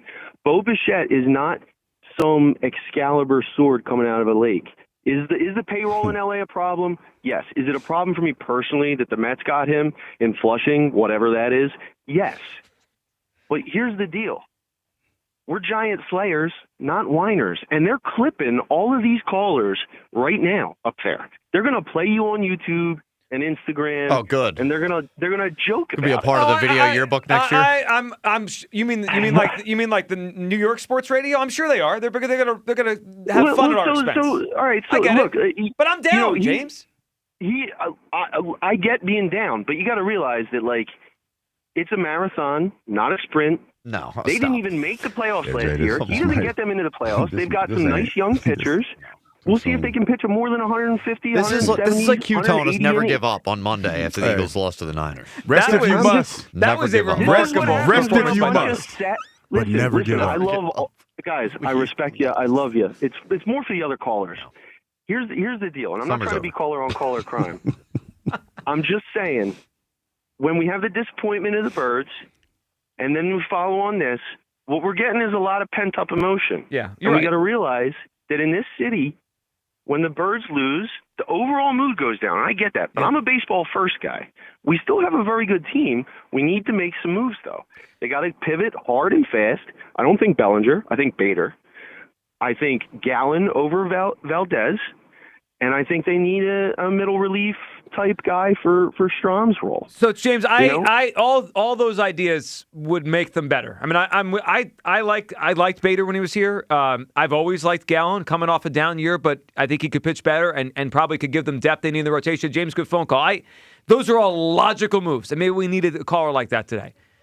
And I think we'll have time over the next couple of days and weeks, to pick ourselves back up. Yeah, but right now it just hurts. Right now, I just want to yell at someone. I mean, and not James, but I want to yell at someone. And I'm more interested in yelling at Dave Dombrowski and John Middleton than I am anyone who calls the show, because we're all in this together. I'm not mad at you. Yeah. I'm mad at them. I mean, No, I get that. Yeah, like sometimes you just want to yell, and I'm just annoyed that the Phillies let it get to this point. And Hugh, I've been thinking about something the last few minutes as we talk. Well, were they used?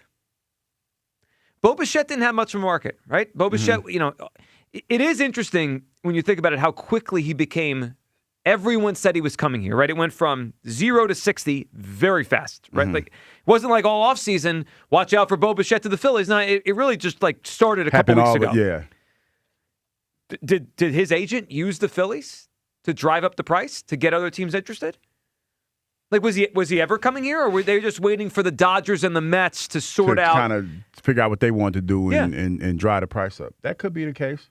That could be the case. And they probably never thought about coming in until, till this other deal came in, or it came in late and they decided, hey, you know what, go to the Mets. Yeah, I mean, there's something to that too. A lot of us are probably saying, why didn't they get this done earlier? I feel that. But now that I think about it, if I'm Bo Bichette's agent, I'm like, let's just hold on. Let's the Dodgers and Mets are in a crazy bidding war over Kyle Tucker. Let's just see how that plays out. Like when whoever loses that one, that probably come after you. Upset owner with a lot of money to spend. So I don't know what happened with the Phillies last 2 weeks, but it doesn't look good. It doesn't look good, especially. So we were used to make the other two females jealous. Like we were the 300-pounder. Yeah, it feels like. All right, I need. We're the 300-pounder. Dang. Wow. Well, who's taking us home then? That's too much. Too much reality. Nobody. We're all by ourselves, guys. No one's taking us home. All right. I need a little levity in the show. I need Hugh Douglas's favorite segment. Let's guess the takes for an NFL weekend. I hate this segment. It's time to guess the take. It's so easy. Just guess a take you're going to hear on funny? Monday. What do you got? I came in here this morning. I said, we don't have to do guest takes today. I was like, we do. We do. We're doing it next Friday, too, before the Super Bowl. Come on. Yeah, so my take this weekend. I might even, since we don't have a baseball team, really, we should extend this into the summer. No. Why not? Guess it takes about what's coming on this weekend? Yep. Just anything, yeah. Can we talk about golf? Can we throw golf in there? No.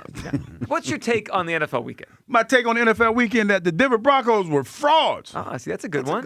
Right, I didn't come up on it on my own. But, well, we helped you out with that one. It doesn't seem like it's hard. All right, here's mine. Here's the take you're going to hear on Monday. And it's going to make particularly people in our audience, for some strange reason, people are going to be upset about this one. But Monday feels like the day, if you're right, Hugh, and the Denver Broncos are found to be frauds, that means they lose, right? Mm-hmm. That means the Bills win. Yes. If the Bills go win this football game and Josh Allen plays like he did last week, which was at a very high level, someone's going to say what has felt like it's like bubbling under the surface for a while. He's the best player in the world, that he's surpassed Patrick Mahomes, that he's been on his heels for a while, but now Mahomes down and out and injured out of the playoffs. You're going to hear someone say Monday, the best player in the world right now is Josh Allen. Yeah. Kyle, what do you got? Yeah, Bears had a wonderful season. Cute? It was cute.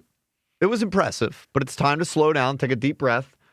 Let the Commanders be a cautionary tale. Ooh. Don't go out, sign a bunch of old players to go try and cash in on this small window. The window's big. You got Caleb, got Ben Johnson. Slow play. It's hard to do that, though. You get close, you're like, well, trust me.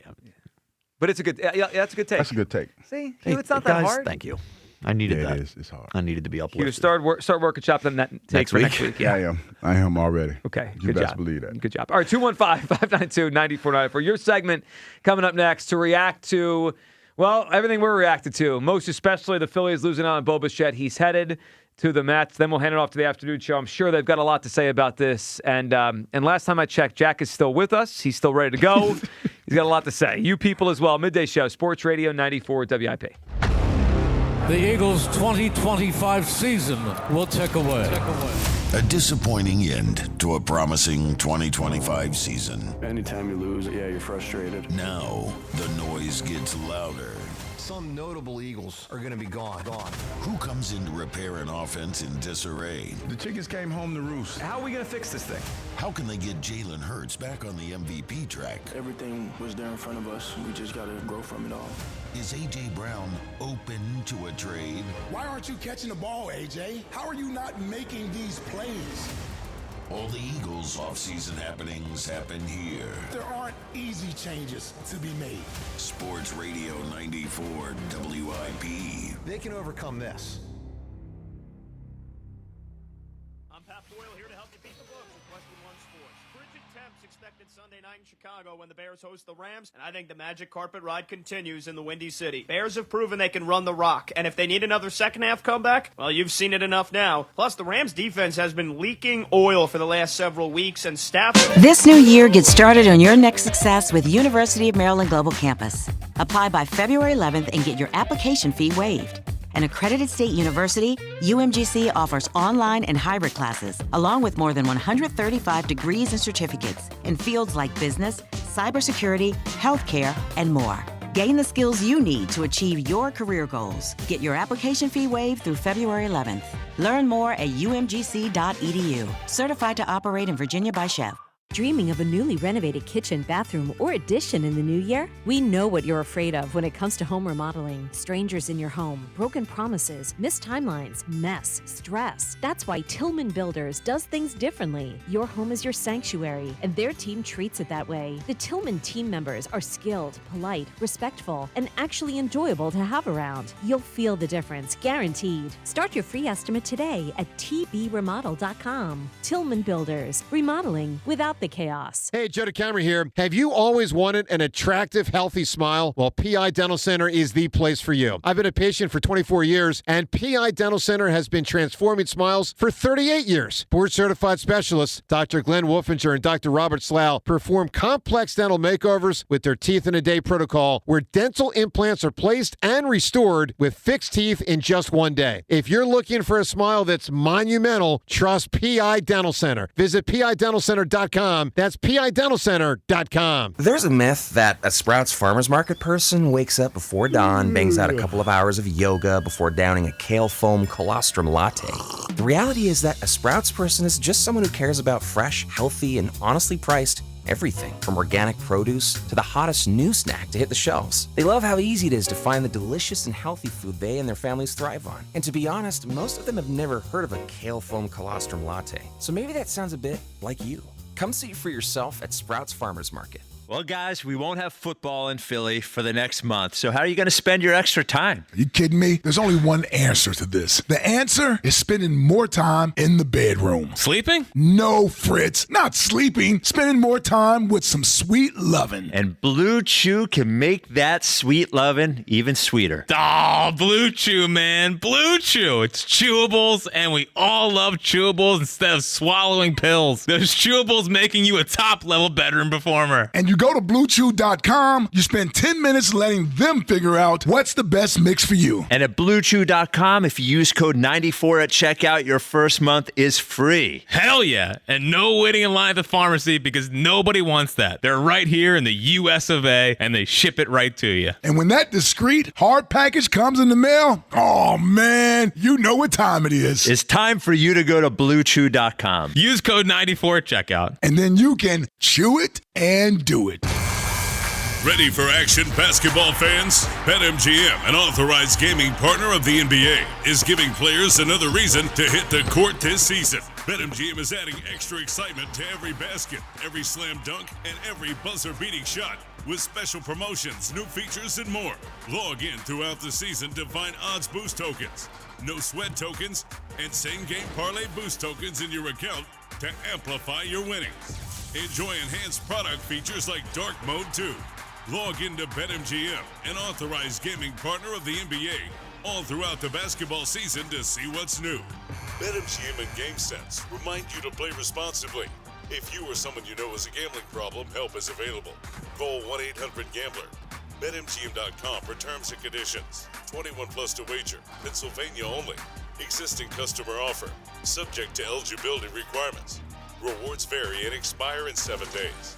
Jim Cipriotti at Retire Ready Financial Group doesn't need Google to know you're worried about retirement. Between inflation, rising taxes, and the uncertainty about Social Security, he understands. That's why he offers a complimentary retirement second opinion. It's a no-obligation meeting for you to talk about your concerns about retirement. You want to know if you're going to be okay? Let's find out. 610-894-7415 or go online, retirereadyfg.com. JameSV.com. Insurance and annuities offered through James V. Cipriotti, NPN number 2083768. Presenting a Gain Flings love story. Dear love of my life, we were on the 12B bus this morning when I caught a whiff. A scent so fresh, so life-changing, I had to find its source. Alas, I didn't know if you were the woman in the pink freshly washed cardigan or the retired mailman next to me, but I knew one of you was my soulmate. Ah, the scent of Gain Flings. Try Gain Flings with OxyBoost and Febreze. Hey, Joy. Oh, you are glowing. Oh, hey, more like Mira Joyed. That Miralax helped me go. I was so backed up. Tried mega coffees, prune juice, everything. Then Miralax. And hello, gentle relief without the harsh side effects. Ooh, how does it work? It works naturally with the water in your body for constipation relief. Find Miralax today at your local retailer. Use as directed for occasional constipation. My name is Whitney Allen. I am a widow. My husband, Ryan, died. We never thought in a million years we'd have to use life insurance. The unexpected happened. With Ethos, it is so fast and easy. It's 100% online. You can get a quote in seconds, apply in minutes, and get same-day coverage. No medical exams, and you can get up to $3 million worth of coverage through Ethos. Get your free quote at ethos.com/radio. That's ethos.com/radio. Time spent on application may vary. Online health questions required. Back to Hugh Douglas and Joe Giglio on Sports Radio 94 WIP. 94 WIP. Breaking news.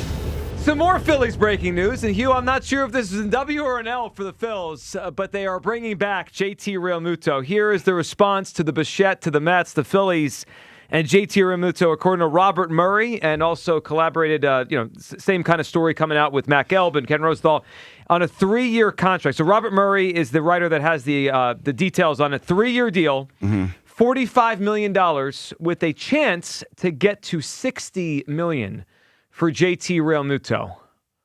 Hugh, I got to think this is directly because they are desperate right now. I mean, the story, when I heard, driving in today, I heard Jim Salisbury on the morning show say that JT wanted 60, and they were not even at $45 million. Now today, hours later, after they lose out on Bichette to the Mets, they go to the $45 million. They give him 3 years, and we'll find out what he has to do to reach $60 million. I'm not sure what that is, incentives or whatever. But Hugh, your reaction as the Phillies bring back JT Realmuto. Look, I like JT. I'd rather him be the catcher than someone else. 3 years for a catcher with this much wear and tear and this age, that is a long contract. Good for JT, man. I'm happy for him in this sense that, as an older player, his best years are behind him. To get that kind of money under these circumstances. Because basically what they did was they had to do something. They missed out on Bichette. He was the beneficiary of the windfall. I know. So good for JT. What about good for the Phillies? I know it don't make anybody feel any better, man. Yeah, can you get to what we care about? Okay, but you asked me a question and I answered His it. age 35, 36, 37 season. I was hoping this would stay a 2-year deal. 3 years? I mean, seriously? Congratulations, JT. I want to know how Hugh Douglas, the free agent negotiator, feels. How does Hugh Douglas, the Philadelphia fan, feel? Your thoughts on JT 3 years from now? Rolling out there for 100 games. And he was already complaining about the knees, whatever, being crouched down. Yeah, this is bad. Okay, there we go. Now is that better? But congratulations to JT for getting paid. Who took a bigger L this week, Hugh, the Eagles or the Phillies? From the way it feels, the Phillies. It's the Phillies. By a long shot. I think you guys are right. By a long shot. I think you guys are right. Phillies. Your move, Mets. Your move, Dodgers. We got JT. He's back. Got Kyle Schwarber back. JT, what are we doing? You know who won this one? JT's agent. Oh, my goodness, yeah. You know what that means? And all of Philadelphia lost. You know what's coming next. Don't you dare. Don't you dare end the show with this nonsense. You know what's coming next. What's coming next, Hugh Douglas? Bryce Harper apology re-signing. You'll get Bryce Harper some more money. I got news for them. If they think that that's going to make the fan base feel better, that we just hand Bryce more money to make him feel better, you're crazy. Yeah, it's a good thing I canceled summer. I'm saving everybody from this pain. This is... That's crazy. Again, so JT wake up this morning. He was in limbo. Yep. So we get the Bo Bichette news, right? This thing's going to be like a 6-month root canal. So then they call JT and say, hey, You want to come back? Sure. You going to give me the money I wanted? Sure. Why not? If you guys need me in the next few minutes, I'm going to be looking at the ages of the lineup for the 2028 Phillies because it's going to be something as we have JT in his age 37 season at age in 2028. Jake in Collingswood. Go ahead, Jake. Jake. Yeah, what a bring down. I'm telling you. I'm really not surprised. I didn't think they were going to get him all the while, even though daily I was reading all of these scenarios and all the wonderful, he's so tight with Mattingly. All this crapola. But to lose him to the Mets, that is my brother, my dear late brother, is smiling right now up in heaven because he was a big-time Mets fan. But I am so over what's happening with this team. And then now to hear you guys with this update that they signed JT, sure, that will get the fan base all stoked. I mean, I wanted to see JT come back, but Bichette was the move they had to make. Yeah, it was. They had to make that move. Jake, they had to. They didn't do it. I agree. And you're right that most of us, all of us, I would think, are JT fans, right? He's been an excellent Philly, but that's not the move that's going to make everyone feel better today. Jake, good phone call, man. It's not. Again, they could have brought JT back with Bichette. That would have been the ideal to make this team better and drop JT to the bottom of the lineup. JT Realmuto is at this stage of his career is not we missed out on Bichette. Well, we're just going to bring JT back. That's not going to solve the problem. No, that's not. That dog does not hunt. That dog does not hunt. At what point of spring training are they going to try to convince me this is the year Alec Boehm can clean up? We're going to do it on March 1st, March 15th, February 15th? Because we're going to have to just dump the audio because I can't do it. Yeah. With that guy that had a Facebook conversation with Alec Boehm. Oh, yeah, I forgot about him. Maybe he'll be back. Maybe. They were talking, right? He thought it was real Alec Boehm, and it was not. Yeah, that's crazy. Yeah, I can't. You never know. All right. Al is up on WIP. What's up, Al? Hey, how you doing, guys? Look, What's going on, man? I liked what caller James had to say a few minutes ago, some ideas for the Phils, and that's all great. And JT, that's fine, too. But, the honest truth is this offseason has been a failure, and it really starts with Dombrowski. I mean, he was outplayed, he was outsmarted, he was outfoxed, he was outmaneuvered by these other teams. And I'm not mad at those teams. I'm mad at him. Dombrowski has to go. This is a total failure. I mean, really, these long-term deals, they're sitting there 7 years, 10 years, 13 years. And look at those out years, like you were just saying. We're stuck with a bunch of declining players. Hey, maybe we can go for Bichette in 4 years from now. But, hey, we won't have any money because we're going to still be paying all these long-term contracts. No, this is a mess. It's an absolute mess. The Phillies are really stuck in the past, and we're going to be stuck with these long-term deals forever. It's just awful. Yeah, Al, so disappointed. It is bad, and it's interesting. I will appreciate the phone call. Dombrowski, if you go unpack his history, he generally leaves places a mess. I mean, he's good and they win, but the Tigers until last year were dead for 8 years when he left. I mean, he just left them in a shambles. And I'm looking at the team right now. When you bring back the JT 3-year contract, 3 years from now, Harper's going to be 35, Turner's going to be 35, JT's going to be 37. That one puts Schwarber at 35. I mean, there's Nola's going to be what? Still on the contract at 35. Yeah, that's going to be an old-ass team. That baseball team's going to suck. I mean, barring like Painter being great and these young kids really, really being great players, that's going to be bad. Yeah, that's going to be an old-ass team. Summer's canceled. We do have you guys want to feel better? You want some good news? Yes, we have an OC interview update. All right, who we got? To Adam Schefter. Who we got? Zach Robinson from Atlanta. Okay, all right, well. Hold on, he was part of our bracket. You don't sound very well, excited. It's not like Mike McDaniel. That doesn't tip the scales of Bo Bichette going to the Mets? That we're interviewing Zach Robinson? It doesn't. Oh, okay. I don't mind Zach Robinson. Now, I'm out on Zach Robinson. Just because? Well, because that's not the sexy name. No, because I'm mad right now. Okay. So you're taking it out on Zach Robinson? Of course. No, I just what did the Falcons do on offense that was impressive? Not much. And they did lose Penix. Yeah, he was hurt, and then what's his name? Yeah, Cousins went out there. So Zach Robinson, the former coordinator, pass game guy with McVay, right? He was the McVay guy a year ago, and then the Falcons hired him to be their offensive coordinator.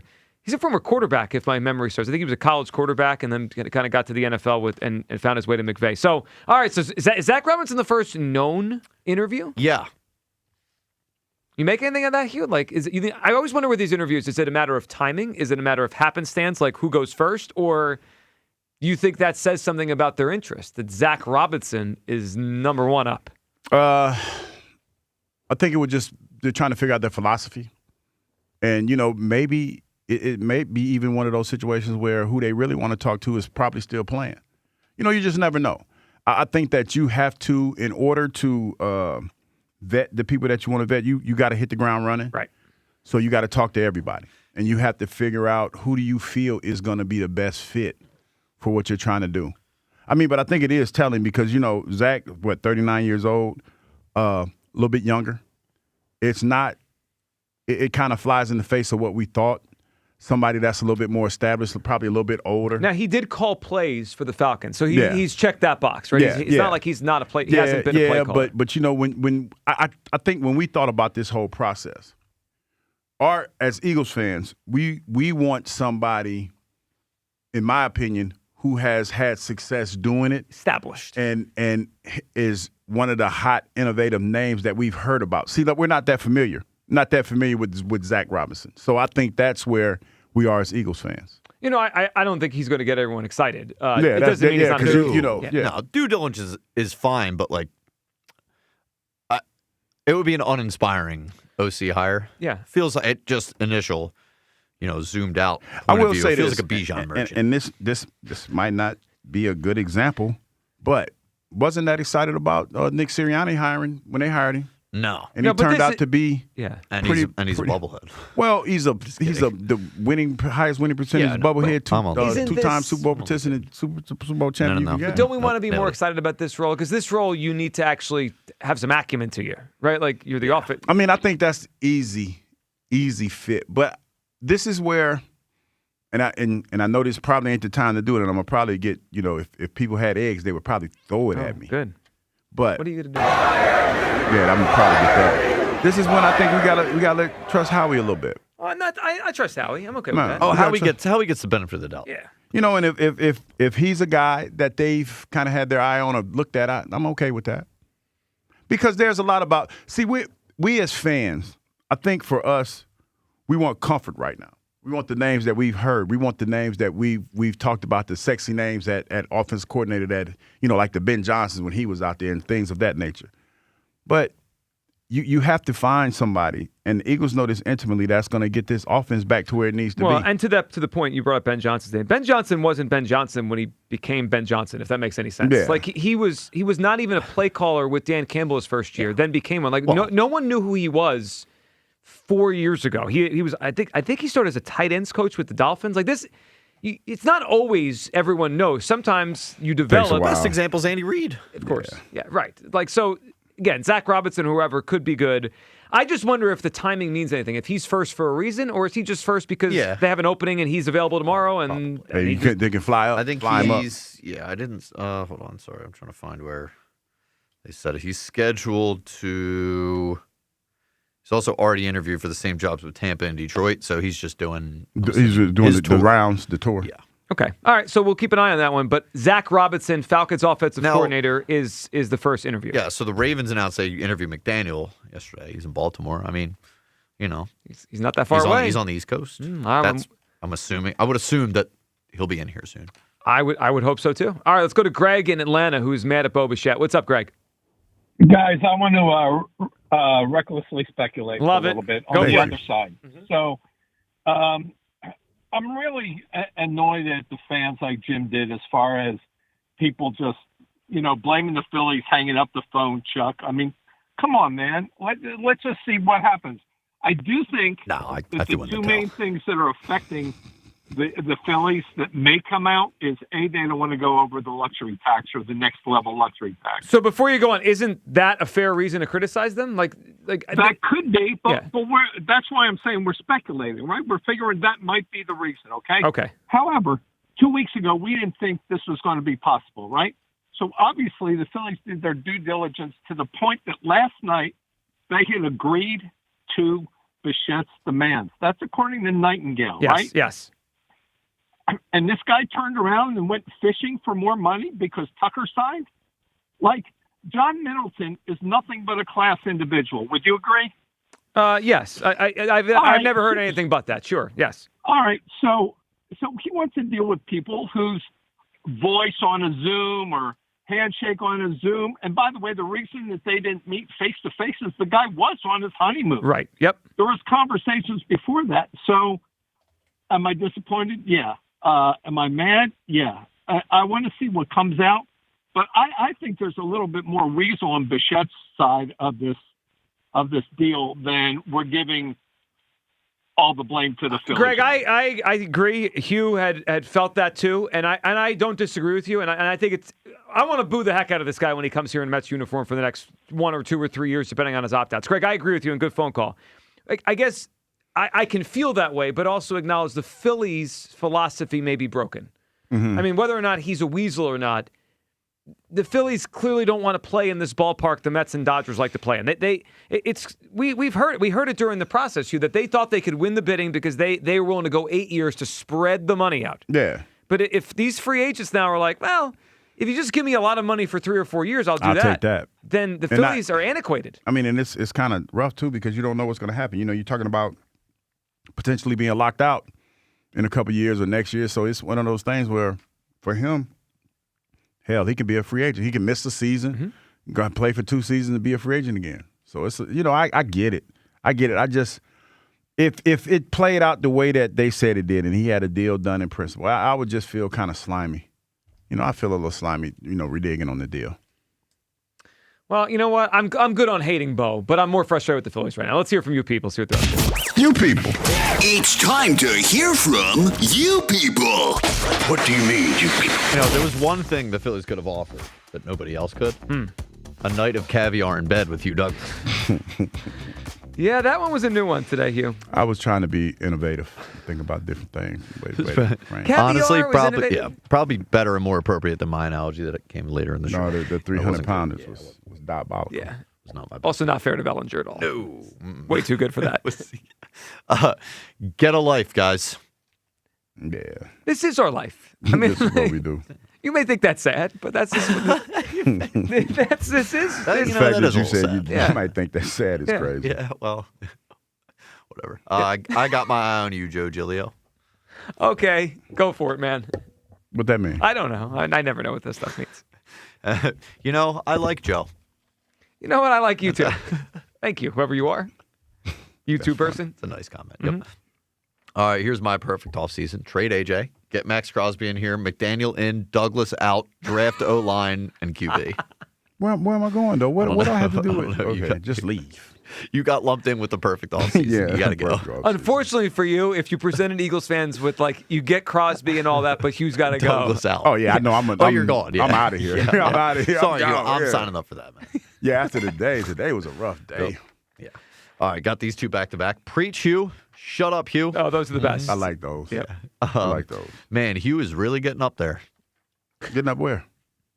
You mean in age? I think you know where. You mean in age? I guarantee you I look better than that person. I have no doubt in my mind. My favorite response. Here we go. I mean, it's just people throwing rocks and hiding hands, and they don't even look. They ain't even that attractive. Speaking of Hugh, bro, what do you know about tackling? Yeah,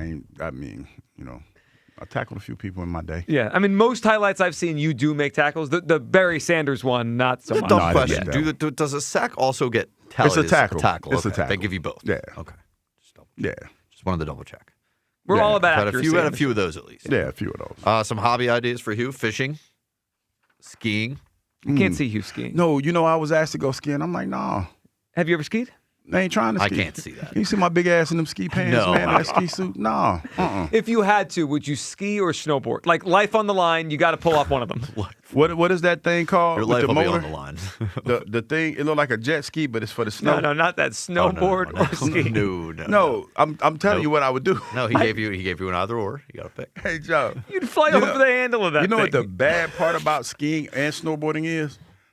Going down that mountain that fast, and you know what you're doing? That's a broken bone. Yeah. Like, guaranteed. Yep. So, ski or snowboard if you had to choose? The little thing. The thing. No, I'll pick one. The thing. You're right. The thing. Anyway, dancing, boxing. I thought about glue. boxing. No, I did think about boxing because Gilly the kid, I was asking, because he likes to train boxing. And he was telling me whenever you wanna go, just let him know. So I did think about that. Elliot boxes for exercise. You should box Elliot. Train with Elliot. Yeah, dude, boxing. Spar with Elliot. Same weight class. We can sell tickets to Hugh sparring with Elliot. The boxing workout is probably the absolute best full body workout you could do. That is crazy. Like endurance, stamina stuff. Yeah, all of that. Yeah, I'm sure. All right. So we did put up a new. We soft launched our new midday show picture. Yeah, how people like that one? I put it on Twitter. Did you see it? I didn't know we soft launched it. I know we were talking about it. Yeah, it's out there. Yeah, somebody just sent the Shannon Sharp shaking his head GIF. Yeah, that one. I think it fits the show very well. Yeah, I think it really it hits. Joe looks like he's getting a colonoscopy. That was a caption on the photo. Yeah. That's last straw, done with the show. That was the last straw. Of all the straws? Yeah, there's a lot. Was it when I hung up on people? Yep. You two ought to be ashamed of yourself. For what? For what? It was the picture. These are all still comments. I mean, we took these pictures a year ago. Yeah, that's right. They just spun it out there today. Yeah, well, it was the last straw for some. Okay, well, I'm sorry. One more quick thing. Mm-hmm. And this person actually reminded me. Convenient timing. Hugh wants to take up golf just a few days after mine got stolen out of my car. Oh, Hugh. Okay, first of all, just be honest. Just tell the truth. No. Do you steal Kyle's You take my clubs? No. As a matter of fact, You if smash my Kyle, windshield? as a friend, if you need some golf clubs, I have some old pings that I will be more than happy to give to you. Really? Yes. How old? How long have I been in Philly? Like when I got here, like 98? At least since 98. That's old, man. Yeah. And I got none right now. I have I think I probably have 2 drivers. I have 2 drivers. I know I have. So Are either of them mine from my No, I'm just saying. from my bag. That would be quite a twist. And I would probably clean the bag out though, because that bag got Dusty? got hair on it. It's a little old. It grew hair? No, What is it, a chia pet? No, let me tell you. When I bought the clubs, I got the more hair than you. Yeah, the golf club got way more hair than me. But no, seriously, if you want them, I'll give them to you because like I was gonna try to sell them. But they're probably, and as a matter of fact, you're probably like, yes, somebody smashed my back windshield and took all of my golf clubs, so I got nothing right now. Yeah, you've taken L after L this week, Kyle. Dude. Man, tough you need a week to weekend. be made. All right, we all need a weekend. You guys have a great rest of your weekend. It's got to go up from here, right? Let's just you can only get up. Yeah, all right, afternoon show next. I'm sure they have a lot to say about what transpired. Bichette to the Mets. A big L for the Phils, to say the least. They're next. We'll talk to you next week on Sports Radio 94 WIP. It's that playoff atmosphere right here, boy. Sports Radio 94 WIP is the exclusive home for the NFL playoffs. Saturday, Buffalo roams into Denver to battle the Broncos. Then the Seahawks host the 49ers for a divisional round rumble. Your home for the Eagles and the NFL on Westwood One. Let's get this show going, man. Sports Radio 94 WIP. Breaking news. TurnersvilleJeep.com is now the #1 volume Jeep, Dodge, Ram dealer in South Jersey. Come see why more customers trust TurnersvilleJeep.com for the best inventory and the best prices in the tri-state area. With over 400 new Jeeps, Dodges, and Ram trucks to choose from, there has truly never been a better time to get the vehicle of your dreams and at payments anyone can afford. Reserve your vehicle today at TurnersvilleJeep.com. Again, that's TurnersvilleJeep.com. 1-877 Cars for Kids. KARS Cars for Kids. Ready to get rid of that old car? Donate it to Cars for Kids. Call 1-877 Cars for Kids to reach a friendly live agent. Donation's super easy, and your car can be picked up as soon as tomorrow. Call us now, 1-877 Cars for Kids. 1-877 Cars for Kids. Donate your car today. Did you know you can donate real estate too? Wing pole, wing pole, wing pole. Club Risque, where the tradition continues. Wing pole 26, Friday, February 6th. Doors open at 8 a.m. Philly's largest wing eating contest. Thousands in cash prizes. Alexis, Texas, and madness all day. Club Risque Philly. ClubRisque.com. We finally switched to T-Mobile because with them, we can be connected here and there. Let's watch a movie. And we have Netflix included to enjoy our favorite shows and movies. ¿Qué tal está? Bacanísima, pero ya la vi. Now the hard part is getting them to agree on a movie. Switch today and get the new Samsung Galaxy S25 Plus with Galaxy AI, all on America's best network. Visit a store, T-Mobile.com, or call 1-800-T-Mobile.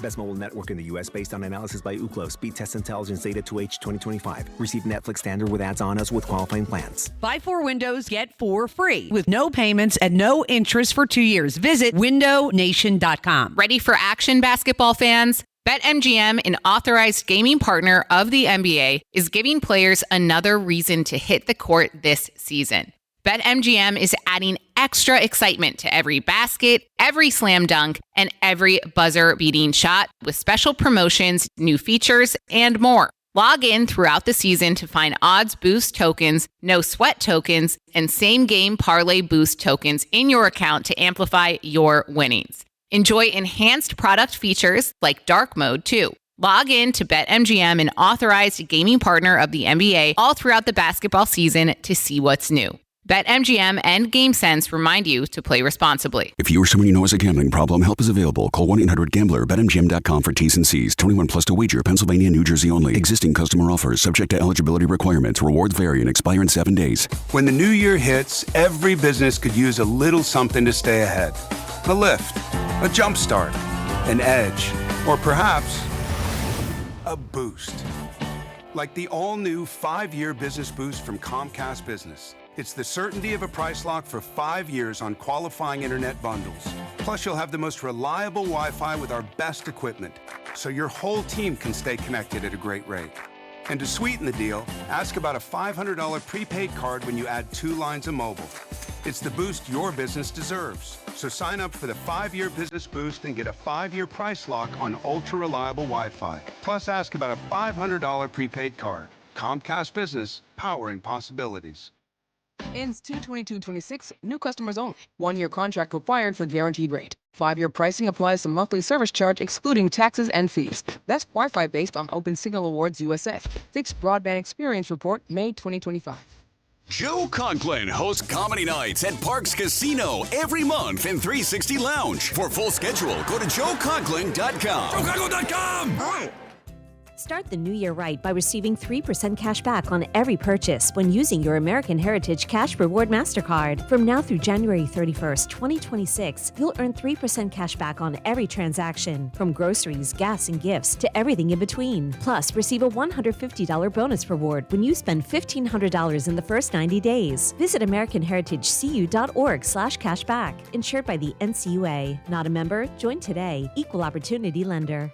$5,000. That's the average amount of money people in the U.S. are now spending on gas in a year. $5,000. That's crazy. If you drive, you have to download Upside, the free app that gives you cash back every time you get gas. That's right. You can earn real cash back with Upside just by buying the gas you're already buying. You can literally start earning cash back today. I use Upside every time I fill up, and I've already made around $200-$300. You're putting gas in your car anyway. Why not get real cash back? If you like free money, download Upside. I'm saving the cash I earn from using Upside to help pay for a vacation later this year. Download the free Upside app now to earn cash back every time you buy gas. Use promo code FRESH to get an extra 35 cents per gallon on your first tank. You can cash out anytime right to your bank, PayPal, or a gift card for Amazon and other brands. Just download the free Upside app and use promo code FRESH for a 35 cents per gallon bonus on your first tank. That's code FRESH for a 35 cents per gallon bonus.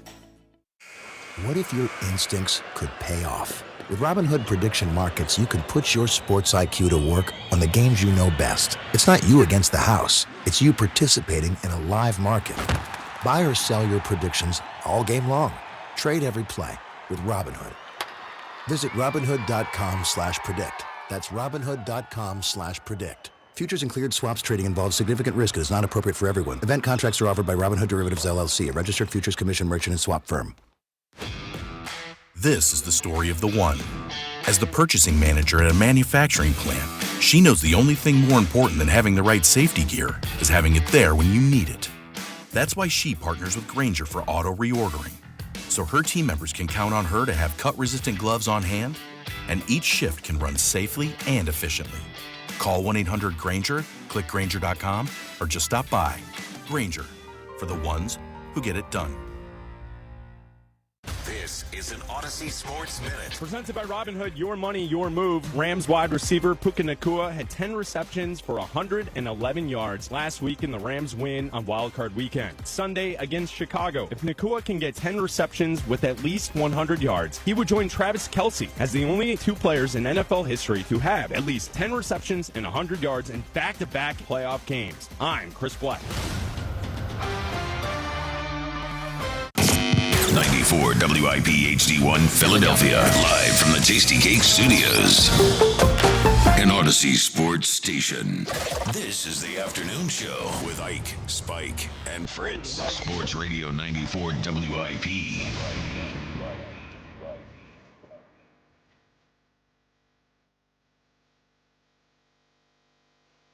Not a good week in Philly sports.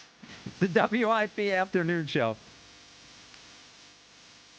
With Ike, Spike, and Fritz just taking L's left and right. City of Champions. Not this week. What's up, Mike? What are you talking about, man? Brother Spike, I'm doing good. Listen, thank God the weekend is here. I didn't realize how we would get through this week. And but we're here. Yeah. And I got to admit, not completely over Sunday's loss just yet. I'm probably going to have to get through the weekend to be over Sunday's loss. And, well, wouldn't you know it, as we're getting a standing 8 count from Sunday's loss. Took another loss. Oh, man, take one right across the chin again. There we go, Jackie Baseball. There we go. There we go. Holla at you, boy. I mean, this sucks. This absolutely sucks. It feels like a playoff loss. I know the Eagles technically lost in the playoff, but this is a big old. I woke up today thinking that Bo Bichette was going to be a Philly. Yep. 11:30, he's a Met, which sucks. And then, of course, JT's back. Of course, JT on 3 years, $45 million with an option for a 4th year. Because of course, an option for a 4th. Well, I don't know if it's club. I hope club. Whatever. What's the point? What's the point? What's the point of all of this? They are so cooked. It's not even funny. They might miss the playoffs this year. They're they could keep it. Who cares? It's about to be 2012 again. 2012, 2013, when they're all old, they're all declining, and their one shot to save this was a 28-year-old right-handed hitter that just complimented the guys who could help carry them through the future, and he's a freaking Met. He's a Met, and they re-signed the catcher for 3 years at 35 years old that is 700 OPS last year, that is only trending down because he can catch the pitchers. Great. They can't hit. They are not good enough offensively. God, this sucks. It sucks for a number of reasons, all of which you laid out. Look, it sucks because they got played. The Phillies got played. The entire thing with Bo Bichette was fishy from the start. Let me just take you back. Out of nowhere, every reporter on the planet said that the Phillies were front runners for Bo Bichette. Every reporter on the planet all of a sudden had the same report. Before the Phillies, Ike, even talked to Bo Bichette. Right. The Phillies, they didn't even seem to know that they were front runners for Bo Bichette. It was a surprise for them. Bo Bichette reaches out to them, which is weird. They don't even meet him in person. They meet him on Zoom. And I would love to see a recording of this Zoom because I bet Bo Bichette wasn't even at home on Zoom. It was on one of those Zooms that he forgot to do where he was in the car driving to the grocery store. Right. Oh, yeah, I love it. And the entire thing was Bo Bichette orchestrated by his agent to get the best deal possible. And the best deal did not come from the Phillies. And here is the biggest problem. And Jack, I thought laid out a very big problem that they pivot to the catcher who, by the way, won the negotiation, who did not seem to have another suitor anywhere, gave him 3 years at 36 years old. But here's the biggest thing to me is that there are a number of different ways to build a team in Major League Baseball. But the way that the Phillies are built, based on the players on their team, is they are building a team by signing free agents. That's mostly what they're doing. They're signing free agents. They want to be a big money team. They want to compete with the big money guys and do it that way. They have not built up their farm system enough to continue to regenerate talent. It has not happened. But the fact is that they cannot play with the big boys in this sort of thing. And the Dodgers and the Mets over the last 2 days have proven what you have to do right now as a big money baseball team. These guys want short-term deals with high AAV and opt-outs. That's what they're doing. It's what Kyle Tucker got. Yeah. It's what Bo Bichette got. And the Phillies are still out there making pretend this is 8-9 years ago where they can just, promise all the years in the world and that'll get it done. But that's not what these guys are looking for right now. Yeah. And if you're going to play in the sandbox with Steve Cohen and the Dodgers and those sorts of things, then you have to play this by the same rules that they are. Yep. And they got outclassed by the Mets on this one. Yeah, and the most disheartening thing with this is that you almost feel like the season is over before it begins. You wake up to what the Dodgers have already done with Kyle Tucker out there. They seemingly get everybody they want added to that team. So you're essentially fighting for the opportunity to play the Dodgers, hopefully in the NLCS and not early in the playoffs like we did last year, because you're running into a buzzsaw when you go up against those guys. And if you don't have the pitching to handle that lineup, you damn sure better hope you have hitting that can outslug that lineup, which is virtually impossible for any team to have when it comes to the guys that are in that Dodgers lineup. And that's why I look at the Phillies situation and I'm like, I just don't know where we're going from here from a championship standpoint, because that's not what you're in line to compete for. Other than the Dodgers sustaining multiple injuries to guys, I just don't see how we're competing with the Dodgers. Hell, the Mets roster is starting to look decent. Yes, and they're turning it over, and they're making hard decisions. They're letting longtime Mets go. They're making difficult decisions. And it's just like when you look at the two things together, and Jack outlined it perfectly. On one hand, you have Bo Bichette, 28 years old, right-handed hitter, hits .311, right? Yeah. There's Bo Bichette. And there's JT Realmuto, 36 years old, 700 OPS. Why even re-sign him? I have no idea. Why even re-sign him? I have no idea. They felt like they had to panic today and pivot and do something else. Like, I would have rather JT just walked. Who cares? Who cares? You're not, even if you bring JT back, you're not beating the Dodgers. At least you can save some money and save it for next year's free agent class, which sucks, by the way. Next free agent classes are horrible. This was the guy. This was the guy, and they freaking pivoted for no reason to sign JT because they felt like if they don't sign him, then everyone's gonna be even more mad. I actually think they're more mad that they even re-signed him. Yes, I would agree. They gave him 3 years, $45 million. Who else was touching that? Who else was interested in JT Realmuto for that price? We're bidding against ourselves for the guy. He's third. It's infuriating. It's infuriating. Yeah, and it seemed like somebody that can handle the staff. 215-592-9494. So the Phillies, and then I went, so they lose Bichette, and before they had signed Realmuto, now I tried to block out of my mind that I knew they were just going to sign Realmuto. I was trying to block it out of my mind. And I'm saying to myself, okay, they had an offer on the table for Bo Bichette last night at almost $30 million a year. Okay, well then take that $30 million, go trade for a guy that's making, go trade for Ketel Marte, go sign Cody Bellinger. There are options of guys that are not 36 years old that you can go pivot to. But to take that and to not only put the $15 million for JT back on the payroll this year, but to have it next year and the year after. Because next year... And the year after. And the year after. 3 years. Next year, at least Castellanos comes off the books and Taijuan Walker comes off the books, and potentially you wouldn't have $15 million committed to a catcher. And Adolis and Bohm. Right. There's a path to really free up money here. Why not use the money to re-sign Bader? If you wanted to do something to at least excite the fan base a little bit, re-sign Bader. I'd rather have Bader than JT. Or get in the Bellinger market. Yes. Our own Alex Call reporting that they are checking in on Cody Bellinger. Too late. I mean, it's not. I guess not too late. But it's not like they have all this money. The plan was use that money on someone real, and they just gave it back to JT. Well, and also, how are you checking in on Cody Bellinger now? With what? With what money? Well, all we heard from the Phillies side, because you could see in the reporting which reporting was from the agent side and which reporting was from the Philly side, right? The Philly side reporting was all, we're cautiously optimistic and we're going to have to move a lot of things around. Move a lot of things around just to pay the $28 million. And one of those things they were moving around was not paying JT. Right? So they've paid JT. So that's $15 million that is already gone. So you're checking out on Cody Bellinger for what? To see if he'll come here for free? I don't even know. I don't even know how that happens. I just don't know what the ultimate goal is here. I don't. It doesn't feel like the Phillies believe they could do enough to make them legitimate title contenders. So this is where they sort of pivoted to and said, I'm just wondering, can they add something else with JT? You don't think they can add Bader now?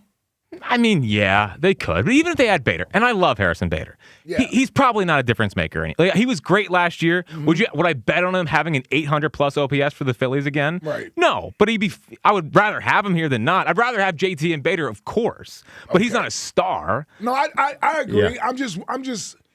If you look at it from the Phillies' perspective, if Bichette was going to be the guy that they signed, and then you got to go and put some also-ran pieces around him, what does that do to the overall view of the team as far as how close are they with just that? I know you would have Bichette for multiple years. He's younger, so that's a part of it, but what does that do for next year? Well, it adds a 300 hitter, right-handed hitter in the middle. Yeah, but what does it do overall? Does it make you any better? Yeah, I think it does. Without JT? Yes. And you move Alec Bohm? I don't think JT it makes a difference. I mean, he's a fine player, but from a bat standpoint, doesn't make a difference. Like, that is ultimately replaceable from a bat standpoint. All right, 215-592-9494. After the Eagles season ends in shame, the Phillies, which we all thought were on the precipice of signing Bo Bichette, and not only that, he went to the friggin' Mets. Like, he went to the Mets. Yeah. The Met of all teams couldn't go to the Red Sox or something, or some team that couldn't go back to the Blue Jays, had to go back to the friggin' Mets. 215-592-9494. Corey in Columbus, you are on WIP. What's up, Corey? Man, I've been getting kicked below the waist the past 2 weeks, man. And it's like, Spike, I gotta give you your credit. I know I gave it to you on Twitter. You've been cooking these past couple months, man. You sniffed it out. You sniffed it out 2 days ago when you was like, why? It's just weird. All these reports is coming out pointed to him at the field. Like, he was like, my smell test, my radar is up. And it's like the Phillies, I don't know what it is.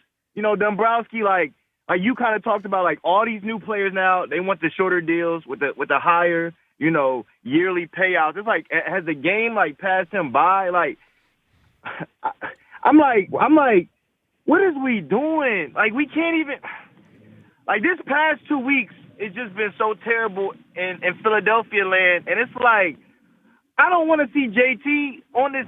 Like, they could have did anything. And it's like, y'all sit here and y'all re-sign JT because, first of all, y'all didn't even give him y'all gave him the contract, the offer, whatever. He didn't sign it. So, he was trying to, like, get more money out of y'all. Y'all go to Bo Bichette, and then it's like Bo Bichette, he's like, what, F y'all. I'm playing with y'all. I'm taking a meeting. Did he even take a meeting with the Mets? Yeah, I didn't even hear about a meeting with the Mets. No idea. Yeah, right, like we don't even they've been talking about, he had his wedding, texting, honeymoon, FaceTiming with the Phillies. Like, they set us up. Like, it's like, and then the Dodgers is like the Golden State Warriors when they had KD. Like, I don't know what we gonna do. It's almost like we like the Toronto Raptors, the Houston Rockets. No offense to Daryl Morey. It's like we putting people together, but we not beating them teams. Yeah. Like we ain't beating the team. We gotta hope somebody get hurt, somebody get, throw their elbow out, Tommy John, something. I'm not wishing. I'm just saying, like, we keep running back the same roster. Every year the same roster for the past 4 years. Like, why we keep thinking something gonna change? Same manager, I guarantee it's gonna be the same lineup. You know what I'm saying? We lose Ranger Suarez. We don't know if our ace is going to be ready to go. Is that Wheeler? Like, what is the optimism with this team? Like, what? We going into the season like, Oh, well, I know we're going to lose sometime in the postseason. If we get there. If we get there. If we get to the postseason. Yeah, it's like, I'm just. It's a fair question to ask on Dombrowski, like whether he can keep up, like whether how business is done now has sort of like passed him by. Like if the way that he is doing business is not the way that business is being done across the league. I'm sorry, the optics of the way this played out are just horrible for the Phillies. Like it is just horrible to be painted as the like he's definitely going to the Phillies. He's definitely going to the Phillies for 6 days where they can't even control it. Right? You would think on some level they would be able to control this because it did not come from them. Mm-hmm. They know how close or not close they were. I just think that the whole optics of this from the Corey, you pointed out from the everybody's texting him to the he did a Zoom with them. Oh, Don Mattingly's here. Oh, how did the Mets even sign Bo Bichette without having Don Mattingly in the dugout? No offense to Don Mattingly, obviously. Love that Don Mattingly's here. But all these things that didn't matter, when at the end of the day, what really mattered was $40-some million a year and opt-outs after all the years. Yeah. That's what mattered. That's what mattered was the money. What this is like is just on a real sense. It's like you being a kid and your parents telling you like, hey, I'm gonna take you to Disneyland, I'm gonna take you to Disney World, and then the day of they be like, you know what? We having Mickey Mouse and them come to our house as characters instead of going to Disney World. And you like, that's what it feels like when getting JT over Bo Bichette. Like, I don't need JT here. He's a good player. Philly's great. I don't need him here. Thank you for the call, Corey. See, I honestly think we do. I don't think you need him for his bat. Yeah, it's fine if JT's here. It's fine. I'm just saying. It's fine. It's just like it's the 3 years. It's the $45 million. Yeah. It kind of takes you out of mostly takes you out of everything else. It seems like it's the biggest possible deal that we could have imagined for JT. You know, initially we're like, well, maybe they'll do 2 years, and the fact that there is a 4th-year option, that's crazy, is psychotic. At the most money we could have imagined. Is he going to first base? At 50, some point? yeah, I that no won't idea. help. He can't hit. Yeah, that's a he can't good point. hit. That's true. Yeah. You're right. Yeah, going to first base doesn't help anything. It doesn't help anything. Well, we thought they were going to give him $13 million, right? Yeah, they gave him 15. They did. It's the extra year that's it's really the bad. Years. No, it's really not getting Bo Bichette is the issue. Of course. Yes, that's well, and then immediately pivoting to Real Muto. This will make everything better. Yeah. Like, here's JT. Yeah. Big old swift kick in the junk. He hasn't had another offer for the 6 weeks of the offseason. As far as I know, I haven't heard any rumors about JT Realmuto. I mean, he could have. If you're going to check in on Cody Bellinger, shout out Alex Call, then wait to sign JT Realmuto. Of course. Yes. Of course. You think JT's thrilled today, by the way? I'm sure he's thrilled. Oh, yeah. Yeah, he saw the Bo Bichette thing. He's like, oh, and now Dave's on line 1. Yeah. That's transparent. Yeah. God. 215-592-9494. Big Joe in Philly. You're on WIP. What's up, Big Joe? Yeah, boys, what's better than rolling into the weekend riddled with depression? Am I right? Yeah, let's go. This is Philly, Big Joe. Dude, I feel like I'm looking at the friggin' Spider-Man meme when they're both pointing at each other, and it's Ruben Amaro in 2012 pointing right at Dave Dombrowski right now. Just two absolute buffoons not knowing what to do. It's going to be fantastic when it's opening day and the bottom of the first inning ends with Alec Boehm turning into a 6-4-3 double play after a Kyle Schwarber leadoff double or something like that. And we're not even getting into the birds because, like, God, I don't even know what to do right now. If I see Dave Dombrowski strolling the Parkway on one of those little jogs that he does when he moves as slow as Hurts reading an open defense right now, I'm literally just going to direct him down to the Rocky statue on top of the steps, tell him to turn that sideways, and shove it up his candy ass. I got no idea what's going down, and I literally cannot function anymore, man. It's pathetic. It's been a bad week. It does feel sort of like home a little bit. You know, this is a real Philly week for you. Yeah. It's a real Phillies week. Hadn't had one of these in a while. Yeah, where everybody's mad about everything all the time. Yeah, all the teams getting involved in it. Thank you for the call, Big Joe. Anything the Sixers or Flyers could do to jump in on here? I didn't even want to bring them up. Yeah, could we have a Joel Embiid has fluid in his left knee report? There something it like is, that? rooting for the Embiid injury. Right. Yeah. So just to clarify something. Yeah. It is not. So it's not a fourth-year option. Okay. It's 3 years, but with $5 million in incentives each year to make it possibly a $20 million a year deal. Now he won't reach those incentives. Do we know what we don't know? We don't know what the incentives are. So the total contract could be 3 years, $60 million. Oh, well. Does that make you feel better? Well, at least not 4. Yeah, and as long as the incentives aren't games played, do not, because I know JT will do whatever he can to hit those incentives. You know what it should be? An OPS. That should be the production. 750. Yeah, production. 750. It should be production. It should absolutely be production. All right, if you had not heard it, the Phillies miss out on Bo Bichette, who signs with the New York Mets. Now, what was the deal? Was 3 years? 3/126? 3/126 with an opt-out after 1 and 2, right? Mm-hmm. Yeah. It's one of the most player-friendly deals ever. I mean, it's... Well, I actually think, to an extent, I think these are secretly team-friendly, too. And the reason that I think that is that we are headed. The Kyle Tucker contract was the lockout contract of all time. It was $60 million a year for Kyle Tucker. It's team friendly because you're not paying the back end of the deal. Well, that's what I'm saying. Yeah. I'm saying it's team friendly because we don't know what the financials of Major League Baseball are going to be after this season. So you being locked into a 7 or 8 year high money deal when you don't know if there's. I mean, there probably won't be a salary cap, but there might be worse taxes, worse luxury taxes. So like, you know, the worst case scenario is Bo Bichette for the Mets. Bo Bichette is awesome, opts out, and you have to re-sign him, but at least you know what the financials of baseball look like after that point. I think the Phillies could do that. I don't think they can do it right now. You know what I mean? Like, I think they. I don't know if they're ever going to do the opt-out thing. I think they should change that, obviously. But I think they could do the short, the short-term deal, high AAV. I just don't think they can do it right now. Look, there's not that much money coming off the books next yeyear. It's enough. It's not that much. Well, now I've got JT. It's Walker, it's Castellanos, and it's Bohm. And Adolis. Okay, but you just signed him. I know. Yeah. All right.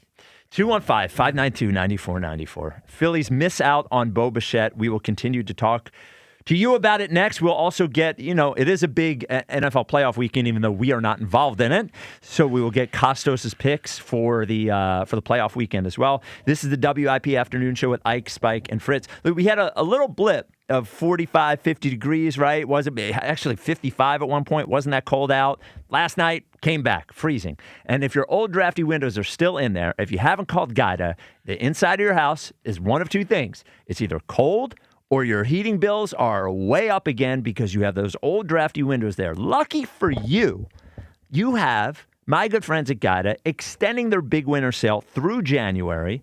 How big? Monstrous winter sale. That's what they should call it. Monstrous. 40% off every expertly installed energy-efficient replacement window. 40% off each one of them.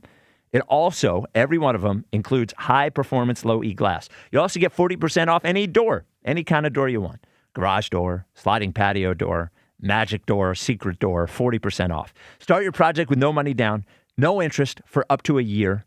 This will not go on forever, limited time, so make sure you reach out to them now. 2 ways to do it. Call 877-GO-GUIDA, get yourself a free no-obligation in-home estimate, or go to GoGuida.com. That's GoGuida.com. The Eagles' 2025 season will tick away. A disappointing end to a promising 2025 season. Anytime you lose, you're frustrated. Now, the noise gets louder. Some notable Eagles are going to be gone. Who comes in to repair an offense in disarray? The chickens came home to roost. How are we going to fix this thing? How can they get Jalen Hurts back on the MVP track? Everything was there in front of us. We just got to grow from it all. Is A.J. Brown open to a trade? Why aren't you catching the ball, A.J.? How are you not making these plays? All the Eagles' offseason happenings happen here. There aren't easy changes to be made. Sports Radio 94 WIP. They can overcome this. That's another amazing run by Team USA. Mom, think I'll be on Team USA one day? Well, I'll take this one. What? Are you speaking to us? Yes, and to answer your question, anything's possible, especially with Xfinity. So, I can be the best snowboarder ever? Well, I can't guarantee that, but Xfinity can guarantee that your internet price won't change for 5 years. Okay. What if I practice every day? Then maybe you'll be snowboarding for Team USA at the next Olympic Winter Games. And Mom, you'll still be paying the same price for Wi-Fi. Ooh, really stuck the landing there. It's the Xfinity Gold Medal Celebration. Now through February 22nd, get our best price on gig Wi-Fi for 5 years guaranteed, just $50 a month. Plus, get Peacock Premium included for 2 years. That's a $10.99 value per month. Xfinity. Imagine that. Proud partner of Team USA. Restrictions apply. Requires paperless billing and auto pay with stored bank account. Taxes and fees extra. Actual speeds vary. If you've been to Delilah's, home of the world's most beautiful showgirls, you know why it's won awards from Best Gentlemen's Club in the country to Zagat-rated cuisine. Never been? What's the wait? Catch weekday lunch specials and happy hour every day from 5 to 8 p.m. Plus game day features and free admission with proof of game attendance. Fight nights, bachelor parties, and cigar soirees are better when you book a party package or reserve a table for bottle service. For more details, visit delilahs.com. Hi, it's Pete from Chicky and Pete's. Come join us for happy hour weekdays from 4 to 6. Enjoy half-price orders of Chicky's wings, delicious pieces, scrumptious hot, cold, or fried shrimp, jumbo soft pretzel with a trio of tasty dips, plus $3 domestic bottles, $6 Tito's, and $6 seltzers. Come join our happy hour weekdays 4 to 6. Come taste and enjoy. Only at Chickies and Pete's. If your appliances are coming off a disappointing season, then do what I did and go to National Appliance Warehouse. They love leveraging their incredible buying power in order to pass on bigger savings to you. Like right now, their Friends and Family Savings event is back by popular demand. You're always going to get the best price available at National Appliance Warehouse. That's guaranteed by Price Assure. What else sets National Appliance Warehouse apart is their team. It's a truly great atmosphere with everyone joking around and having fun. They're all clearly passionate about their job and make purchasing new appliances an absolute blast. When you walk through the door, they're happy to greet you and ready to answer all of your questions. And as I've learned, they'll even help you with what questions you should ask. With over 100 brands, from Sub-Zero to budget, you'll find the perfect appliances for you. Head to National Appliance Warehouse for an incredible shopping experience. Go to nationalappliancewarehouse.com or visit their showroom in tax-free Wilmington or Middletown, Delaware today. And as always, tell them Fritz sent you. Reach your savings goals with American Heritage Credit Union certificates and IRAs with terms from 3 to 60 months, including 9 or 12-month certificate at 3.81% APY. You'll earn interest for the full term and maximize your earning potential. Prefer flexibility? Our high-yield savings account earns 3.15% APY. For the proactive, for the people, not for profit. Visit AmericanHeritageCU.org/savings to learn more. Insured by the NCUA. Additional share insurance provided by ESI. Not a member? Join today. I'm Bob Burke, founder and chairman of Burke America Parts Group, a family of brands that includes RepairClinic.com, an appliance and HVAC parts solution company that's grown into an international brand. Before AmericanEagle.com, we partially launched a new technology platform developed by another firm. American Eagle helped take our technology to a whole new level with digital marketing, software development, and business insights into our key markets, appliances, HVAC, and outdoor power equipment, and did so both on time and on budget. AmericanEagle.com has the resources, experience, and talent needed to produce solutions. Our new technology platform, developed by AmericanEagle.com, has produced tremendous results with higher traffic, conversion, engagement, and online revenue. If you have any home repairs you need to take care of, check us out at RepairClinic.com. If you need a world-class website or technology project, then I would highly recommend AmericanEagle.com. Call AmericanEagle.com at 773-NETWORK. That's AmericanEagle.com, 773-NETWORK. Back to Ike, Spike, and Fritz.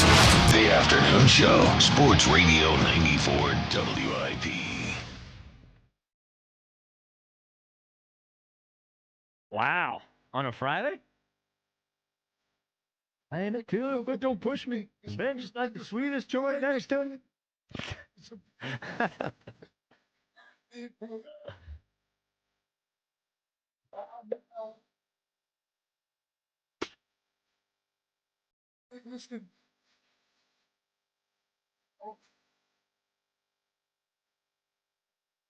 It's a WIP afternoon show with Ike, Spike, and Fritz. That is your 2:30 Tupac, 3:30 Country, 4:30 90s, 5:30 Creed. Phillies didn't get Bo Bichette. No positive returns, by the way. No, none today? Nah, All miserable. wait for these. Okay. Wait for these. You already did Everybody Hurts at 4:30. Do you have one more sad than that for 4:30? Yes, I do. Okay. I actually do think I found one more sad. Okay. By one of our favorite bands, me and you. Ah, really? Okay. Sit on that one. The Twitter question is brought to you. Easy, Ike. The Twitter question is brought to you by Mark's Jewelers. Because the moment matters. Choose exceptional quality, fair pricing, and expert craftsmanship online at marks-jewelers.com. Who had a worse week, the Eagles or the Phillies? That is the Twitter question. Now, that's a tough one. That's so obviously the Phillies. You think? The Eagles just won a Super Bowl. This team is going to go 20-plus years without winning a World Series. That was the difference between getting Bo Bichette and not. The Eagles, they lost a little playoff game. I understand. And I know it's a football season. I get they just won the Super Bowl. Be more grateful. He's telling us to be more grateful. Yeah. Be more grateful. Be more grateful. Yes. This is a real kick in the junk. Sunday, you saw happening a mile away. This, you got your hopes up and you're smashed. Some of us. You're saw thrilled. it I know. I'm not You're thrilled. You're thrilled. I'm not thrilled. I'm not thrilled. You're thrilled. It's just listen to me a little bit once in a while. You might have seen this coming. I'm not thrilled. I'm not thrilled. Yeah. All right. 215-592. No one saw Sunday's loss coming. Stop it. If it wasn't Sunday, it was this weekend. I mean, come on. Well, you saw it. Maybe you didn't. Maybe you didn't see the loss. No, they should have beat the Niners. They should have beat the Niners. They should have beat the Niners. But I'm not going to sit here today and say everybody saw them lose. No.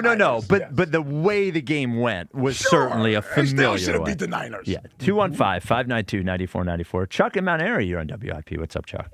Yeah, what's up, fellas? Listen, man, the Phillies just got played like a $2 whore. You know what I'm saying? That's Whoa. just what Awesome. it is. It's been, this is where we are now. Okay.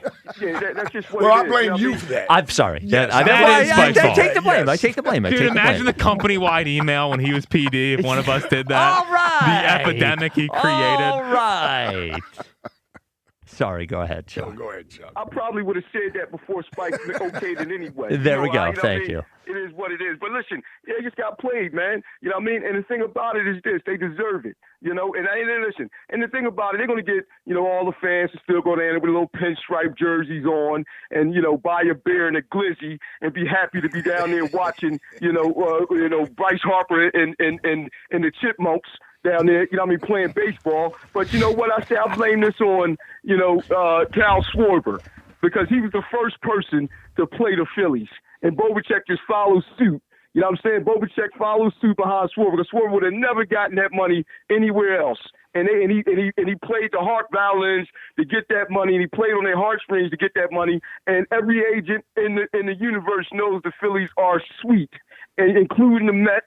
They know they sweet. They came in and just wooed, like the Phillies was at a bar. You know what I'm saying? Just, playing money all day on drinks for a woman. And the Mets just came in and said, how much you want, baby? Come over here. You know what I mean? They just left with them. You know what I mean? That's just what it is. The Dodgers and the Mets play like they way. If was the Phillies are the epitome of if. You know what I'm saying? And that's just what it is, man. And I tell you, here's the thing. They ain't going to get no better for them, because they shouldn't have let Suarez walk either. For some bum. Yeah. Like they've been 10 years been waiting for him to come up. You know what I mean? What's his name? Painter. Yeah, you let him go. And Suarez is one of the guys that showed up for the playoffs. Willer. Those guys that they're my favorite Phillies. Harper. And you let Suarez just walk. You know what I mean? Like he wasn't even a priority of yours. Just to go and then got played by Bo Bichette. So you know what? Good for you. Because you don't deserve a player like Bo Bichette anyway. And don't hate the player, hate the game. Don't hate the Mets. Don't hate the Dodgers. Hate your Phillies. Hate the Middleton, John Middleton, who sell you a dream every year. And you go there and you buy those tickets for this losing franchise who keep bringing back the same losers. Then they try to go save face and sign old-ass JT Real Muto, you know what I'm saying, who can't even hit the ball in the middle of the field. You sign him back, just to save face and say you did something. And then you sign Don Mattingly. What is he going to do for us now? He ain't been relevant since 1980. Well, he's a bench coach. Give him a break. What the hell? But he was the reason why we got into this Bo Bichette crap. Oh, he's so close to Don Mattingly. Oh, the interviews went so well. about. Oh, he loves the Phillies. He loves the cheesesteaks. He loves pretzels and water dishes. He want to see the Liberty Bell. He want to run up the Rocky Steps, and they ain't get you the damn player. You know what I'm saying? That's what I'm saying. You know what I mean? They do all this talking, but the Dodgers is just going to walking. That's why they the champions. You know what I'm saying? The Mets will always be better than the Phillies because they just do the walking. They don't do the talking. And all these interviews came out. All this stuff came out for what? For us to fall for this garbage? You know what? The Phillies, the Eagles, the Sixers, who just got smoked by 30 the other night, and they're going to lose by another 20 tonight. They're going to get a near-death experience tonight again by the Cavaliers. You know what I'm saying? Then you got the Flyers who on a 7-game losing streak. They stink. All 4 of these teams can kiss my ass.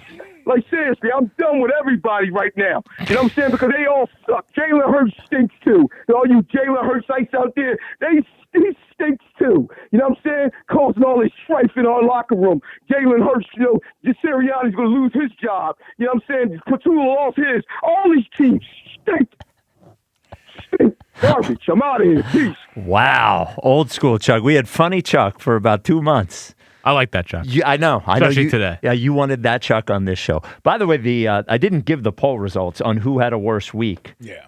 It's 69% the Phillies. Yeah. Now, I think it's just because that happened today. Yeah. Well, and, I mean, Fritz is right to a certain degree. This changes the next 7 years on some level. Yeah. I don't feel it. Maybe because I was never the lovey Bo Bichette guy. I just don't know how much Bo Bichette was going to change everything.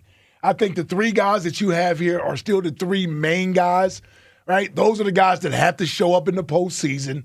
It'd be nice to have a guy like Bo Bichette in the lineup versus having, I don't know, Castellanos or Bohm or somebody like that. But I'm still looking at the rest of the lineup, and I'm saying, well, what is this? This is the way I looked at it. I looked at it as it would improve the team this year, but as the team continues, as a lot of the great players continue to get older, he will be in his prime for the next 5 years. So there was a player, a right-handed bat, 300-plus hitter who's been on winning teams that would be on the team the next 5 years, and we don't expect him to decline over the next 5 years. And now... Well, you hope he doesn't. Well, yeah, but everybody eventually declines. Eventually, yeah. but this at 28 years old is probably when we. How old was Bryce when we saw him? 26. 27. There you go. So, and like the hope is you sign a guy that's 28 at least, and if he's an 8-year deal, at least for the first 5 years of that deal, you figure you're getting, and for the rest of the great players, they are closer to the back nine. So my thing with him is he? To me, he can't carry a lineup. No, he's not hitting in the heart of the lineup, is he? Well, he hits 2. It's 2 or 3. Well, but he's not driving in a ton of runs. So, in other words, he's still going to have to be driven in by the guys behind him. Well, sure. I mean, he would drive in runs if he hit 3rd or 4th. I mean, he would drive because he gets hits. I mean, I think he's a good player. I just don't see him as a Shohei Ohtani or somebody like that. No, he's not. I just don't see that type of player. It would have been a nice player to add, but so was Trey Turner.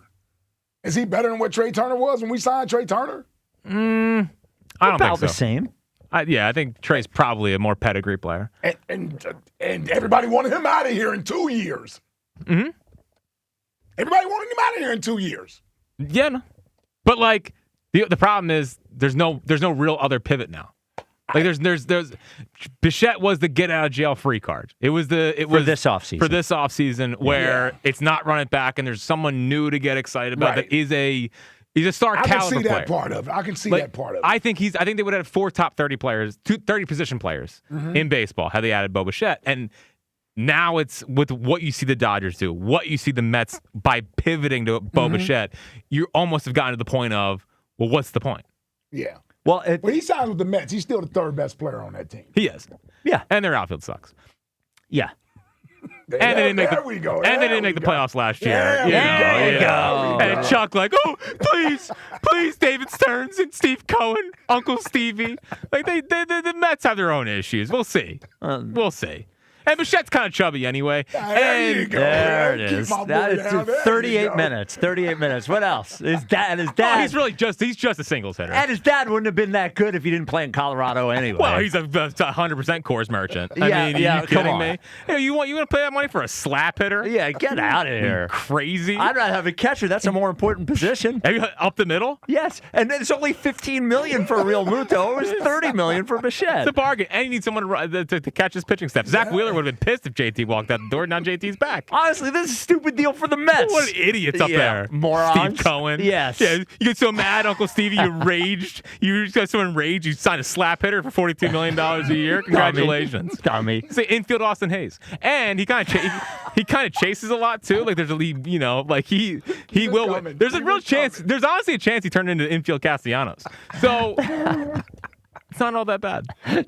215. There you go. There's wow. my guy. Well done. There he is. 215-592-9494. Hopefully they extend Luzardo, by the way. Maybe that's the next move. Yeah, you need pitching. I'd be happy with that. Yeah. Until his arm falls off. Yeah, Don't even put it they're out not there. gonna. They They're not will. gonna. So it's freezing out now, but I want to take you to the summer when you're thinking about going down the shore or going to the beach. Jersey, Delaware. That's actually something I want to ask you. So I was texting with Adam Kasabi, who can be the realtor, will wanna be ask the me, or realtor. you wanna ask the no, audience? I was asking him. I'm asking the audience. Oh, okay. You can chime in if you want. Well, you said, here's what I want to ask you. Well, I'm talking to the audience. I'm talking to okay. the listener. I don't know right if you're now. talking to me. No, you can chime in if you want, though. So I asked Kasabi, who is at a Long and Foster and can get you that Delaware beach house. Is a house in Delaware, is it a beach house or is it a shore house? Because I had a couple people tell me that Jersey is a shore house I agree. and Delaware is a beach house. Don't know a lot about that, but it makes sense. It makes sense, but I think I would still say, if I was going to my new house in Bethany Beach, I would still say I'm going down the shore. I think I would say that. Yeah. Anyway, Kasabi can help you get that house at the beach.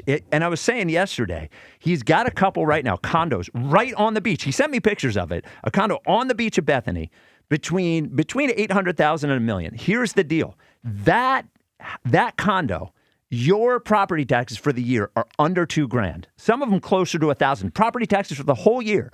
The rental income you'll get on that is $80,000 for the year, which more than covers your entire mortgage. And then you'll have a place to go down the beach or the shore, where the hell you're going to call it, with your family, with your friends, even a nice fall 3-day weekend, something like that. Kasabi is great at it. He is always on the hunt for a new place. He can be the person that gets you to your beach house, shore house. Tell him whether it's beach house or shore house. Text him. This is his real cell phone number. I can't believe he lets me give it out.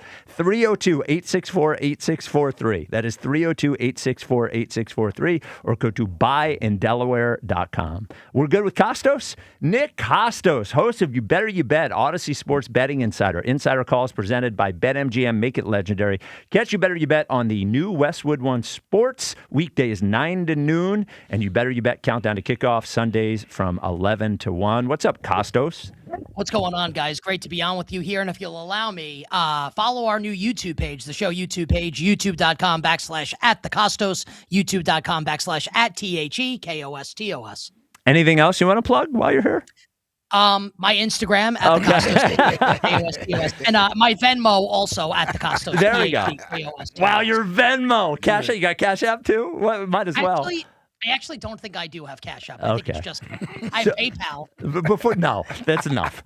Before we get to the betting the games, we have to ask you, as a Giants fan who was thinking last week the Bills would lose and then they would get Harbaugh. You end up with Harbaugh. I would imagine you're excited about that. You have to be, right?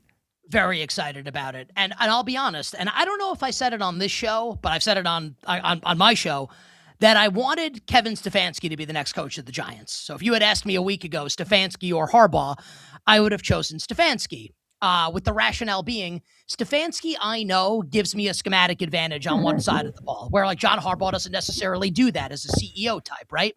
And I kind of also think that John Harbaugh, what he was great at a number of years ago was kind of like being the leader of the analytical, revolution in terms of going forward on fourth down and 2-point conversions. And now it feels like not only has the rest of the league caught up to it, but now we're starting to have the conversations like, do teams need to take the points more often? It has swung completely in the other direction. So I actually agree with you on that. I do think they do. So I was kind of stuck thinking yesterday, when the news came down that they would make the hire.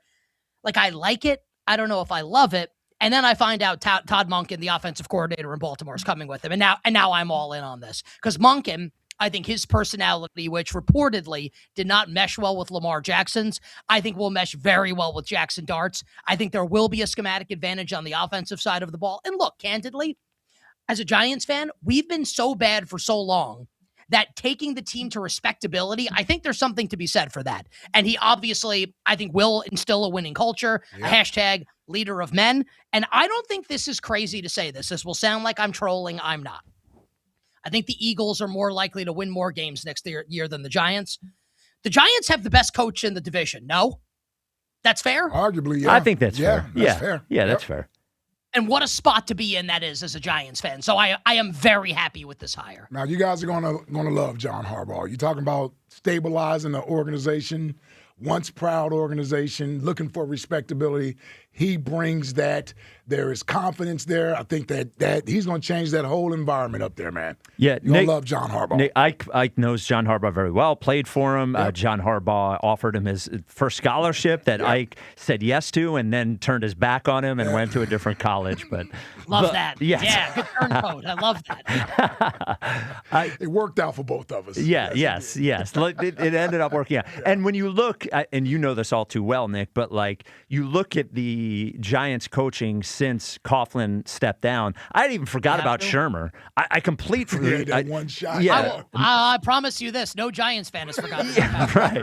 Right. We remember Pat. Yeah. Yes, I mean Shermer, McAdoo, Judge, Daboll. I mean Gettleman. If nothing else, there is, as you mentioned, respectability and a culture, and I think that is a win for Giants fans for sure.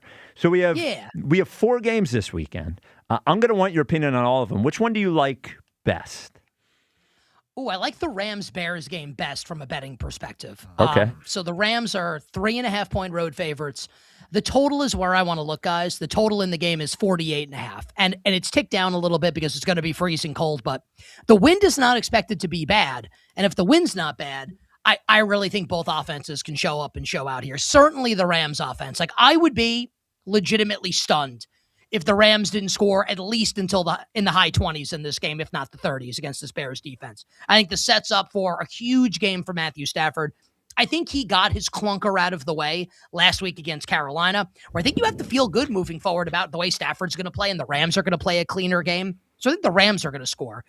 Now, if you could guarantee for me that Caleb Williams would maybe not play as well as Stafford, but Caleb Williams plays well, the Rams defense is not good. And if the Eagles had gotten the chance to play them, I would have said I think the Eagles could score on them. Their secondary's bad. And I think Ben Johnson's going to scheme it up here in a way that maybe Kevin Patullo couldn't. And I think the Bears will be able to score as well. The total's way too short for me. Over 48.5. Rams team total over as well. I think the Rams can name their score in this game, get into the 30s. I like it. Yeah, well, I mean, that was a clunker for Stafford last week. Yeah, it would be nice to have a clunker be 300 yards, 3 touchdowns, and a game-winning drive. But you're right. That middle of the game after the finger thing happened, it seemed like it was all over the place. And to your point about these two defenses, like the 49ers-Bears game just, 3 weeks ago or a month ago, ended up, 41-38? So... So Bills and Denver. What do you like there? So Bills are what, 1.5 dogs? Yeah. Denver's a 1-point favorite. We basically flipped back and forth. Look, isn't this a fascinating game? Yes. It's kind of like the Jaguars-Bills last week to a large degree. Yeah. Where Denver's the better team, like Jacksonville was. There's no question. Buffalo has Josh Allen. It's just like, which side do you come down on? Now, I do think if you wanted to make a case for Denver, and I like Buffalo a little bit in the game. Not a lot, but I like Buffalo. I think Jacksonville, royally screwed up last week and spit the bit last week, where they're running for 6 yards a carry on the Bills defense, right? It's like, can I give you a really nerdy analogy here? It's like if you play a video game, right? If you Ike, you probably don't play video games. Spike, I'm guessing you have before or no? Well, I did at one point. Yeah, when I was a teenager. All right, so if you're shut up, okay? So if you're, I still play all the time. If you're facing a fire boss in a video game and you have an ice weapon, you use the ice weapon right against the fire boss. Right. Jacksonville last week was facing a fire boss and decided to use wind. Like, why would you do that? They're running for 6 yards a pop. Why would you throw it 30 times with Trevor Lawrence? I thought Jacksonville lost the game more than Buffalo won it. You would expect Denver and Sean Payton is going to come out and they're going to pound the rock at this Bills defense. That's how you attack them, right? That we feel more confident in Sean Payton and Bo Nix not putting the ball in harm's way the way Trevor Lawrence did. So if you want to make the case for Buffalo, the case is this.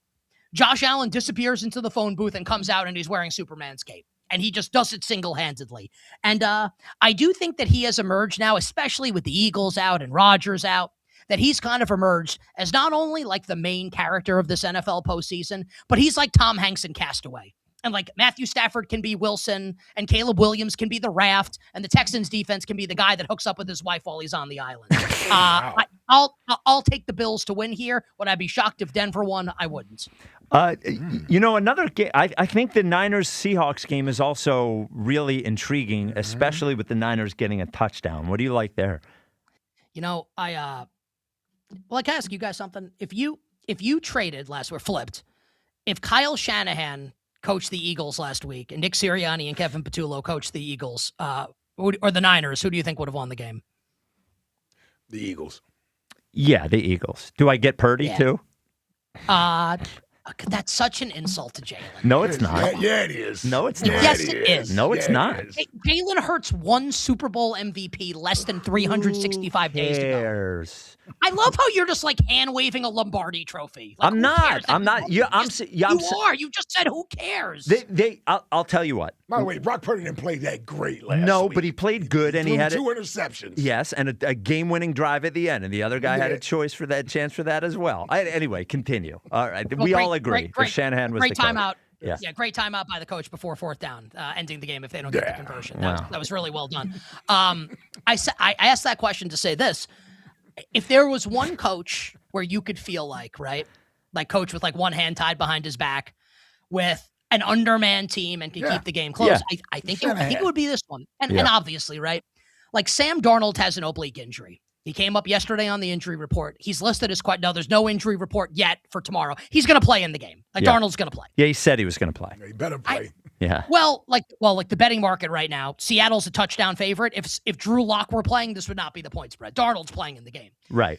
Just like, can you bet Seattle or like the over, knowing that the quarterback may be compromised?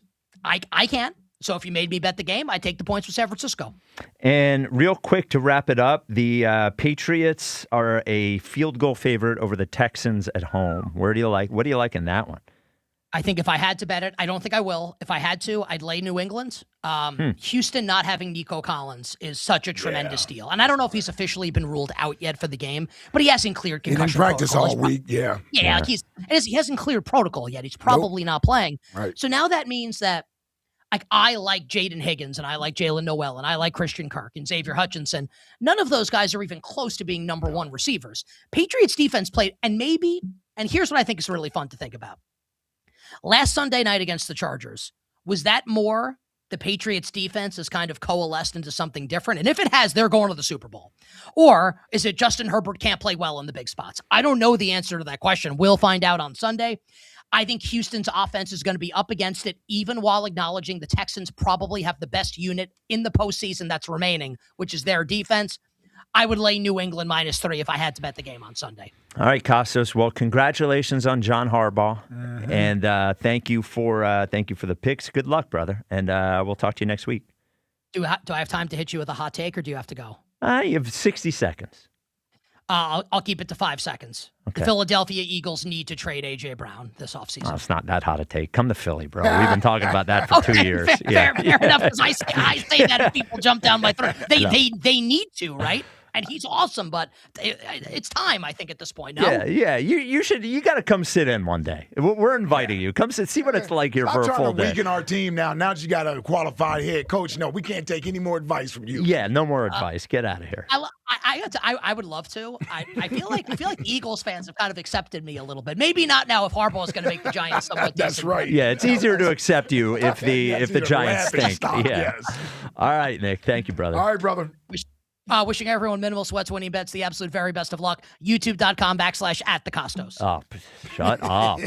Host of You Better You Bet, Odyssey Sports Betting Insider Nick Costos. Insider Calls presented by BetMGM. Make it legendary. 215-592-9494. Lot to talk about. Eagles OC search. Phillies miss out on Bo Bichette. We will, of course, get Elliot's opinion on the Bichette thing first. Yes, and please do as that. He joins That's great. us next. Yes. Another happy saint today. I'm not happy. Will you just take that back? Take it back. I'm not happy. Take it back. I'm not in any mood. All right. To take anything back today. This is the WIP Afternoon Show with Ike, Spike, and Fritz. Hey, it's Flyer season, in case you didn't know, and there's nothing more refreshing than an ice-cold Surfside to enjoy while you cheer on your Philadelphia Flyers on the ice. Now, Surfside is only 100 calories, 2 grams of sugar, and 0 bubbles. That's right, no carbonation, so it's easy to sip and enjoy. It's not a seltzer, it's Surfside.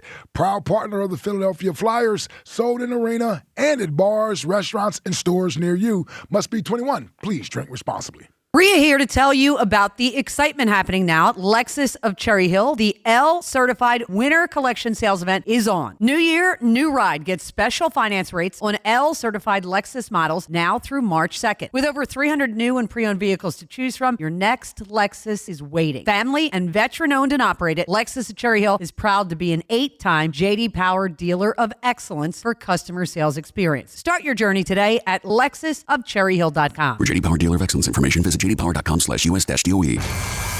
Ready for action, basketball fans? BetMGM, an authorized gaming partner of the NBA, is giving players another reason to hit the court this season. BetMGM is adding extra excitement to every basket, every slam dunk, and every buzzer-beating shot with special promotions, new features, and more.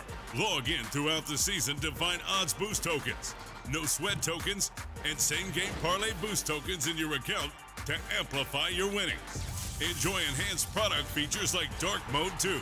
Log into BetMGM, an authorized gaming partner of the NBA, all throughout the basketball season to see what's new. BetMGM and GameSense remind you to play responsibly. If you or someone you know has a gambling problem, help is available. Call 1-800-GAMBLER. BetMGM.com for terms and conditions. 21 plus to wager. Pennsylvania only. Existing customer offer. Subject to eligibility requirements. Rewards vary and expire in 7 days. Carrier has the home comfort you need and financing options to fit any budget. Right now, you can enjoy 60 months financing on a new home comfort system. Turn to your local Carrier home comfort expert for efficient heating and cooling performance, healthier indoor air, and convenient monthly payments for qualified buyers. Visit nopaycarrier.com.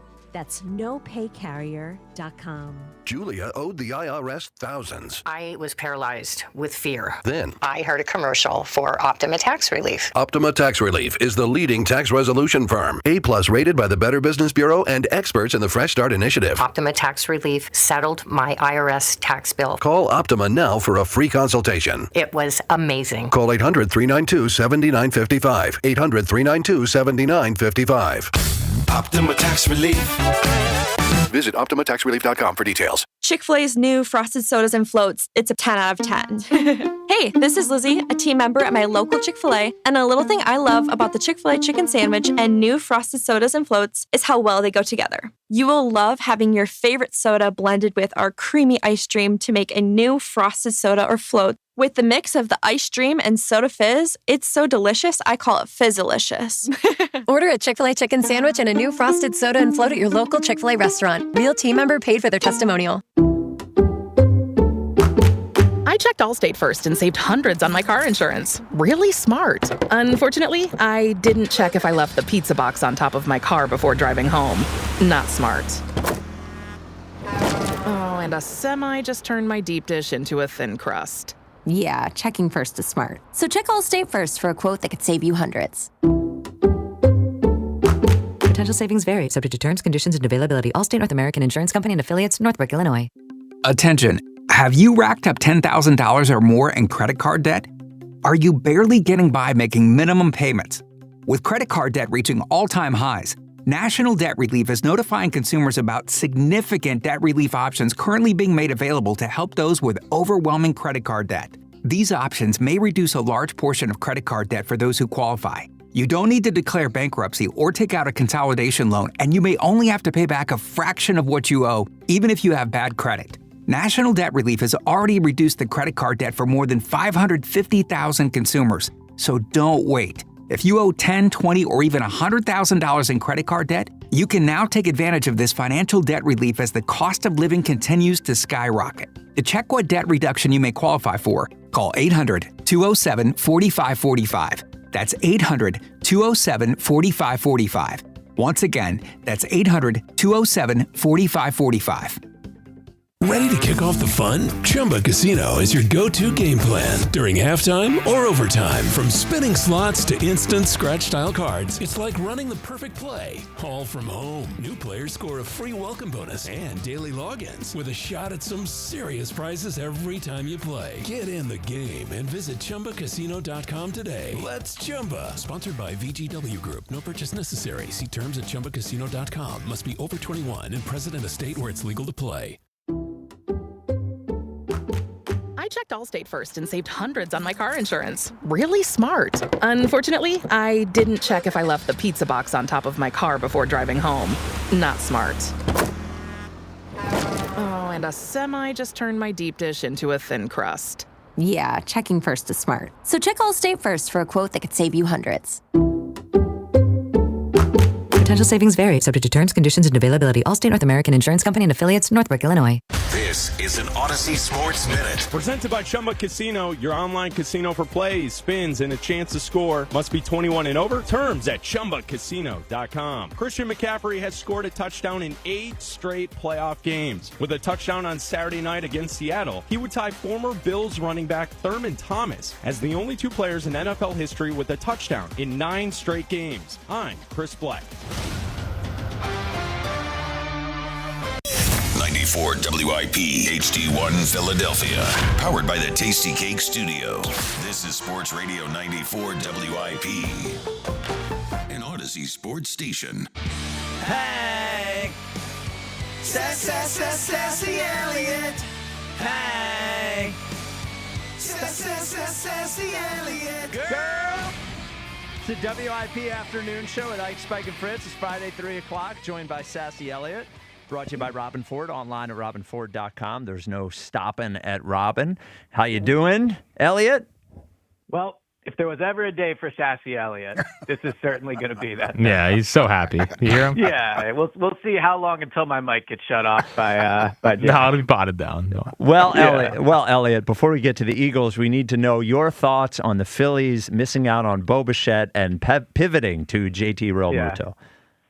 Yeah, I mean, obviously it's a disaster. I think there's obviously a ton of criticism here. The fact it makes the Schwarber deal look even worse. Like, what's the point of paying Schwarber at this point? Like, if you're going to go in and pay Schwarber, then you have got to finish it. Like, you have to bring somebody else in to try to make the lineup somewhat different. And look, the Mets came in at the last minute. I know it seems like they had the deal done, but free agency's been for a while. Like, if he's your guy and you have the money, like, get the deal done. So, yeah, I mean, it's obviously a disappointment. Like, they're old. It's just a disaster for next year. Well, that's where it feels like they got played because so it came out that the Mets met with him on Zoom last week. You didn't hear about that, right? You heard about the Phillies one, yes, because they wanted to generate as much interest as they could. They wanted to stay around as long as they could. They wanted to wait till after Kyle Tucker. Like, he might have signed with the Phillies, sure, but they were more interested in getting the best possible deal. Yes, but that's his agent's job. And we'll get to the Eagles, I promise, Elliott. But from a Phillies PR perspective, it's not the PR person's job. I'm not blaming the PR. I'm just saying from a PR perspective, as all of these reports start coming that the Phillies are going to sign him, they're definitely going to sign him before they even talk to him. The Phillies have to find a way to temper that. They should have pushed back harder. They should have. Instead of, we're going to have to move Alec Boehm. There were bigger hurdles than just moving Alec Boehm and not signing JT to make it happen. And I think not only did they get worked on this and played on this, they watched it happen for a week. And maybe you don't have, obviously we would be upset if the Phillies didn't sign Bichette, but if it didn't go this way so publicly for so long, then it doesn't feel quite as bad because we all thought they were going to sign JT anyway, in this offseason. So I think not only from a strategic perspective with the player, I thought from a strategic perspective publicly, they really messed this up. Yeah, the last thing I'll say about the Phillies, too, is I just think a lot of this frustration and, the impact losing him, why it feels so strong, is because everybody knows deep down this roster is filled with old players on bad contracts. So, the Bichette thing, if you could bring him in, right, he's an exciting new name. It's a new reason to have hope. He's not super old, if I'm not mistaken. So, the fact that they missed out on him, I think it's all just suddenly hitting everybody that the team's future is not bright. That does not mean they can't win a World Series next year. They competed with the Dodgers. You never know what happens in the playoffs, but just realistically, the window, if not closed, is super, super close to closing. And when you lose out on Bichette, it just highlights the other mistakes they have made. Well, as we said earlier, hasn't been a great week overall for us here in Philadelphia. So we talked First to you. They lose Patullo, now they lose Bichette. It's a rough week. Yes. True. Yeah. So we talked to you about a bunch of things from the press conference yesterday from Nick Sirianni and Howie Roseman. One thing we didn't talk to you about was the last thing that Howie Roseman said, and it was really just Howie obviously wanted to say it because no one asked him the question. It was before the whole thing was over. He just sort of popped in and said this. I'm going to play the quote, and I want to sort of get a sense from you why he said it. Go ahead, Jack. Can I clarify one thing? Because I think it's important for our fans to understand. You can do whatever it takes to win now and still build for the future and still have those parallel paths. I just don't want it to get confused that we can't do whatever it takes to build a championship caliber team next year and also continue to have really good players on this team for the future. So, I just want to make sure that we're on the same page on that. So why did he say that? So I think there's a couple reasons. One, how he uses these press conferences, while he is the ultimate chess player at these things, he knows everyone's listening. He's not trying to give anything away. I do think Howie does care about setting the tone for the offseason for the fans so that they know what to expect, right? And he's not going to tell you exactly. But what I hear there is there's a move coming that you're not going to like, right? There is a move coming that is going to look like they're punting on the season, or how could they go into the season without this guy? And he's trying to tell you that they are still going to compete, but the moves are also about the future. And to me, that feels like signing guys who are already under contract next year to big extensions. Jalen Carter, Jordan Davis, Moro Jomo, guys like that this year for the first time are contract eligible. They will sign them, and maybe you see free agents walk, like Nakobe, like Reed Blankenship, like Jalen Phillips. And on the surface, and I think what he's trying to say there is, that looks like looking at the future, not the immediate. He's trying to say that, they're doing both. But yeah, I think it's a warning to fans.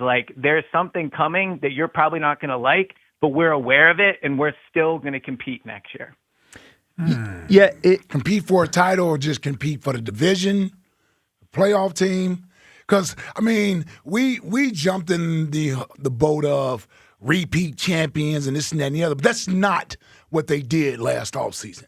They didn't attack the offseason last year as if they were trying to win the Super Bowl this year.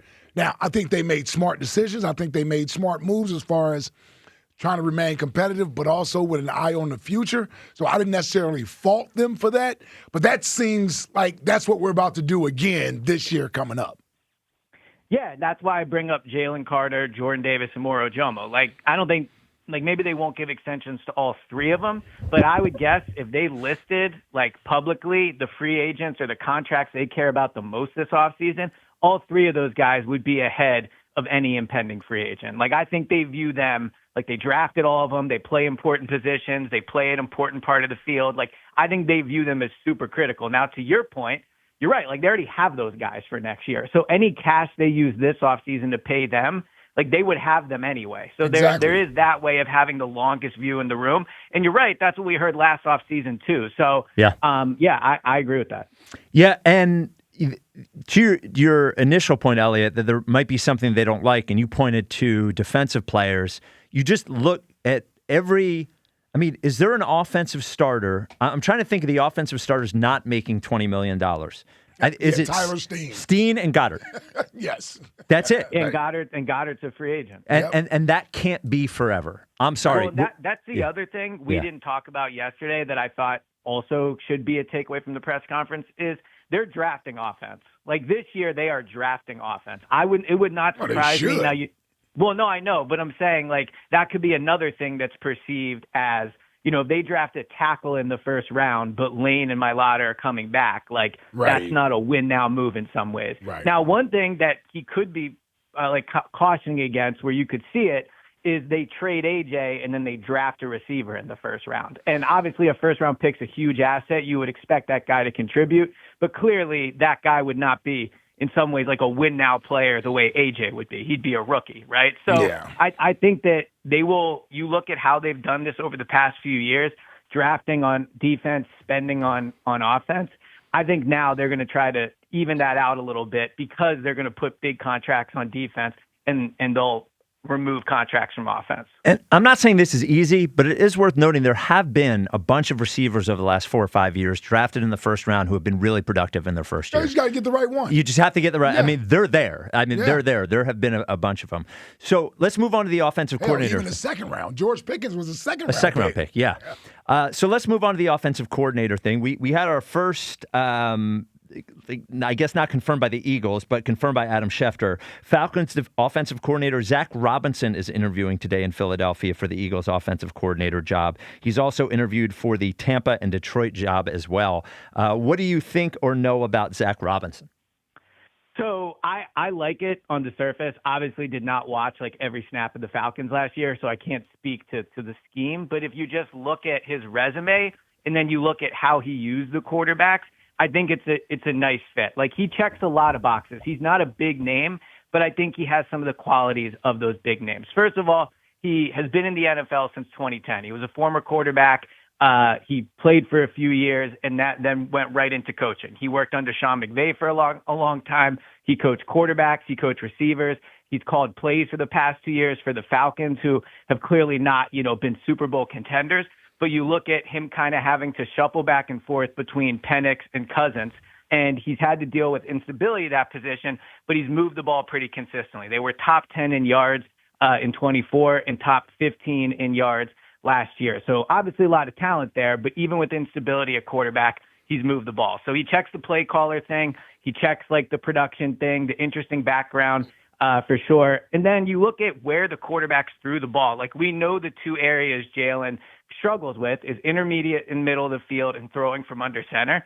And Kirk Cousins and Michael Penix, like they did it more than Jalen, but they certainly didn't do it as much as Tua did under Mike McDaniel. So I know everyone wants to challenge Jalen and do new things, but you have to have a coach that can at least game plan off what Jalen's strengths are. And Zach Robinson seems to be able to do that. Yeah, the things that Jalen sort of is uncomfortable with, it'll be interesting to see how much of he grows out of that. Because sometimes we're athletes, you're creatures of habit. And what's his bugaboo, he's going to know where those red flags are, where he doesn't want to be at. And I don't know how willing he's going to be to do that if it's leading to turnovers and losses in games and things of that nature. He's only going to revert back to being the Jalen Hurts that wants to throw the ball outside the numbers and throw the ball deep down the field. And, they can go into OTAs, training camp, and say, let's try all these new things and see if Jalen can do it, right? I think there's good intention there. But they also have to have a coordinator that if he can't do those things, is used to coaching a quarterback that can do the things Jalen does, right? While Mike McDaniel has obviously used his quarterbacks very different in Miami, and I know everybody loves the idea of him coming here and doing that, if he gets here and Jalen can't do it, you then have a coordinator that has never really coached a quarterback in the way Jalen would then need to be coached in terms of what he does. Not true. That's not true. He was on the coaching staff that coached RG3. Oh, that's fair. That's a good point. Mike I'm thinking McDaniel. About Miami. Oh, Mike McDaniel. You're right. Yeah. So you're right. So yeah. You're right. Yeah, I was just more speaking to Miami, but you're right. Yeah. He would have that background. I just mean the benefit of Zach Robinson would be he did use him that way. But Hold on, real quick, not to cut you off, Elliot. Just the RG3 thing. That was not a Shanahan pick. No. He was not happy with that pick. Yes. Because of that. Yes, because of that. They want to do other things. That was the owner that wanted RG3. Yeah, I think it's a credit to the coaching staff for adjusting. Yeah. They really wanted Kirk Cousins. Yeah, of course. Yeah. And this coaching staff did that with Jalen, right? Like, they had never had a quarterback like Jalen. They were given Jalen, and they ended up shifting their offense, right? So they've done it as well. But I'll also say, speaking of rough weeks in Philly sports, I decided to rewatch the game again today on offense and rewatch all the plays. And, I just think this idea that the key to next year bouncing back is scheme is just wrong. When you watch that game, the problem is not scheme. The problem is, guys missing blocks, effort, tripping over each other, drops, poor throws. And that is coaching, right? But that's Nick. That's not a scheme thing. Guys were open. So if people think a new scheme next year is just going to save all this, that's just not true. The interior of the offensive line wasn't great. I mean, the 49ers put two linebackers on the field who had never even played for the team, and they were constantly getting off blocks. They're constantly beating the all-pro interior offensive linemen. They're constantly getting by A.J. Brown, who's supposed to be blocking them. So, yes, I get that you need to evolve the offense and all that. But what I like about Zach Robinson is he seems to do things that they're already good at. And then you have to hope that Nick next year, gets these guys to play with better fundamentals and better effort. I'm going to tell you what, there's no way they're giving total autonomy to Zach Robinson if he comes here. What about Charlie Weiss Jr.? So that's the other one. Joe Santaloquido reporting that Insider of the Year candidate Joe Santaloquido. Insider of the Year on the record. He was always on the. Yep, he was always right there waiting. Well, there's a reason. We respect him. I agree. So Joe Santaloquido reports that the Eagles are flying in Charlie Weiss Jr., who's currently at Ole Miss and then will be at LSU. That's the way it works. What do you think? Because he worked for Kiffin, right? Yeah. Yes. How do you like that? College knowledge there. Nailed it. What do you think of Charlie Weiss Jr.? If this was 2021, I would really like it. I would like the idea if this was the Eagles were just starting a rebuild under a new regime with it's trying to get this thing going with no expectations, then the idea of hiring someone that at his age is already thought of the way he is and getting him in the building, I think would be a positive. But if the Eagles hire an offensive coordinator that is 32 years old into one of the most high-pressure situation jobs in the NFL entering next year, I think it would be a disaster. He's never called plays at the NFL level. He's Jack's age. He's younger than me. You're going to put that guy in charge of that offense, and he's going to be the one responsible for cleaning up all these mistakes, for telling Saquon and AJ they have to block harder. I think it's an interesting hire. I think it's an interesting interview, and he probably would be interesting to talk to. But in terms of giving him this offense, I think that would be a disaster. Another coach that there's no way he's getting total autonomy. Oh, for sure. Yes. So I say that to say everybody wants Nick away from the offense and everything. Yeah, good luck. Just be prepared for Nick to be involved in the offense. Well, I also thought it was interesting yesterday when Nick described what he wanted in an offensive coordinator. Yeah. He talked about teaching, fundamentals, mental toughness, right? He talked about the things he believes in. He believes in. Obviously yesterday the message was clear. They'll have full autonomy. I think maybe we're underestimating a little bit how much the guy is going to have to mold somewhat to Nick's beliefs, because that's what he talked about yesterday. Yep. Well, Nick's beliefs, or at least Nick's beliefs with the current personnel. The question I think will be for them is because there are a lot of open head coaching jobs, which may take away the high level, the elite guys that they wanted. We saw Rossini's report that Mike McDaniel and Brian Daboll at the top of their list. Both those guys could definitely get a head coaching job this cycle. And the question will be for them is, are we going to do a retread? I don't think they hired Greg Roman, but are we going to do? Come on, G. Are we going to do a retread, or are we going to go to one of these guys who is not? Are we going to go to Charlie Weiss Jr., a guy that we believe in his future? I think it's going to be an interesting thing for them if they're not able to get one of the bigger name guys. Well, I can never for the life of me remember his name, Wheelhouse, I think it is, out of the Rams. Shieldhouse. Keelhouse, that's it, right? Yeah. So Did you say wheelhouse? Honestly, it was pretty close, if we're being honest. Yes. But like, he's an interesting in the middle guy, right? Because he is like viewed like obviously he's worked in the NFL more currently than Charlie Weiss Jr. has, and he is viewed as a future head coach candidate. Now he's never called plays, but he is someone that is highly sought after. Like if I were him, I wouldn't take this job. But if like they can convince one of these next up guys to come in, then maybe you do fold a little bit on the play calling thing. Like I think there'd be a major risk there. But he would be a step above Charlie Weiss Jr. in terms of experience while still not checking all the boxes. We got to hire someone that has NFL experience, that isn't a first-time play caller. This isn't just about X's and O's. I agree with you. This is about commanding the offensive side of the ball with high-priced players, with big personalities, that when things aren't going their way, they're going to voice their opinion. And the next thing you know, you're going to be changing your offense to make them happy. You got to have somebody in there that isn't going to cater to that nonsense. Somebody that has some skin in the game, that they will be respected. That's why I don't know if they don't get the McDaniel or a Dable or somebody of that ilk. I don't know if this thing is going to wind up being a disaster anyway. We're bringing a young guy in here for the first time with NFL players that has won a Super Bowl, that's been in the playoffs every year. I don't know, man. They wouldn't even listen to the guy who helped them win the Super Bowl. Yeah, who's been here. Who's been here. Yeah.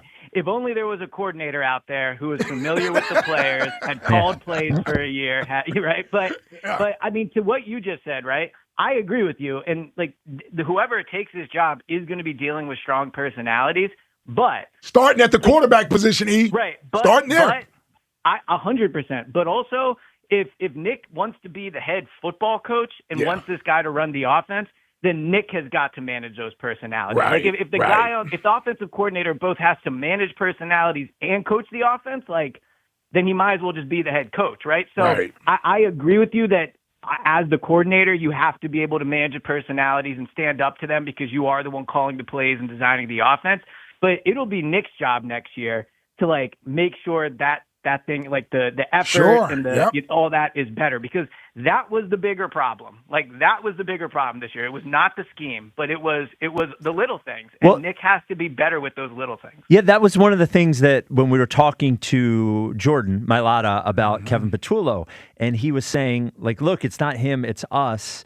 It's, penalties and execution. And I asked him, and I think it's fair, well, that is the coach too, isn't it? Right? Yes. If you guys aren't doing that, if you did do that, right? The Rams and the Niners are the two least penalized teams in the league. Who do we give credit for that? Not the player. We give the coach credit for that. Right. The players are the ones that do it, but it comes from the coach. Mm-hmm. So if you're not doing it, the coach also gets blamed, All right, Elliot. Well, thank you. This is a great time for the Go Birds podcast. You can subscribe and you get Go Birds Daily. You get a little Eagles every single morning, a little Elliot every single morning with your coffee. You can subscribe wherever you get your podcast. A little bit of Elliot every morning? A little bit of Elliot.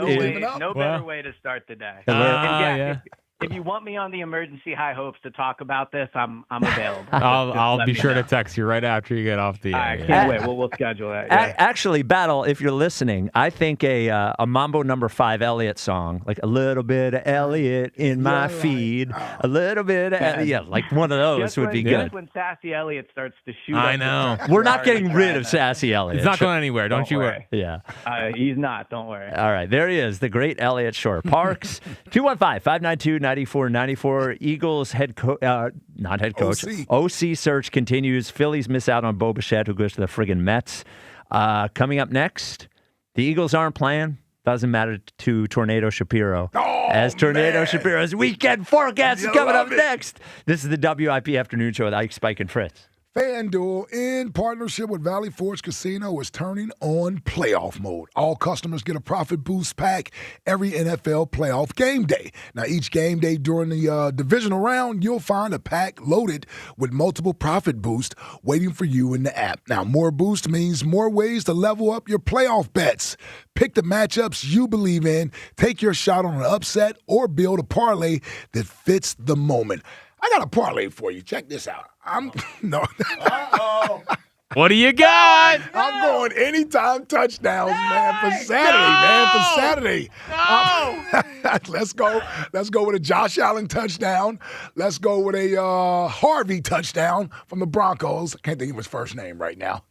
RJ Harvey, yep, Harvey. And then for the night game, let's go with a touchdown for Christian McCaffrey and then add a touchdown from Zach Charbonnet. There you go. There's a four-legger for you for Saturday. See what that hits you for. Then apply your profit boost and go after even bigger payouts while the playoffs keep rolling. So make sure you visit FanDuel.com/local and grab your profit boost pack every NFL playoff game day. FanDuel Sportsbook is the official sportsbook of 94 WIP. 21 plus in President, Pennsylvania. Opt-in required. Bonus issued as non-withdrawable profit boost tokens. Restrictions apply, including any token expiration and max wager amount. See terms at sportsbook.fanduel.com. Gambling problem? Call 1-800-GAMBLER. Buy 4 windows, get 4 free with no payments and no interest for 2 years. Visit windownation.com. When the new year hits, every business could use a little something to stay ahead. A lift, a jump start, an edge, or perhaps a boost. Like the all-new 5-year business boost from Comcast Business. It's the certainty of a price lock for 5 years on qualifying internet bundles. Plus, you'll have the most reliable Wi-Fi with our best equipment, so your whole team can stay connected at a great rate. And to sweeten the deal, ask about a $500 prepaid card when you add 2 lines of mobile. It's the boost your business deserves. So sign up for the 5-year business boost and get a 5-year price lock on ultra-reliable Wi-Fi. Plus, ask about a $500 prepaid card. Comcast Business, powering possibilities. Ends 2/22/26, new customers only. 1-year contract required for guaranteed rate. 5-year pricing applies to monthly service charge excluding taxes and fees. Best Wi-Fi based on Open Signal Awards USA. Fixed Broadband Experience Report, May 2025. Wing Pole, Wing Pole, Wing Pole! Club Risque, where the tradition continues. Wing Pole 26, Friday, February 6th. Doors open at 8 a.m. Philly's largest wing eating contest. Thousands in cash prizes. Alexis, Texas. And madness all day. Club Risque Philly. ClubRisque.com. Joe Conklin hosts comedy nights at Parks Casino every month in 360 Lounge. For full schedule, go to joeconklin.com. JoeConklin.com! What's up, everybody? Nick Costos here with the Sports Betting Minute, brought to you by BetMGM. Make it legendary. Please gamble responsibly. Coming up on Sunday in the Pro Football Playoffs, New England, a 3-point home favorite against Houston, total in the game 40.5. The big injury news in this game, it does not look like Houston will have its number 1 wide receiver, which is bad news going up against a New England defense that just shut down LA last Sunday night. And while Houston's defense is awesome and wrecked Pittsburgh last Monday night, New England's quarterback playing at an MVP level, and I think this price is probably going to move. So if you can grab New England -3 coming up on Sunday against Houston, that's the bet I like in that game. That's it for this Sports Betting Minute, brought to you by BetMGM. Download the BetMGM app today, and please gamble responsibly. BetMGM and GameSense remind you to play responsibly. See BetMGM.com for terms. 21 plus only. Pennsylvania only. If you or someone you know has a gambling problem, help is available. Call 1-800-GAMBLER. We finally switched to T-Mobile because with them, we can be connected here and there. ¡Listos todos! Estas son las mañanitas. Now we just need to harmonize. Switch today. Get 4 Samsung Galaxy S25 phones with Galaxy AI. Plus, get 4 lines for just $25 per line. Visit a store, T-Mobile.com, or call 1-800-T-Mobile. With 24 monthly bill credits, 4 new lines, and 4 eligible trade-ins. For well-qualified customers with autopay plus taxes, fees, and $35 per line connection charge. Credits and balance due if you pay off early or cancel. Contact us. Finance agreement required. When you need to know, depend on KYW News Radio 103.9 FM. Fire destroys a North Philadelphia restaurant. Crews battle the blaze in the bitter cold, making sure it didn't spread. The dangerously cold temperatures are gripping the Delaware Valley, and we may see some weekend snow. Much of the region is under a code blue. Communities hoping to bring homeless people indoors. Get the latest anytime on KYW News Radio. Now on Crystal Clear 103.9 FM. You've never needed us more. Football fans don't just watch the game, they live it. From pregame rituals to postgame celebrations, PNC is proud to be presenting sponsor of the Eagles Radio Network and a devoted fan just like you. Fans who show up in full force in every kind of weather, because keeping your finances boring allows you to make exciting memories full of face paint, tailgates, and all the things that make game day. PNC Bank, brilliantly boring since 1865. PNC Bank, National Association, member FDIC. Revitalize your bathroom with big savings at Lowe's. Get up to 40% off select vanities and free delivery during our bath savings event. Plus, get up to 40% off select shower heads. No matter what style you're looking for, we've got you covered. Shop for your bathroom refresh at Lowe's. We help, you save. While supplies last, selection varies by location.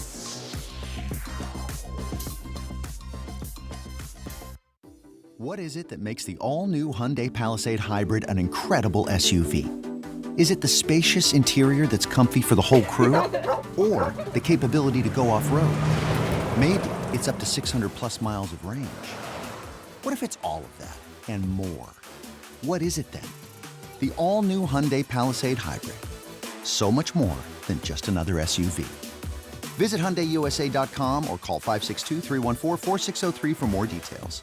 The NFL playoffs are here, and Heed the Call NFL podcast with Dan Hanzus and Mark Sessler is your destination for coverage of every round, from Wild Card Weekend to Super Bowl Sunday. Heed the Call covers every game, every storyline, everything that matters, and we have fun. No fake hot takes, just entertaining football talk from your favorite buds at the bar. Wait, Mark, which bar? Well, like the typical neighborhood bar. We're the witty sports guys at a place like that. Ah, I like that. Follow and listen to Heed the Call wherever you get your podcasts. Back to Ike, Spike, and Fritz. Oh, yeah. The afternoon show. Sports Radio 94, WIP.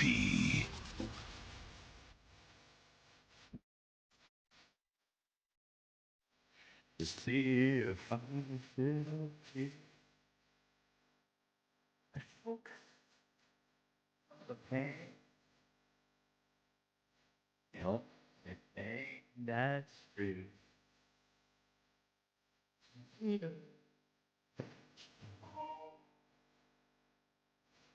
Oh, familiar thing. Oh, wait.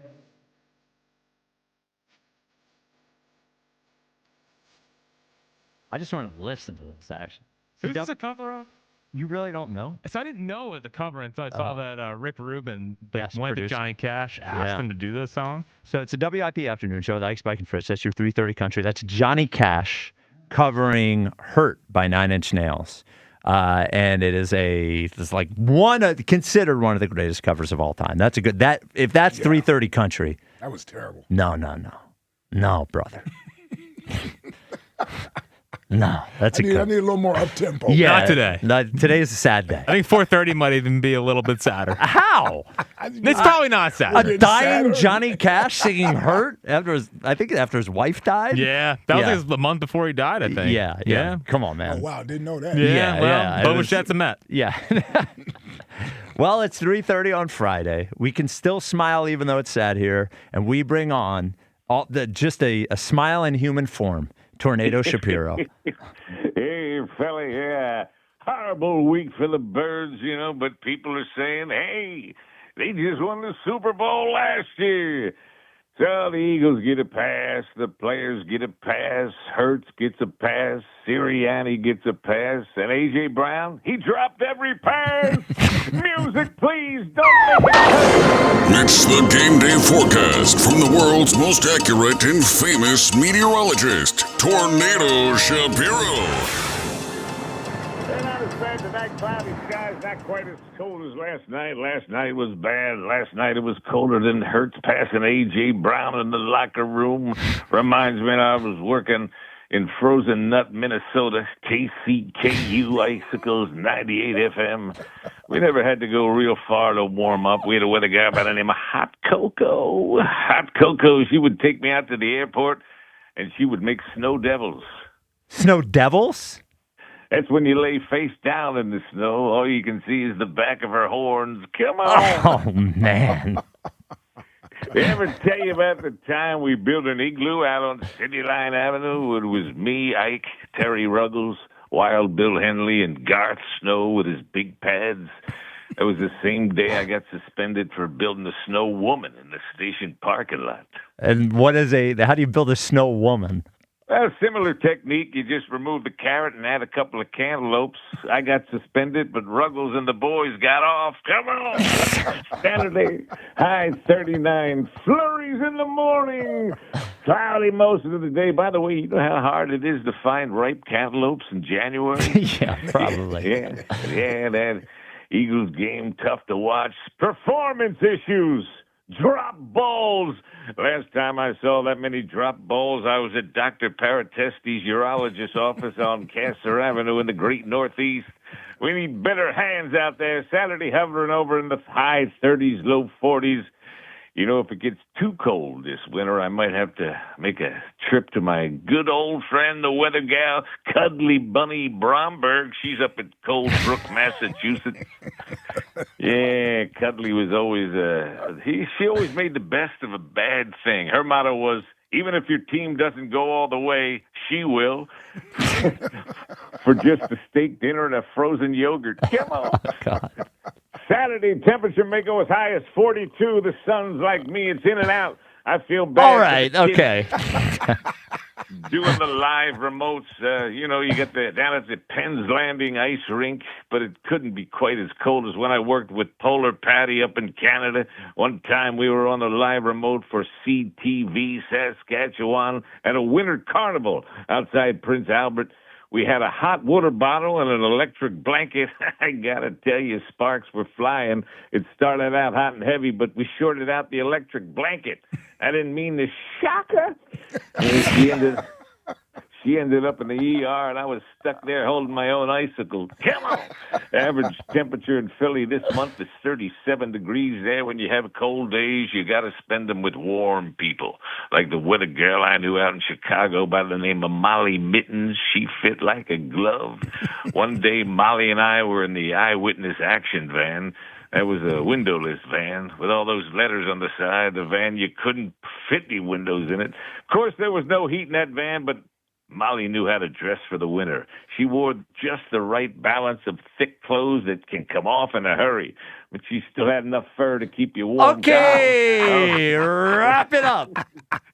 Wrap it up.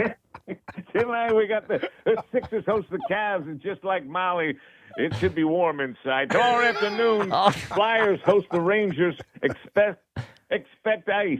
I'm calling for it now. Better than 50-50 shot.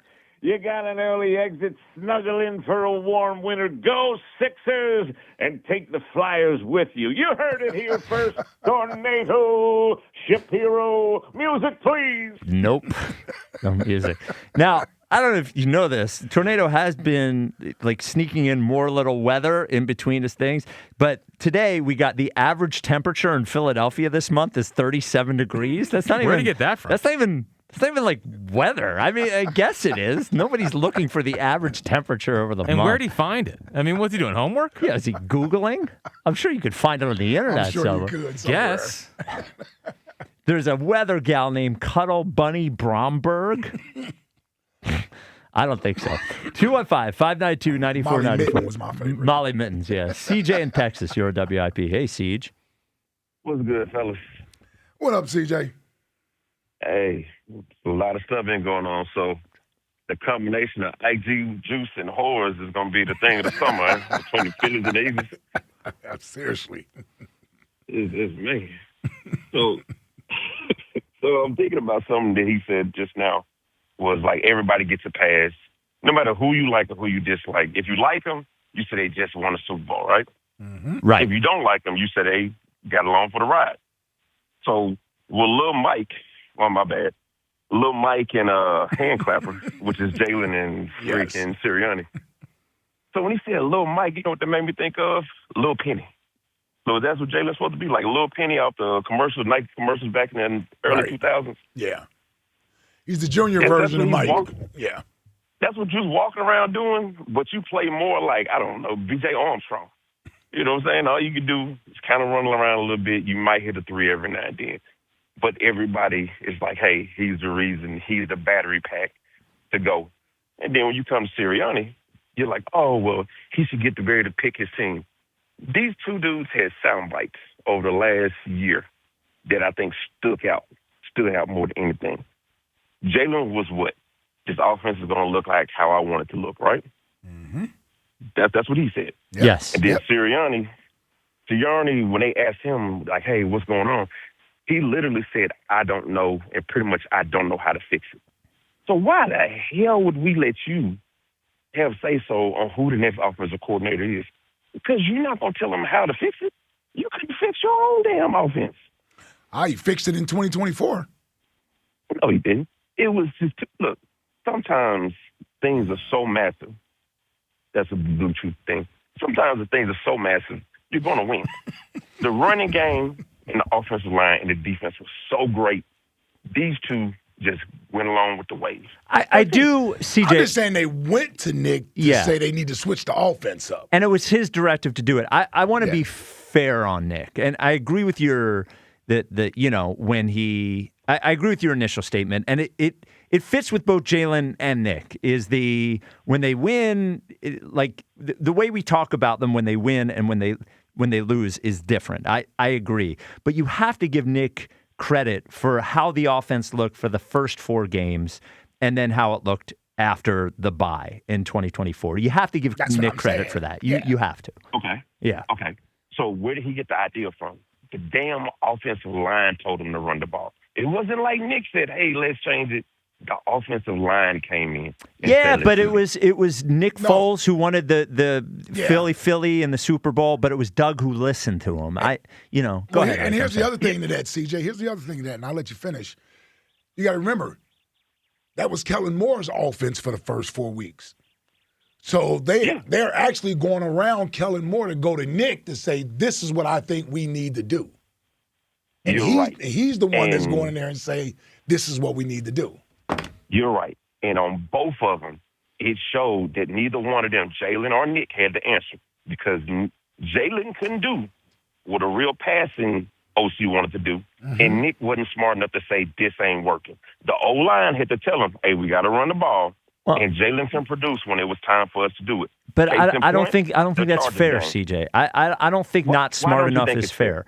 You're right. Yeah, like we have no idea that the fact that he is humble enough and listens enough to hear a good idea and use it shouldn't be used against him. And I also think that, by the way, there's no coach out there that has all answers all the to time. Everything. They all have assistant coaches, players suggest stuff. Yeah, and I think as well, it's not like they didn't wait 10 weeks to do it. Giving the Kellen Moore, strategy. Thank you for the call, CJ. I think giving the Kellen Moore scheme and strategy 4 games to work. I don't think there's anything wrong with that. I actually don't think there would have been anything wrong with giving it 4 more games to work. Just on the whole, I think that. But you have to give Nick credit for that. We can't just take away everything he's ever done well. Because the team seems to be taking away some of his responsibility. He deserves credit for the things that he deserves credit for. And here's why I give him that credit, because they did the same thing in 21. They did it. Now, he was with Shane Steichen when they switched to a predominantly running offense in 2021. And that's what they switched to last year in 2024. Kellen Moore was brought here to throw the football. And I would imagine he would have continued to bang his head against the wall trying to throw the football for the reason that they brought him here until they couldn't take it anymore. Yeah. So the fact that they, get an offensive line credit for having the gumption to go to Nick and say, trust us, lean on us, this is what we should do.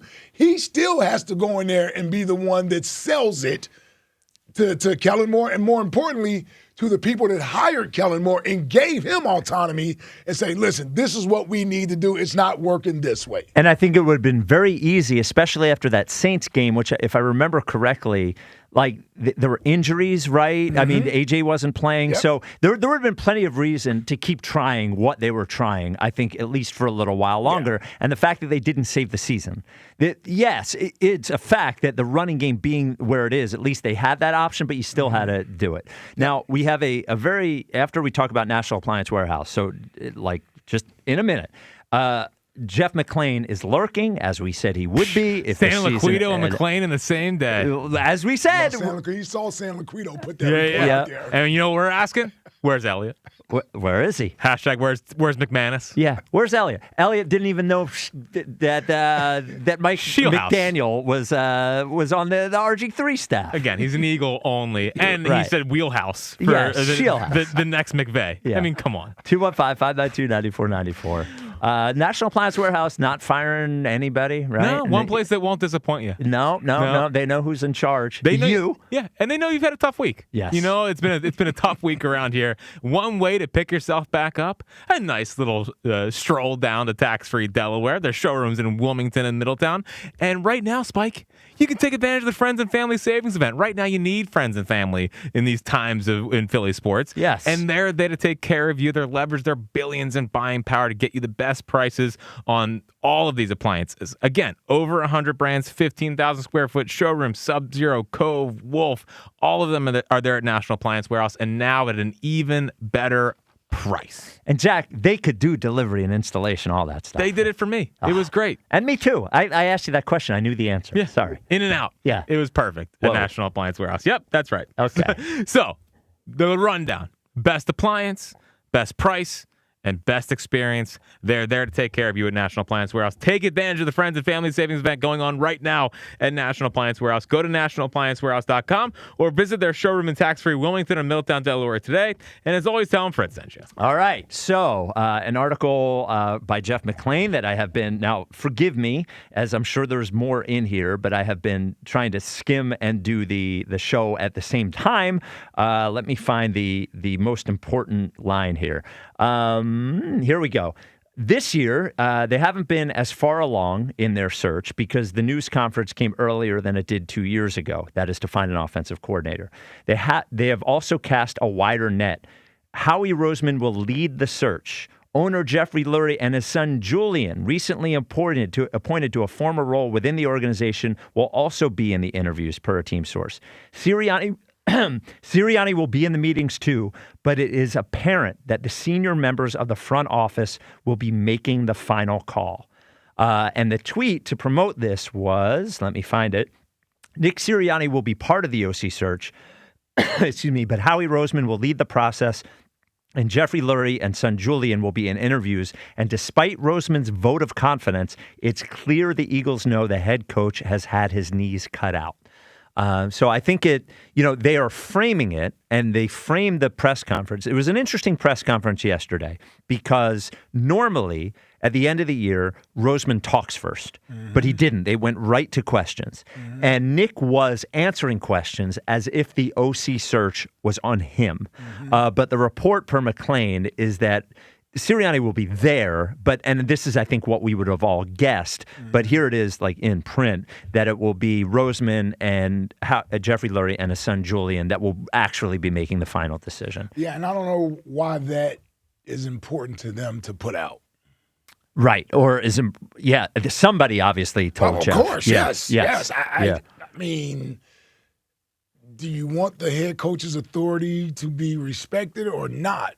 Well, to me, I hate to make this about ego, but if you want, regardless of what the reality is, if you want the perspective to be, if you want to empower Nick Sirianni, at least publicly, which I think by allowing him to give the statement that he made the decision to move on from Kevin Patullo, right? That was the statement. It was from Coach Sirianni. By allowing him to go into the press conference and answer most of the questions himself. There wasn't a lot of Howie yesterday. It was an obvious concerted effort to make it seem like it is owned by Sirianni.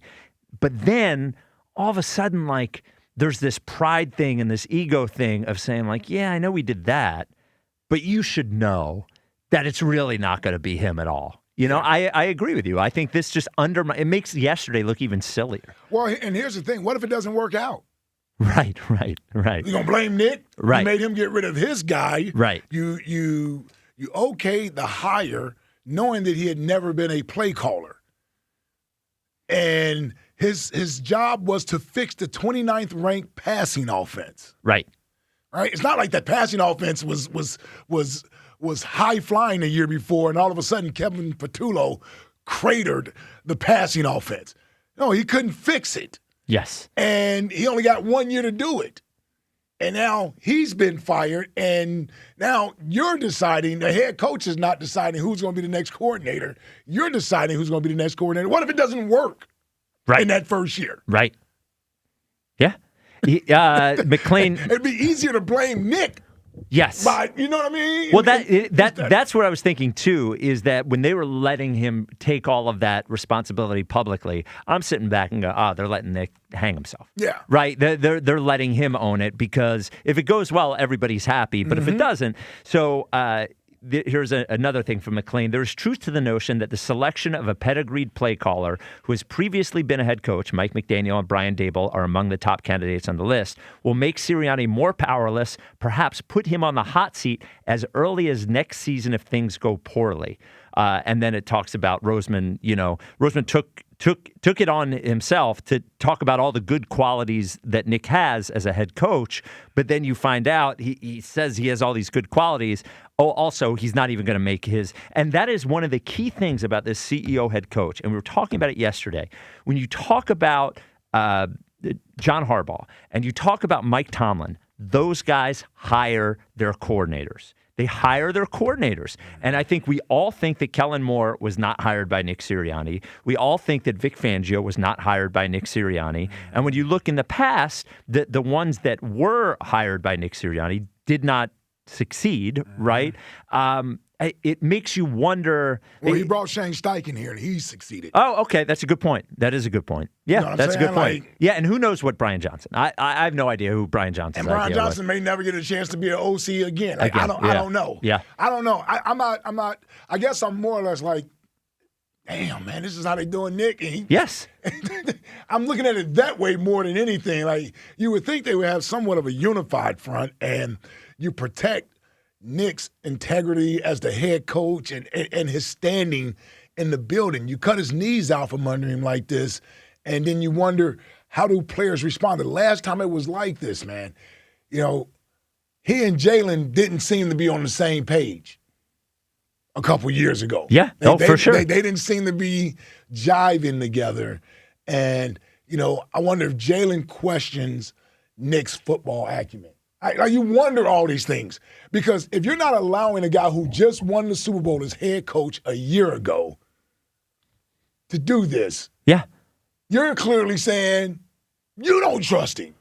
Well, and it's sort of like if your whole thing, it's almost like if it's just going to be in Philadelphia, that the head coach has this very specific role that it is not anywhere else. Not a play caller, also not going to make the hires.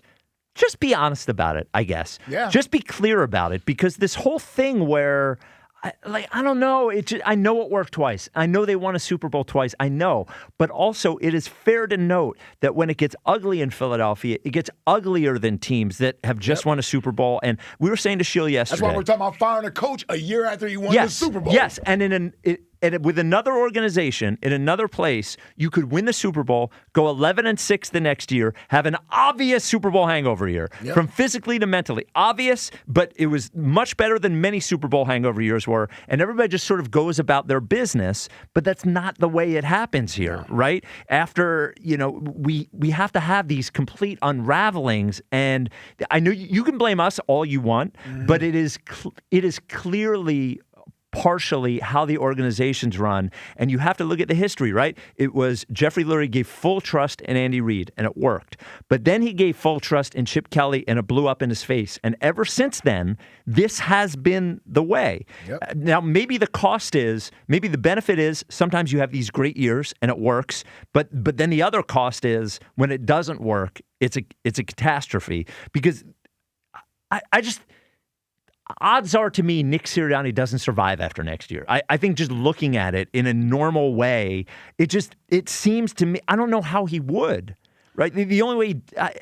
the only way he would is if the team is very successful. Yeah, if they go to the Super Bowl again. If the team is very successful. But to your point, even if it goes bad, think about the amount of changes that have to be made. Yes. Well, you're starting over again. And I know we say going to the Super Bowl, like the Knicks definitely safe. I don't know. What if they go to the Super Bowl because they hire Mike McDaniel, they score 34 points a game, and then all of a sudden Mike McDaniel gets a head coach interview somewhere else? Right. You think they're just going to let him walk out the building? You know, I don't know. Probably not. Probably not, right? Yeah.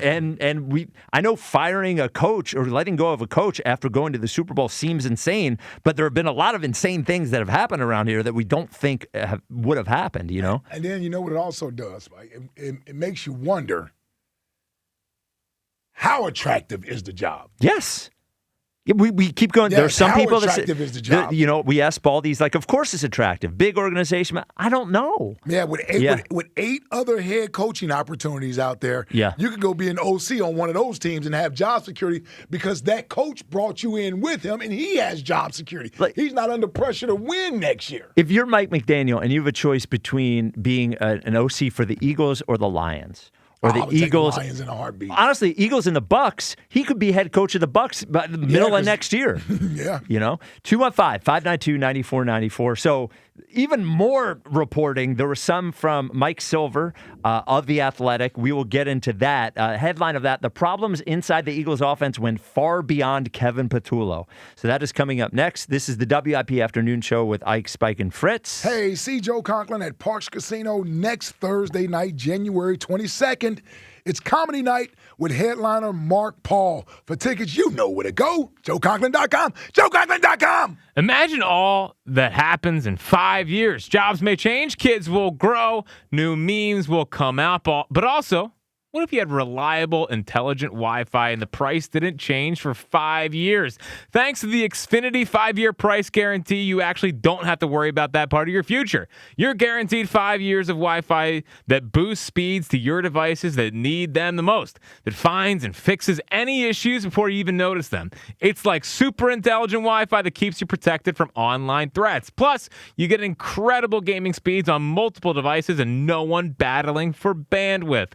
For the next 5 years, all your devices will be working in perfect harmony, and you get Xfinity's best equipment with no annual contracts, no fees, and no strings. So even though your kids will grow up and you still want to understand what 6-7 means, your internet will stay sharp, reliable, and most importantly, the price will stay put. All with Xfinity 5-year price guarantee. Lock in your price and unlock the possibilities. Xfinity, imagine that. Restrictions apply. Select plans only. The Eagles' 2025 season will tick away. A disappointing end to a promising 2025 season. Anytime you lose, you're frustrated. Now, the noise gets louder. Some notable Eagles are going to be gone. Who comes in to repair an offense in disarray? The chickens came home to roost. How are we going to fix this thing? How can they get Jalen Hurts back on the MVP track? Everything was there in front of us. We just got to grow from it all. Is A.J. Brown open to a trade? Why aren't you catching the ball, A.J.? How are you not making these plays? All the Eagles' offseason happenings happen here. There aren't easy changes to be made. Sports Radio 94 WIP. They can overcome this. With the winter season in full swing, the last thing you want to deal with is issues with your home's heating system. Horizon Services Heating and Cooling is here to help with no emergency fees on same-day service. Need a new heater? Get a free estimate from Horizon Services today with next-day installations available. Right now, get flexible financing for system repairs and replacements, plus up to $5,000 towards a next-day HVAC system installation when you trade in your existing unit. Book with Horizon Services today at horizonservices.com. The $5 Big Breakfast Deal is back at Wawa. Get any Sizzli, any size hot or iced coffee, and a crispy hash brown, all for just $5. And if your morning calls for something sweet, try our new caramel and chocolate craze flavors. Choose caramel, go chocolate, or swirl the two into your perfect cup. Some deals promise value. Wawa delivers it. The $5 Big Breakfast Deal is back. Gotta have a Wawa. Ready for action, basketball fans? BetMGM, an authorized gaming partner of the NBA, is giving players another reason to hit the court this season. BetMGM is adding extra excitement to every basket, every slam dunk, and every buzzer-beating shot with special promotions, new features, and more. Log in throughout the season to find odds boost tokens, no sweat tokens, and same-game parlay boost tokens in your account to amplify your winnings. Enjoy enhanced product features like Dark Mode 2. Log into BetMGM, an authorized gaming partner of the NBA, all throughout the basketball season to see what's new. BetMGM and GameSense remind you to play responsibly. If you or someone you know has a gambling problem, help is available. Call 1-800-GAMBLER. BetMGM.com for terms and conditions. 21 plus to wager. Pennsylvania only. Existing customer offer. Subject to eligibility requirements. Rewards vary and expire in 7 days. This football season, you can sit in the cold at the stadium or feel the heat at Delilah's. With giant flat screens everywhere, you won't miss a thing on the field or on our runway, filled with the world's most beautiful showgirls. Join us for Bud Light and Fireball features every Sunday and Monday during the season. Before, during, or after the game, receive complimentary admission with proof of game day attendance. Delilah's, the Gentlemen's Club and Steakhouse, is just 10 minutes from the stadium with ample free parking. Details at Delilah's.com. Paramount Plus is the new home of UFC, and we're coming out swinging with UFC 324. Oh, what a shot! And 325 on back-to-back weekends. The new era is here. Time! Every fight. Bam! Let's go. One subscription. Oh my goodness! Pay-per-view just got knocked out. Let's go. Back-to-back blockbuster UFC events this month only on Paramount Plus. At Uline, they know going the extra mile takes hard work. For companies pushing to go further, Uline will go the distance with you. 24/7, they answer the phone to get you the shipping and industrial supplies you need. Business can move fast. Unexpected large orders, adverse weather, new safety guidelines, and changing economic trends. Uline works hard keeping 41,000 items ready to ship, minimizing detours on your way to the extra mile. Visit uline.com. You know that Big Bargain detergent jug is 80% water, right? It doesn't clean as well. 80% water? I thought I was getting a better deal because it's so big. If you want a better clean, Tide Pods are only 12% water. The rest is pure, concentrated cleaning ingredients. Oh, let me make an announcement. Attention shoppers, if you want a real deal, try Tide Pods. Stop paying for watered-down detergents. Pay for clean. If it's gotta be clean, it's gotta be Tide Pods. Water content based on the leading bargain liquid detergent. Chumba Casino brings non-stop fun straight to your screen. Anytime, anywhere. Explore hundreds of games like slots, blackjack, and instant scratch-style cards. Sign up to unlock your free welcome bonus and daily login bonuses. And enjoy your chance at exciting prizes without spending a thing. Just click, play, and enjoy the ride. Sponsored by VGW Group. No purchase necessary. See terms at ChumbaCasino.com. Must be over 21 and present in a state where it's legal to play. This is the story of the one. As an HVAC technician, he and his digital multimeter are in high demand. So when a noisy office HVAC turns out to be a failing blower motor, he doesn't break a sweat. With Grainger's easy-to-use website and product information, he selects the product he needs to keep everything humming right along. Call 1-800-GRAINGER, click Grainger.com, or just stop by. Grainger, for the ones who get it done. This is an Odyssey Sports Minute. Presented by Chumba Casino, your online casino for plays, spins, and a chance to score. Must be 21 and over. Terms at ChumbaCasino.com. Bear weather may be a myth, but Rams QB Matthew Stafford has never played a game when the temperature is below 20 degrees at kickoff. It may not impact the Rams against one of the worst defenses in the league. If anyone can rally, it's the Chicago Bears. I'm Adam Abdallah. 94 WIP HD1 Philadelphia. Live from the Tasty Cake Studios. An Odyssey Sports Station. This is the afternoon show. Sports Radio 94 WIP.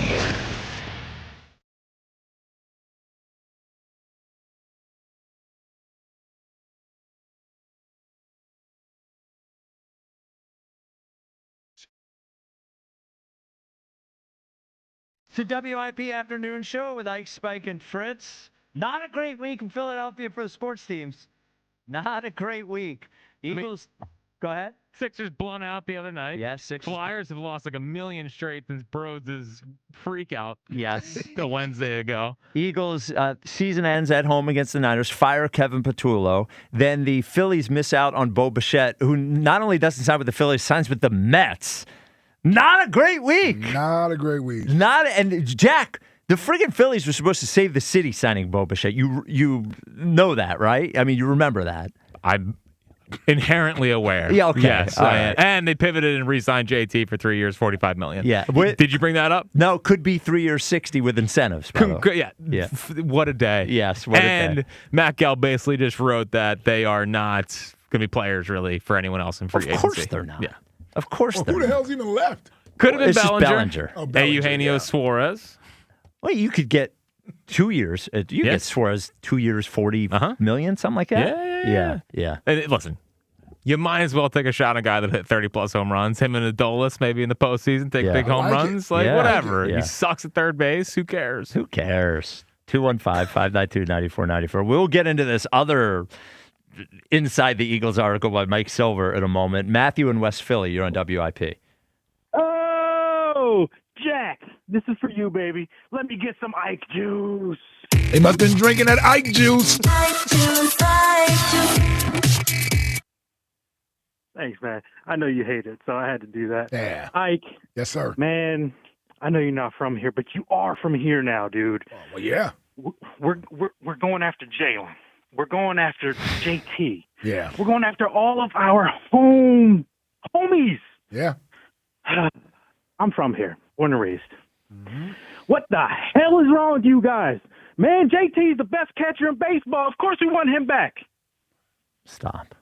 He's not the best catcher in baseball. Come on, who throws out more? How many people have stolen on him in the last? Hold on. I don't know. Hold on. There's a catcher in Seattle. They hit like 58 home runs last year. Will Smith exists. And stole like 30 bases or something. Let's stop. He's a beefcake. Come on, JT can hit the ball. He just needs a better hitting coach. No, he's great. Stop. Yeah, Don't be this All right. guy. William Be Contreras that guy. exists. Be that guy. Get out of Oh, here. man. Philly needs to support our home. Oh, do they? Come on. Jack, you were trying to trade Maxey last year. What happened? Maxey, that was at least 3 years ago. Okay, well, 3 years ago. Thank you. Still, Get it right. come on, man. We got this is a hometown radio station. Okay, all right. You know what? They're the best. Everything's fine. Yeah. Okay. Show's open. WIP afternoon show. I go, hey, and I go, you know what, guys? This is how I'm going to open the show. You know what? The Eagles lost in the first round, embarrassed at home. They fired their offensive coordinator, but you know what? They're going to hire the best one. And you know what? Jalen's gotten worse for 3 consecutive years, but you know what's going to happen? Next year, he's going to be the MVP. And I know the Phillies missed out on Bo Bichette, but come on, man. At least they got JT They back. got JT. I know he's 36, but he's going to get better next year. I mean, what the hell? What are you talking Come about? up, dude. We need the best catcher in baseball, the best pitch caller in baseball. Come on. All right, Matt from West Philly, all the Phillies, all the Eagles, all the people out there who need the support. This is for you. Let's go, Phillies. Oh, my God. Was he doing a bit, or was he being serious? I think so. Okay. So, Also, no one feels that way today. no one. Zero. We're not people even feel doing the that way. WIP Well, he didn't thing. even feel that way. No, it was fake. No, Yeah, that not wasn't real. Yeah. So Mike Silver wrote an article in The Athletic. The headline, I want to give you a couple of passages here because I think they're interesting. The headline, the problems inside the Eagles offense went far beyond Kevin Patullo. This failure was a group effort beginning with coach Nick Sirianni and extending to quarterback Jalen Hurts, the obvious object of A.J. Brown's ire when he spoke out in November. Niners defensive coordinator Robert Saleh didn't do anything exotic, playing a defensive alignment called M-check, a variation of quarters scheme that featured 4 defensive backs each patrolling a quadrant of the secondary. As one 49ers defensive assistant told me, quote, we're gonna make Hurts play quarterback.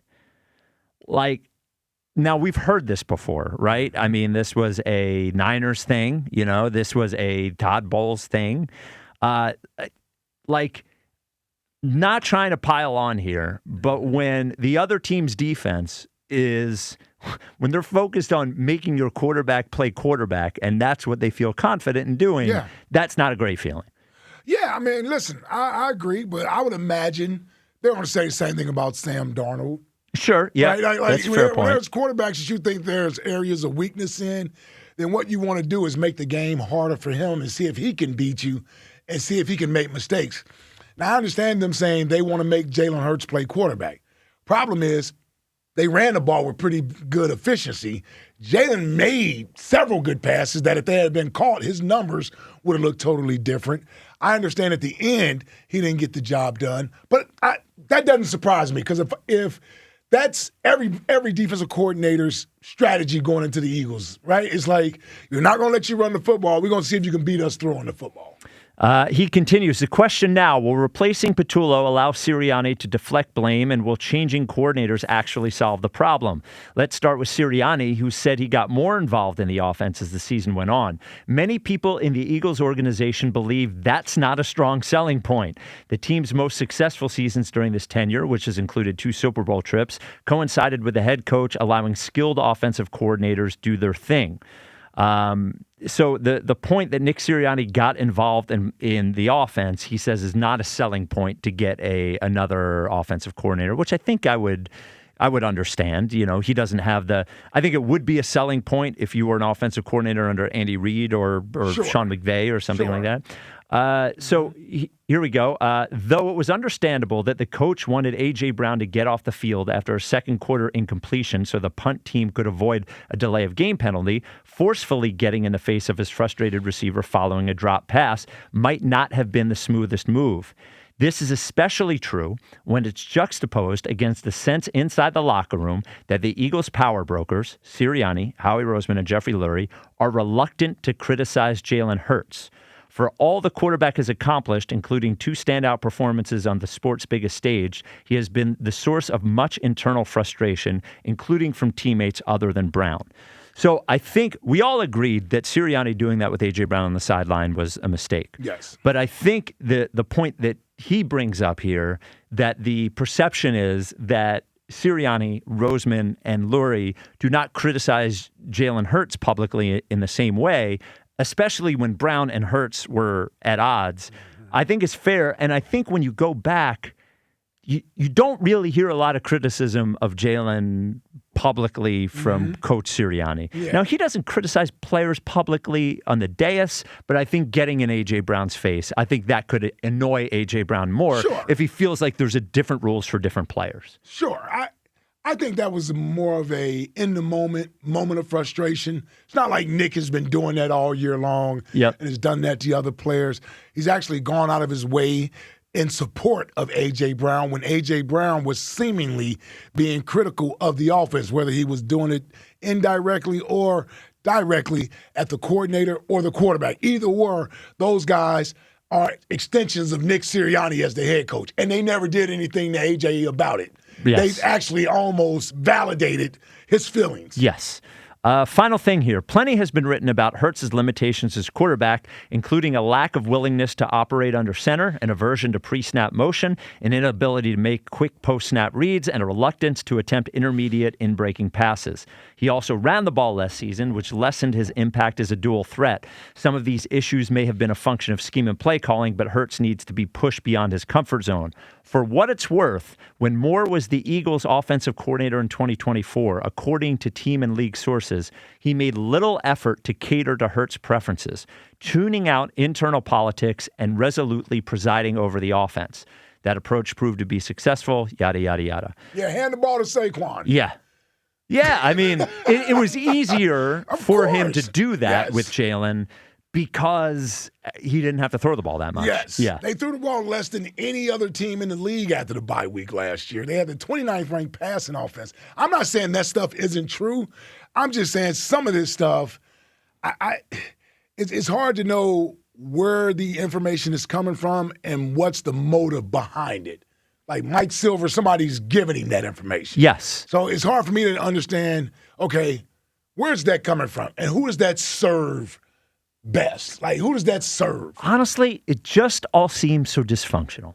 Yes. It just also seems dysfunctional. Not just that it's going on, but that we know so much about it. Mm-hmm. Because there's no doubt that politics like this and push and pull with star quarterbacks exists in probably every franchise. Yep. But the fact that here that it feels so constant because we did have it under a different quarterback. We had the same thing with Carson Wentz. Yep. And you have to wonder because Carson Wentz and Jalen Hurts are very different people. Very, very different people. At least we thought so. We thought so. But you have to wonder if the way the Eagles operate with the head coach obviously not being as empowered as other head coaches are, provides an atmosphere that makes quarterbacks who have been paid or any player less apt to take direction because they don't think the guy that is in charge is actually in charge. Yeah. Like you have to wonder if it might be, maybe it's a personality trait anyway, but it's hard enough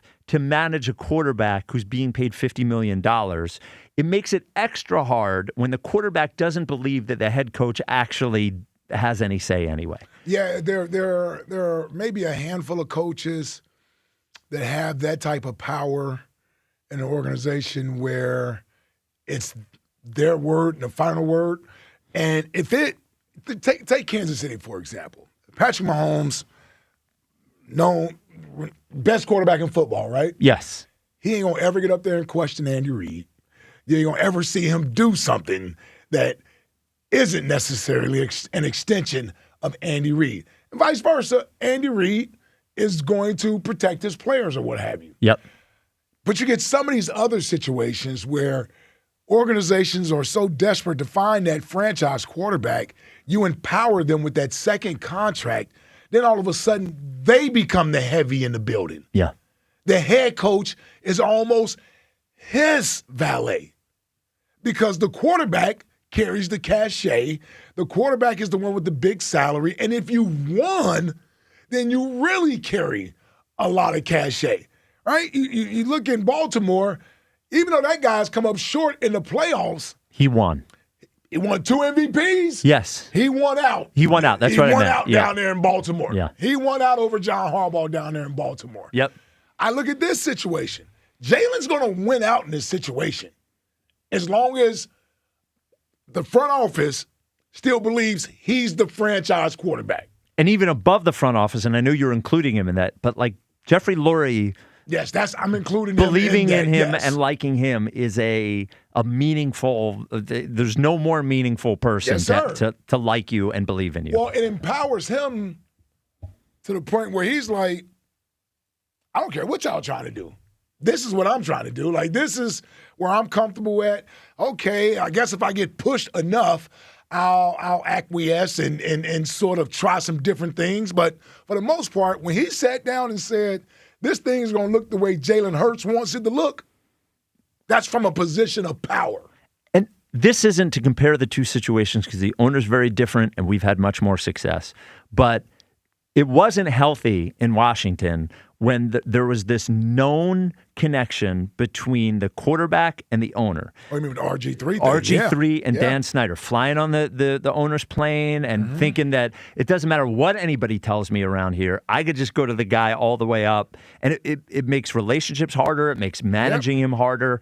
And it empowers not that it's bad to empower the quarterback, but what it does is it empowers the worst instincts in humans, I think. Yeah. If you think the person that's managing you doesn't actually make the call, that you make the call, that's tough. Yeah, it's tough. It's tough for everyone. Yeah, it is, man. And that's why another thing, looking at real quick, Spike, this offseason as it pertains to Jalen, the extension, moving forward, like he gets an extension this offseason, that just empowers him even more.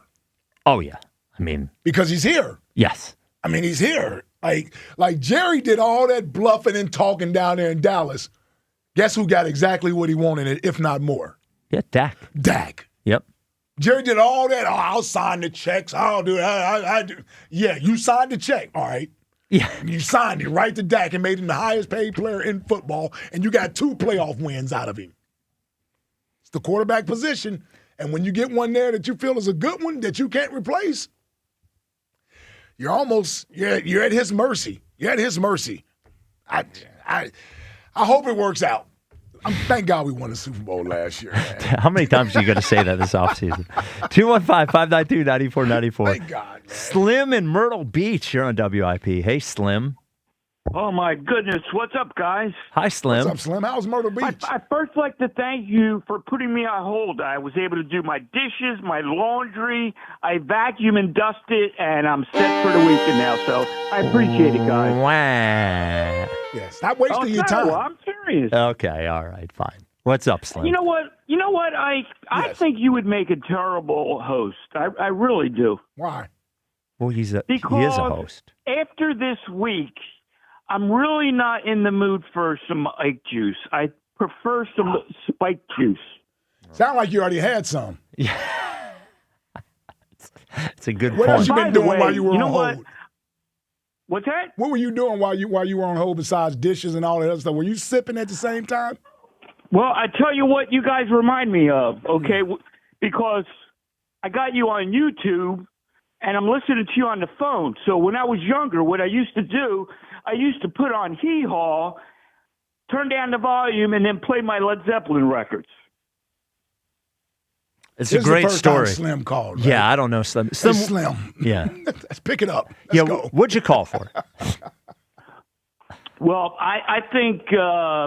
Are you Aaron in San Diego? I think Fritz should do a top five. Who's going to have the worst summer opposed to who's going to have the worst week? That's all. All right. Wow. It's a rough one for Slim. Are you awake back there? Yeah. Well, I thought he was going to be funnier. Yeah. And sometimes you take shots. Yeah. To Jack's credit, he thought he was going to rip Jack. Yeah. Yeah. So, and I thought so too. That's what it said. That's why I went to it. First thing he said. Yeah. And then an hour and a half later. Yeah. Who knows what he's been doing? Didn't come out that way. It sure didn't. Todd in Oakland. You're in Oakland. You're on WIP. What's up, Todd? Hey, guys. How you doing? Thanks for taking my call. Yeah, Todd. So, listen, just wanted to share my frustration with the Phillies, and I think it's kind of indicative of the front office management that we've seen with Dombrowski. He almost strikes me as a little bit of a fraud. When you look back the last few years during this playoff run and the holes they needed to fill in the bullpen, I mean, let's look back. He filled it the 1 year with Familia, disaster. The year after that, Kimbrel, disaster. Then third time's the charge, welcome Jordan Romano. Very frustrating to see how they fixed that. And then you look at the holes in left field, right? We went from Austin Hayes to Merrifield, and then Max Kepler, who couldn't even produce on steroids. So it's been very frustrating. And I think even when you look at their approach this offseason, I think their mindset, sadly, was to, hey, let's just run it back.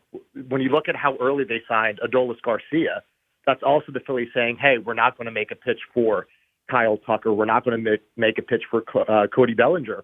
And I think the only reason we started getting this traction on Bichette was because of the standoff with Real Muto. So I just think there's a deeper issue with the front office that's been very frustrating and, quite frankly, not making me very optimistic for this season. Yeah, I think so. There's two things here. Part of his limitations are certainly salary related, right? But he also caused some of that. Yeah, I agree. I totally agree. I mean, you can point out his misses, and there are several, and I have. It would be unfair not to point out his hits. Luzardo was a hit. Strom was a hit. Schwarber was a hit. Duran Bader. But yeah, like he's had hits, he's had misses. Every GM has hits and misses. I think if you just point to the never ending, I'm sure Adolis Garcia is not going to be good because he goes in the long line of outfielders who we signed for $10 million who aren't good. But that said, I think like overall the issue is how we've decided to do this thing. I think they were given a bit of an opportunity to pivot a little bit if their goal was like sort of retool and look at the next 7 years rather than the next 3. And what they decided was we're going to look at the next 3. Okay, fine.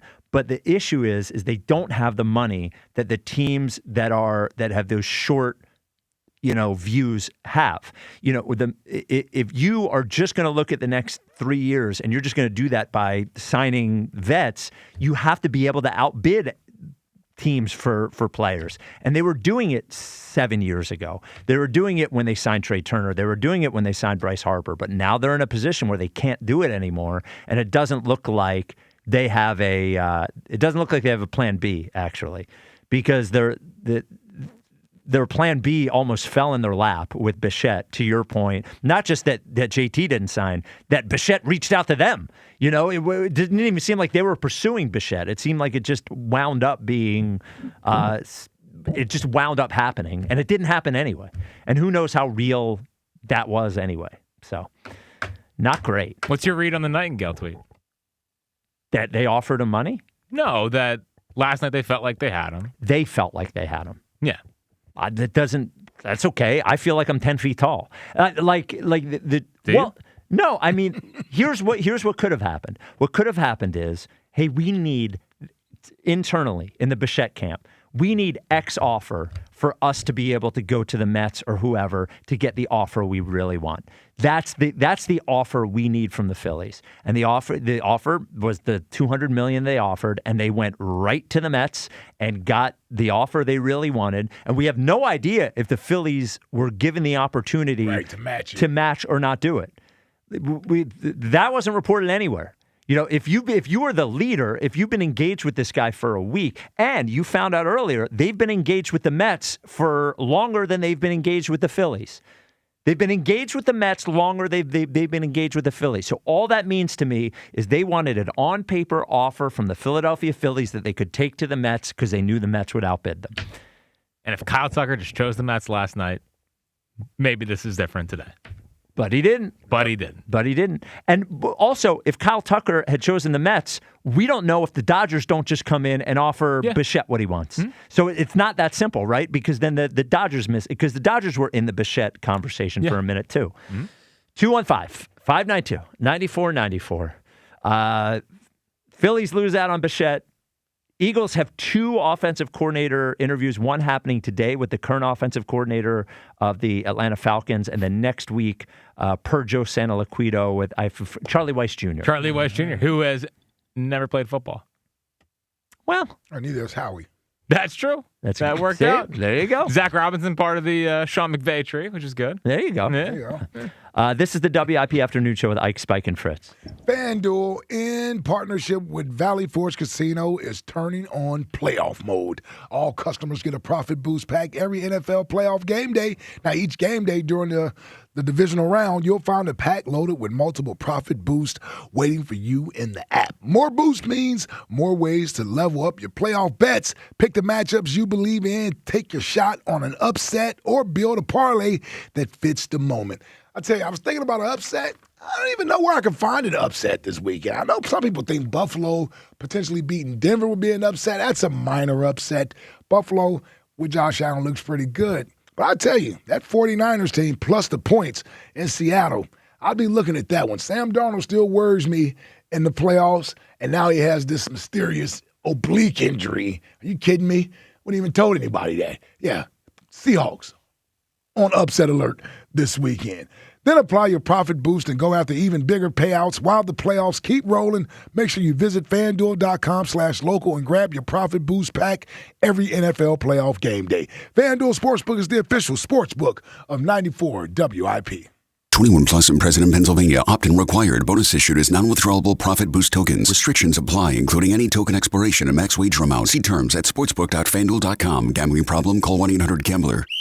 It's playoff time. You know how it goes. Big hits, hard yards, and a whole lot of opinions on Monday morning. But buying a car, it shouldn't feel like a contact sport. Hi, it's John Ashow, the Cars Are from Colonial Hyundai. Here at Colonial, we keep it fast, easy, simple. One car, one price, one visit. Only at Colonial this month, drive home any new Hyundai of your choice, like a brand new Tucson, for just $199 per month. No whistles, no flags, no unnecessary roughness. Colonial Hyundai makes it easy to get out of your old car or truck by offering the highest trade-in values in the region. We have over 200 vehicles in stock. Konas, Santa Fe's, Palisades, Elantras, all with incredible offers and incentives. Our state-of-the-art dealership is designed to make buying, leasing, or servicing your vehicle faster, easier, and better than ever. As always, every new Hyundai comes with America's best warranty, a 10-year, 100,000-mile powertrain, and Hyundai Assurance. Shop us online 24/7 at colonialhyundai.com. Colonial Hyundai, the faster, easier, better way to buy a Hyundai.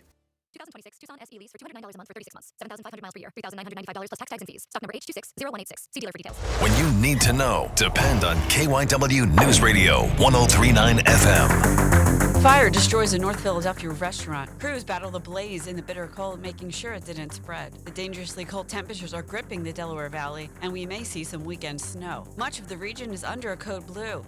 Communities hoping to bring homeless people indoors. Get the latest anytime on KYW News Radio. Now on Crystal Clear 103.9 FM. You've never needed us more. There's a myth that a Sprouts Farmers Market person wakes up before dawn, bangs out a couple of hours of yoga before downing a kale foam colostrum latte.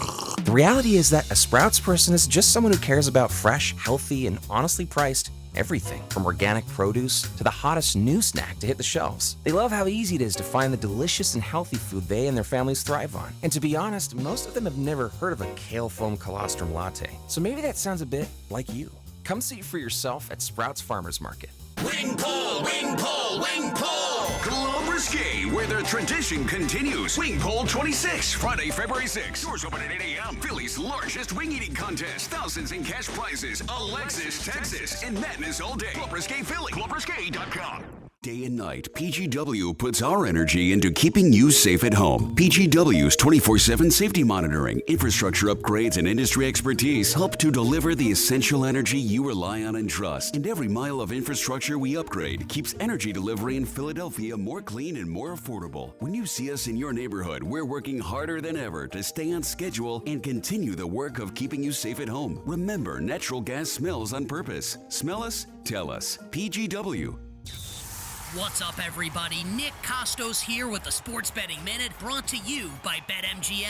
Make it legendary. Please gamble responsibly. Coming up on Sunday in the Pro Football Playoffs, New England, a 3-point home favorite against Houston, total in the game 40.5. The big injury news in this game, it does not look like Houston will have its number one wide receiver, which is bad news going up against a New England defense that just shut down LA last Sunday night. And while Houston's defense is awesome and wrecked Pittsburgh last Monday night, New England's quarterback playing at an MVP level, and I think this price is probably going to move. So if you can grab New England -3 coming up on Sunday against Houston, that's the bet I like in that game. That's it for this Sports Betting Minute, brought to you by BetMGM. Download the BetMGM app today, and please gamble responsibly. BetMGM and GameSense remind you to play responsibly. See BetMGM.com for terms. 21 plus only. Pennsylvania only. If you or someone you know has a gambling problem, help is available. Call 1-800-GAMBLER. $5,000. That's the average amount of money people in the U.S. are now spending on gas in a year. $5,000. That's crazy. If you drive, you have to download Upside, the free app that gives you cash back every time you get gas. That's right. You can earn real cash back with Upside just by buying the gas you're already buying. You can literally start earning cash back today. I use Upside every time I fill up, and I've already made around $200-$300. You're putting gas in your car anyway. Why not get real cash back? If you like free money, download Upside. I'm saving the cash I earn from using Upside to help pay for a vacation later this year. Download the free Upside app now to earn cash back every time you buy gas. Use promo code FRESH to get an extra 35 cents per gallon on your first tank. You can cash out anytime right to your bank, PayPal, or a gift card for Amazon and other brands. Just download the free Upside app and use promo code FRESH for a 35 cents per gallon bonus on your first tank. That's code FRESH for a 35 cents per gallon bonus. 94 WIP HD1 Philadelphia. Live from the Tasty Cake Studios. An Odyssey Sports Station. This is the afternoon show. Brought to you by Guida Door and Window. Call 1-877-GO-GUIDA or visit GoGuida.com. Sports Radio 94 WIP.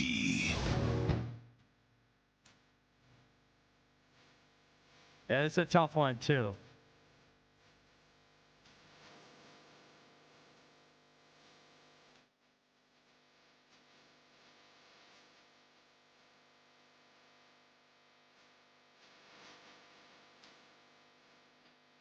It's the WIP afternoon show with Ike, Spike, and Fritz. That's your 4:30 90s. That is Alice in Chains, Nutshell. Alice in Chains, the same band that sings Rooster, which is what Zach Wheeler comes out to. And Gage Wood, our future face of the team. Yes, and Gage Wood. Future face of the team? Dude, 2031 is going to be a problem. Yeah. I don't know about Gage. He shouldn't be 2031 for Gage. No, right? Yeah, the next year or 2 years. Okay. The Twitter question brought to you by Mark's Jewelers, where old school customer service still matters. Real people, real experts, and a buying experience done right. Online at marks-jewelers.com. How about this one? Are you glad? Okay, Ike, you have to guess on this one. Are you glad the Phillies re-signed JT to a 3-year deal? I would imagine no. What do you think the percentage is at? Let's go 84. This 68. Oh, 68. wow. I went high this time. Yeah, a little respect for the best catcher in bad. baseball. Yeah, not as bad. So, Jack, I didn't see the tweet. Can you give the report from Joe Santoliquito real quick? And we said if things go bad, the guys to keep an eye out for are McClain and Santoliquito. Yes. And everybody questioned, why are you saying Santoliquito? He hasn't come up with anything. Yeah, Well, he was short. That's why the Keisha didn't want to date him. Right. So according to Joe Santoliquito on BleedingGreenNation.com, sources, A.J. Brown asked for a trade numerous times this past Eagles season. Wow. The first line of the article says A.J. Brown asked for a trade numerous times this past season, as early as after the Philadelphia Eagles beat the Rams in Week 3. Multiple sources confirmed to Bleeding Green Nation. Is there more there? I hate to ask you to read out loud. Me reading out loud feels like trouble for everyone. All right. Can you look through it while we're... That's probably worse. Yeah, you're right. I just want to make sure there's nothing. That is it's not surprising. Yeah. But so that's really it. Okay. It's just that. Okay. Yeah. And then racking AJ or Howie's quotes yesterday. Yes. You know, how he said what he said, but he didn't say no. Right. And how he didn't say it at the trade deadline either. No. Right. Oh, but believe me, I actually took what Howie said yesterday, and I thought about AJ. No, we're even talking about when he talked about AJ. We're not talking about the final thing, because they asked him, would you consider to trade AJ? And he did the same thing at the deadline. Him and then Hall. I have AJ. it. Oh, okay. Here it is. If it makes sense, are you open to trading him, or is that just a non-starter? Yeah, we talked about this, I think, at the trade deadline last time I talked. It is hard to find great players in the NFL, and AJ is a great player. I think from my perspective, that's what we're going out and looking for when we go out here in free agency in the draft, is trying to find great players who love football, and he's that guy. So I think that would be my answer. So the answer isn't no, I won't trade A.J. Brown, right? Which would be a very easy thing to say. Yeah, and of course you're going to say he's a great player, because if you're trading him, you're going to ask for great value in return for him. And I've said this before, because I've heard whispers through the lanes about this as well during the season. And that's why I've always prefaced this by saying it's up to AJ. If he wants out. If he wants out, then they're probably going to trade him. Yeah. They're probably going to trade him. So if he wants to be here, I don't think they're looking to trade him this offseason, although they're going to have to make a decision about the money at that position sooner rather than later. So even if you keep him next year, that may be the last year that he's here, just because they have to worry about paying these defensive players coming up, and you can't have the amount of money tied up on that side of the ball in wide receivers. Love both of the wide receivers, but you have a bottom third passing offense. It's not even justifiable to the owner why you're spending this much money over there. Right. When we're averaging 19 points a game and we're throwing for 175 yards a game.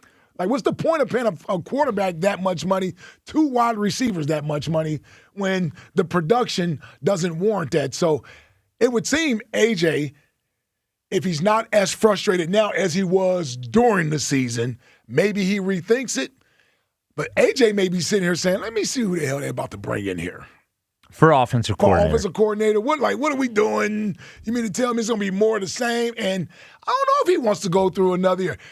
Spike, AJ has been frustrated. As much as we try to sweep it under the rug as fans, because we like him and you don't want to think of the idea of not having AJ, he's been unhappy since 2023. Yeah, 3 seasons. 3 straight seasons where he's been unhappy. Yeah. I mean, I think, and I'm just guessing, I have no information here, but when they didn't trade him at the deadline and there was the conversation with him and Mr. Lurie, and we didn't hear anything from AJ the rest of the year, no tweets, no anything, I think there was look, man, you're going to be here the rest of the year. We're going to do our best to trade you. If you do this stuff, it's going to make it harder for us to do it because everybody's going to know that we're desperate. So if you want to be out, your best way to being out is just putting your head down and playing football for the next 6 weeks. Yep. And to he his did credit, that's what he did. Now, he didn't speak anymore, and he didn't tweet anymore. But if he thinks that's the best way, it's sort of like, I don't keep junk food in the house because I know I'm going to eat it. If his whole way is, I know I can't talk without screwing this up, so I'm just not going to talk. It is what it is. Yeah. 215. Yeah. 215-592-9494. Yes. God, what a dog. He really is. Derek and Paola, you're on WIP. Hey, Derek. What's up? Hey, I got 2 sports points and I got a non-question sports question for you, Spike. Is that okay? Yes. Of course. All right, so y'all, I was calling about the baby Jordan thing, but y'all was talking about AJ. So like him asking for a trade, it doesn't surprise me because I always thought it was weird when they asked him, like, have you lost a step? And then the first thing he said was, did Saquon lose a step? Like, that, I thought that was kind of strange there because it was like, yeah, Saquon wasn't having a year he was having last year. That was obvious. And I just felt like when he said that, it's like, damn, bro, like how you just going to think, you know what I'm saying? Like they were asking him about him. And you brought up Saquon. Yeah. You know what I'm saying? Like, I feel like he's, like I said, I just feel like he been doing little stuff, letting us know that he's not happy. So little stuff. Like, I thought, I mean, if he ain't happy here, he don't want to be here. Like, I think he's good. I mean, he dropped some balls, but if he's not happy here and, that could be causing friction in the locker room too. Like, we don't know, like, people report what they want to report, but I just don't see how that could be considered like not a big deal when he said that. And then that last little thing when they were like, they're frustrated because they don't publicly criticize Jalen Hurts. Like, I don't see Nick Sirianni criticize nobody. Yes. Not even, you know what I mean? He's always got his players back. And I think if Jalen Hurts was making a fuss, like coming off the field or in the media doing this and doing that, I think it would be, you would know it was a riff somewhere. Right? Yeah, I do get the sense that there's also the weird Jalen Nick thing for a few years now. And I think Nick walks on eggshells in what he says about Jalen. And I thought Kevin Patullo walked on eggshells in what he said about Jalen. Now, to an extent, every head coach probably does with a quarterback, but if Jalen made he was very passive-aggressive about Nick. Now, to his credit, he didn't do it this year. But prior to last season, it was there. And I do like Ike made the point earlier. He didn't do anything about EJ, spouting off during the season. But I think the juxtaposition that the writer was making was that he was screaming at AJ on the sideline, and that juxtaposed with the fact that players don't think that Jalen ever gets criticized. I think that it's just an interesting back-to-back to look at. That's all. Yeah, but I mean, yelling at someone and criticizing someone is kind of like two different things, though, right? No, I'm just talking about it. I'm talking about an emotional, an emotional response, not a. Okay. Yeah. All right, real quick with the baby Jordan thing, right? I just look at it like Michael Jordan is Michael Jordan, right? Like that's going to give you a little bit. $50 million going to give you something, and then when you get endorsed by Michael Jordan, like that's going to give you a whole nother, whatever you want to. It's going to do. It's going to swell your head up a little bit. Yeah, it's going to swell your head up a little bit. It's like there's differences in the locker room. You've been in it. Like I don't want to get too deep in it, but like when Saquon was golfing with the president, like I'm sure there was some sides with that too, right? Yeah. I'm sure everybody in there wasn't like who. Right. And that's just that, right? You understand what I'm saying? Yep. So the baby Jordan thing, that's being reported. But I guarantee you there's some baby president stuff being joked around, too. Like, you've been in there, like, a lot of things ain't off limits when men are talking. Oh, well, no, when you're in that locker room, man, everything is open. You're in that locker room. Yeah, that's all. Yeah. That's all. Like, I like Jalen, but I can't call up here and defend his play. But the other stuff, I'll be like, well, I like to play devil's advocate. But Spike, yes. for you, yeah. and maybe Ike, too. So you don't eat fish, no meat, no nothing? Nothing that comes from an animal.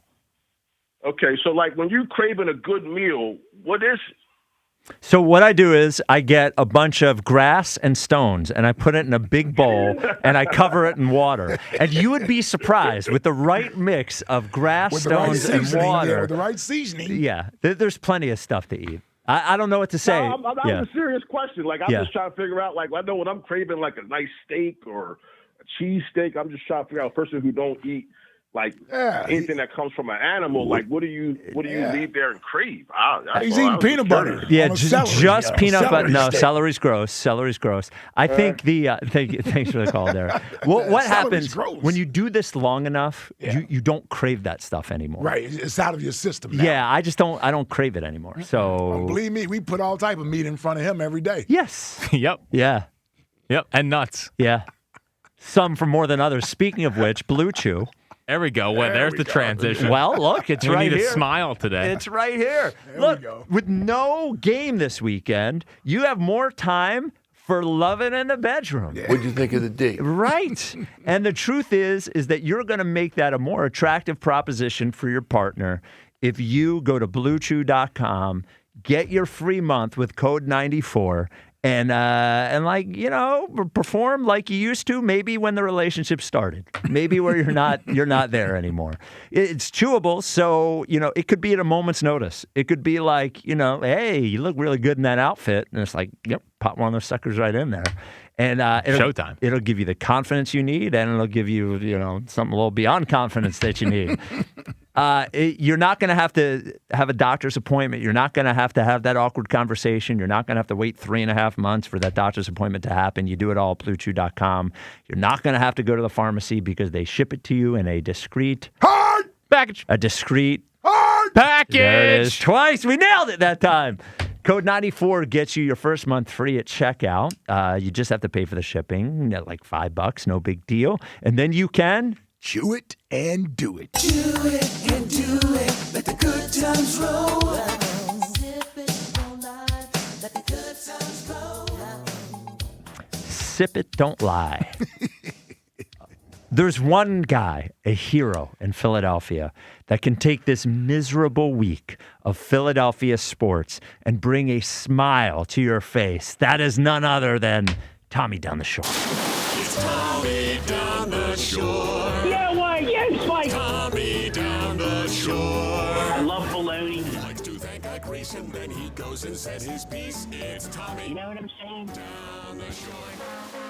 Tommy! Yo, Mike. Yo, Spike. Yo, Jack. Big. Let's try to stay positive baloney business, baby. Oh, man. What's up, Tommy? I'm hanging in there. How you fellas doing today? Sucks. Yeah, honestly. not a good day today. Yeah, sucks. We needed you, buddy. I mean, with the Birds losing on Sunday, the firing of Patullo, all these articles, AJ asked for a trade, and then the Phils miss out on Bo Bichette, who goes to the Mets. We're in a bad spot. Let me just listen. We're all a little disappointed.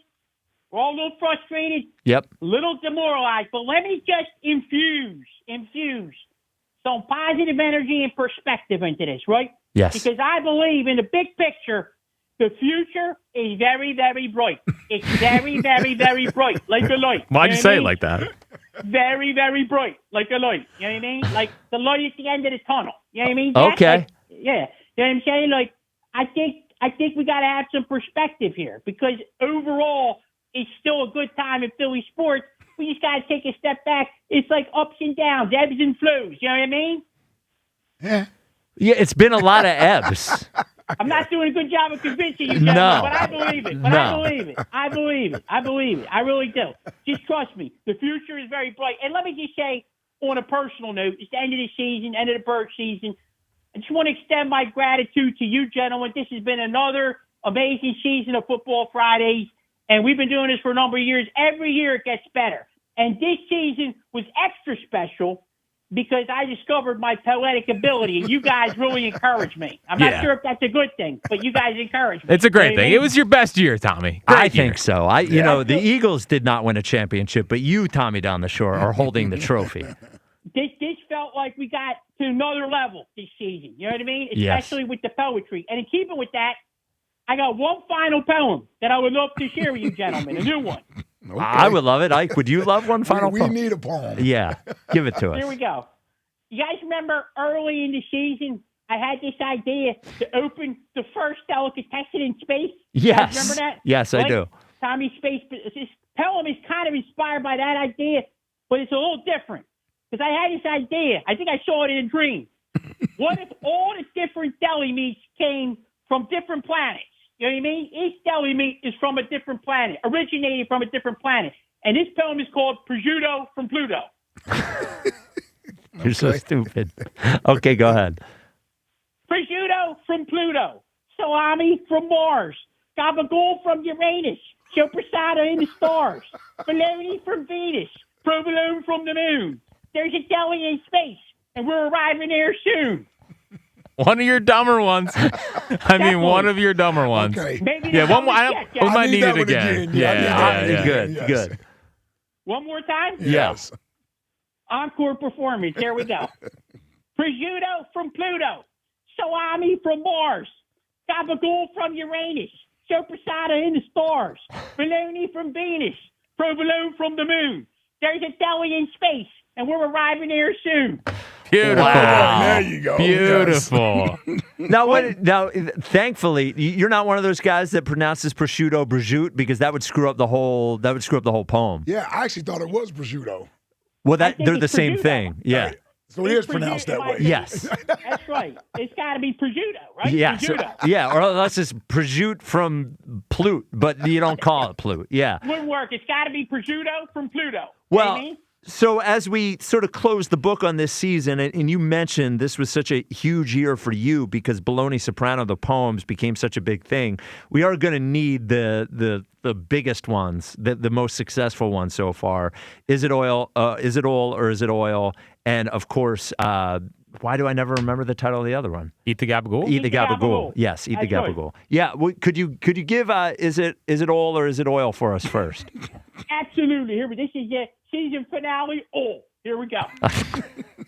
Is it oil or is it oil? Did the milk spoil or did it spoil? Do hot dogs boil or do they boil? Where do plants grow? In a soil or in a soil? Is it oil or is it oil? It's so forceful now as it's evolved. Yeah, you say it so aggressively. Yeah. Is it I'm oil? really on edge. I'm really on edge when I'm doing it. I'm really trying to scream as much as I can. You know what I mean? And how about eat the gabagool? And this was the original. This is the first poem. This is like the original delicatessen philosophy. Here we go. Yes. Sometimes in life, we all play the fool. So when you feel like an idiot, eat the gabagool. What's the gabagool? Well, it's a certain type of ham. Eat the gabagool, and soon you'll make the plan. Eat the gabagool, and soon you'll be the man. See, I love that poem, but I want to note, in your first poem, you were doing the prosciutto pronunciation rather than prosciutto. But in Eat the Gabagool, you're going gabagool rather than capicola, right? I mean, it's a... That's right. That is what makes you such an excellent poet, is that you decide which way you're going based on the sort of the theme of the poem. I love it. That's right. It's like poetic license. You know what I mean? Poetic license. Yeah. So, look, this has been a great season. We thank you for it. Any sort of farewell you'd like to do as you... Now, we will check in with you, of course, in the off season, but any sort of way you'd like to send off this season. Yes, well, you guys, everybody's a little frustrated. I should try to brighten the mood a little bit. And you guys know I love television themes, right? And Yes. That's one of my favorite things, right? Yep. So I got a television theme that will really help to brighten the mood, even though we're all a little disappointed. So believe it or not, I'm walking on air from the Greatest American Hero theme. Remember that one? Love that Dude, one. I love that one. Knock it out, Tommy. Here we go, baby. Look at what's happening to me. I can't believe it myself. Suddenly I'm up on top of the world. It should have been somebody else. Believe it or not, I'm walking on air. I never thought I could feel so free. I'm flying away, a wing and a prayer. Who could it be? Believe it or not, it's just Tommy from down the shore. There you go. You sing like an angel. Has anyone ever told you that? Thank you so much. I really appreciate that. I mean, I try to I try to sing smooth. That's kind of my main goal. Try to make it roll smooth. You know what I mean? How? Like old. Smooth Yes. like old. You know what I mean? Yes. I try to sing like old. That's how I sing. You know what I mean? We will never forget this season from you, Tommy. Well, thank you. Thank you as always. Again, bad season for the Birds, great season for Tommy. And next year will be better, as you say. Just, light at the end of the tunnel. Don't be a stranger. I won't be. We'll check. We got. Maybe not the football Fridays, but we should check in once in a while, here and there, little updates, right? Of course. Love it. Of course. We want to hear how your solo synchronized swimming is going, all the dancing and all the ideas. So thank you again, Tommy. Great to hear. A lot going on. Yeah. Great to hear from you, brother. Gentlemen, such a pleasure. You guys are the best. I love you guys. Listen, the future is bright. I will talk to you soon. I want to say big love to everybody. Baloney Sopranos, over and over and over and over and over and over and over and over and out. It's Tommy. You know what I'm saying? Down the shore. Where'd the accent go during the song? Well, when people from England sing, oftentimes their accent goes away. Yeah. So maybe when he's singing, the accent just goes away. Do you think people are floored when he starts singing? Well, because they're like, holy cow, what is that? Because he's got such a beautiful voice. The voice of an angel, some say. And he uses it on TV theme songs, which is perfect. Exactly. Jack, not only did the world need a Tommy Down the Shore poem, the world needs there's a lot of pressure. Just a really What good the hell do you have today? top 5 of 5. People who are the happiest today. I should not be on the list. I'm not on the list, you piece of crap. Don't put me there. That's not true. We'll get to it. Okay. What's the list again? People who are happiest People today? who are the happiest today. Right. Yes. I wonder why they'd be happy today. Yeah, I wonder why. All right, 215-592-9494. This is the WIP Afternoon Show with Ike, Spike, and Fritz. So it's been a bad week in Philly sports, but it is always a good time at Colonial Hyundai. John Ashdale, the cars are now. I know he's a big Philly sports fan. I'm sure he's bummed, but he doesn't let that affect him and the staff at Colonial because they want, unlike Philly sports right now, things at Colonial to be fast, easy, simple. One car, one price, one visit. Only at Colonial this month. You can drive home in any Hyundai of your choice, like a brand new 2026 Tucson SE for just $199 a month.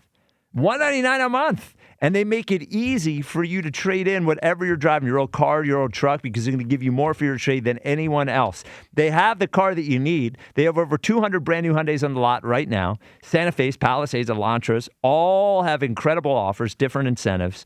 And like the process of buying a brand new Hyundai is just smooth, or as Tommy would say, smooth. Better than ever. Brand new dealership there that makes everything better. And as always, every new Hyundai from Colonial comes with America's best warranty, a 10-year, 100,000-mile powertrain with Hyundai Assurance. Online 24/7. ColonialHyundai.com. Colonial Hyundai, the faster, easier, better way to buy a Hyundai. The Eagles' 2025 season will tick away. A disappointing end to a promising 2025 season. Anytime you lose, you're frustrated. Now, the noise gets louder. Some notable Eagles are going to be gone. Who comes in to repair an offense in disarray? The chickens came home to roost. How are we going to fix this thing? How can they get Jalen Hurts back on the MVP track? Everything was there in front of us. We just got to grow from it all. Is A.J. Brown open to a trade? Why aren't you catching the ball, AJ? How are you not making these plays? All the Eagles' offseason happenings happen here. There aren't easy changes to be made. Sports Radio 94 WIP. They can overcome this. Bet365 is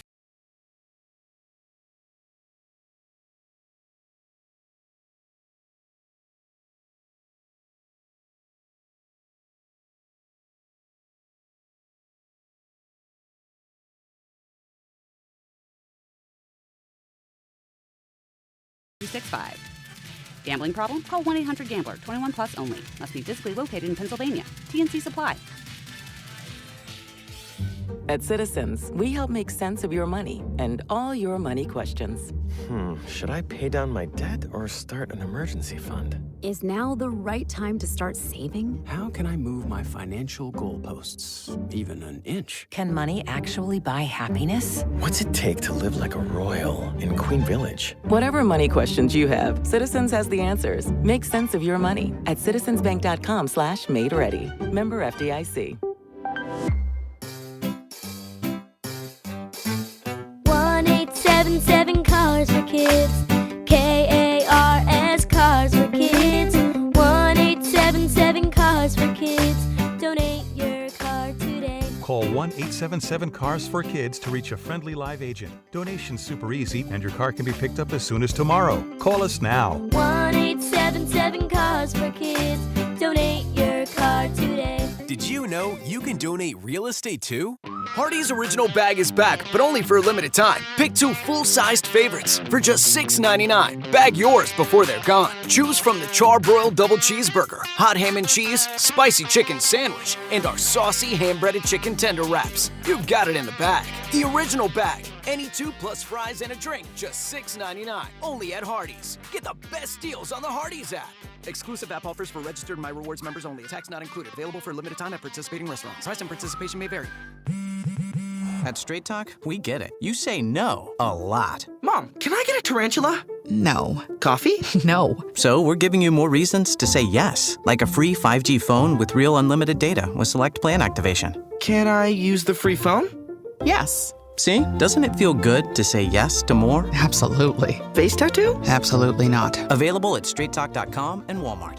Taxes and fees apply. In-store activation of Gold Unlimited plan or higher required. For network management practices, visit straighttalk.com. Finding great candidates to hire can be like, well, trying to find a needle in a haystack, but not with ZipRecruiter. Its powerful technology actively finds and invites qualified candidates to apply to your job. So while other companies might deliver a lot of hay, ZipRecruiter finds you the needle in the haystack. See why 4 out of 5 employers who post a job on ZipRecruiter get a quality candidate within the first day. Try ZipRecruiter for free at ZipRecruiter.com/free. That's ZipRecruiter.com/free. ZipRecruiter. This is the story of the one. As an HVAC technician, he and his digital multimeter are in high demand. So when a noisy office HVAC turns out to be a failing blower motor, he doesn't break a sweat. With Grainger's easy-to-use website and product information, he selects the product he needs to keep everything humming right along. Call 1-800-GRAINGER, click Grainger.com, or just stop by. Grainger, for the ones who get it done. Welcome back to Winter Hack Radio, the place for clever hacks to survive the season. Icy driveway? Well, try spreading sand or birdseed to help with traction. Snowy puppy paws? Well, grab a whisk, brush it off, done. Catch COVID-19? Well, just get...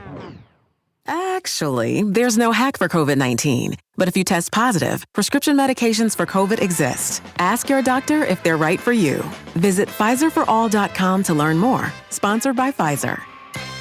Presented by Robinhood. He crosses, spins, pulls up. With Robinhood Prediction Markets, buy or sell your predictions all game long. No house odds, just you versus the market. Put your sports IQ to work. Trade every shot, block, steal, run, and moment that shifts the game. With Robinhood Prediction Markets, trade every play. Visit Robinhood.com/predict to start trading. Futures and cleared swaps trading involves significant risk and is not appropriate for everyone. Event contracts are offered by Robinhood Derivatives LLC, a registered futures commission merchant and swap firm. This is the story of the one. As the purchasing manager at a manufacturing plant, she knows the only thing more important than having the right safety gear is having it there when you need it. That's why she partners with Grainger for auto reordering, so her team members can count on her to have cut-resistant gloves on hand, and each shift can run safely and efficiently. Call 1-800-GRAINGER, click Grainger.com, or just stop by. Grainger, for the ones who get it done. This is an Odyssey Sports Minute. Presented by Robinhood, your money, your move. The evil empire that is the LA Dodgers have done it again, handing out a huge contract to Kyle Tucker. And you can yell and scream as much as you want, but make sure your anger is pointed in the right direction, at the other owners that refuse to spend on their own teams. After all, the saying is, don't hate the player, hate the game. I'm Adam Abdallah.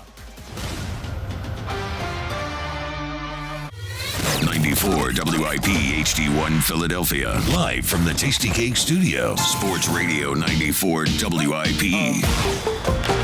An Odyssey Sports Station. The Afternoon Show. On Sports Radio. 94 WIP.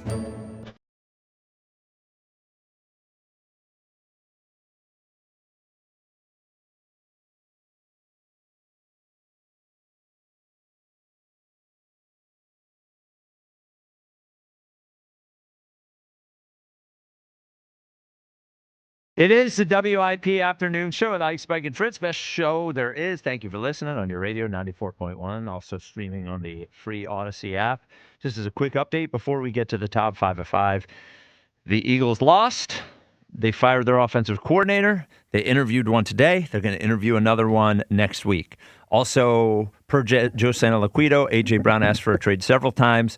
Also, Bo Bichette did not go to the Phillies. He went to the Mets. All right, let's get to the top 5. It's the 5. Number 5. At 5. 5. With Jack Fritz. Oh, 5. Beautiful 5.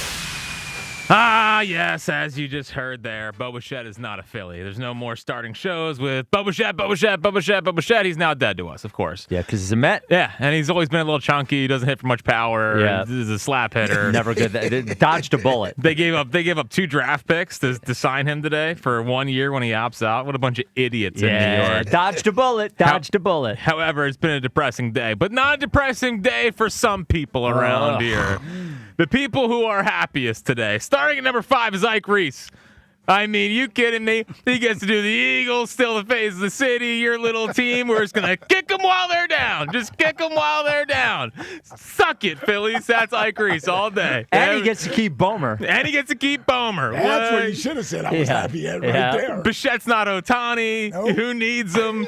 I mean, I know you didn't like that comment. Yeah, I mean, he's gleeful. I haven't seen it. I'm not gleeful. I haven't seen this happen since Lindor hit a home run off of Carlos Estevez and the 2024 season. He's in a corner. Oh yeah, we are coming out swinging. Number 4, the 4th person happiest today is Broads. Oh, he loves you going on and on about it. Phillies suck. Windows closed. Everyone, Jalen would never lose like the Phillies lose. Blah blah blah blah blah blah blah. Laying out the case to extend Jalen last night as part 2 of his plan to save him. Oh, he's thrilled. He's shameless. He's back there smiling with the Bo Bichette to the Mets news today. Oh, yeah. Yes. You can just tell. You can just He tell. is a secret Phillies hater. Oh, for sure. Yeah. I'm gonna let you finish your little list. His Flyers have lost 1 million games in a row. I haven't heard squat about it. It's unbelievable. Bro's secret Phillies hater. Number 3 is Spike. I'm not happy. Yeah, you are. Yep. You are. You're not happy. You wanted Bo Bichette in the Phillies, but you love doing the I told you. He does. You idiots fell for it. Like, you, for as much as you wish Bo Bichette was obviously a Philly, you also love getting on your little high horse saying, I can read tea leaves better than everyone in the entire world. Look, it's just Holier a than fact. thou Eskins, what we're going to start calling him around here. You used to run this place. We get it. Look, it's just a fact. I don't know everything. I can read tea leaves, and this Bo Bichette thing stunk to me from the beginning. I'm not happy. But I did tell you so. I told you so. I told you so. I saw when you tweeted how they got worked in all caps, you were smiling. I was you not were smiling. They got worked. Ha ha ha. I agree. Maury would never. Meanwhile, did I put any tweets out like that today? No. You're an underrated. They did get work. By the way, Maury did get Paul George. And Congratulations. Yeah, well, I'm just saying. Congratulations. Yeah. The second people who are the happiest today is Eagles Twitter. Yeah. Dude. Imagine comparing these two franchises. Why would you ever believe in them? Dude. The Eagles are a great, well-run franchise. I understand. I like the Phillies more. Sue me. I don't have to kiss the ring of the Eagles every single freaking day. Why not? I don't want to. I don't I like the Phillies more. I don't know what to tell you. But you don't have to be reminded over and over and over and over. Jalen this, Jalen that. I get it. I'm sorry. I tell you what. Well, this guy's wound up tonight. Howie would not have fumbled this one. Howie would not have fumbled this one. Bichette. It's Bo Bichette. I'm trying to think. Howie flubs. Yeah, we flub. Not many of them. Not many of them. Well, Because here's what they don't do. The Eagles don't allow rumors to get out about players they're interested in. Well, Saquon, there's some rumors about, and they actually did land him. Deshaun Watson, Russell Wilson. Now, he got lucky that he didn't get either of them. Yeah. Well, the Watson-Wilson thing, they tried to. Yeah. Yeah, they tried not to let that get out. But it did. But it did. Yeah. It did. Yeah. And the AJ stuff's out there Well, now. the Saquon thing, I said early. You thought it was a good idea. Just like you said Dable is a good idea. And then all of a sudden he's atop the list. We'll see. Well. We got our eyes on Reese. We got our eyes on Reese in there. This guy, he started the show all sullen, and now, after 3.5 hours of 3 hours of hearing that his team blew it, now he's just he's in the corner. Yep. Yeah. He's taking shots at everyone. No, you're all happy. You smiled when you tweeted that today. I know you did. I did not smile. I could see it. I did not. The number one person who is happiest today is obviously Elliott. I mean, by far. He's legit happy. Like, for some reason, he just loves to just pile on the Phillies. I mean, the second it came out, he's like, the Sixers are in a much better spot than the Phillies. Shut up! I mean, just shut up. Well, he's more of a Sixer guy than he is It's a not Philly. even like I disagree. It's just shut up. Just shut up. No one cares. His cord around his neck. Just like he's hanging himself. We got it. We get it. I can't believe you fell for it. You're such an idiot. I cannot believe you fell for it. I was still at it. A little bit. This is something that happened. So I'm on the phone with Jack yesterday or the day before. I was just saying things. And I'm walking. No, you weren't, because he said the same thing on the air. I'm walking the dog, and UPS guy in my neighborhood pulls over and he goes, "Hey, we getting them or what?" And I go, "Bichette?" And he goes, "Yeah." And I go, "Let me ask Jack." And I had Jack on the phone. I go, "Jack, UPS guy wants to know if we're getting Bichette." And Jack says, 100% we're getting them. I said they're getting Bichette. I said 100%. And I was trying to make that guy's day. Well, now his day's ruined because you got his hopes up. Everyone's day's ruined. Yeah. So now can I speak? Yeah. Sure. You bring this on yourself. I know. You bring this on yourself. Yeah. He does. We all love you, but you can't hate on the one thing that we love more than anything else in the city. And you try to rain on the parade too often. By the way, not even justifiably so. You do it when it's unnecessary. Yeah. And you know these people are sitting and waiting. I've got a lot of messages how they root for the Phillies to lose because of me. Because of you, exactly. You've done this. Now, you haven't done it with me. I'm not going to let you try to turn me into an anti-Phillies guy. I know. When I'm the only one on the show that they actually follow. Right. Yeah, they don't follow. No, don't need it. But no, they follow me now. Oh, they do. There you go. There it is. Now, there it is. Maybe all the tweets about, not being around for much longer today. Maybe they hit the unfollow, It was a pretty depressing timeline today. I'm sure it was, man. Listen, I'm glad you actually have rebounded a little bit here. Yeah. I know it hurts. I know it does. There's no man. bits with the Phillies. I'm just letting everyone know. Yeah. But, it's been a tough day. And new high hopes at 6 o'clock. So, well, how do you? I know everybody's going to listen to High Hopes, Always, but you said your piece sort of at the beginning of the show of this. How are you feeling about it now? You feeling the same way? Same way. I mean, this sucks. Now you start reconciling with it, right? I mean, but I don't even feel like doing Not yet. Yeah, I wouldn't even do it yet. No, you got to let it sink for a little bit. Now, because guess what? There's nothing else coming. Well, no, there's probably nothing else coming. There's also, you look at next year's free agent class, nothing really. The one after that, like the most important thing for them is they better be sure that Justin Crawford can play, Aiden Miller can play, and Andrew Painter can play. Yep. I mean, because that's our hope. It's not. They're almost big swings in a way. Like if they turn out to be stars or good players, it helps a lot. And not to mention they don't want to trade any of them. No. Because you could have gotten Martell if maybe you decided to give up Painter, maybe. Marte, yeah. Probably. Yeah. See? Yeah. Could have gotten Although Quan. they took him off the market. Yeah. Allegedly. Well, unless they took him off the market until somebody offers him something good for him. Mm-hmm. So. Yeah. This hour sponsored by Guided Door and Window. Guided Door and Window's big winter sale going on right now. Save 40% off any window or door with 12 months of interest-free financing. Call Guided Door and Window at 877-GO-GUIDA or go to GUIDA.com. Your choice, Jack. Who am I going to here? I don't know. I kind of like hearing what Kristen's got up her sleeve today. Always. Hi, Kristen. Hello, how are you today? Great. What's How up, are you? Kristen? I'm doing good. I just wanted to touch on a little bit of that Jalen Hurts hate. So, Oh, my God. Are we going to do this every day? yes, we are. Every time y'all hate on Jalen Hurts, I'm going to defend him. It's like a bad signal for her. She call. Yeah, it's like she hears that and she calls, man. Well, here's the thing. So, miraculously, there been documentary on the history of the Eagles, right? And I watched it yesterday, and it was on YouTube. And I didn't even know that before the Eagles, they was called the Yellow Jackets. And they talked about the whole Eagles and the Giants and how they're the actual rivals of us and not the Cowboys. Yes. It was really great. And then, it came to mind that in the Eagles' history, there has only been 3 quarterbacks that we could actually count on to get us to the Super Bowl. Now, Donovan McNabb, he got to the Super Bowl in 2004, and he lost it for us. And I didn't hear much.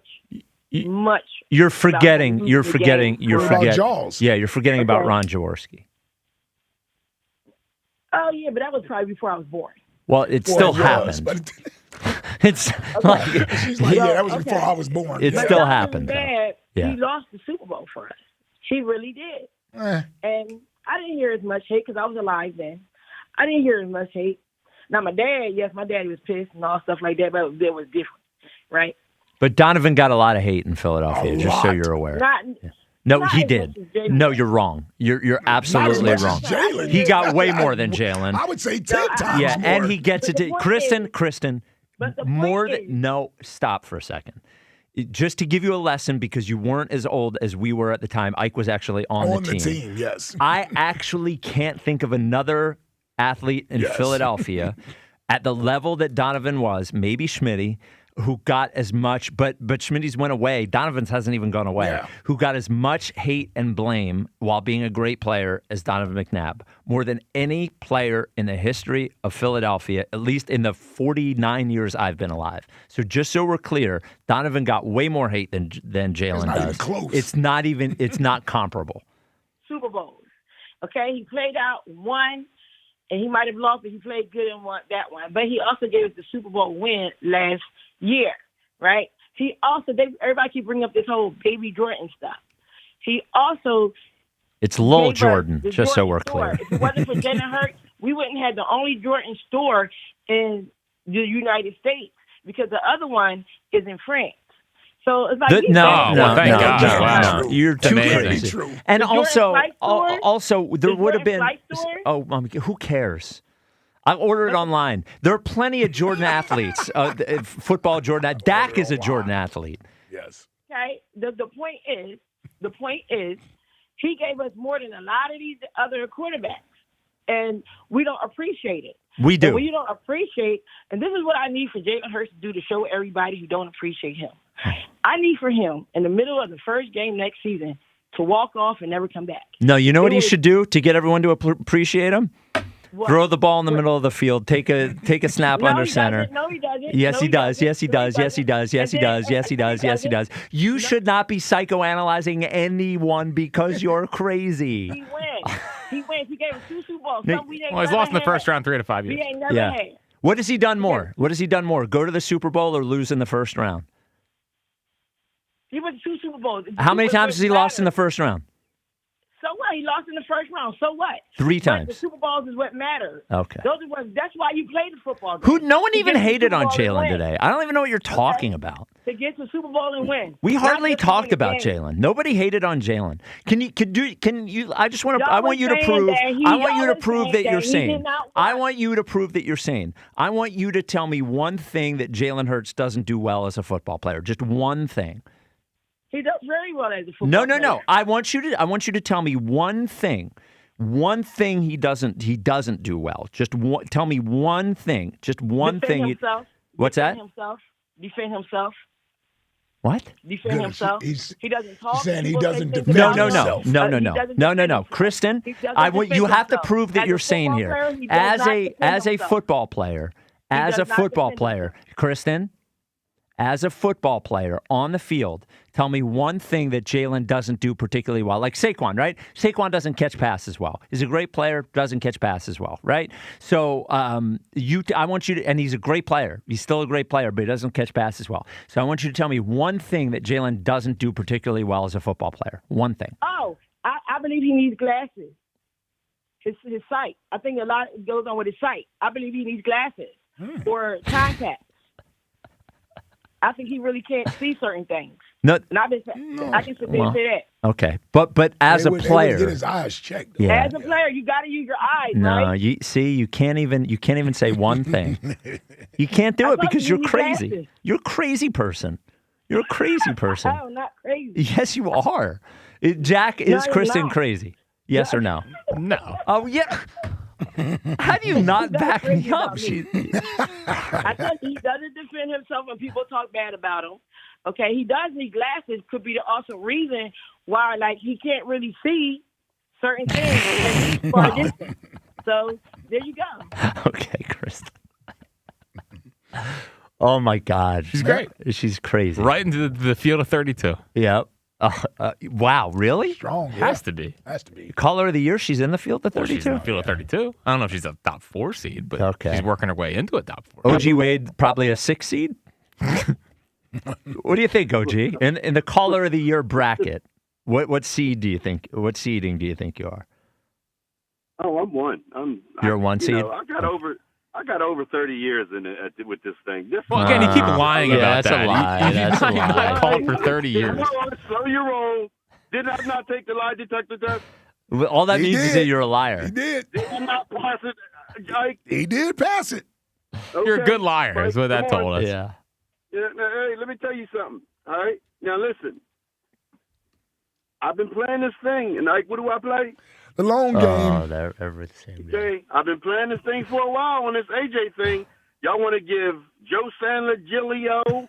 Y'all want to give Spike Eskimo, Jackie Bass Two-Weed, all that. Y'all want to give everybody credit but the OG. I told y'all that AJ did not want to be here, and he went with all that old, and he's wearing that red armband. That's that New England stuff that he's doing. All right, he's crying out. And notice this here, Ike, Spike, and Jack. Mm-hmm. Every game that we lost, AJ, it was an effort thing with him. I'm not even going to say quit. Every game we lost, it was an effort thing for him. And it almost make me want to say that he did this, he do this stuff on purpose. But I don't want to say that. I'm not going to say that. But I will say this here. I've been having my eyes on this guy for quitting on this team ever since 2023. Mm-hmm. Okay, when he came up with that fake injury. I never believed that. You know what I'm saying? So never. And let me tell you something about Jalen Hurts. And y'all talking about this here? Yeah. Jalen Hurts got yelled at by Sirianni publicly, too. Y'all remember that one? No. Of course you don't. Which game? This year or last year? I think it was 23. It was the Giants game. Oh. He yelled at him, and everybody, you know what everybody said? Oh, he could take it. He could take tough coaching. But then, little chocolate boy gets yelled at. He can't take it. Oh, you shouldn't have done that. You lost him there. You know why you lost him? Because he's a quitter. He's a punk, and I kept telling y'all this. Listen, let this guy go, man. You know what I mean? Just let him go. I think, and as far as Jalen's extension, it will be in the offseason because this is how Howie's got to line up basically the contracts that's coming up with Jordan Davis and the other players. So it ain't, you can like him or not or whatever. He ain't worth it, whatever you want. Business-wise, it makes more business sense to re-him up now. He's not the highest paid quarterback in the league. He will not be even after that extension. You know what I'm saying? Mm-hmm. Because that's the kind of player that he is. And I can tell you this here. Our biggest complaint about Jalen Hurts and the Eagles was not that they win. It was how they win. And ever since that became a problem, guess what we did? Loser. Lose. No. Lose. No. I'm just telling you. You can say no all you want. No. buddy. No, because they weren't. Nope. I don't buy that. I'm sorry. I don't buy it. I don't buy it. They weren't playing particularly well, even in the wins. It wasn't a strategy to just score 3 more points than the other team. So I disagree. I think one of the biggest things that the reason they fell apart is because Jalen stopped running. Well, that could be a part of it, but we need to find out what was the root of him stopping running. Was it because he wants to get paid? Because he wants to get paid. He's going to get. Listen, let's do this here. Let's stop playing like everybody's stupid. Jalen Hurts is going to get paid no matter what. No, but if he had gotten hurt, there would have been less of a chance of him getting paid. He didn't want to get hurt, so after the first 4 games, he decided to conserve. I'm telling you, it's just true. Hurts squat and lift the weights that he lifts to be able to take the pounding that he gets. So in the playoff game, where their excuse me, where their season was on the line. Every time you lie, your voice messes up. No. Wow, shut up. Wow, shut up. That's a good scoop. Shut up, Jack. Where their season was on the line, why did he run for like 9 yards? Why didn't he ever take off? Why? He did. He did take off. He got a big first down, and they called it back for a jerkers holding. Dude, you know he could have run more. We all know he could have run more. Yes or no? If you're throwing the ball, right, and you're throwing it well, it's getting to the receiver's hands. He threw for 160 yards. What are we talking about? AJ caught that 40-yard pass he threw him, right? Oh, and ifs and buts were chips and nuts. We'd all have enough for a party. And you know what? And if Devontae and AJ didn't save his ass and Dotson didn't save his ass on other passes, he wouldn't have had yards there. Exactly. Yeah, that's called team football. Yes, so we don't talk about if this drop, if that drop. See, you keep thinking that NFL is about one play. It's not. Well, if it's about one player to you. No, I just know who the Duke is. And the 4-point system failed on Sunday. No, it didn't. No, it did not. It failed.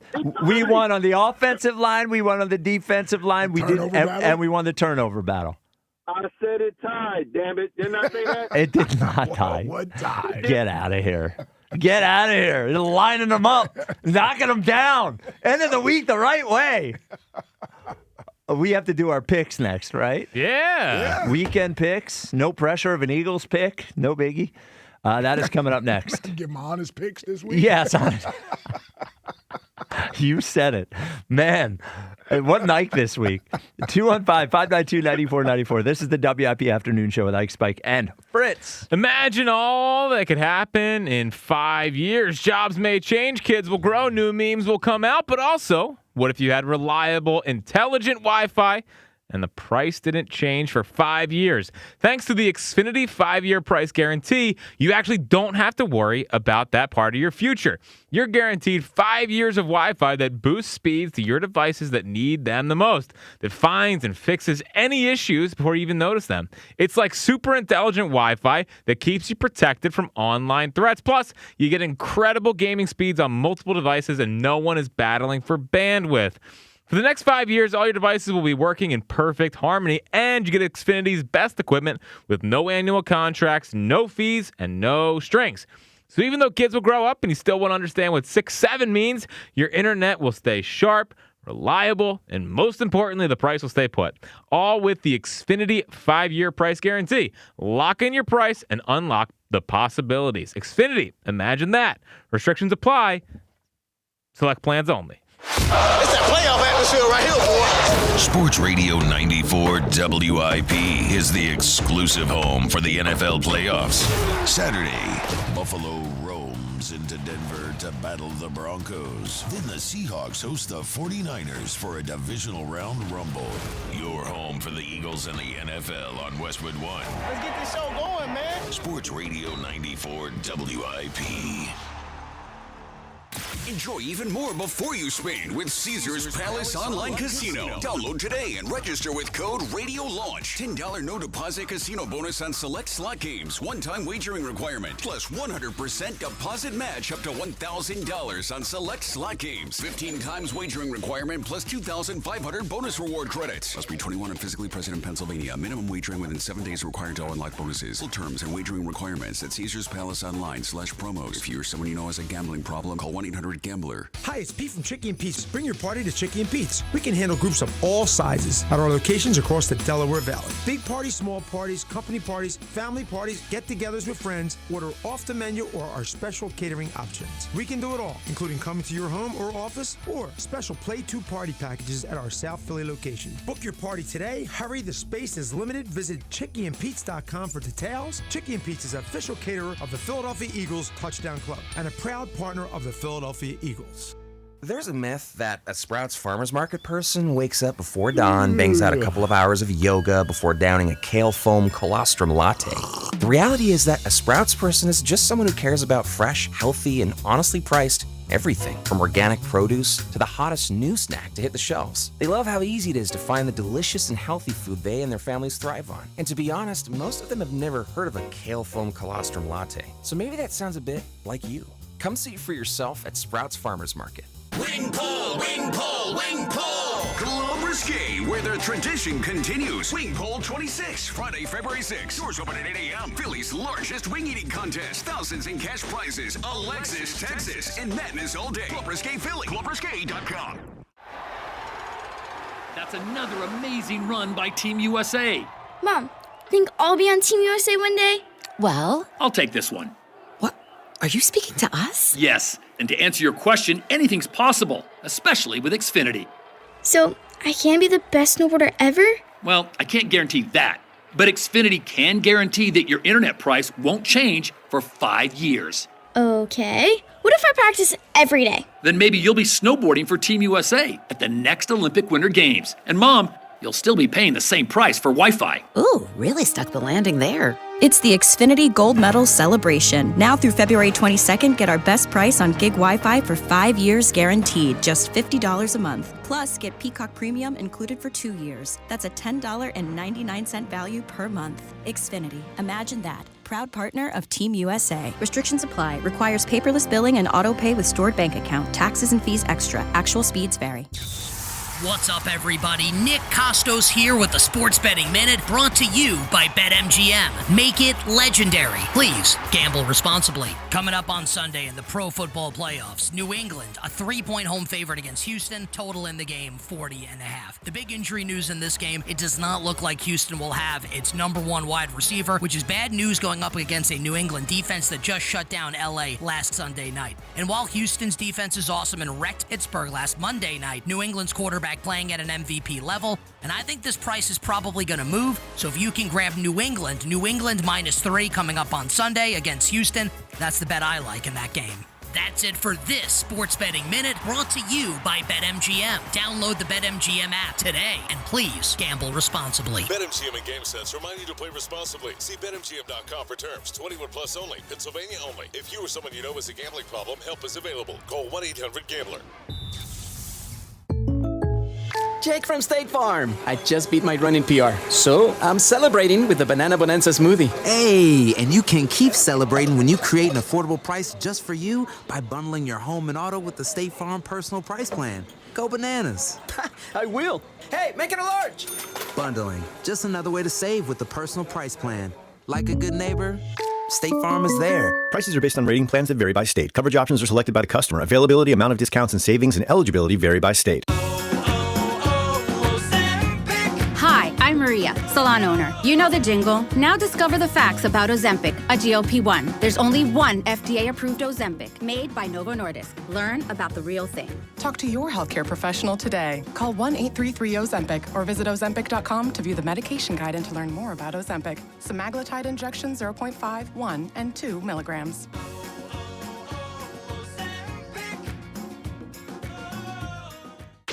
The Eagles' off-season happenings happen here. You can do whatever it takes to win now and still build for the future. Sports Radio 94 WIP.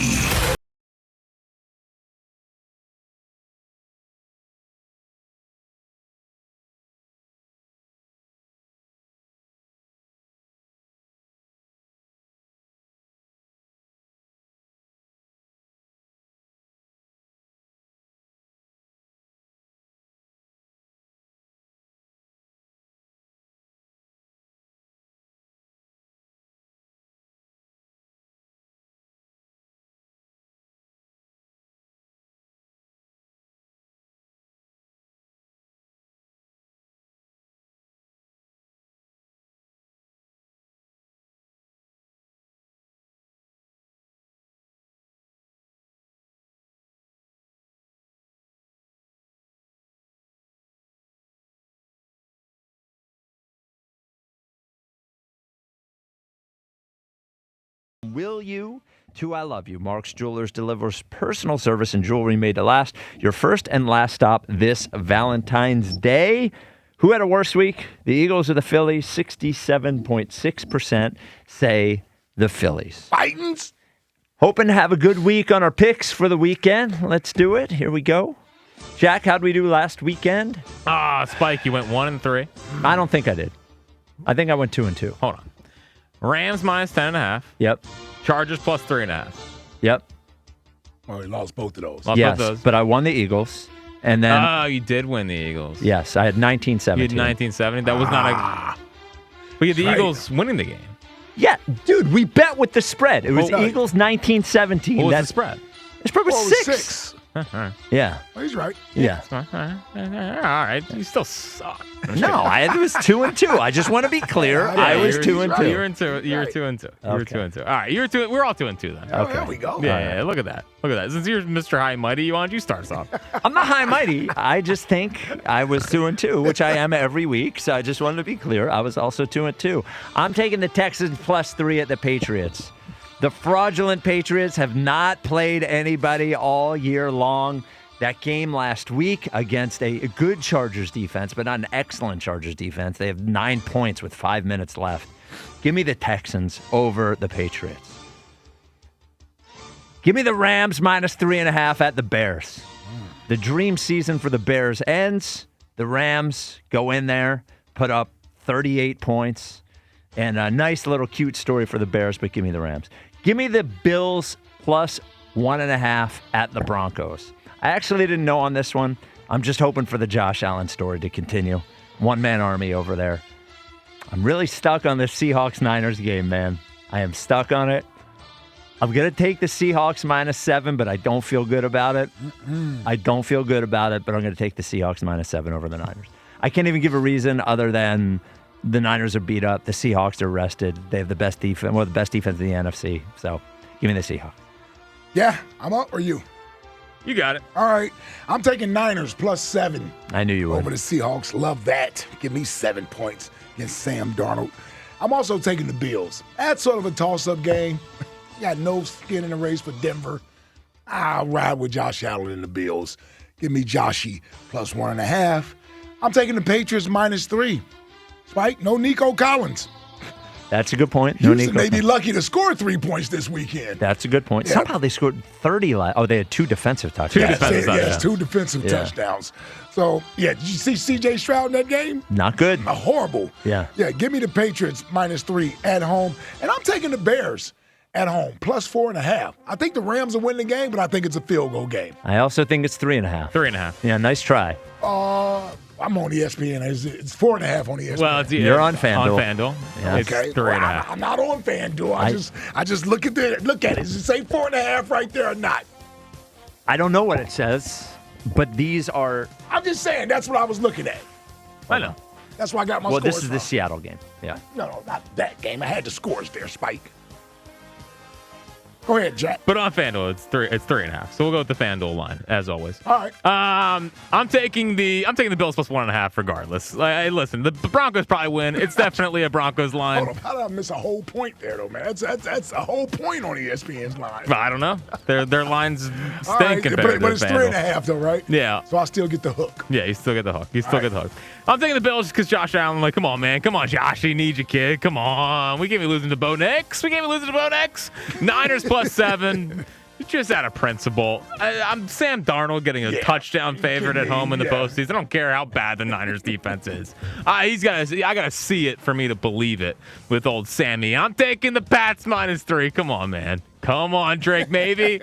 It's time to get a real win. The Texans offense. I mean, CJ Stroud, who I used to love, and maybe Jaden Daniels going down his path too, who I'll give him a little bit of grace.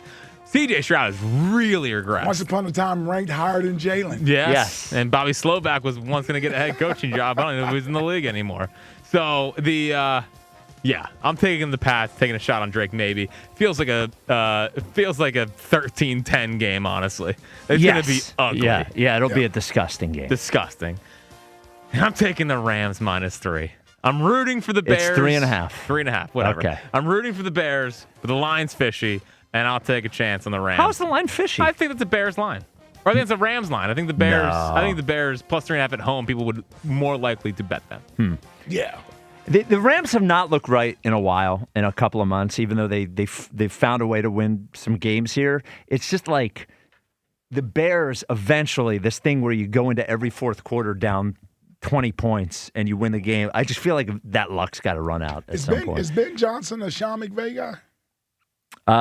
Technically, no, I don't think. Okay. He has his own. I didn't know if he coached with him before or not. I don't know. Sean McVay guy meaning one of his assistants. Yeah, I don't know if he. Guy, I don't know if he is. 215-592. Doesn't. I mean, he was with the Dolphins for a while. So he was with the Dolphins from 2012 to 2018. So I guess that's where he met Dan Campbell. Okay. And then Dan Campbell brought him to Detroit. Okay. Yeah. Okay. 215-592-9494. Reese in North Philly. You're on WIP. Hi, Reese. What's going on, fellas? How y'all doing? What up, Reese? Happy New Year's. Firstly, Happy New Year's. Oh, Happy New Year to you as well. It's too late. We're going to get Merry that Christmas. started off, Yeah. Merry Christmas as well. Yeah. Well, I will say this. I think there is a 0% chance that Howie Roseman and the Eagles give Jalen an extension. And if by all hell and high water they do, I will have no choice but to be celibate till marriage. And I don't plan on getting married. So, wow. I say that to say there is a 0% chance. Hold on. 0 that Howie is going to extend Jalen Hurts. So no you, way, no so how. you say if Howie extends Jalen, you are going to be celibate until you get married. Yep, might as well cut my piece off. Yep. Oh, wow. Wow. Well, Reese, no I'll way, tell you no what. how. I will not. That sounds like a Just good make sure stunt. you call us back. Make sure you call us back when that contract is announced. But this is why I'm saying there is no way how they're going to extend Jalen. If they think that the offense looks bad with A.J. Brown here, just wait till he's gone this offseason. It's really going to look bad. And he ain't the only one that don't like it. Devontae Smith, I know behind closed doors, he probably like, Lord Jesus, please get me another quarterback. I mean, the guy's on the bench, but Well, Smitty was on his way to a career year until, well, I mean, 1,008 yards is nothing to be like, oh, he's way better than 1,008 yards. Oh, I'm saying he was on. He 1,300. went 3 or 4 games there where he almost was forgotten in the offense. Yeah, who's the quarterback? I mean, who's supposed to throw him the ball? I mean, Well, the other guy we was know. the other guy was demanding the ball. Well, but listen, it's the quarterback job to get who he's supposed. You should be able to get both of them the ball for 1,400 yards, as good as they are. But the biggest kept secret in the city, I don't. It's like Ben Simmons, man. I'm gonna stand on this island and die alone, like I did with Ben Simmons. The guy is just not good enough to be paid how he is, and he has this cult following where it's like they don't want to acknowledge that he's pedestrian. If we had a real quarterback, if we just give Tanner McKee the job, I'm telling you, he's going to look like the new coming of Tom Brady / I don't know. Yeah, he looked great in his start Well, this year. it was backups. It was with backups. I'm saying if you let him play with Devontae and AJ and Goddard, he's going to look amazing. He's 6'6" with an arm, and he gets rid of the ball. Simple as that. She'll be a nice trade piece this offseason. Nah, we got to keep it. If we get rid of him, we're doomed for the next 3 to 5 What if they years. give him an extension? Yeah, what if they give Tanner McKee an extension? Oh, well, they will. So my sources say Oh, boy. that Tanner will get an extension. Oh, is that what your sources say? tell me that. So when you have to Listen, cut your thing off, can we put it on Listen, YouTube all when right. you do it? All right, listen. Yeah. Before I just want to be honest about this. Yeah. I have a pinned tweet from September when we was 3-0 Yep. that said this will be the last year AJ and Jalen plays together because AJ does not like his quarterback.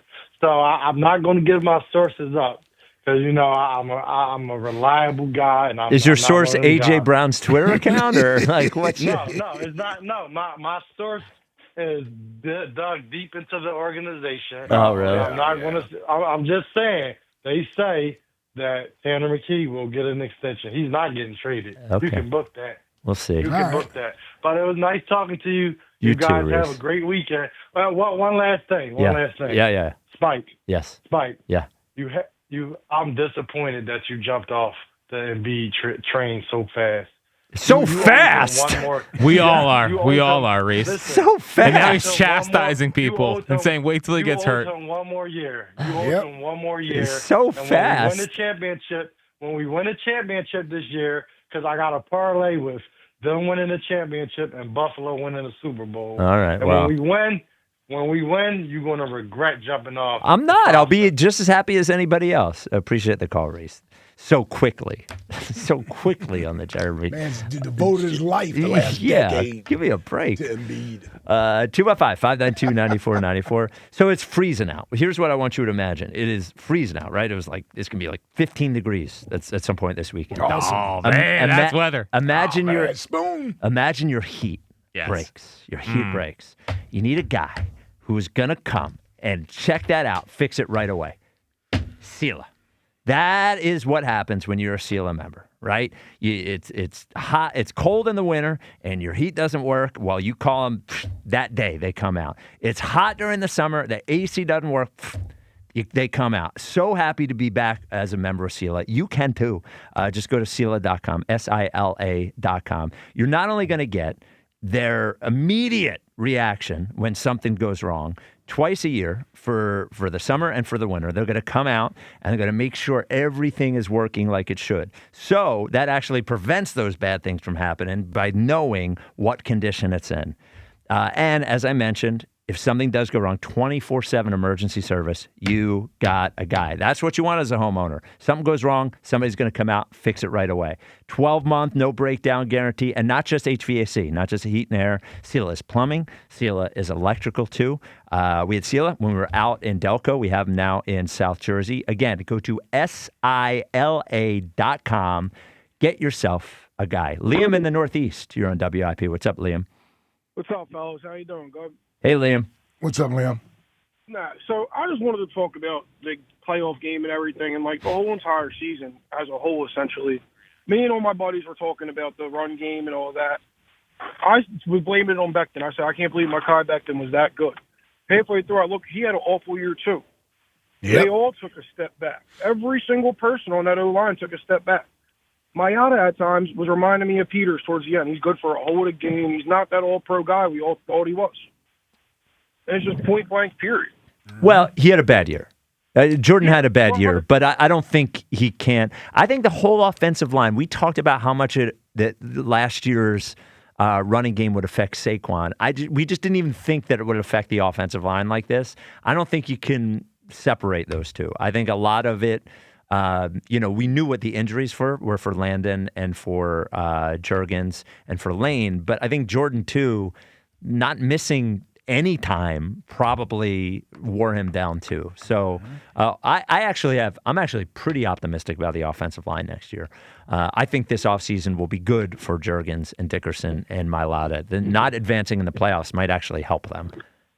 Body-wise, I can completely agree. It's just we go from last year to this year, and everybody wants to blame it on the play callers, all that. And it's a simple fact. They call the plays you got to execute. If you ain't executing how you executed last year, seems like it's on the players. And another thing that nobody seems to take into account, which is mind-boggling, everybody in the league had a whole entire year of tape on Saquon Barkley paying behind the nail. It's not going to be the same looks and the same scheme we got last year, and that's just common sense. So the play call wasn't good, but all in all, it's not the same thing as last year, and people don't seem to understand that. Yeah. Or not even an organization. Yes. yeah. That's a good, it is, it's like, yeah. Thanks for calling him. The one thing that we're not, he did have a great accent, Jack, the A+ accent. He almost sounded like Tommy down the shore. We're not inside, so it's certainly possible that Patullo struggled with a number of different things. I just wondered what their ceiling even was as an offense with the run game as it was, even with a different play call. Yep. I don't think the ceiling, maybe they make fewer mistakes and maybe that helps. But I still, as an offense, I don't think we were going to be a 28-point per game offense no matter who was the play caller this year. Yeah. Jay in West Philly. You're on WIP. Whoa. Nope, absolutely not. Dan in Chestnut Hill. Dan in Chestnut Hill. You're on WIP. Hi, guys. How are you? Hi, Dan. What's up, Dan? I have what I think is a really good offensive coordinator suggestion. All right. For the Eagles. Yes. Who you got? Can I lay it on you? Oh, Eric so Coryell? excited. Who we Yeah, going with? Eric Coryell. BDN. No. Nick BDN? Foles. Nick Foles. Yeah. Yeah. Well, Did he's you never hear him called. this week on the podcast? He was Yes. breaking down the last. Yes, but I mean, I thought Nick was great on that play, but I also think you could probably get 30 different quarterbacks who played in the NFL to do that. Break down a play. To break down a play. I think Phillip Rivers could have done it. Listen to Kirk Cousins talk about football. So I don't think that makes him a good offensive coordinator. It makes him a quarterback who studied, who knows the Eagles and all this. Yeah. I don't think that Nick Foles obviously knows the game, but breaking down a play, you know who could break down the play the way Nick did? Is probably Kevin Patullo. but he doesn't have the same juice. As a quarterback, Nick was a quarterback. I mean, as a football guy. I have to tell We're you, talking I don't about think Nick KP. Foles wants to coach football. No, he doesn't. Yeah, Nick Foles wants to. I appreciate the He wants to call. talk about football. Yes. He wants to kidding sell me? his hats. Yes. Do his podcast.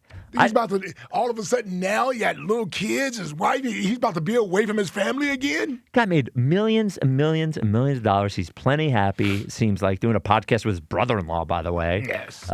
He's happy. Coming in working 18-hour days. Yeah. Trying to come up with plays. Getting people mad at you. Yeah, exactly. No. Yeah. I'm sure he'd love his shrine status in the city. Yeah, ruin his legacy. If they have the 20th ranked offense next year and they can't move the ball. Yeah, listen, these coordinators, the toughest part, once they have established themselves as play designers, they've been around the game, aficionados, then it becomes having a feel for calling plays in the game, which is where it really matters. Which is different. Yes, it's totally different than you sitting there on a whiteboard drawing up stuff. Which is maybe where Patullo, they knew he could design an offense. Of course. Design He knows plays. he's smart. He knows football. But one of the things we heard all year was they're never in rhythm. Yeah. They're never. That was my biggest issue with him, is that the play calling didn't seem like it had a rhyme or reason to it, where you're setting up something by doing this and you're going to do this. Like it never had that. Jack sent me a clip of Mike McDaniel talking about play calling, and he said so many guys in the NFL are like taking plays they see from other teams and putting them together, but they don't really know why they work. Right. And that it all has to come from like a central organizing principle as to why you do everything that you do. And then once you understand that, you know which call comes after the next call. And that might be, part of the issue, Well, and that's why some of those guys get the benefit of learning on the job. And then you get better as you go. Yeah, the coaching tree thing is a real thing. The fact that guys that worked with Kyle Shanahan know how to design an offense is not a surprise. Real quick. Yeah. Great coach we had here. My coach, Andy Reid. Oh, yeah, yeah. He came in from under Mike Holmgren. Yeah. He knows football. Yes. He knows football, but Andy dealt with time clock management, getting away from the running game, like things of that nature that when he was early in his coaching career, he had to work his way through that stuff. Yeah. Like it didn't just click as soon as he started calling plays. The text line brought to you by Benari Jewelers. Don't settle for ordinary. Choose extraordinary. Choose Benari Jewelers at Exton and Newtown Square. Online at BenariJewelers.com. Text line, text line, text line. Hey, where is everyone? Jack throwing out the first pitch at an empty Citizens Bank Park in July. Only my luck. Only my luck. Oh, they're going to be good. Stop it. We'll see. What's next? I did not think I was getting this when I hired this guy. Rod listening to Dirty Mouth Spike creating a problem. Have created a problem. Potty mouth Spike, yeah. Look. Trying Mr. Edgy in there. Look, Chuck said he would have said that word whether I said it or not. And he added words to it that made it worse. What's next? I would love the Charlie Weiss Jr. hire, as long as he brings his dad with him. local owners of cheesesteak shops. Wow. Not nice. Yeah. In this day and age. Low blow. Yeah. What's next? I'm not saying Philly is a naive place, but just last week there were people who thought the Birds would win, people who thought Bo Bichette would be a Phil, and people who thought Chuck's call to the station chastising fans for not being positive was authentic. Mike in Havertown. That is true. Oh, yeah, that was last week. Yeah, that was last week. Yeah. Well, why can't we just appreciate all this? Today, he wants everyone, basically all the teams to move. Yes. That's why y'all love Chuck, man. Yeah. He's all emotion. Yeah, he brought fire today. We got fiery Chuck today. What's next? Y'all remember that time Nick brought his kids to the presser? People forget how well behaved they were, and I guarantee that's all because of Mrs. Sirianni. CJ in Texas, continuing to not give Nick Sirianni credit for anything. Also, Chuck called him Bo Bichette the entire time. He did. Yeah, Never, that's impressive. Never said his name. It's a pro. Yep. What's next? That was actually a shrewd move. I would argue that if you can make your division rival over